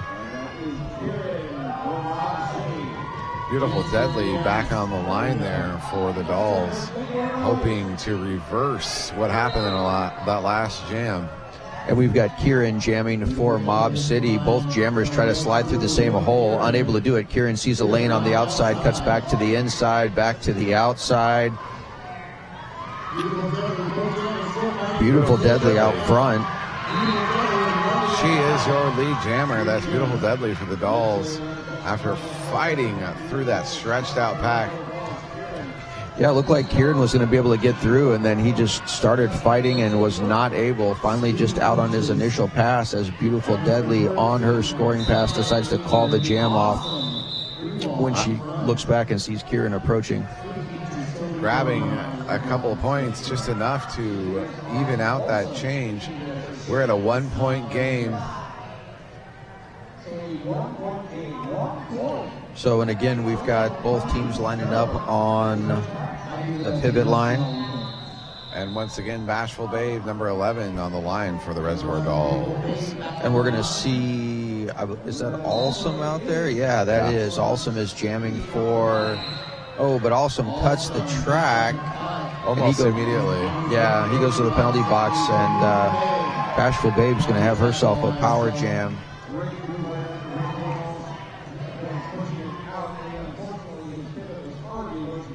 Bashful encountering that green wall. She's setting the pace. She gets through and grabs 5 to reverse that score reversal that we saw before.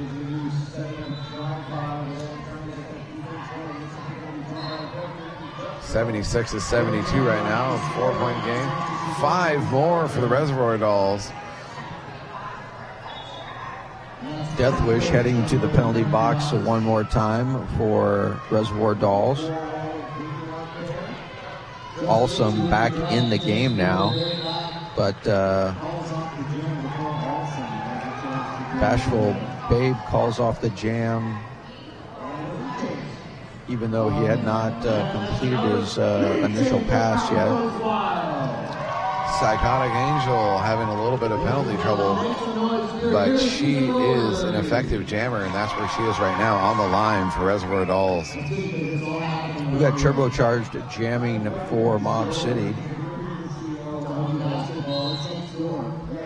Back out in the pack is Speedy Peaches. I would not want to encounter her. She is amazing.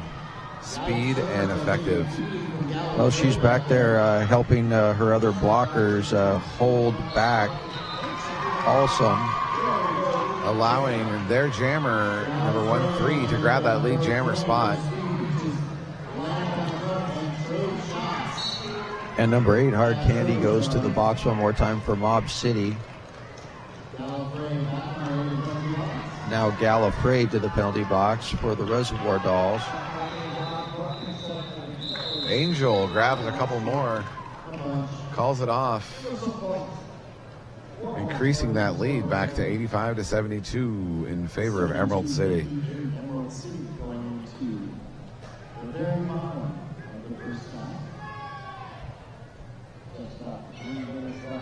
So, is that Tipsy Terror out there for the Reservoir Dolls? Sure with all that is. red hair where you can't see her number?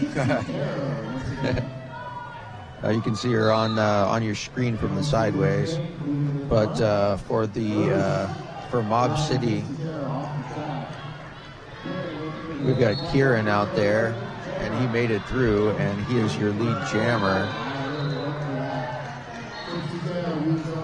Terror also through her initial pass, but she is not your lead jammer.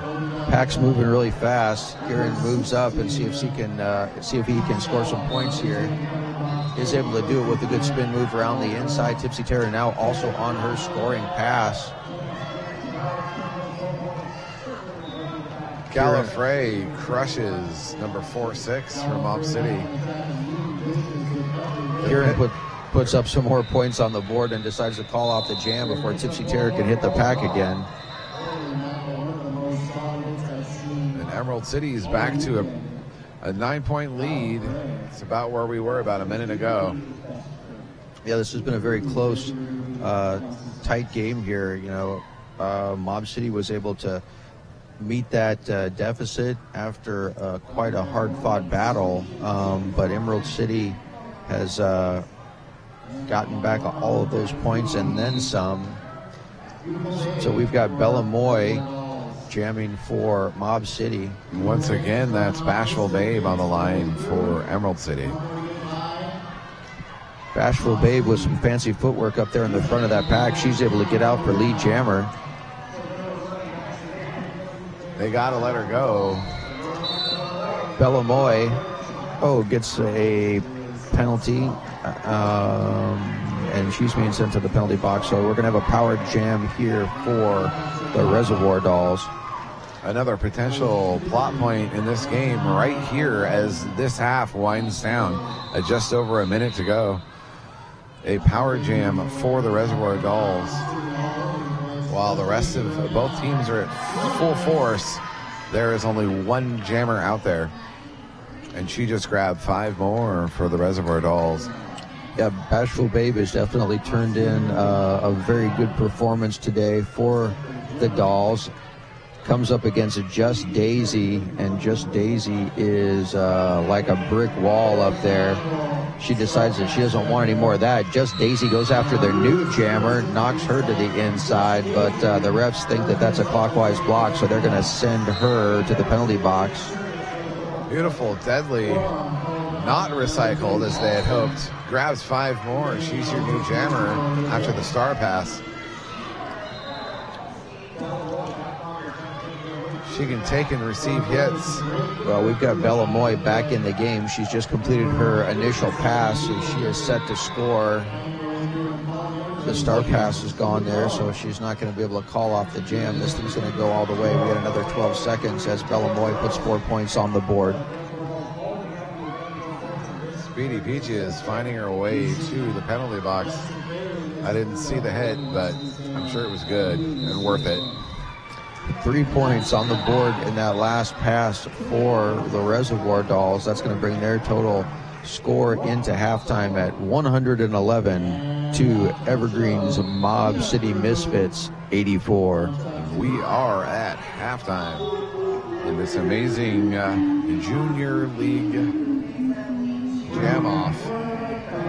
All right, and we will be back here and see you folks in just under 15 minutes. Hi, I'm Trish the Dish, and this is Ivana S. Spankin, and we're here to tell you about Sin City Skates. Sin City Skates began in our Las Vegas living room in 2005, the first shop ever dedicated to roller derby, and has since grown into this 2,000 square foot mecca in San Diego, where we stock everything for our sport. Need help? With a combined on-track experience of over 24 years and still playing, we test everything we sell, and we're happy to share that experience and knowledge with you. So contact us, sincityskates.com.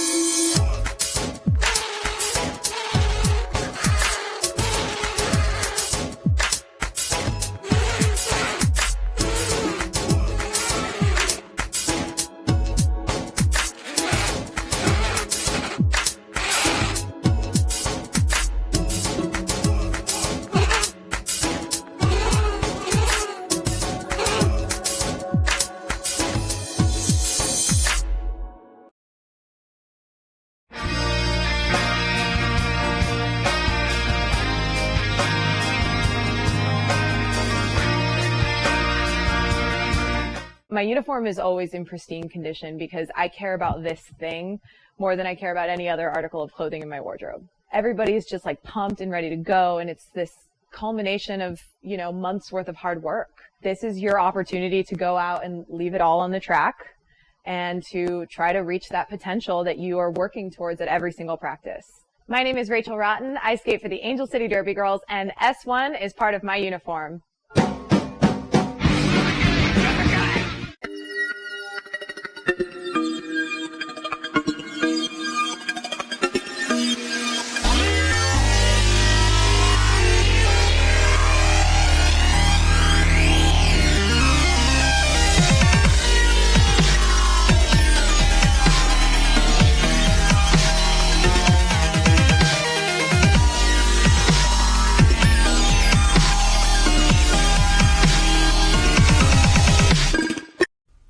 They told us to just sell skates online.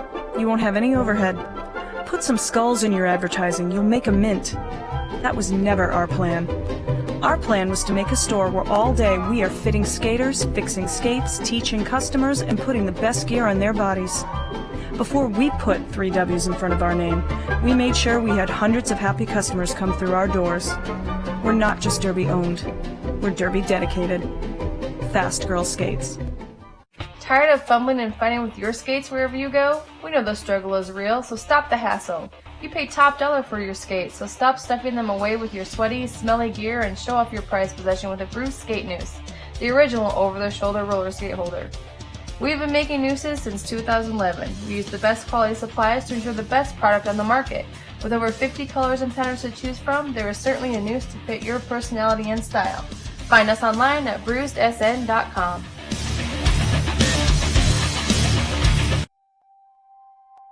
I love teamwork when it comes naturally, and it's almost like your teammate is an extension of your own body. That anticipation, where you've worked cerebrally through strategy and skills, and suddenly you're out there in a game and it all comes naturally because you know each other. I love that.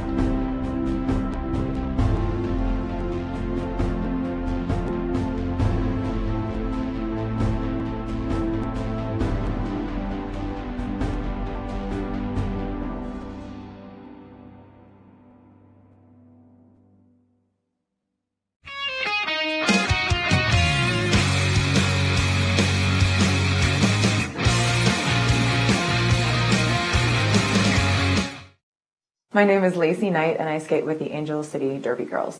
I've been evolving more and more into just having things that I know are going to be reliable, that they're going to last, and that they're going to do exactly what I want them to do. When you've reached a certain place in your derby career, it becomes less about how much you're spending on the equipment as it is about what it's going to do for you. I need to be able to have it conform to my foot so that it's just an extension of who I am as opposed to this thing that is now on my foot. The right L boot that I have now has been able to successfully do everything I need it to do. This year has even gotten better for me, and my skating is the best it's ever been, and it's the best boot that I've ever had.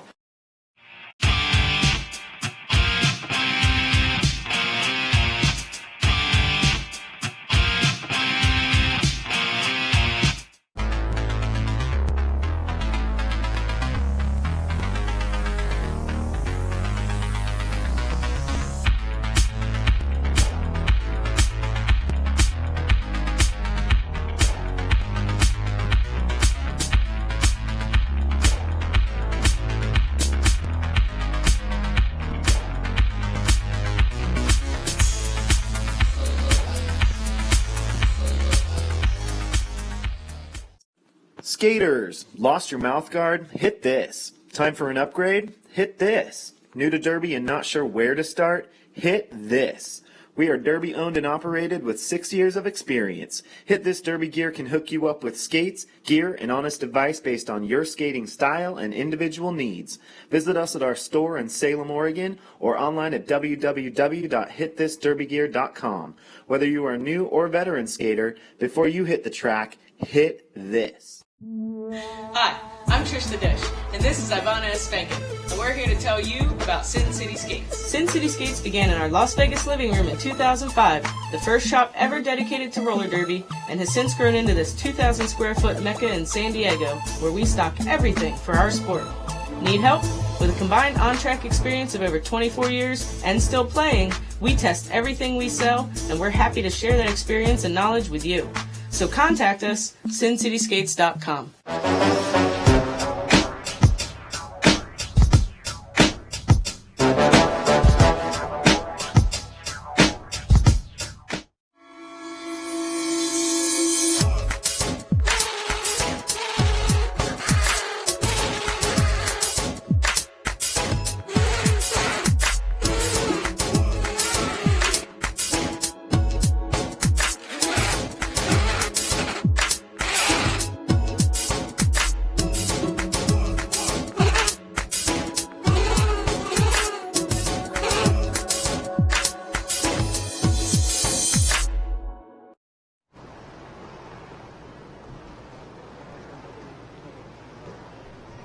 All right, everybody, we are back to this game between the Evergreen Mob City Misfits and the Emerald City Junior Gems Reservoir Dolls.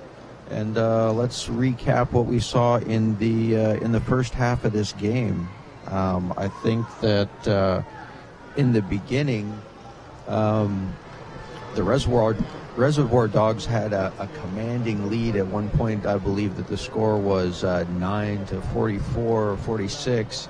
And then on a couple of power jams, the Misfits were able to come back up and actually take the lead at one point in time. But that was short-lived, as the Reservoir Dolls were able to come back.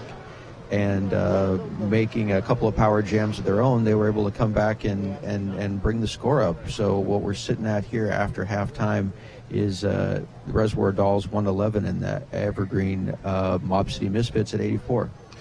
Yeah, there's some great players on both sides. Definitely there's some defensive players that made a huge difference in the second part of that first half.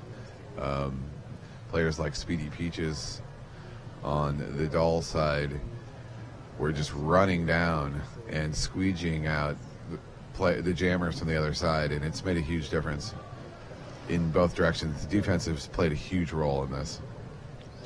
Yep, no, you have to have good defense there. If you can't stop the opposing jammer from getting out, you can't get your jammer out there to score. But there were quite a few 0-0 jams as well. Yeah, so a lot of the shutdown. The Emerald City seems to use that as their main tactic. Speed it up and shut it down. Yeah, if you can do it. So we've got the track here. Clock's halftime's winding down. Out here during halftime, we saw some of the junior Team USA skaters out here warming up, getting ready to play in their big game that I believe is coming up on this track after we're done here. I think the MVP from Emerald that's going into that is Beautiful Deadly. She just got told they're having their equipment check right now, safety checks.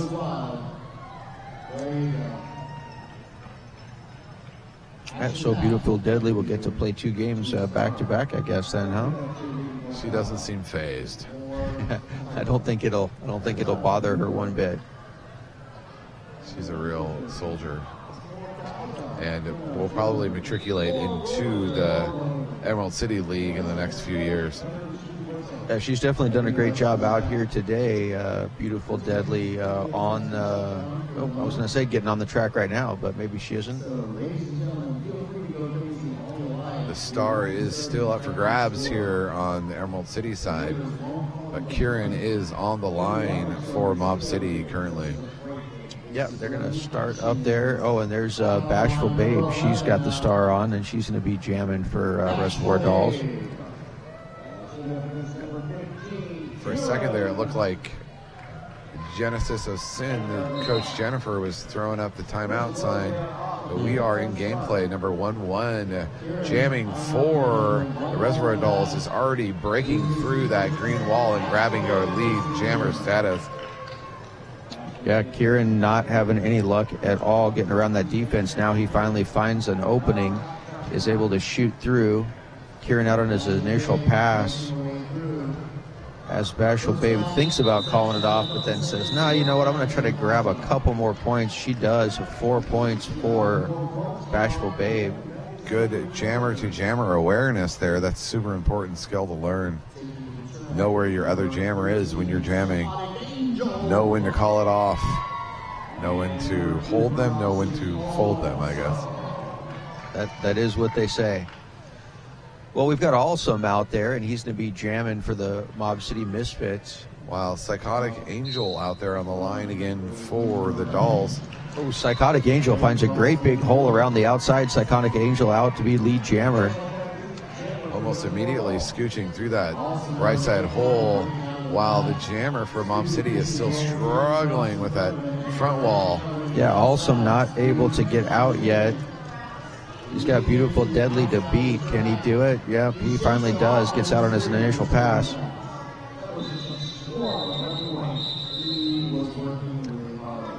Jam is called off, but not before 4 more points are posted for Emerald City.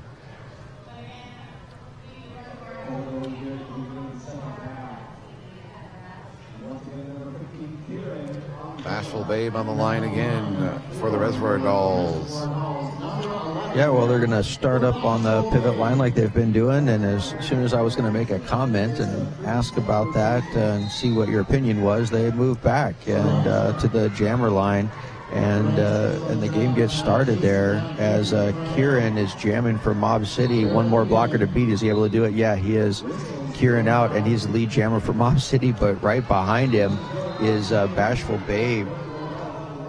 It looked like almost like they found the same hole and got through it. Sometimes that happens. We'll see if Mob City can keep Bashful Babe from scoring. And she's able to pick up 1 point to Kieran's 2 points.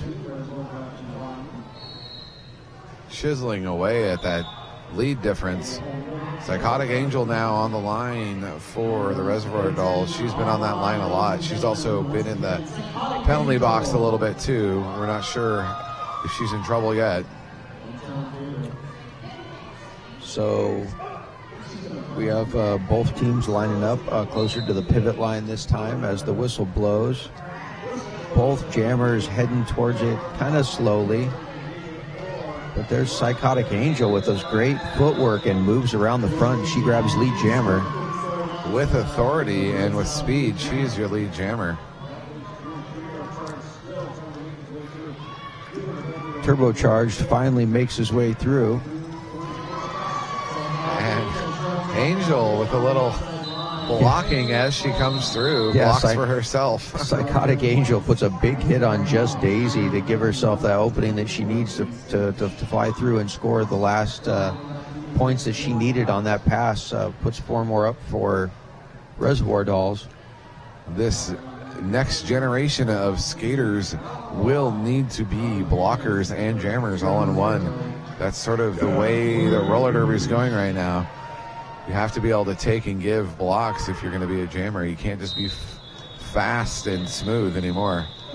Well, that's for sure. Bella Moy being both fast and smooth for the Mob City Misfits, but not fast enough or smooth enough as we have Death Wish in there grabbing lead jammer for Reservoir Dolls. Bella finally finding her way through and fighting a little jam on jam against Death Wish. Unable to grab any points. Death Wish actually gets her point there, so she puts 5 on the board during that jam. Angel on the line again, Psychotic Angel for the Dolls. Also wearing the star for Mob City.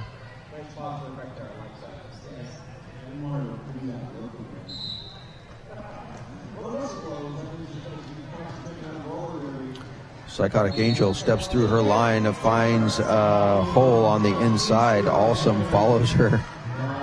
Oh, no, he doesn't. He gets a forearm as he tries to follow her out and gets to the penalty box. So this is going to give great advantage to the Dolls right now. Absolutely. 2 to beat up front.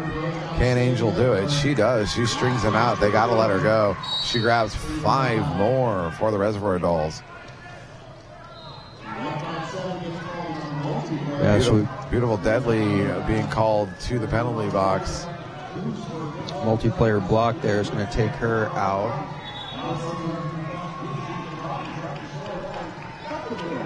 And another 5 points for Psychotic Angel as she goes around. Awesome out of the penalty box. Having to contend with the Reservoir Dolls crew. Awesome out of his initial pass and ready to score. Let's see what Psychotic Angel does. She was quite aware that he was approaching the backpack and calls off the jam. Grabs 2 more points for Eugene. 2 and 2 on that jam.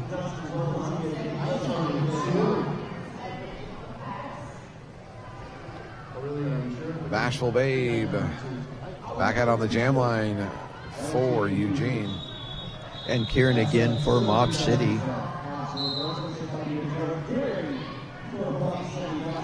Bashful Babe scooching to the forward pack.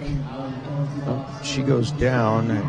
Kieran has passed her a little bit as she's kind of stuck at the back. Kieran falls as well. Babe is pushed out of line. And Kieran with the spin move gets out. A little whip assist there. Gets Bashful Babe out as well. Some beautiful cooperation by both teams there inside the pack. Communication and cooperation.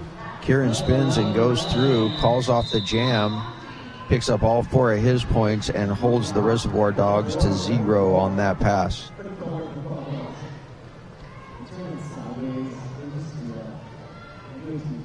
Death Wish back on the line for the Reservoir Dolls. And we're going to see turbocharged for Mob City.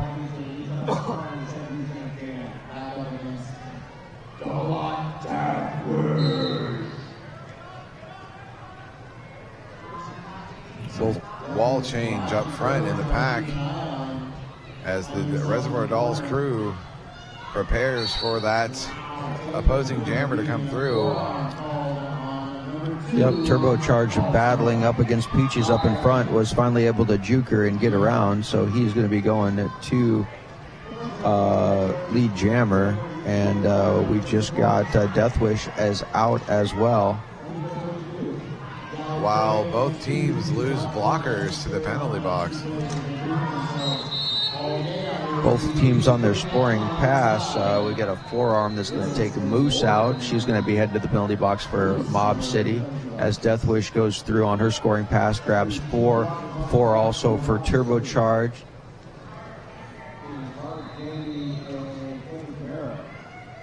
Turbocharge with less blockers to beat there is able to pick up 4 points. Scoring also is Death Wish. Right now she's passed out of bounds, or pushed out of bounds on the inside. Gets recycled to the back. Turbocharged up through, faces off against the 2-wall. 1 more blocker to beat, is able to jump up and get around to grab all 4 points in that jam. We see a star pass over here, and our pivot becomes our jammer for the Reservoir Dolls. Yeah, that's number 33, Slam Shady. Will the real Slam Shady please stand up and try to score some points here?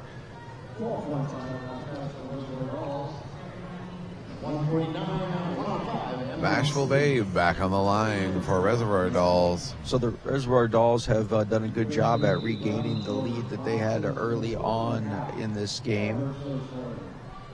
Attacking that pack head on, thanks to a lot of defense too.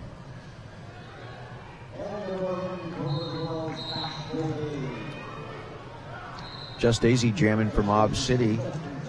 Just Daisy up around. She's headed out first. Can she make it? Yes, she does. Just Daisy is the lead jammer, but there's Bashful Babe right behind her. Just Daisy trying to put a little hit on her, knocks her out of bounds, but goes out of bounds herself, decides to call off the jam from the floor because she knew Bashful Babe was going to turn on the afterburners and get up there and score some points. Bashful Babe is still on all 8 wheels and ready to score. A smart move. Yeah, a lot easier to score on all 8 wheels than it is from laying on your back, right? That's a good point. That's number 44 again on the line for the Eugene team. That's Tipsy Terror. Yeah, she seems like she's a good sort of reliever jammer in there, and she's put up some points on the board on her own. Kieran jamming once again for Mob City. He's actually up in front, pushing his way through, but loses his balance and goes down but not out. So he's out of the pack, and he is the lead jammer. We've got a multiplayer block in the meantime, and that's going to take out Mob City player number 46. And that's Izzy X rather. Kieran has done this wiggle his way to the front thing a few times. He has indeed. Has been effective against the defense here today. Yeah, big pile up though, and I think it was Reservoir Doll v. Reservoir Doll there, but either way, number 44, Tipsy Terror gets out off of her initial pass, and so Kieran decides he wants to call that thing off before she goes around there and puts some points on the board for Reservoir Dolls. The Dolls coach, that's Coach Jennifer, is out in the middle with the words for officials, I'm pretty sure. And the coach for Mob City also is coming face to face with an official right there in the middle of the track. Yeah, that's calling the shots out there, and I don't think he's going to be listening to too much guff from any of those folks unless they start calling the official or the timeouts or official reviews. Ooh, but a multiplayer block is going to take out number 11, Bashful Babe. You don't see that too often from a jammer, but every once in a while she'll grab on to one of her teammates for a whip or an assist and end up getting that multiplayer block if somebody tries to challenge that link. So she's going to be in the penalty box as number 17, turbocharged, goes around, gets pushed out of bounds there, and has to get recycled. That's number 13, Psychotic Angel, jumping around back there, making sure that he goes back far enough. Pushed out again, lost his balance, but but he thinks Psychotic Angel went out of bounds. But Mike Hammer, the outside pack ref, did not think that she went out of bounds, and so he sent Turbocharged to the penalty box. In the meantime, Bashful Babe, she's out of the penalty box, and she is hitting the pack up in front there, confronting just Daisy and number 46, Izzy X up at the front. Ends up getting out on her scoring pass, 5 points. A great turn of events if you are a Reservoir Doll right there. From what we could see, that could have gone either direction. Both jammers were being squeezed out, and it landed in favor of the Dolls. That definitely did, and she squeezed out 10 points, and she's going to see if she can get 5 more on the board. There's 15. Turbocharged being recycled for the 4th time in this jam. Yeah, well, Psychotic Angel ended up getting her comeuppance on this jam as she gets to go to the penalty box. And we have what I believe is a team timeout being called by Mob City.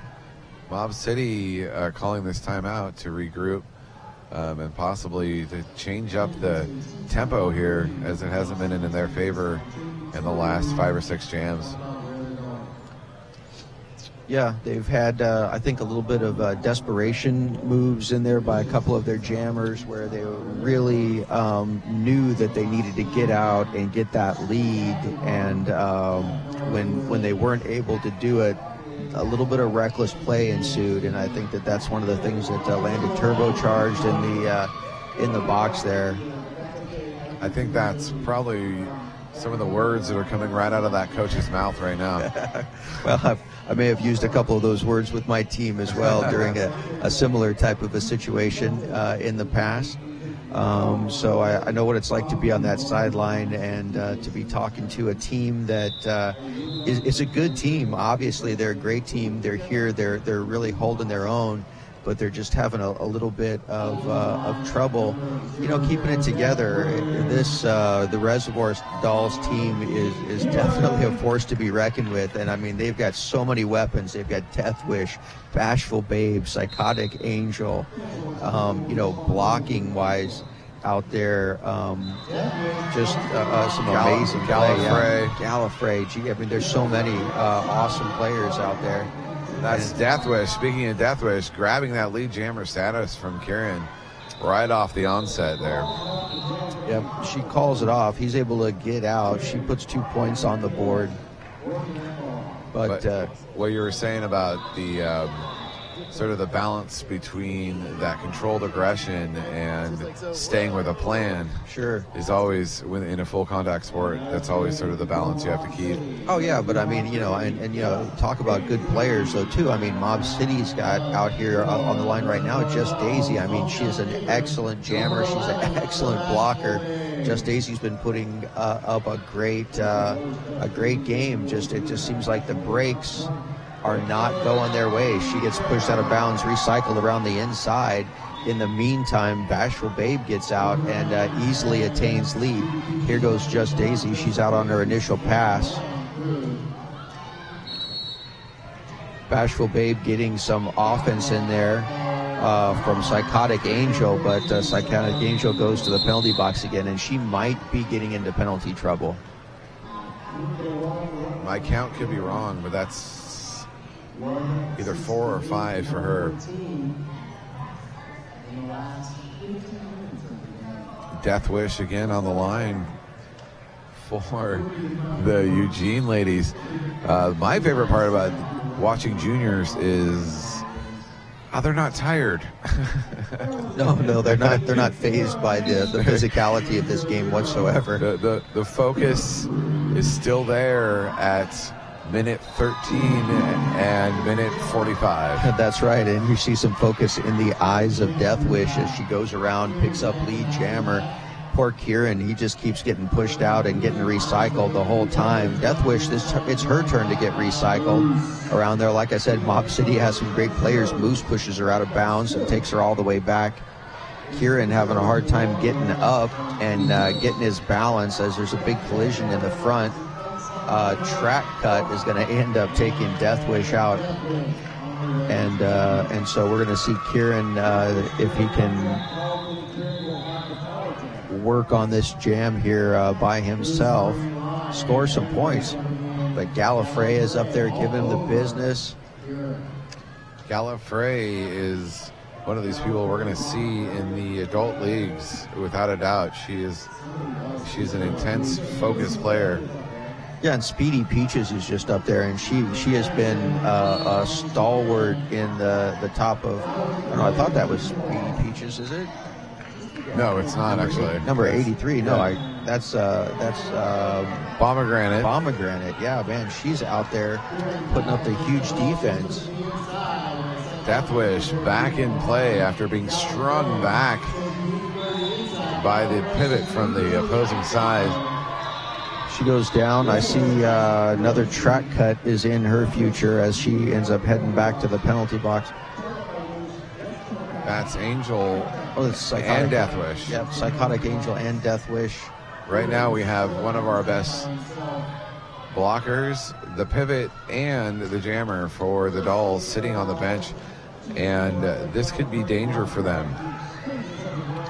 Well, Kieran is going to end up this jam, and looks like some sort of a destruction call or something is going to send Moose to the penalty box. I see a review in our future. I can feel it in my bones. Well, at least a team timeout being called by the Dolls, and that's good because, I think that, they definitely have a commanding lead here, and they need to keep it. They want to do whatever they can to slow the momentum down here as Mob City is going to be able to capitalize on the fact that they've got Psychotic Angel, one of their best blockers and jammers, in the box. And so she's going out. I thought that she was probably in penalty trouble earlier, and I was right. The last couple that she got ended up taking her out of the game. So Psychotic Angel has fouled out for Reservoir Dolls. And it looks like number 57, Beautiful Deadly, is going to take her place in the penalty box.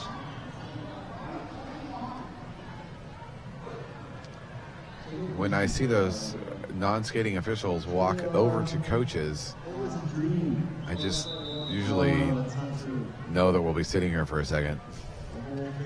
Here comes our head ref. He might have words.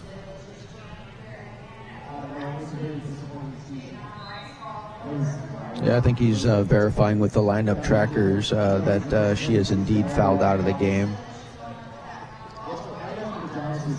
Okay, and he's got a clockwise block and going to Gallifrey and an additional insubordination because she did not report to the penalty box. So Gallifrey is going to be sitting in the penalty box for a full minute, and she's probably getting close to being into penalty trouble too herself with those 2 additional penalties. There's no doubt that she is having to click off like that is not positive for them. That's not positive for the Dolls in general. She is a multi-faceted player. So Bella Moy now jamming for Mob City, jumps in, grabs lead real quick, and we've got Death Wish in there, hot on her heels. Speedy Peach is out there handling the crowd by herself. Beautiful Deadly with a huge hit on the jammer. Yeah, Beautiful Deadly just slided right in front of Bella Moy as she was going full blast, and it knocked her down. It was she had a little hard time getting up there. She had her bell rung pretty good, but back up and at it, and in the game, getting recycled right now, decides to call it off. And amidst that chaos, 4 points still grabbed up by both teams. Yeah, no, absolutely. The jammers here for the Reservoir Dolls are obviously very, very smart, seasoned jammers, and they know exactly when to call it off and when to push for some more points. I think had Bella Moy not taken that big knockdown, she may have called it off a little bit earlier. So yeah, that could make you rethink what you're doing. Yep. On the line right now for the Reservoir Dolls, again, that's Bashful Babe. Yeah, Bashful Babe, another jammer that's turned in a very good game here so far for the Reservoir Dolls. And then we've got Turbocharged. He's a go-to jammer for the Mob City Misfits. And he's given it the old college try, but just not able to produce, unfortunately. There goes Bashful Babe, racking up lead jammer status for the Reservoir Dolls. As she does, she's making it look easy again. Yeah, definitely not, because Mob City has a great defense. They're putting the defense on her right now, actually forcing her to call it off, giving Turbocharge time to get around. So 3 more points being thrown up. And although we're getting near the end of this bout, and there's a little bit of a score difference, it could go either way at any time. Any kind of plot point change could happen. Well, I think the more penalties that any of the Reservoir Dolls rack up are going to be very detrimental to their game. So yeah, with still almost just a little under 10 minutes left in this game, the lead isn't high enough to be too comfortable now for Reservoir Dolls, especially with Just Daisy out there, because if she can get some traction, she's definitely a good jammer.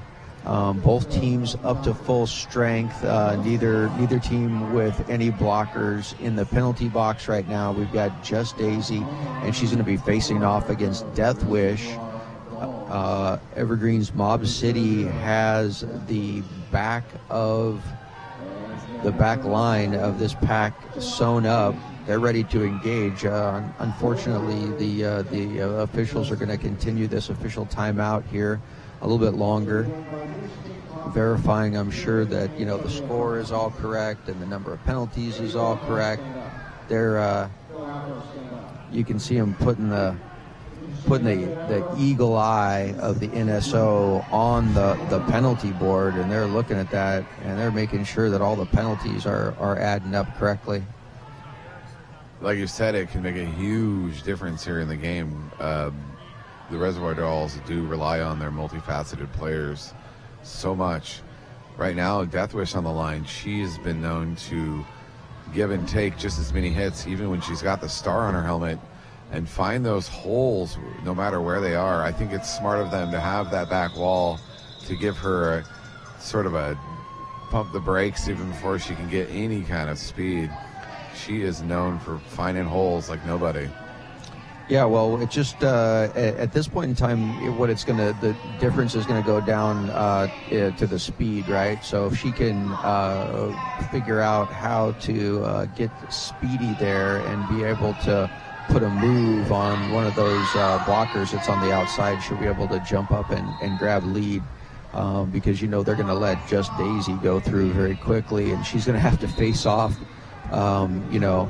against a very tough defensive wall up there in the front if they continue with this type of lineup. I see beautiful Deadly up there, and she's going to try to catch Just Daisy and probably push her out of bounds on the inside if she possibly can. So beautiful Deadly, she has this chase and race mentality where if she's playing pivot, she'll speed up the pack to slow you down. Yeah, Just Deadly obviously has command of this game very well. So, okay, we're ready to go. The jam has started. Just Daisy, as I predicted, was easily able to get through, and she was also able to jump up, grab lead jammer. That back wall did take care of Deathwish. Just Daisy goes around and puts a big hit on an inverted blocker, taking her down. In the meantime, Kieran goes to the penalty box, and around goes Just Daisy on her scoring pass. Deathwish gets a penalty there. She grabs a high block, and that's going to put Just Daisy and the Mob City Misfits on a power jam. This is their opportunity to crush that deficit that we were talking about during the break. It's a huge moment for them right here, as time management becomes just as important as scoring points. Yeah, and Just Daisy took a huge hit there from I believe that was number 16, but I don't see a 16 on the roster. Maybe I was mistaken. I was looking at Just Daisy to make sure that she was getting up, and then oh yeah, there is number 16 right there, Juke Skywalker. He is the blocker for Reservoir Dolls that just put a huge smacking on Just Daisy. I have a feeling the referees are discussing that hit right now, possibly. From what I saw, it was clean, but possibly still beyond the realm of in the rules. Well, what I don't know whether it was or not, but what I can tell you is that no penalty was called at the time. And we're using up an official review, a Reservoir Dolls official review. So they're reviewing something. So it was probably not the hit on Juke Skywalker, as a matter of fact, because they wouldn't review their own hit, would they? Right. We need to thank Blaze Media for helping us with this streaming this whole weekend. Blaze Media is there when you need them. Also, the official beer of the Emerald City Roller Girls is Ninkasi, and they throw down money to help out with this media stuff every single time we do this. So thanks to Ninkasi Brewing They make a heck of a beer. So entertaining the crowd there now, I believe that is Little Boomerang, and she's doing some handstands to keep everybody entertained during this official review. Almost entertaining enough are those fuzzy leg warmers. Yeah, I've been trying to avoid looking at those. They'll mesmerize you. Well, those are super distracting out there, to be honest with you, on the track. You know, and I tell, I kind of try to keep my team, uniform so that, specific jammers or specific blockers don't stick out and can get targeted. But this is the other way around. This is, those things are so distracting that it's hard not to look at them. It's true. We're still having an extended discussion over there by the officials while the young ladies get to know each other better on the pivot line. Yeah, absolutely. Whatever issue the Reservoir Dogs staff brought to the attention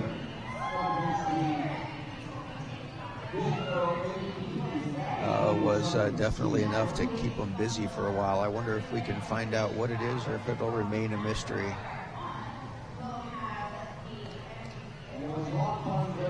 Sitting at just over 8.5 minutes. There's still a bit of a deficit for the Evergreen team. They were at 179-146 to Emerald City. So I'm going to make some predictions that may or may not be true, but I don't see anything changing, right? So I don't see the score changing.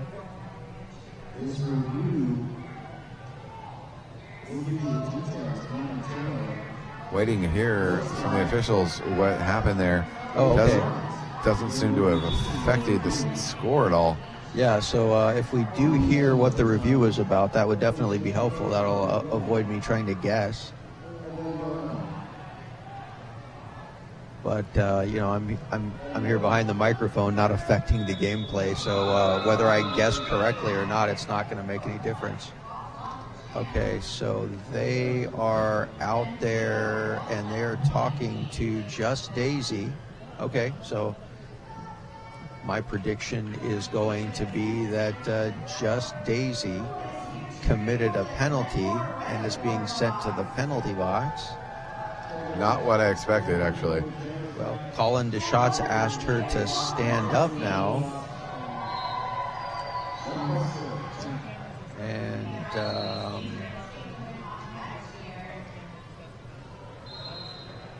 talking to the Mob City coach, Just Daisy is now sitting down with the star on her helmet, so that would tell me that the penalty was committed by her while she was the jammer in this past jam. Both jammers may be starting in the box. Both jammers may be starting in the box, but that's what it looks like. Yeah, well, we've got Death Wish, and she's going to be standing, so she's going to have less than 10 seconds, so she will be released. All right, well, they're still explaining what's going on over there, so there's it's whatever the issue was definitely not an obvious issue. The coach for Mob City needing more explanation.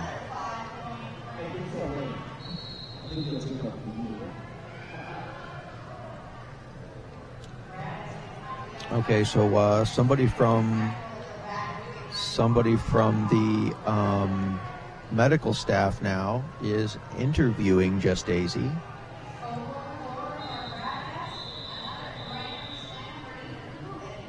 I have a feeling we won't move forward until this part is assessed by this medical team. Yeah, agreed. Okay, here we go. Hang on, folks. Colin DeShots is telling us what's going on.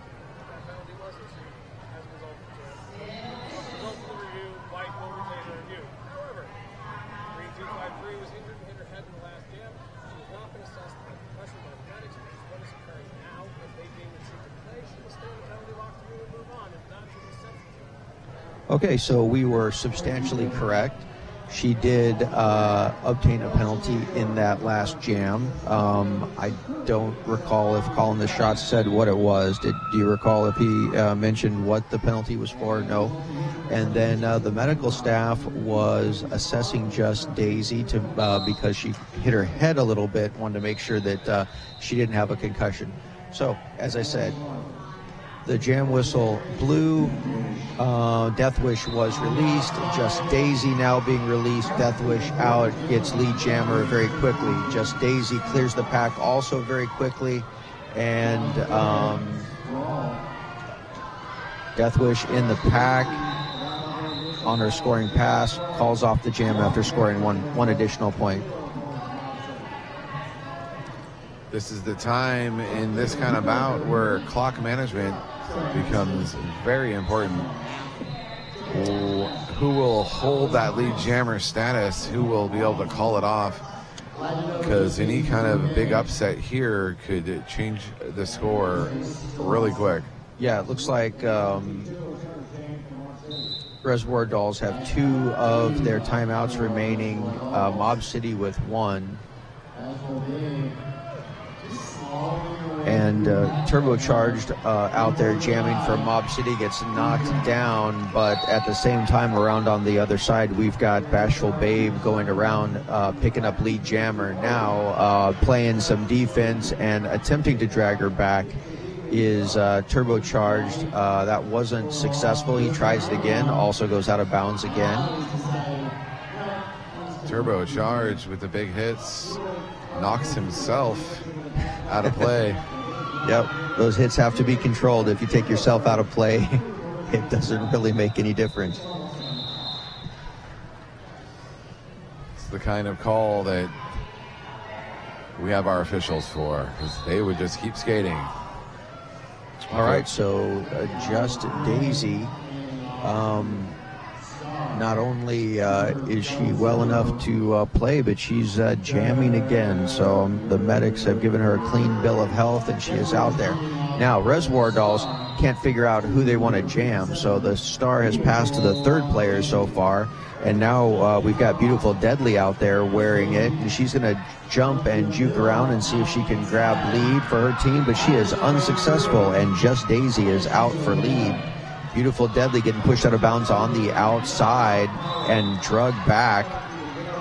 We've got a track cut. The track cut is going to Beautiful Deadly. She's going to the penalty box. Just Daisy on a power jam. She is hit down in the middle of the track, but not out. Gets up and continues power jamming.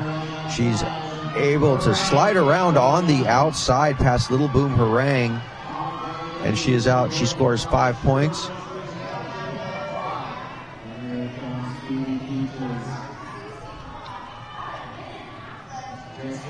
Just Daisy again jukes around, unhit that time as she goes through. Reservoir Dolls regrouping and figuring out how they're going to handle this. Daisy coming back through again. Yeah, well, I'll tell you how they're going to handle it. They're going to handle it by getting Beautiful Deadly out there and through the pack, which she just did. Jam is called. 1 additional point for Just Daisy and Mob City there. That's going to bring the total up to 157 points for Mob City and 183 for the Reservoir Dolls. Just over 5 minutes left in this game. Coach Jennifer rethinking the strategy. Good shot of her there, deep in thought. Bashful Babe now on the line for Reservoir Dolls. Kieran fans out there are rooting for him as he's going to try to get lead jammer here. Loses his balance in the back. Bashful Babe up in front, 2 blockers to beat now. 3 gets sucked back a little bit, not too bad. Bashful Babe backwards skating, gets out. She gets lead jam. Little Boom Harangue goes up to the front of the pack to join her blockers in front to keep Kieran back, but they are not able to do so. He gets out, and the jam gets called off by Bashful Babe, 0-0. Good strategy there for Emerald City. No points, but it did eat some time off of the clock, and we have an official review being called for by Mob City this time. Mob City using their official review, not sure for what, but Coach Jennifer is being called to the middle to be part of the cabal.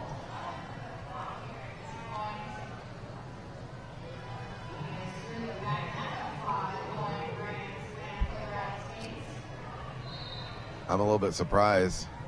Seemed like business as usual that last jam. Well, they saw on the Mob City side, they saw something that they took issue with. Well, this is the time to do it, because this is the time to slow down the clock. Yeah, either way, it's going to give both teams an opportunity to regroup. So Mob City coach is out there talking to the captain, or at least, I guess maybe she's not the captain, but that's Gallifrey out there having a conversation with the Mob City coach out on the track.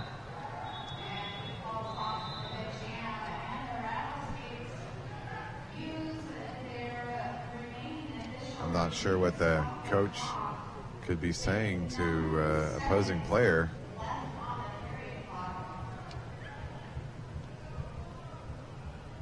It's causing a little bit of a moment out there for the ladies as the officials officially review their official review. Yeah, so I mean, this has been a good game for the Reservoir Dolls. They've been in the lead for a substantial amount of time here. Okay, and so it looks like a Mob City is getting their review erased from the board. So it looks like they are not going to retain it, but I'm still not sure what was at issue. But as I was saying, the Reservoir Dolls have been doing a very good, but they're not ahead enough to get comfortable. They want to celebrate, but they can't, because this game is still tenuous here, especially with jammers out there like Just Daisy. We've got Turbocharged on the line, and he hasn't always been successful at getting lead, but when he gets out, he can put some points on the board. Turbocharged has proven himself effective even as a blocker today. Turbocharged pushed out of bounds on the outside, gets recycled back behind Gallifrey.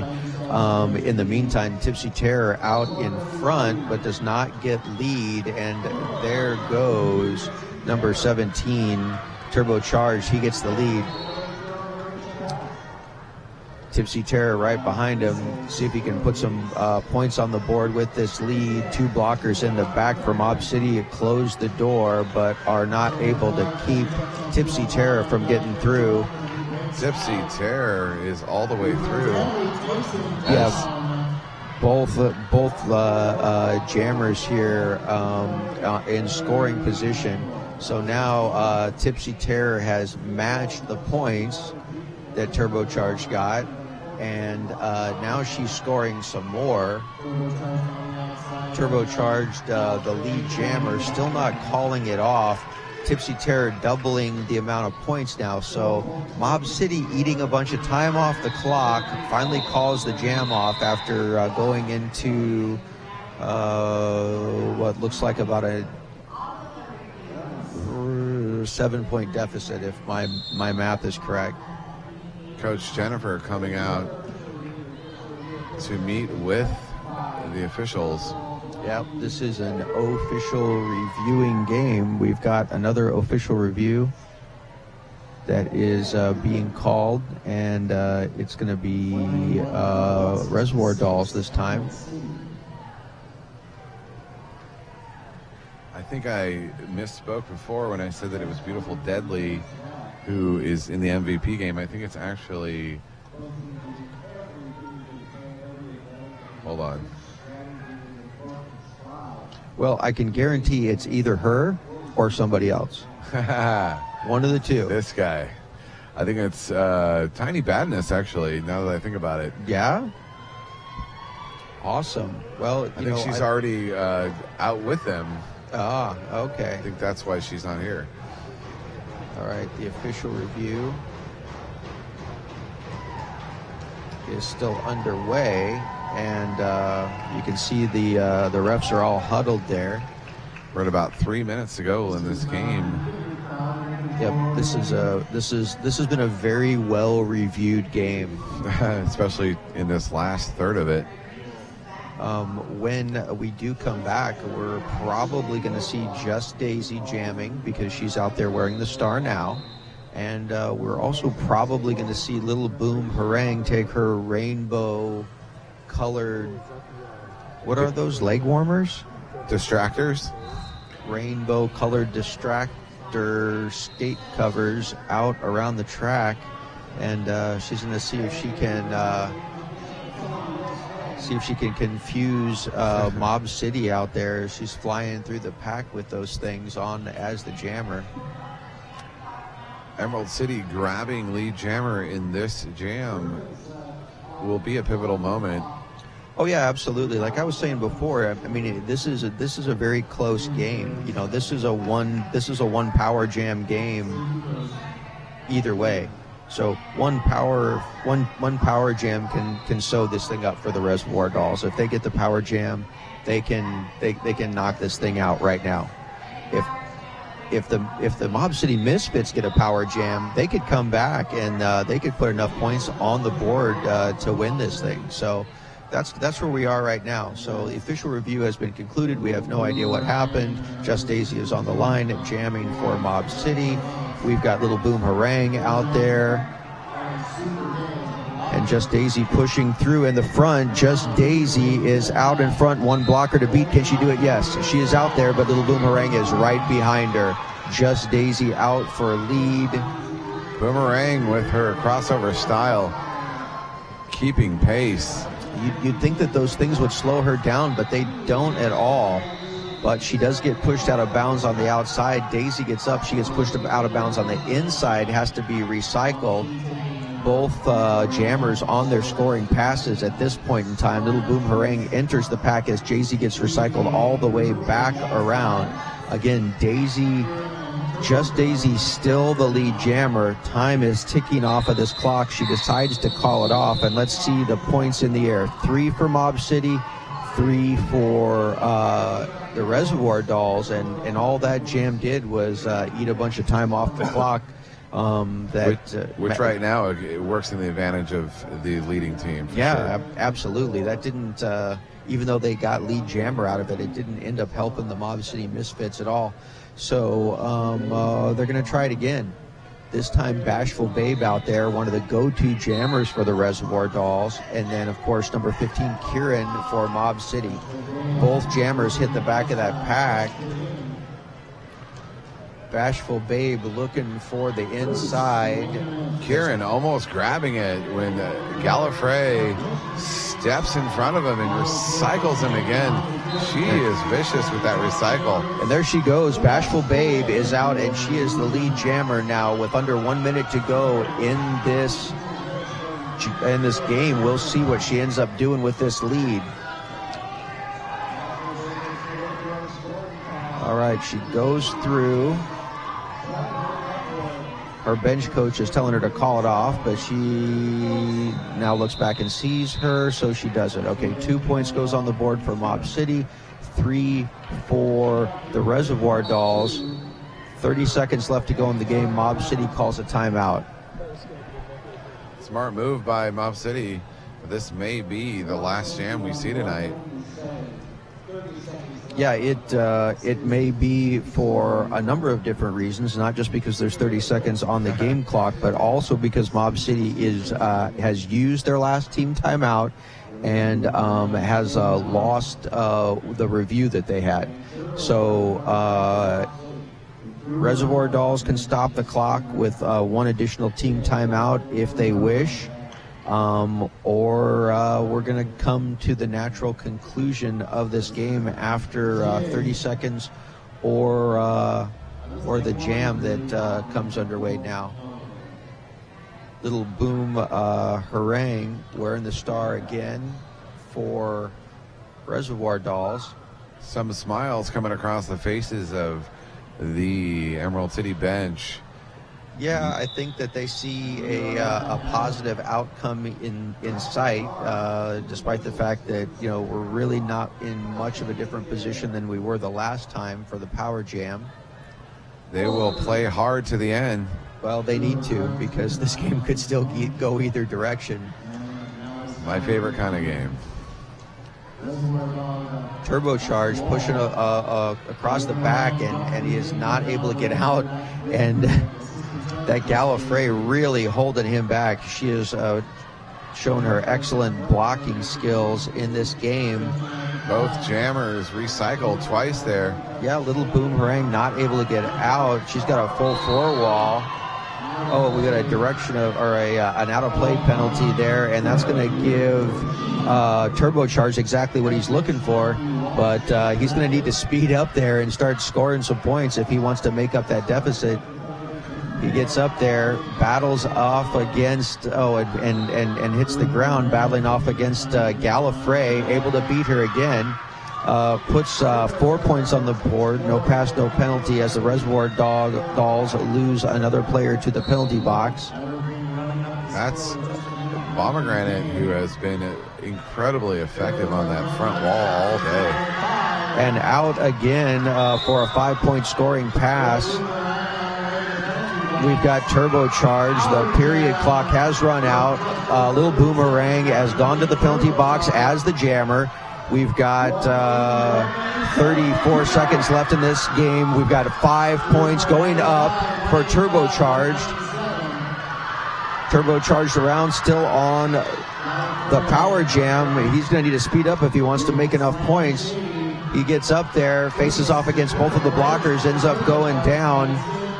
Turbocharged back on his feet, back down again, passes the caps at number 11. That's going to be Bella Moy, one of the go-to jammers for Mob City, as she's got 4 more seconds to go. She completes the scoring pass. She puts 5 points on the board for Mob City before the end of the jam. And let's tally up the score and see how close Mob City has gotten. We've got an unofficial final right now of 190 to 197. An incredible last jam. They could have changed everything, and it may have changed everything. Still just an unofficial number on the board. Yeah, definitely. I'm not sure that there are 7 points at issue, but it certainly still is unofficial at this point in time.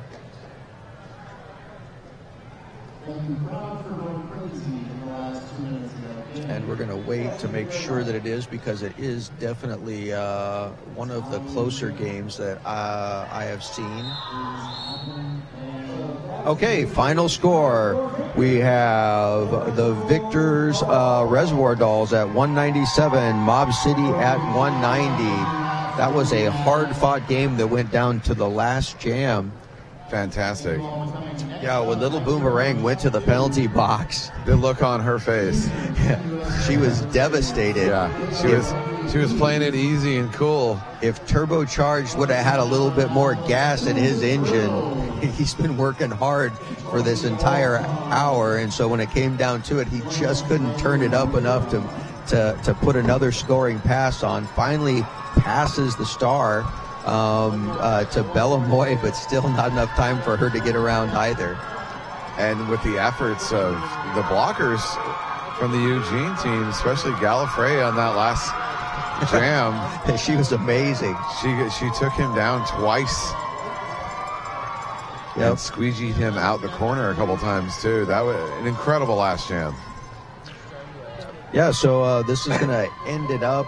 We saw a lot of interesting playing out there. This was a highly reviewed game.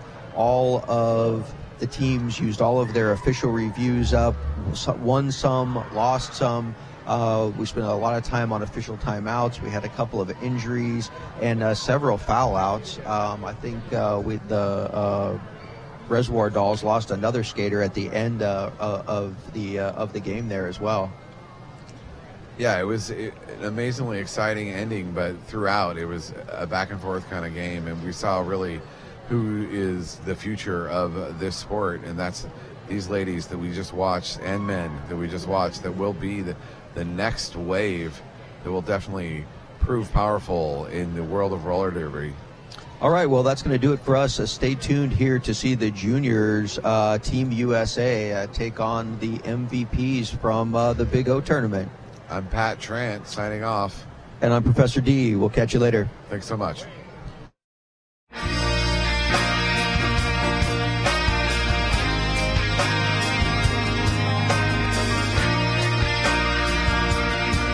My uniform is always in pristine condition because I care about this thing more than I care about any other article of clothing in my wardrobe. Everybody's just like pumped and ready to go, and it's this culmination of, months worth of hard work. This is your opportunity to go out and leave it all on the track and to try to reach that potential that you are working towards at every single practice. My name is Rachel Rotten. I skate for the Angel City Derby Girls, and S1 is part of my uniform.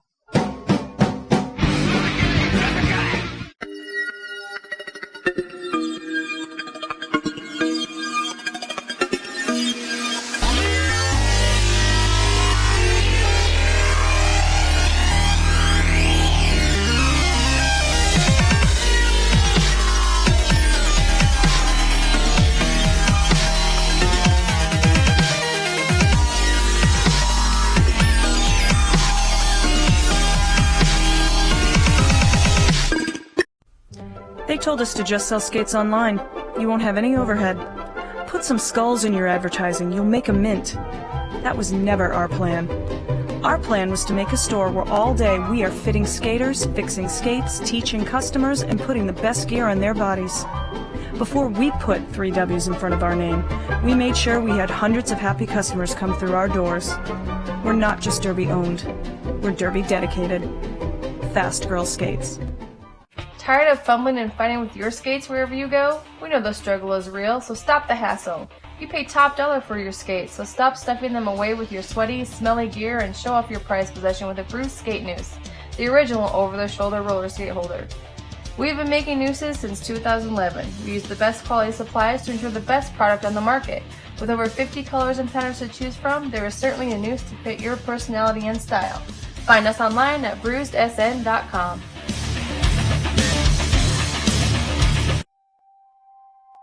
I love teamwork when it comes naturally, and it's almost like your teammate is an extension of your own body. That anticipation, where you've worked cerebrally through strategy and skills, and suddenly you're out there in a game and it all comes naturally because you know each other. I love that.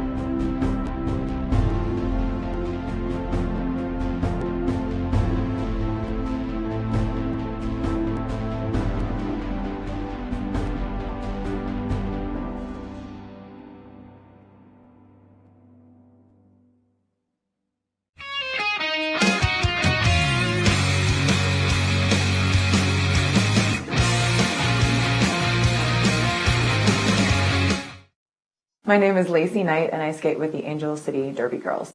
I've been evolving more and more into just having things that I know are going to be reliable, that they're going to last, and that they're going to do exactly what I want them to do. When you've reached a certain place in your derby career, it becomes less about how much you're spending on the equipment as it is about what it's going to do for you.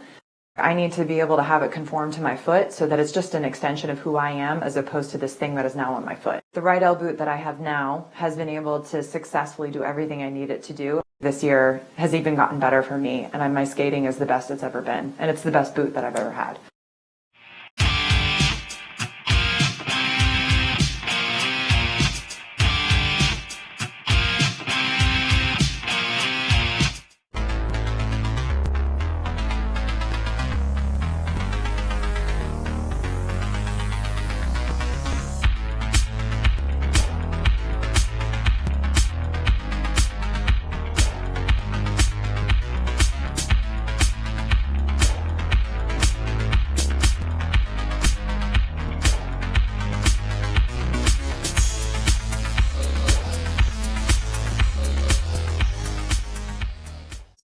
Skaters, lost your mouth guard? Hit this. Time for an upgrade? Hit this. New to Derby and not sure where to start? Hit this. We are Derby owned and operated with 6 years of experience. Hit This Derby Gear can hook you up with skates, gear, and honest advice based on your skating style and individual needs. Visit us at our store in Salem, Oregon, or online at www.hitthisderbygear.com.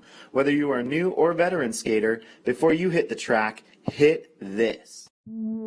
Hi, I'm Trish the Dish, and this is Ivana Spankin, and we're here to tell you about Sin City Skates. Sin City Skates began in our Las Vegas living room in 2005, the first shop ever dedicated to roller derby, and has since grown into this 2,000 square foot mecca in San Diego, where we stock everything for our sport. Need help? With a combined on-track experience of over 24 years and still playing, we test everything we sell, and we're happy to share that experience and knowledge with you. So contact us, sincityskates.com.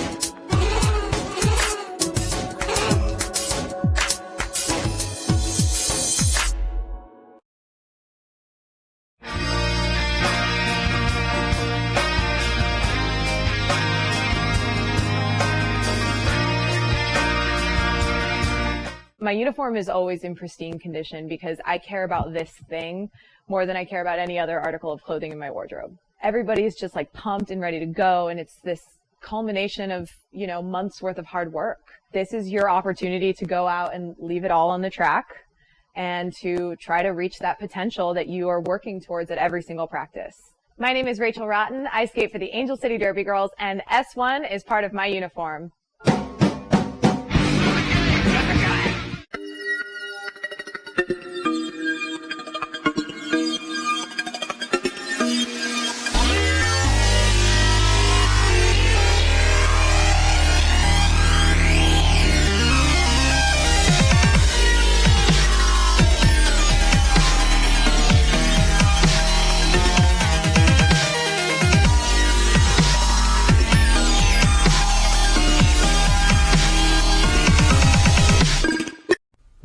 They told us to just sell skates online. You won't have any overhead. Put some skulls in your advertising. You'll make a mint. That was never our plan. Our plan was to make a store where all day we are fitting skaters, fixing skates, teaching customers, and putting the best gear on their bodies. Before we put 3 W's in front of our name, we made sure we had hundreds of happy customers come through our doors. We're not just Derby owned. We're Derby dedicated. Fast Girl Skates. Tired of fumbling and fighting with your skates wherever you go? We know the struggle is real, so stop the hassle. You pay top dollar for your skates, so stop stuffing them away with your sweaty, smelly gear and show off your prized possession with a Bruce skate noose, the original over-the-shoulder roller skate holder. We've been making nooses since 2011. We use the best quality supplies to ensure the best product on the market. With over 50 colors and patterns to choose from, there is certainly a noose to fit your personality and style. Find us online at bruisedsn.com.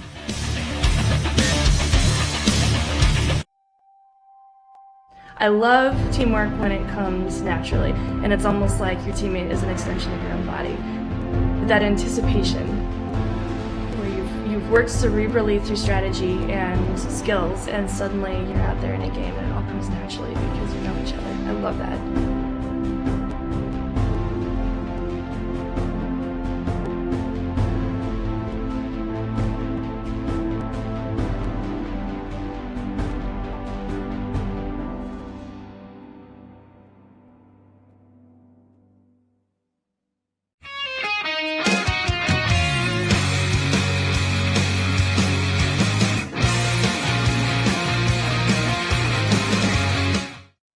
My name is Lacey Knight, and I skate with the Angel City Derby Girls.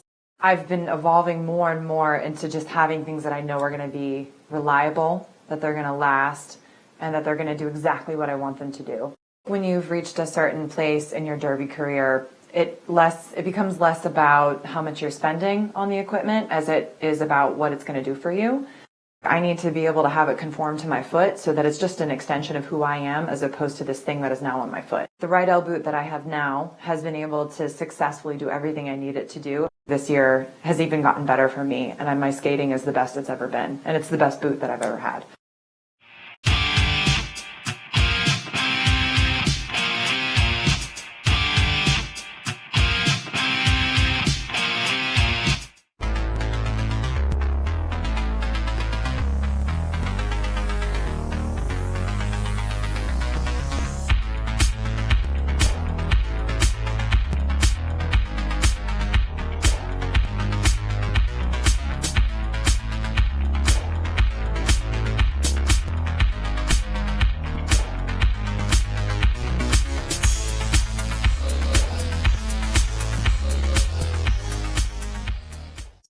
Skaters, lost your mouth guard? Hit this. Time for an upgrade? Hit this. New to Derby and not sure where to start? Hit this. We are Derby owned and operated with 6 years of experience. Hit This Derby Gear can hook you up with skates, gear, and honest advice based on your skating style and individual needs.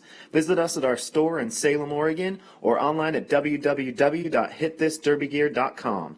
Whether you are a new or veteran skater, before you hit the track, hit this. Hi, I'm Trish the Dish, and this is Ivana S. Spankin, and we're here to tell you about Sin City Skates. Sin City Skates began in our Las Vegas living room in 2005, the first shop ever dedicated to roller derby, and has since grown into this 2,000 square foot mecca in San Diego, where we stock everything for our sport. Need help? With a combined on-track experience of over 24 years and still playing, we test everything we sell, and we're happy to share that experience and knowledge with you. So contact us, sincityskates.com.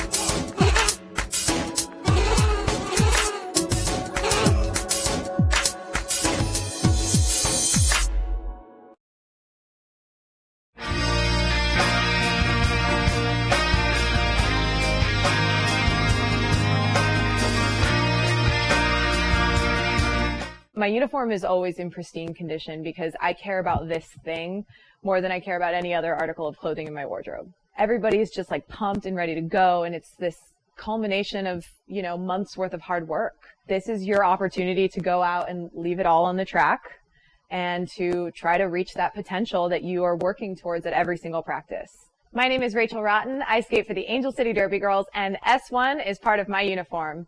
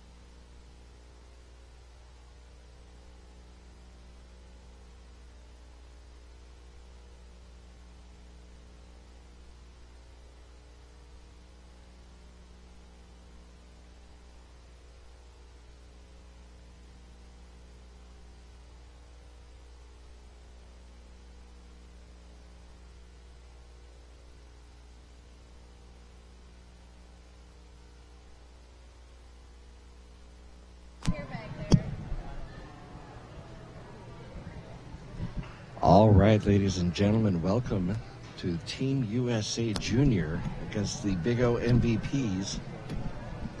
Team USA, of course, selected by the JRDA coaches back last fall. They'll be playing in the first ever Junior World Cup, July 8th and 9th, up in Kent, in Washington at the ShoWare Center. Teams coming in from Argentina, Australia, Canada, and 2 teams from the United States. I was going to say, Danielle, I believe we have a West and an East, correct? We do. West and East, 2 teams. We've got a little bit of representation from both here. Do we? Excellent.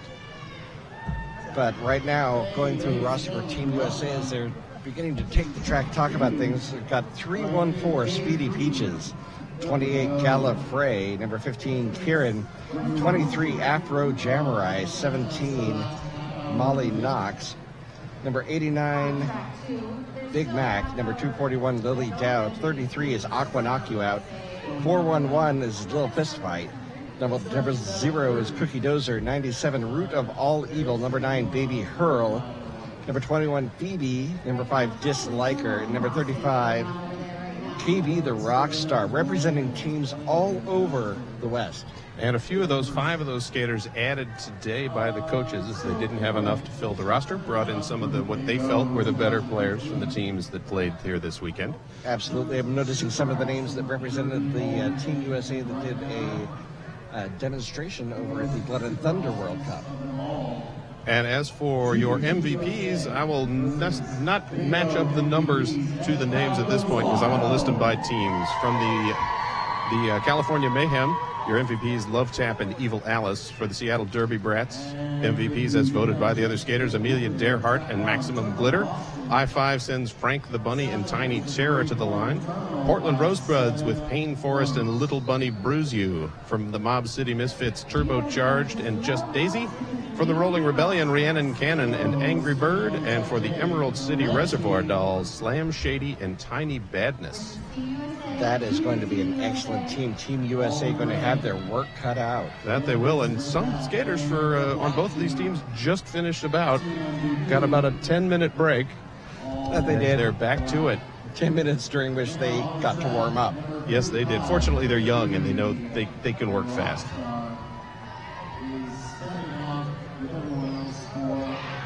So, of course, being a junior game, we still do gear checks. Got to make sure the kids are safe. Yes, very important. Safety first, kids. Safety first.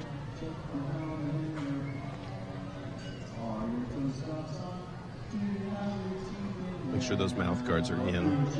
Yeah, some of those mouth guards are really in. Yes, very much in. We will apologize in advance if we miss some names. Some of the uniforms have names on them, some don't. Some have numbers, some don't. And I'll be honest, I don't know all of these skaters. I had to ask several of them what their name was and what team they were from. That is probably the case for myself as well. Some of them coming from out of town. Both of us, of course, based here in the Northwest.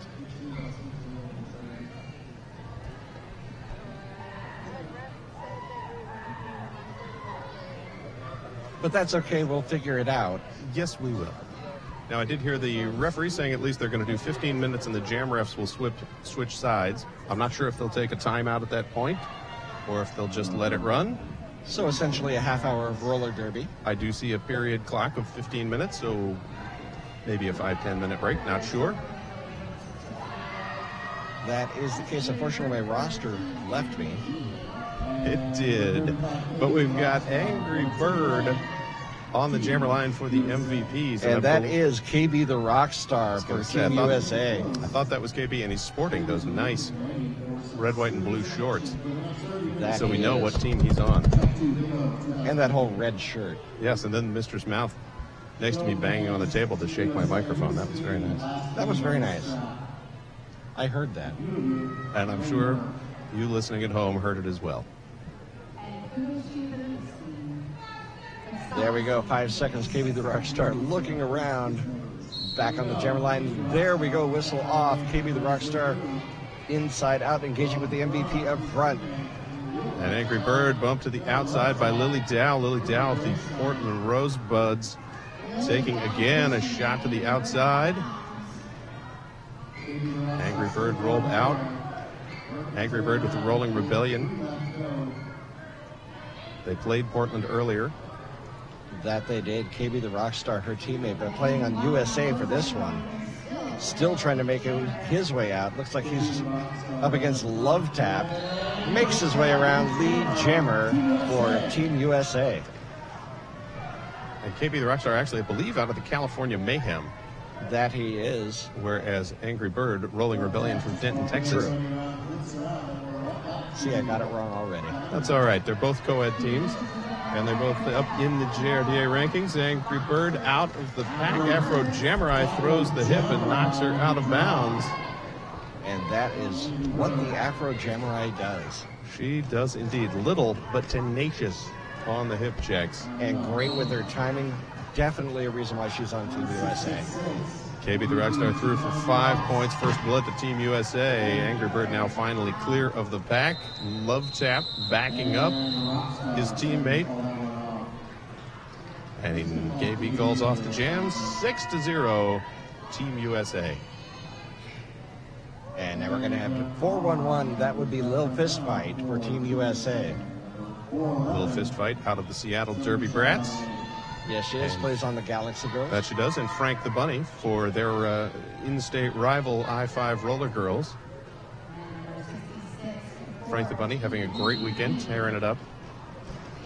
Lil Fist Fight also doing well herself. Both of them awesome jammers. Lil Fist Fight pushed to the inside, has to recycle. Round the outside, pushed there too. Meanwhile, Frank the Bunny pushing to the front. Just Daisy at the front of the pack trying to clear things away for her, but not able to. And a Little Fist Fight pops out the front of the pack and is your lead jammer. Second lead jammer in a row for Team USA. Team USA pack thinning out a bit. There's 2 blockers in the box. And that frees up Frank the Bunny. Little Fist Fight, of course. Oh, she was on a scoring pack, but unfortunately called for the cut track, so that will give a power jam to the MVPs. Power jam and a small pack. Frank the Bunny through micro pack there as only 1 blocker on the track. MVPs tried to hold back her friend as she's coming off the penalty bench. Now they've got 2 up front. Frank the Bunny zips on by the outside. 5 points for the MVPs. And 55, Karmic Death, who, looking over my roster, I must have missed when I was writing it down on the track. Also from I-5 and also on Team USA out of the box. And trying to slow things down. A little fist fight out of the box. As Frank the Bunny pushed to the outside. No lead jammer, of course. 35 more seconds of jam time. Little fist fight working her way through for 5. That she did, but in the USA back in the lead 11-10. As Frank the Bunny now stymied behind the 3-wall defense of Team USA. Little Fist Fight makes her way around. Just Daisy picking up 4 points on that pass. As the jam clock winding down, both jammers trying for a few more points. And Evil Alice throwing a hip to break free, or try to break free. Frank the Bunny not able to. Jam runs out. 4 points for MVPs, 2 more for Team USA. 17-14, USA 3-point lead.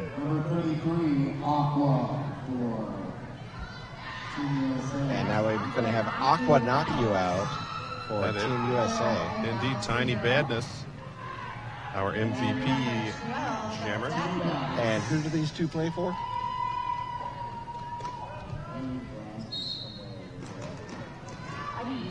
I believe that would be SDD. I believe so.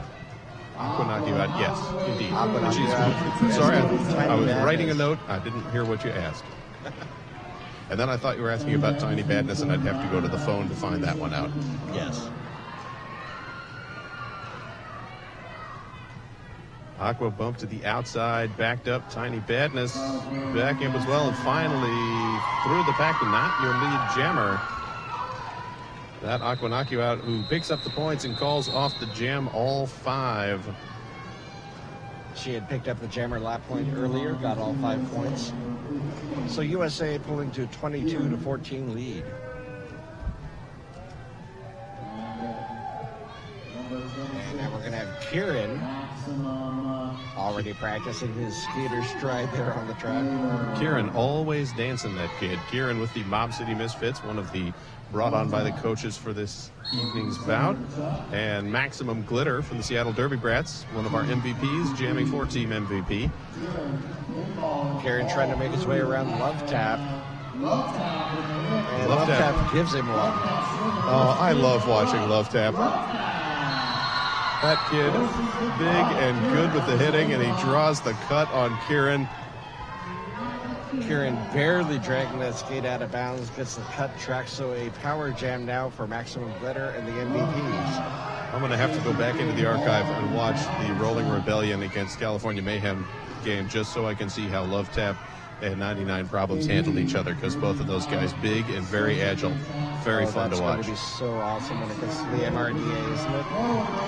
Exactly. I know at the Wild West Showdown, Love Tap was already being scouted by several men's teams. 5 points for Maximum Glitter. Oh, Maximum Glitter stopped in her tracks. And KB the Rockstar, high block, but does knock her out of bounds. Lily Dow backing up to pull her into the corner as Kieran out of the penalty box. Kieran trying to thread his way through, but he's got a very tough four-walled beat, including Love Tap, who's right up against him. Love Tap going up on the toe stops, remembering not to move in the counter, or the clockwise rather, direction. Glitter knocked to the ground, calls off the jam, but did get 2 extra points at the end, and that makes it a 1-point game with 8 minutes to go in this first half.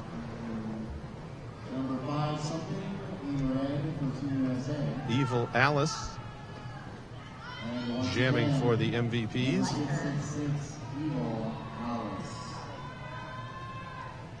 And we're trying to find a number for our USA jammer here. That is not Disliker, and I think it's another that I missed in my list. It was tricky. They were warming up, and I was trying to write down numbers and names as we went. Unfortunately, we didn't get rosters for this one. No, we did not. I'll see if I can recognize who it is as she comes around. It's number 518. I'm sorry, I don't have a name. But either way, MVPs have lead jammer 518 right behind. Beautiful hop of the apex by Evil Alice to collect all 4 points. USA got 2 on that, so juniors MVPs pick up the lead 25-24. And Team MVPs sending out Rolling Rebellion's Rhiannon Cannon to jam. That's right, and that looks like Karmic Death for Team USA. Karmic Death of the I-5 Roller Girls. Yep. Heavy Northwest presence on this Team USA squad, obviously, because they can get here. It's close. Yes, they can. Of course, the tryouts for these teams took place in Seattle and down in Merced in California, so that they had a couple of chances to try out. Karmic Death, of course, tried out in Seattle, had an awesome tryout. And she's now doing an excellent job jamming. Is your lead jammer Love Tap into the penalty box. As Rhiannon Cannon still struggling to get through. Turbocharged trying to help out, but a little fist fight there to knock her to the outside. Almost recycled her, but not quite. And Rhiannon Cannon around the outside of Gallifrey and through, not lead jammer. That, of course, Karmic Death with 5 points. Calls off the jam. And nothing on that final pass, but we kind of expected that. Kind of, that quick call off. See what you can get done. And Evil Alice back on the line for the MVPs. And as soon as we can see a number, unfortunately she doesn't have one on the back of her shirt.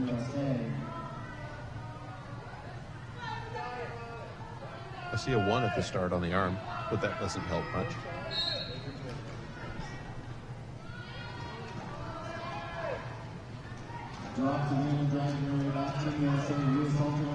Love Tap back out off the penalty bench. Both jammers engaging in the back. Evil Alice having a little bit of trouble. That 4-wall of red in the back. MVP's working up front. And our Team USA jammers trying to step around. Working her way past number 33, Slam Shady. And Slam Shady bumps her out and rolls her back. Team MVP grabbing lead jammer as Love Tap recycling the USA jammer all the way to the back. And Love Tap picking up a penalty on that pass. That's Molly Knox from Lava City, the jammer number 17. Yes, it is. Only took that long for her to come around where I could see the number on the sleeve. But now I'll try to remember the curly hair. I could go off the yellow helmet with all the things, but she was wearing a cover on it, so that doesn't help. But I recognize this USA skater. That is KB the Rockstar. Indeed it is, an Angry Bird, one of our MVPs. USA with a 2-point lead going into this jam. KB the Rockstar trying from the center of the track. Trips over a skater, making his way on the inside. A little hop over the apex. Lead jammer, Team USA. KB the Rockstar and a lot of the boys skating in the open division of the JRDA, super agile and very quick. And a slightly different style. I'm not sure if he's played hockey or if he's a speed skater or what, but the footwork difference, subtle but there. 5 points for KB the Rockstar and another hop of the apex for another 5 points. KB the Rockstar putting on a jumping clinic. Jumping high and pulling the legs up so they don't get caught by someone's hip. And another 5, this time conventional move to the outside. Nice little hockey stop around Just Daisy. And Angry Bird finally clear of the pack, looping around, but KB the Rockstar now rolling on his 4th scoring pass. Does come through with 2 more points. Team USA stretching out now 46-27 with 3 minutes to go in the first half. Gallifrey on the line for Team USA. Giving a hug to Tiny Badness.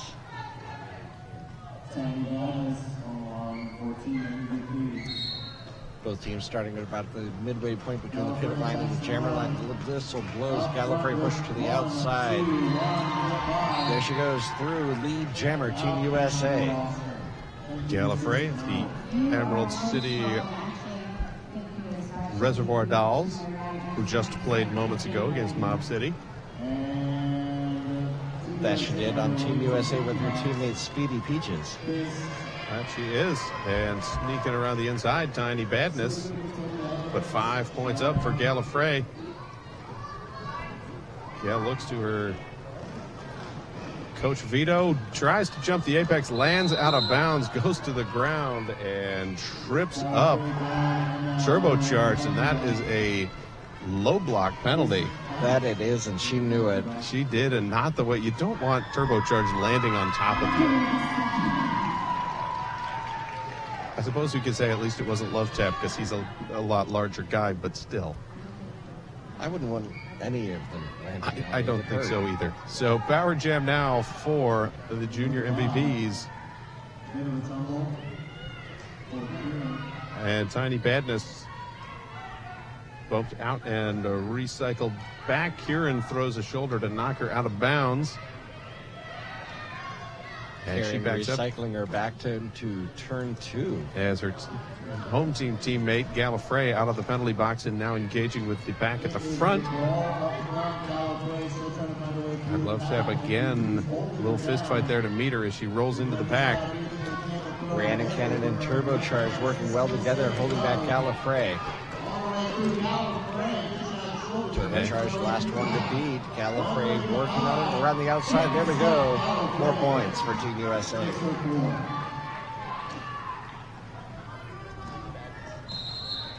And time runs out on the jam. We will get one more in as we've got 32 seconds or so to go in the half. That is true. MVP's picking up a few points at the end of that jam. 55-30 or 35. So only 20 points. And now we've got Maximum Glitter on the jammer line for the MVPs. And I believe that is Cookie Dozer. That is indeed. For Team USA. Cookie Dozer out of the West Sound Roller Girls. Cookie Dozer, oh man, she's got speed. She does have speed, and she's got great footwork and finds just enough line on the outside. Blasts around the back. Quick lead jammer. Maximum Glitter, meanwhile, knocked to the outside, takes a hip from Lily Dow and bumped to the in, while Cookie Dozer pushing through the front of the pack. So what is it when a tripod gains the fourth one? It's a quadrupod. I have no idea what we call that. Someone needs to come up with a name and email me immediately. Cookie Dozer cut the track. Oh, bump to the out, just drags the toe.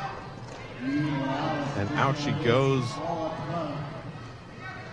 Maximum Glitter trying a star pass. Had dropped the panty, but does pick it up. Passes it successfully off to number 33, Slam Shady.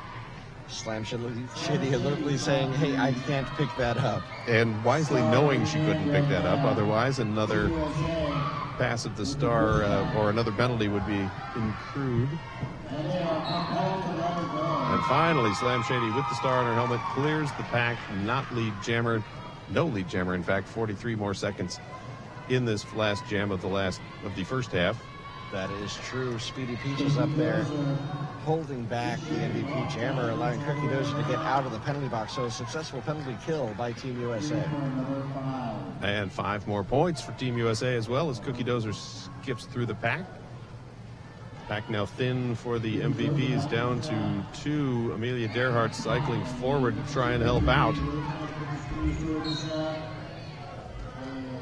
Cookie Dozer called for another penalty. That's a forearm. So she'll head back to the penalty box. And she will sit in the box through the halftime period, as we have only 4 seconds to go in the half, and she's just sat down now. Maximum Glitter released from the box as the clock runs out. So at the half, Team USA leads 64-39. And it looks like we'll be back in 15 minutes. We'll see if they adjust that clock. They might. I guess we are doing 1 minute for the halftime. There we have it. And the clock is back up. I'm like, they're not taking 15 minutes off in a 30-minute game. That's crazy talk. That would be crazy talk. But you know what? It would give us a chance to go and get... Never mind, everything's closed. It wouldn't, exactly. All things are torn down. There's nothing to see here. Move along, please. Just leave the webcast on this, because then you can look at our beautiful faces. You could. Right there, our beautiful faces.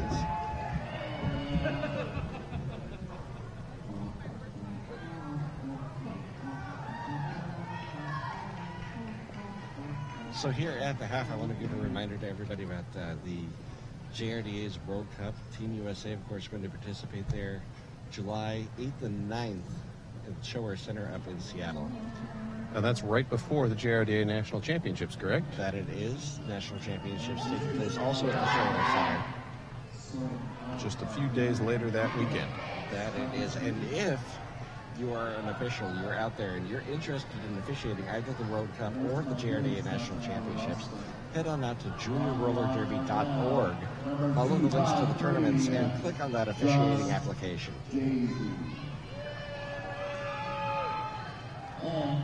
Hey, Daddy-O, who's jamming for the MVPs?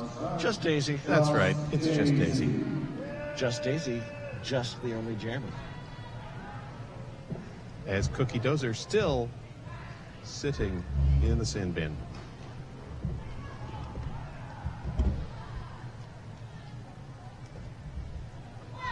Cookie Dozer, the only one in the sin bin 4-on-4, right up there on the pivot line. That'll give Just Daisy a chance to get a little speed, size things up, and she does. Blasts on by her own teammate, Afro Jammer, I think of lead jammer. Just Daisy spent several years in the Seattle Derby Brats, transferred to Mob City this year and tearing it up there as Mob City become a very strong team in the open division and doing very well in the ladies only division as well for the JRDA. That they are. They have a great team up there, great program coached by Corey Payne. When you get a Team USA skater coaching your team, that's okay. That it is. 5 points for Just Daisy as the MVPs move up to 49 now. Cookie Dozer out of the box and has passed the star off. Just Daisy getting 5 more points, so the MVP is pulling to within 10. She passes it off to Molly Knox, the pivot. And Molly Knox looking at the ref as if, am I lead jammer? I don't think I am, not sure. I do see an official review symbol going up from the MVPs. She couldn't have been lead jammer. She was the pivot. There we have it. That's why I was wondering why she was looking at the line. Now jamming or set up once we're done with this official review for the Team USA. That is number 9, Baby Hurl from the Rolling Rebellion. Right, and number 66, Frank the Bunny from I-5 on the MVP.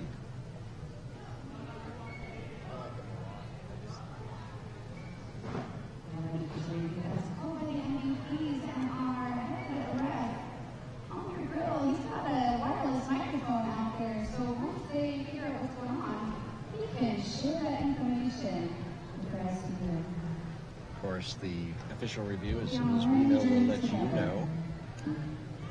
Because for some reason, I think that wireless mic is not going to go over the internet. If they catch it, they can put it on. We'll see if our producer picks that up. Hopefully, he will. If not, we will translate what comes over it. We are sitting with 2 blockers from the MVP team in the box and 1 sitting in the box for the Team USA. The one in the box is Molly Knox, who was the pivot on the past jam and received the star. She did, but she called it off and therefore received a penalty.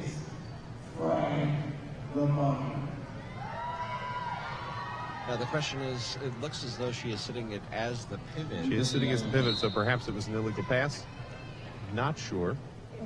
But here comes Alan Your Grill to tell us what happened.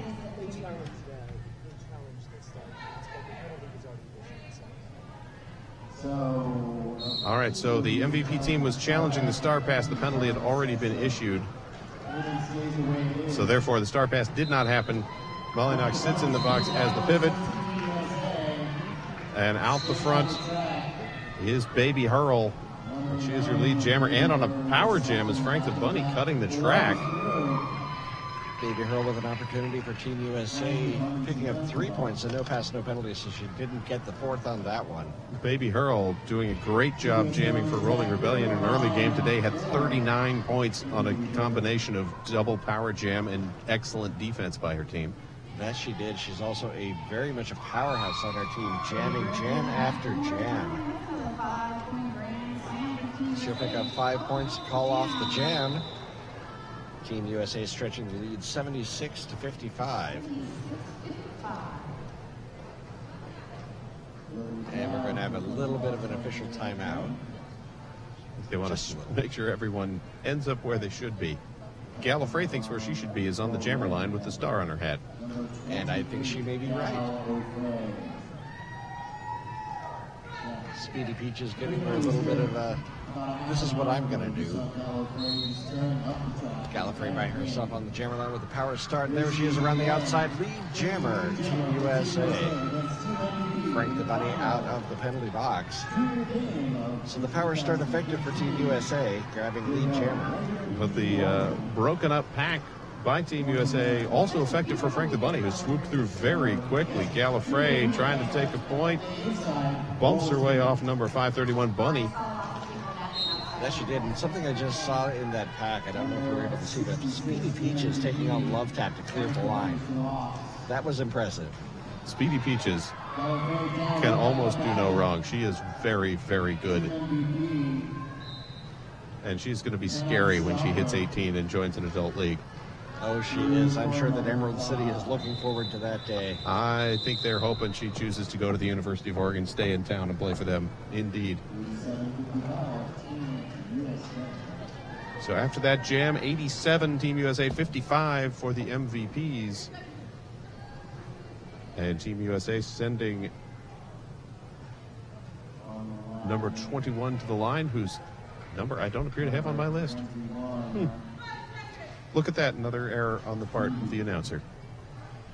Those never happen. Never, ever. Either way, a power start for number 21. Tries the outside. Just Daisy is right there.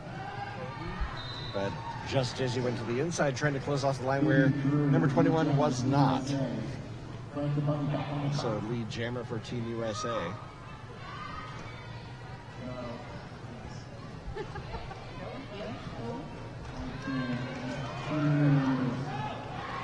And Just Daisy receives the star on the pass, works through. That is her initial pass. And the Team USA jammer calls things off. Looks like a 5-0 run, taking Team USA to 92. And the junior MVP staying solid at 55. And Evil Alice taking the line for the MVPs. And that, of course, is KB the Rockstar for Team USA. Evil Alice running. Oh, wow. KB the Rockstar right around Amelia Derhart on the inside. Lead jammer USA. And his home team teammate, Evil Alice, trying to fight her way through the front. And KB the Rockstar hopping over a foot is clear for 5 points. Oh, but a cut track called and shifted to a forearm. So KB the Rockstar sitting. Evil Alice hops over the inside, collides with Lily Dow, and that was a cut track because she rolled out and rolled back through. So we will have a jammer swap out as KB the Rockstar still sitting in the box. And as Evil Alice sits, he is released, so under a 20-second penalty, and a huge jump of the apex by KB the Rockstar. Does he have rocket skates? I think he must. He's either got rocket skates or those special springy legs that they invented for the Olympics opening ceremonies. In any case, he's got 5 points on the board. And slows down. Alice back on the track out of the penalty box, so the power jammer is over. Yes, KB slows down a bit. Evil Alice now pushing to the front. But no such luck getting through that pack. Whereas KB the Rockstar finds a gap on the inside. That he does. 5 more points for Team USA. Evil Alice bumped to the outside, recycled back. KB shouldering his way through. Maximum Glitter and Amelia Derhart. Home team teammates trying to hold him down, and a large hip check from Tiny Badness bumps him out, and Evil Alice flips around the outside. 5 points. Forces the call off. But KB getting 2 more, 17-9 run for Team USA Juniors. Team USA Juniors 109-64 for the MVPs. And just want to be clear, you have representatives from both Team USA West and East here on the track, as well as some villains from some of the people that the coaches saw something special to fill in the gaps. We didn't have enough here to make the full team for Team USA. A little fist fight jamming for Team USA right now. And that is number 2. I believe that is Tiny Badness for the MVPs. Yes, indeed. And Just Daisy backing up her former teammate. Little fist fight. And they're skating forward to be able to hit her again. I think they know each other a little bit. I think they do. They've played for a few years together. That's one thing about a lot of these kids, both on the MVPs and Team USA. You have a lot of years of experience in these junior skaters, and they're just getting better. Yes, they are, and Just Daisy lowers the boom, knocks Little fist fight into the infield and recycles her back. Meanwhile, at the front, Tiny Badness still trying to work her way through. Little fist fight heading to the penalty box, and Tiny Badness finally has had enough, hands it off to Turbocharge. And Turbocharge, steps out of bounds, called for the cut track. So cut tracks by both jammers, and that'll end up with a nice little swap out. And penalty box otherwise now empty, both teams at full strength. 6.5 minutes to go in the game. 40 seconds or so on the jam clock. Little fist fight out of the penalty box as Turbocharge sits down. Sees a gap on the outside, she'll take that.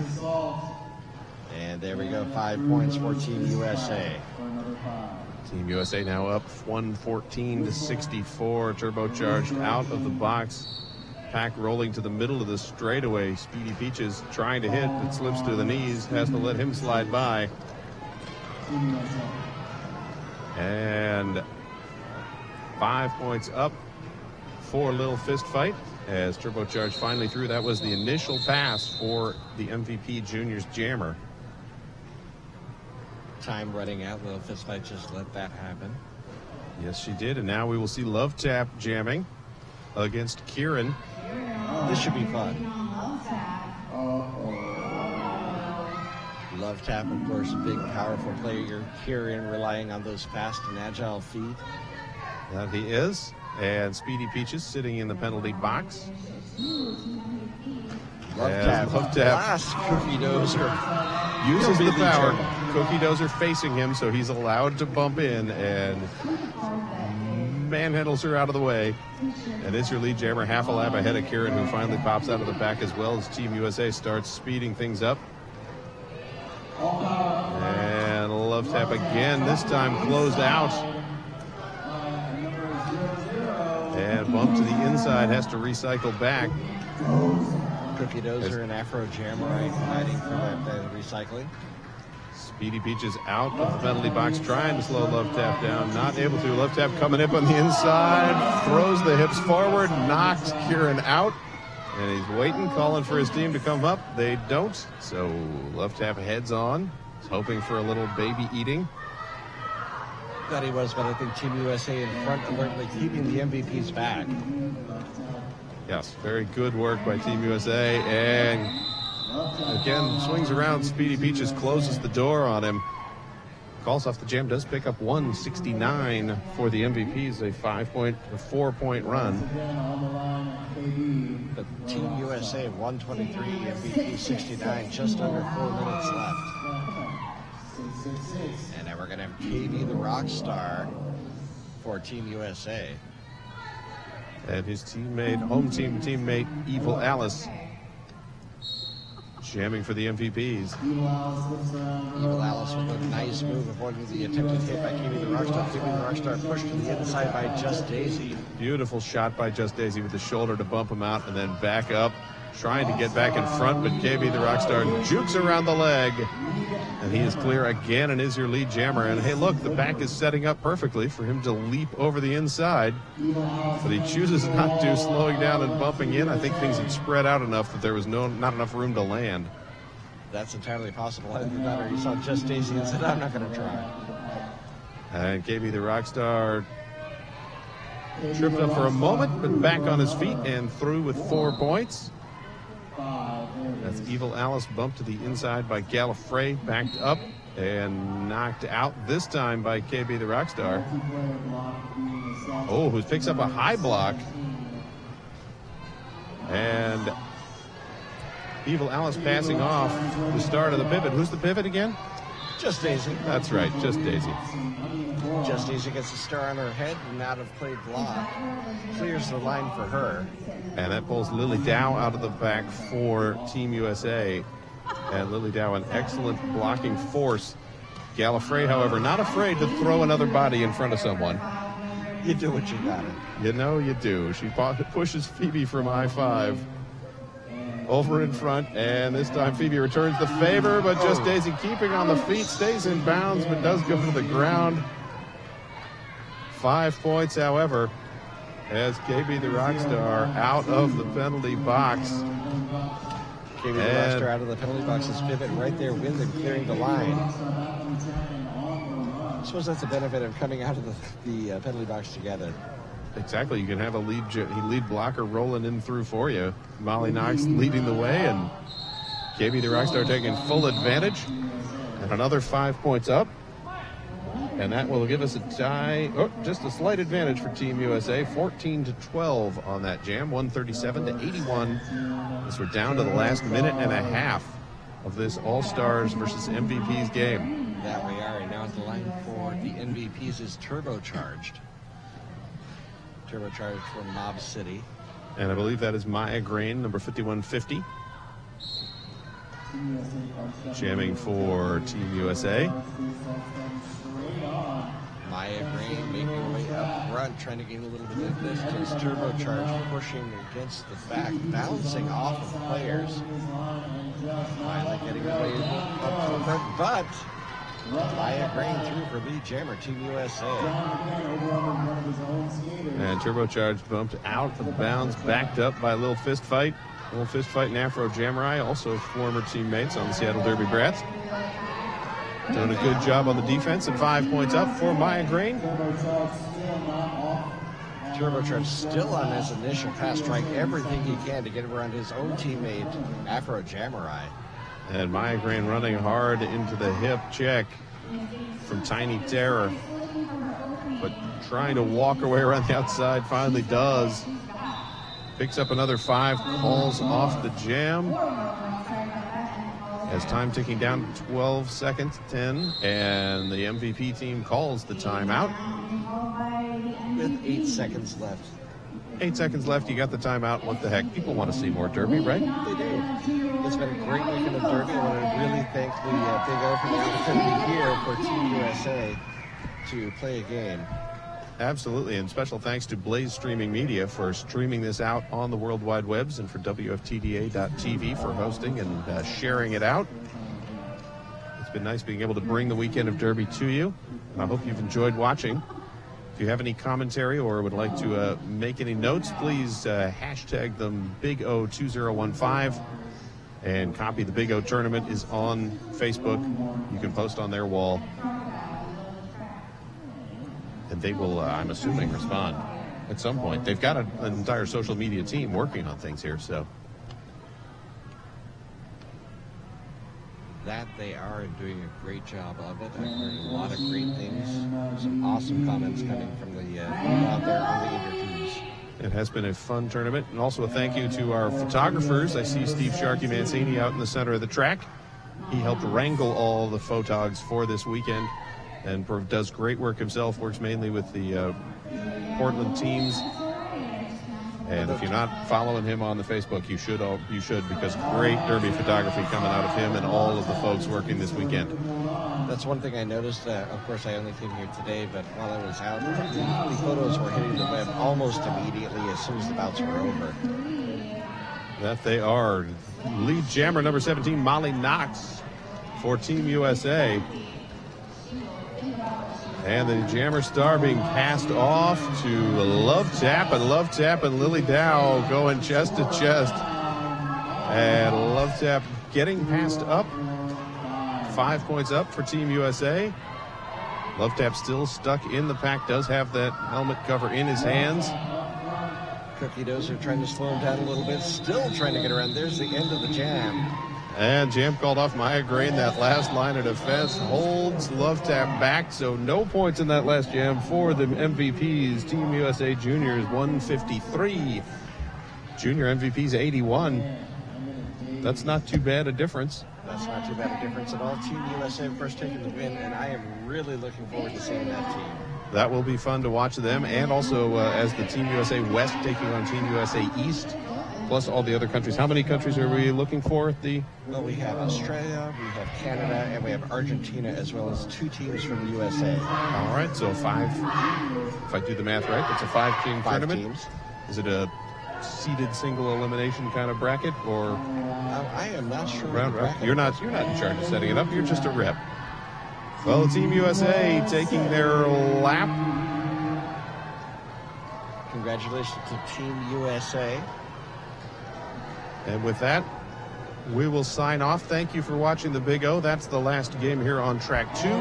Coming up on track 1, I don't believe it started yet, but it may have, is the U.S. Adult Women's Team USA versus the MVPs from the WFTDA women's teams playing this weekend.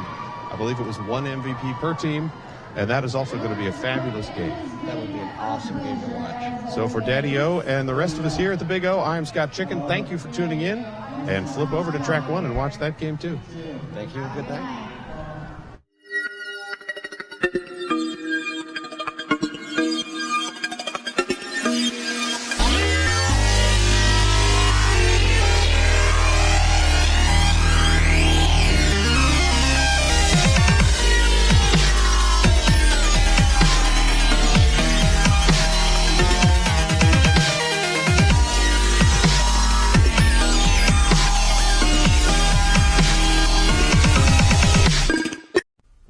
They told us to just sell skates online.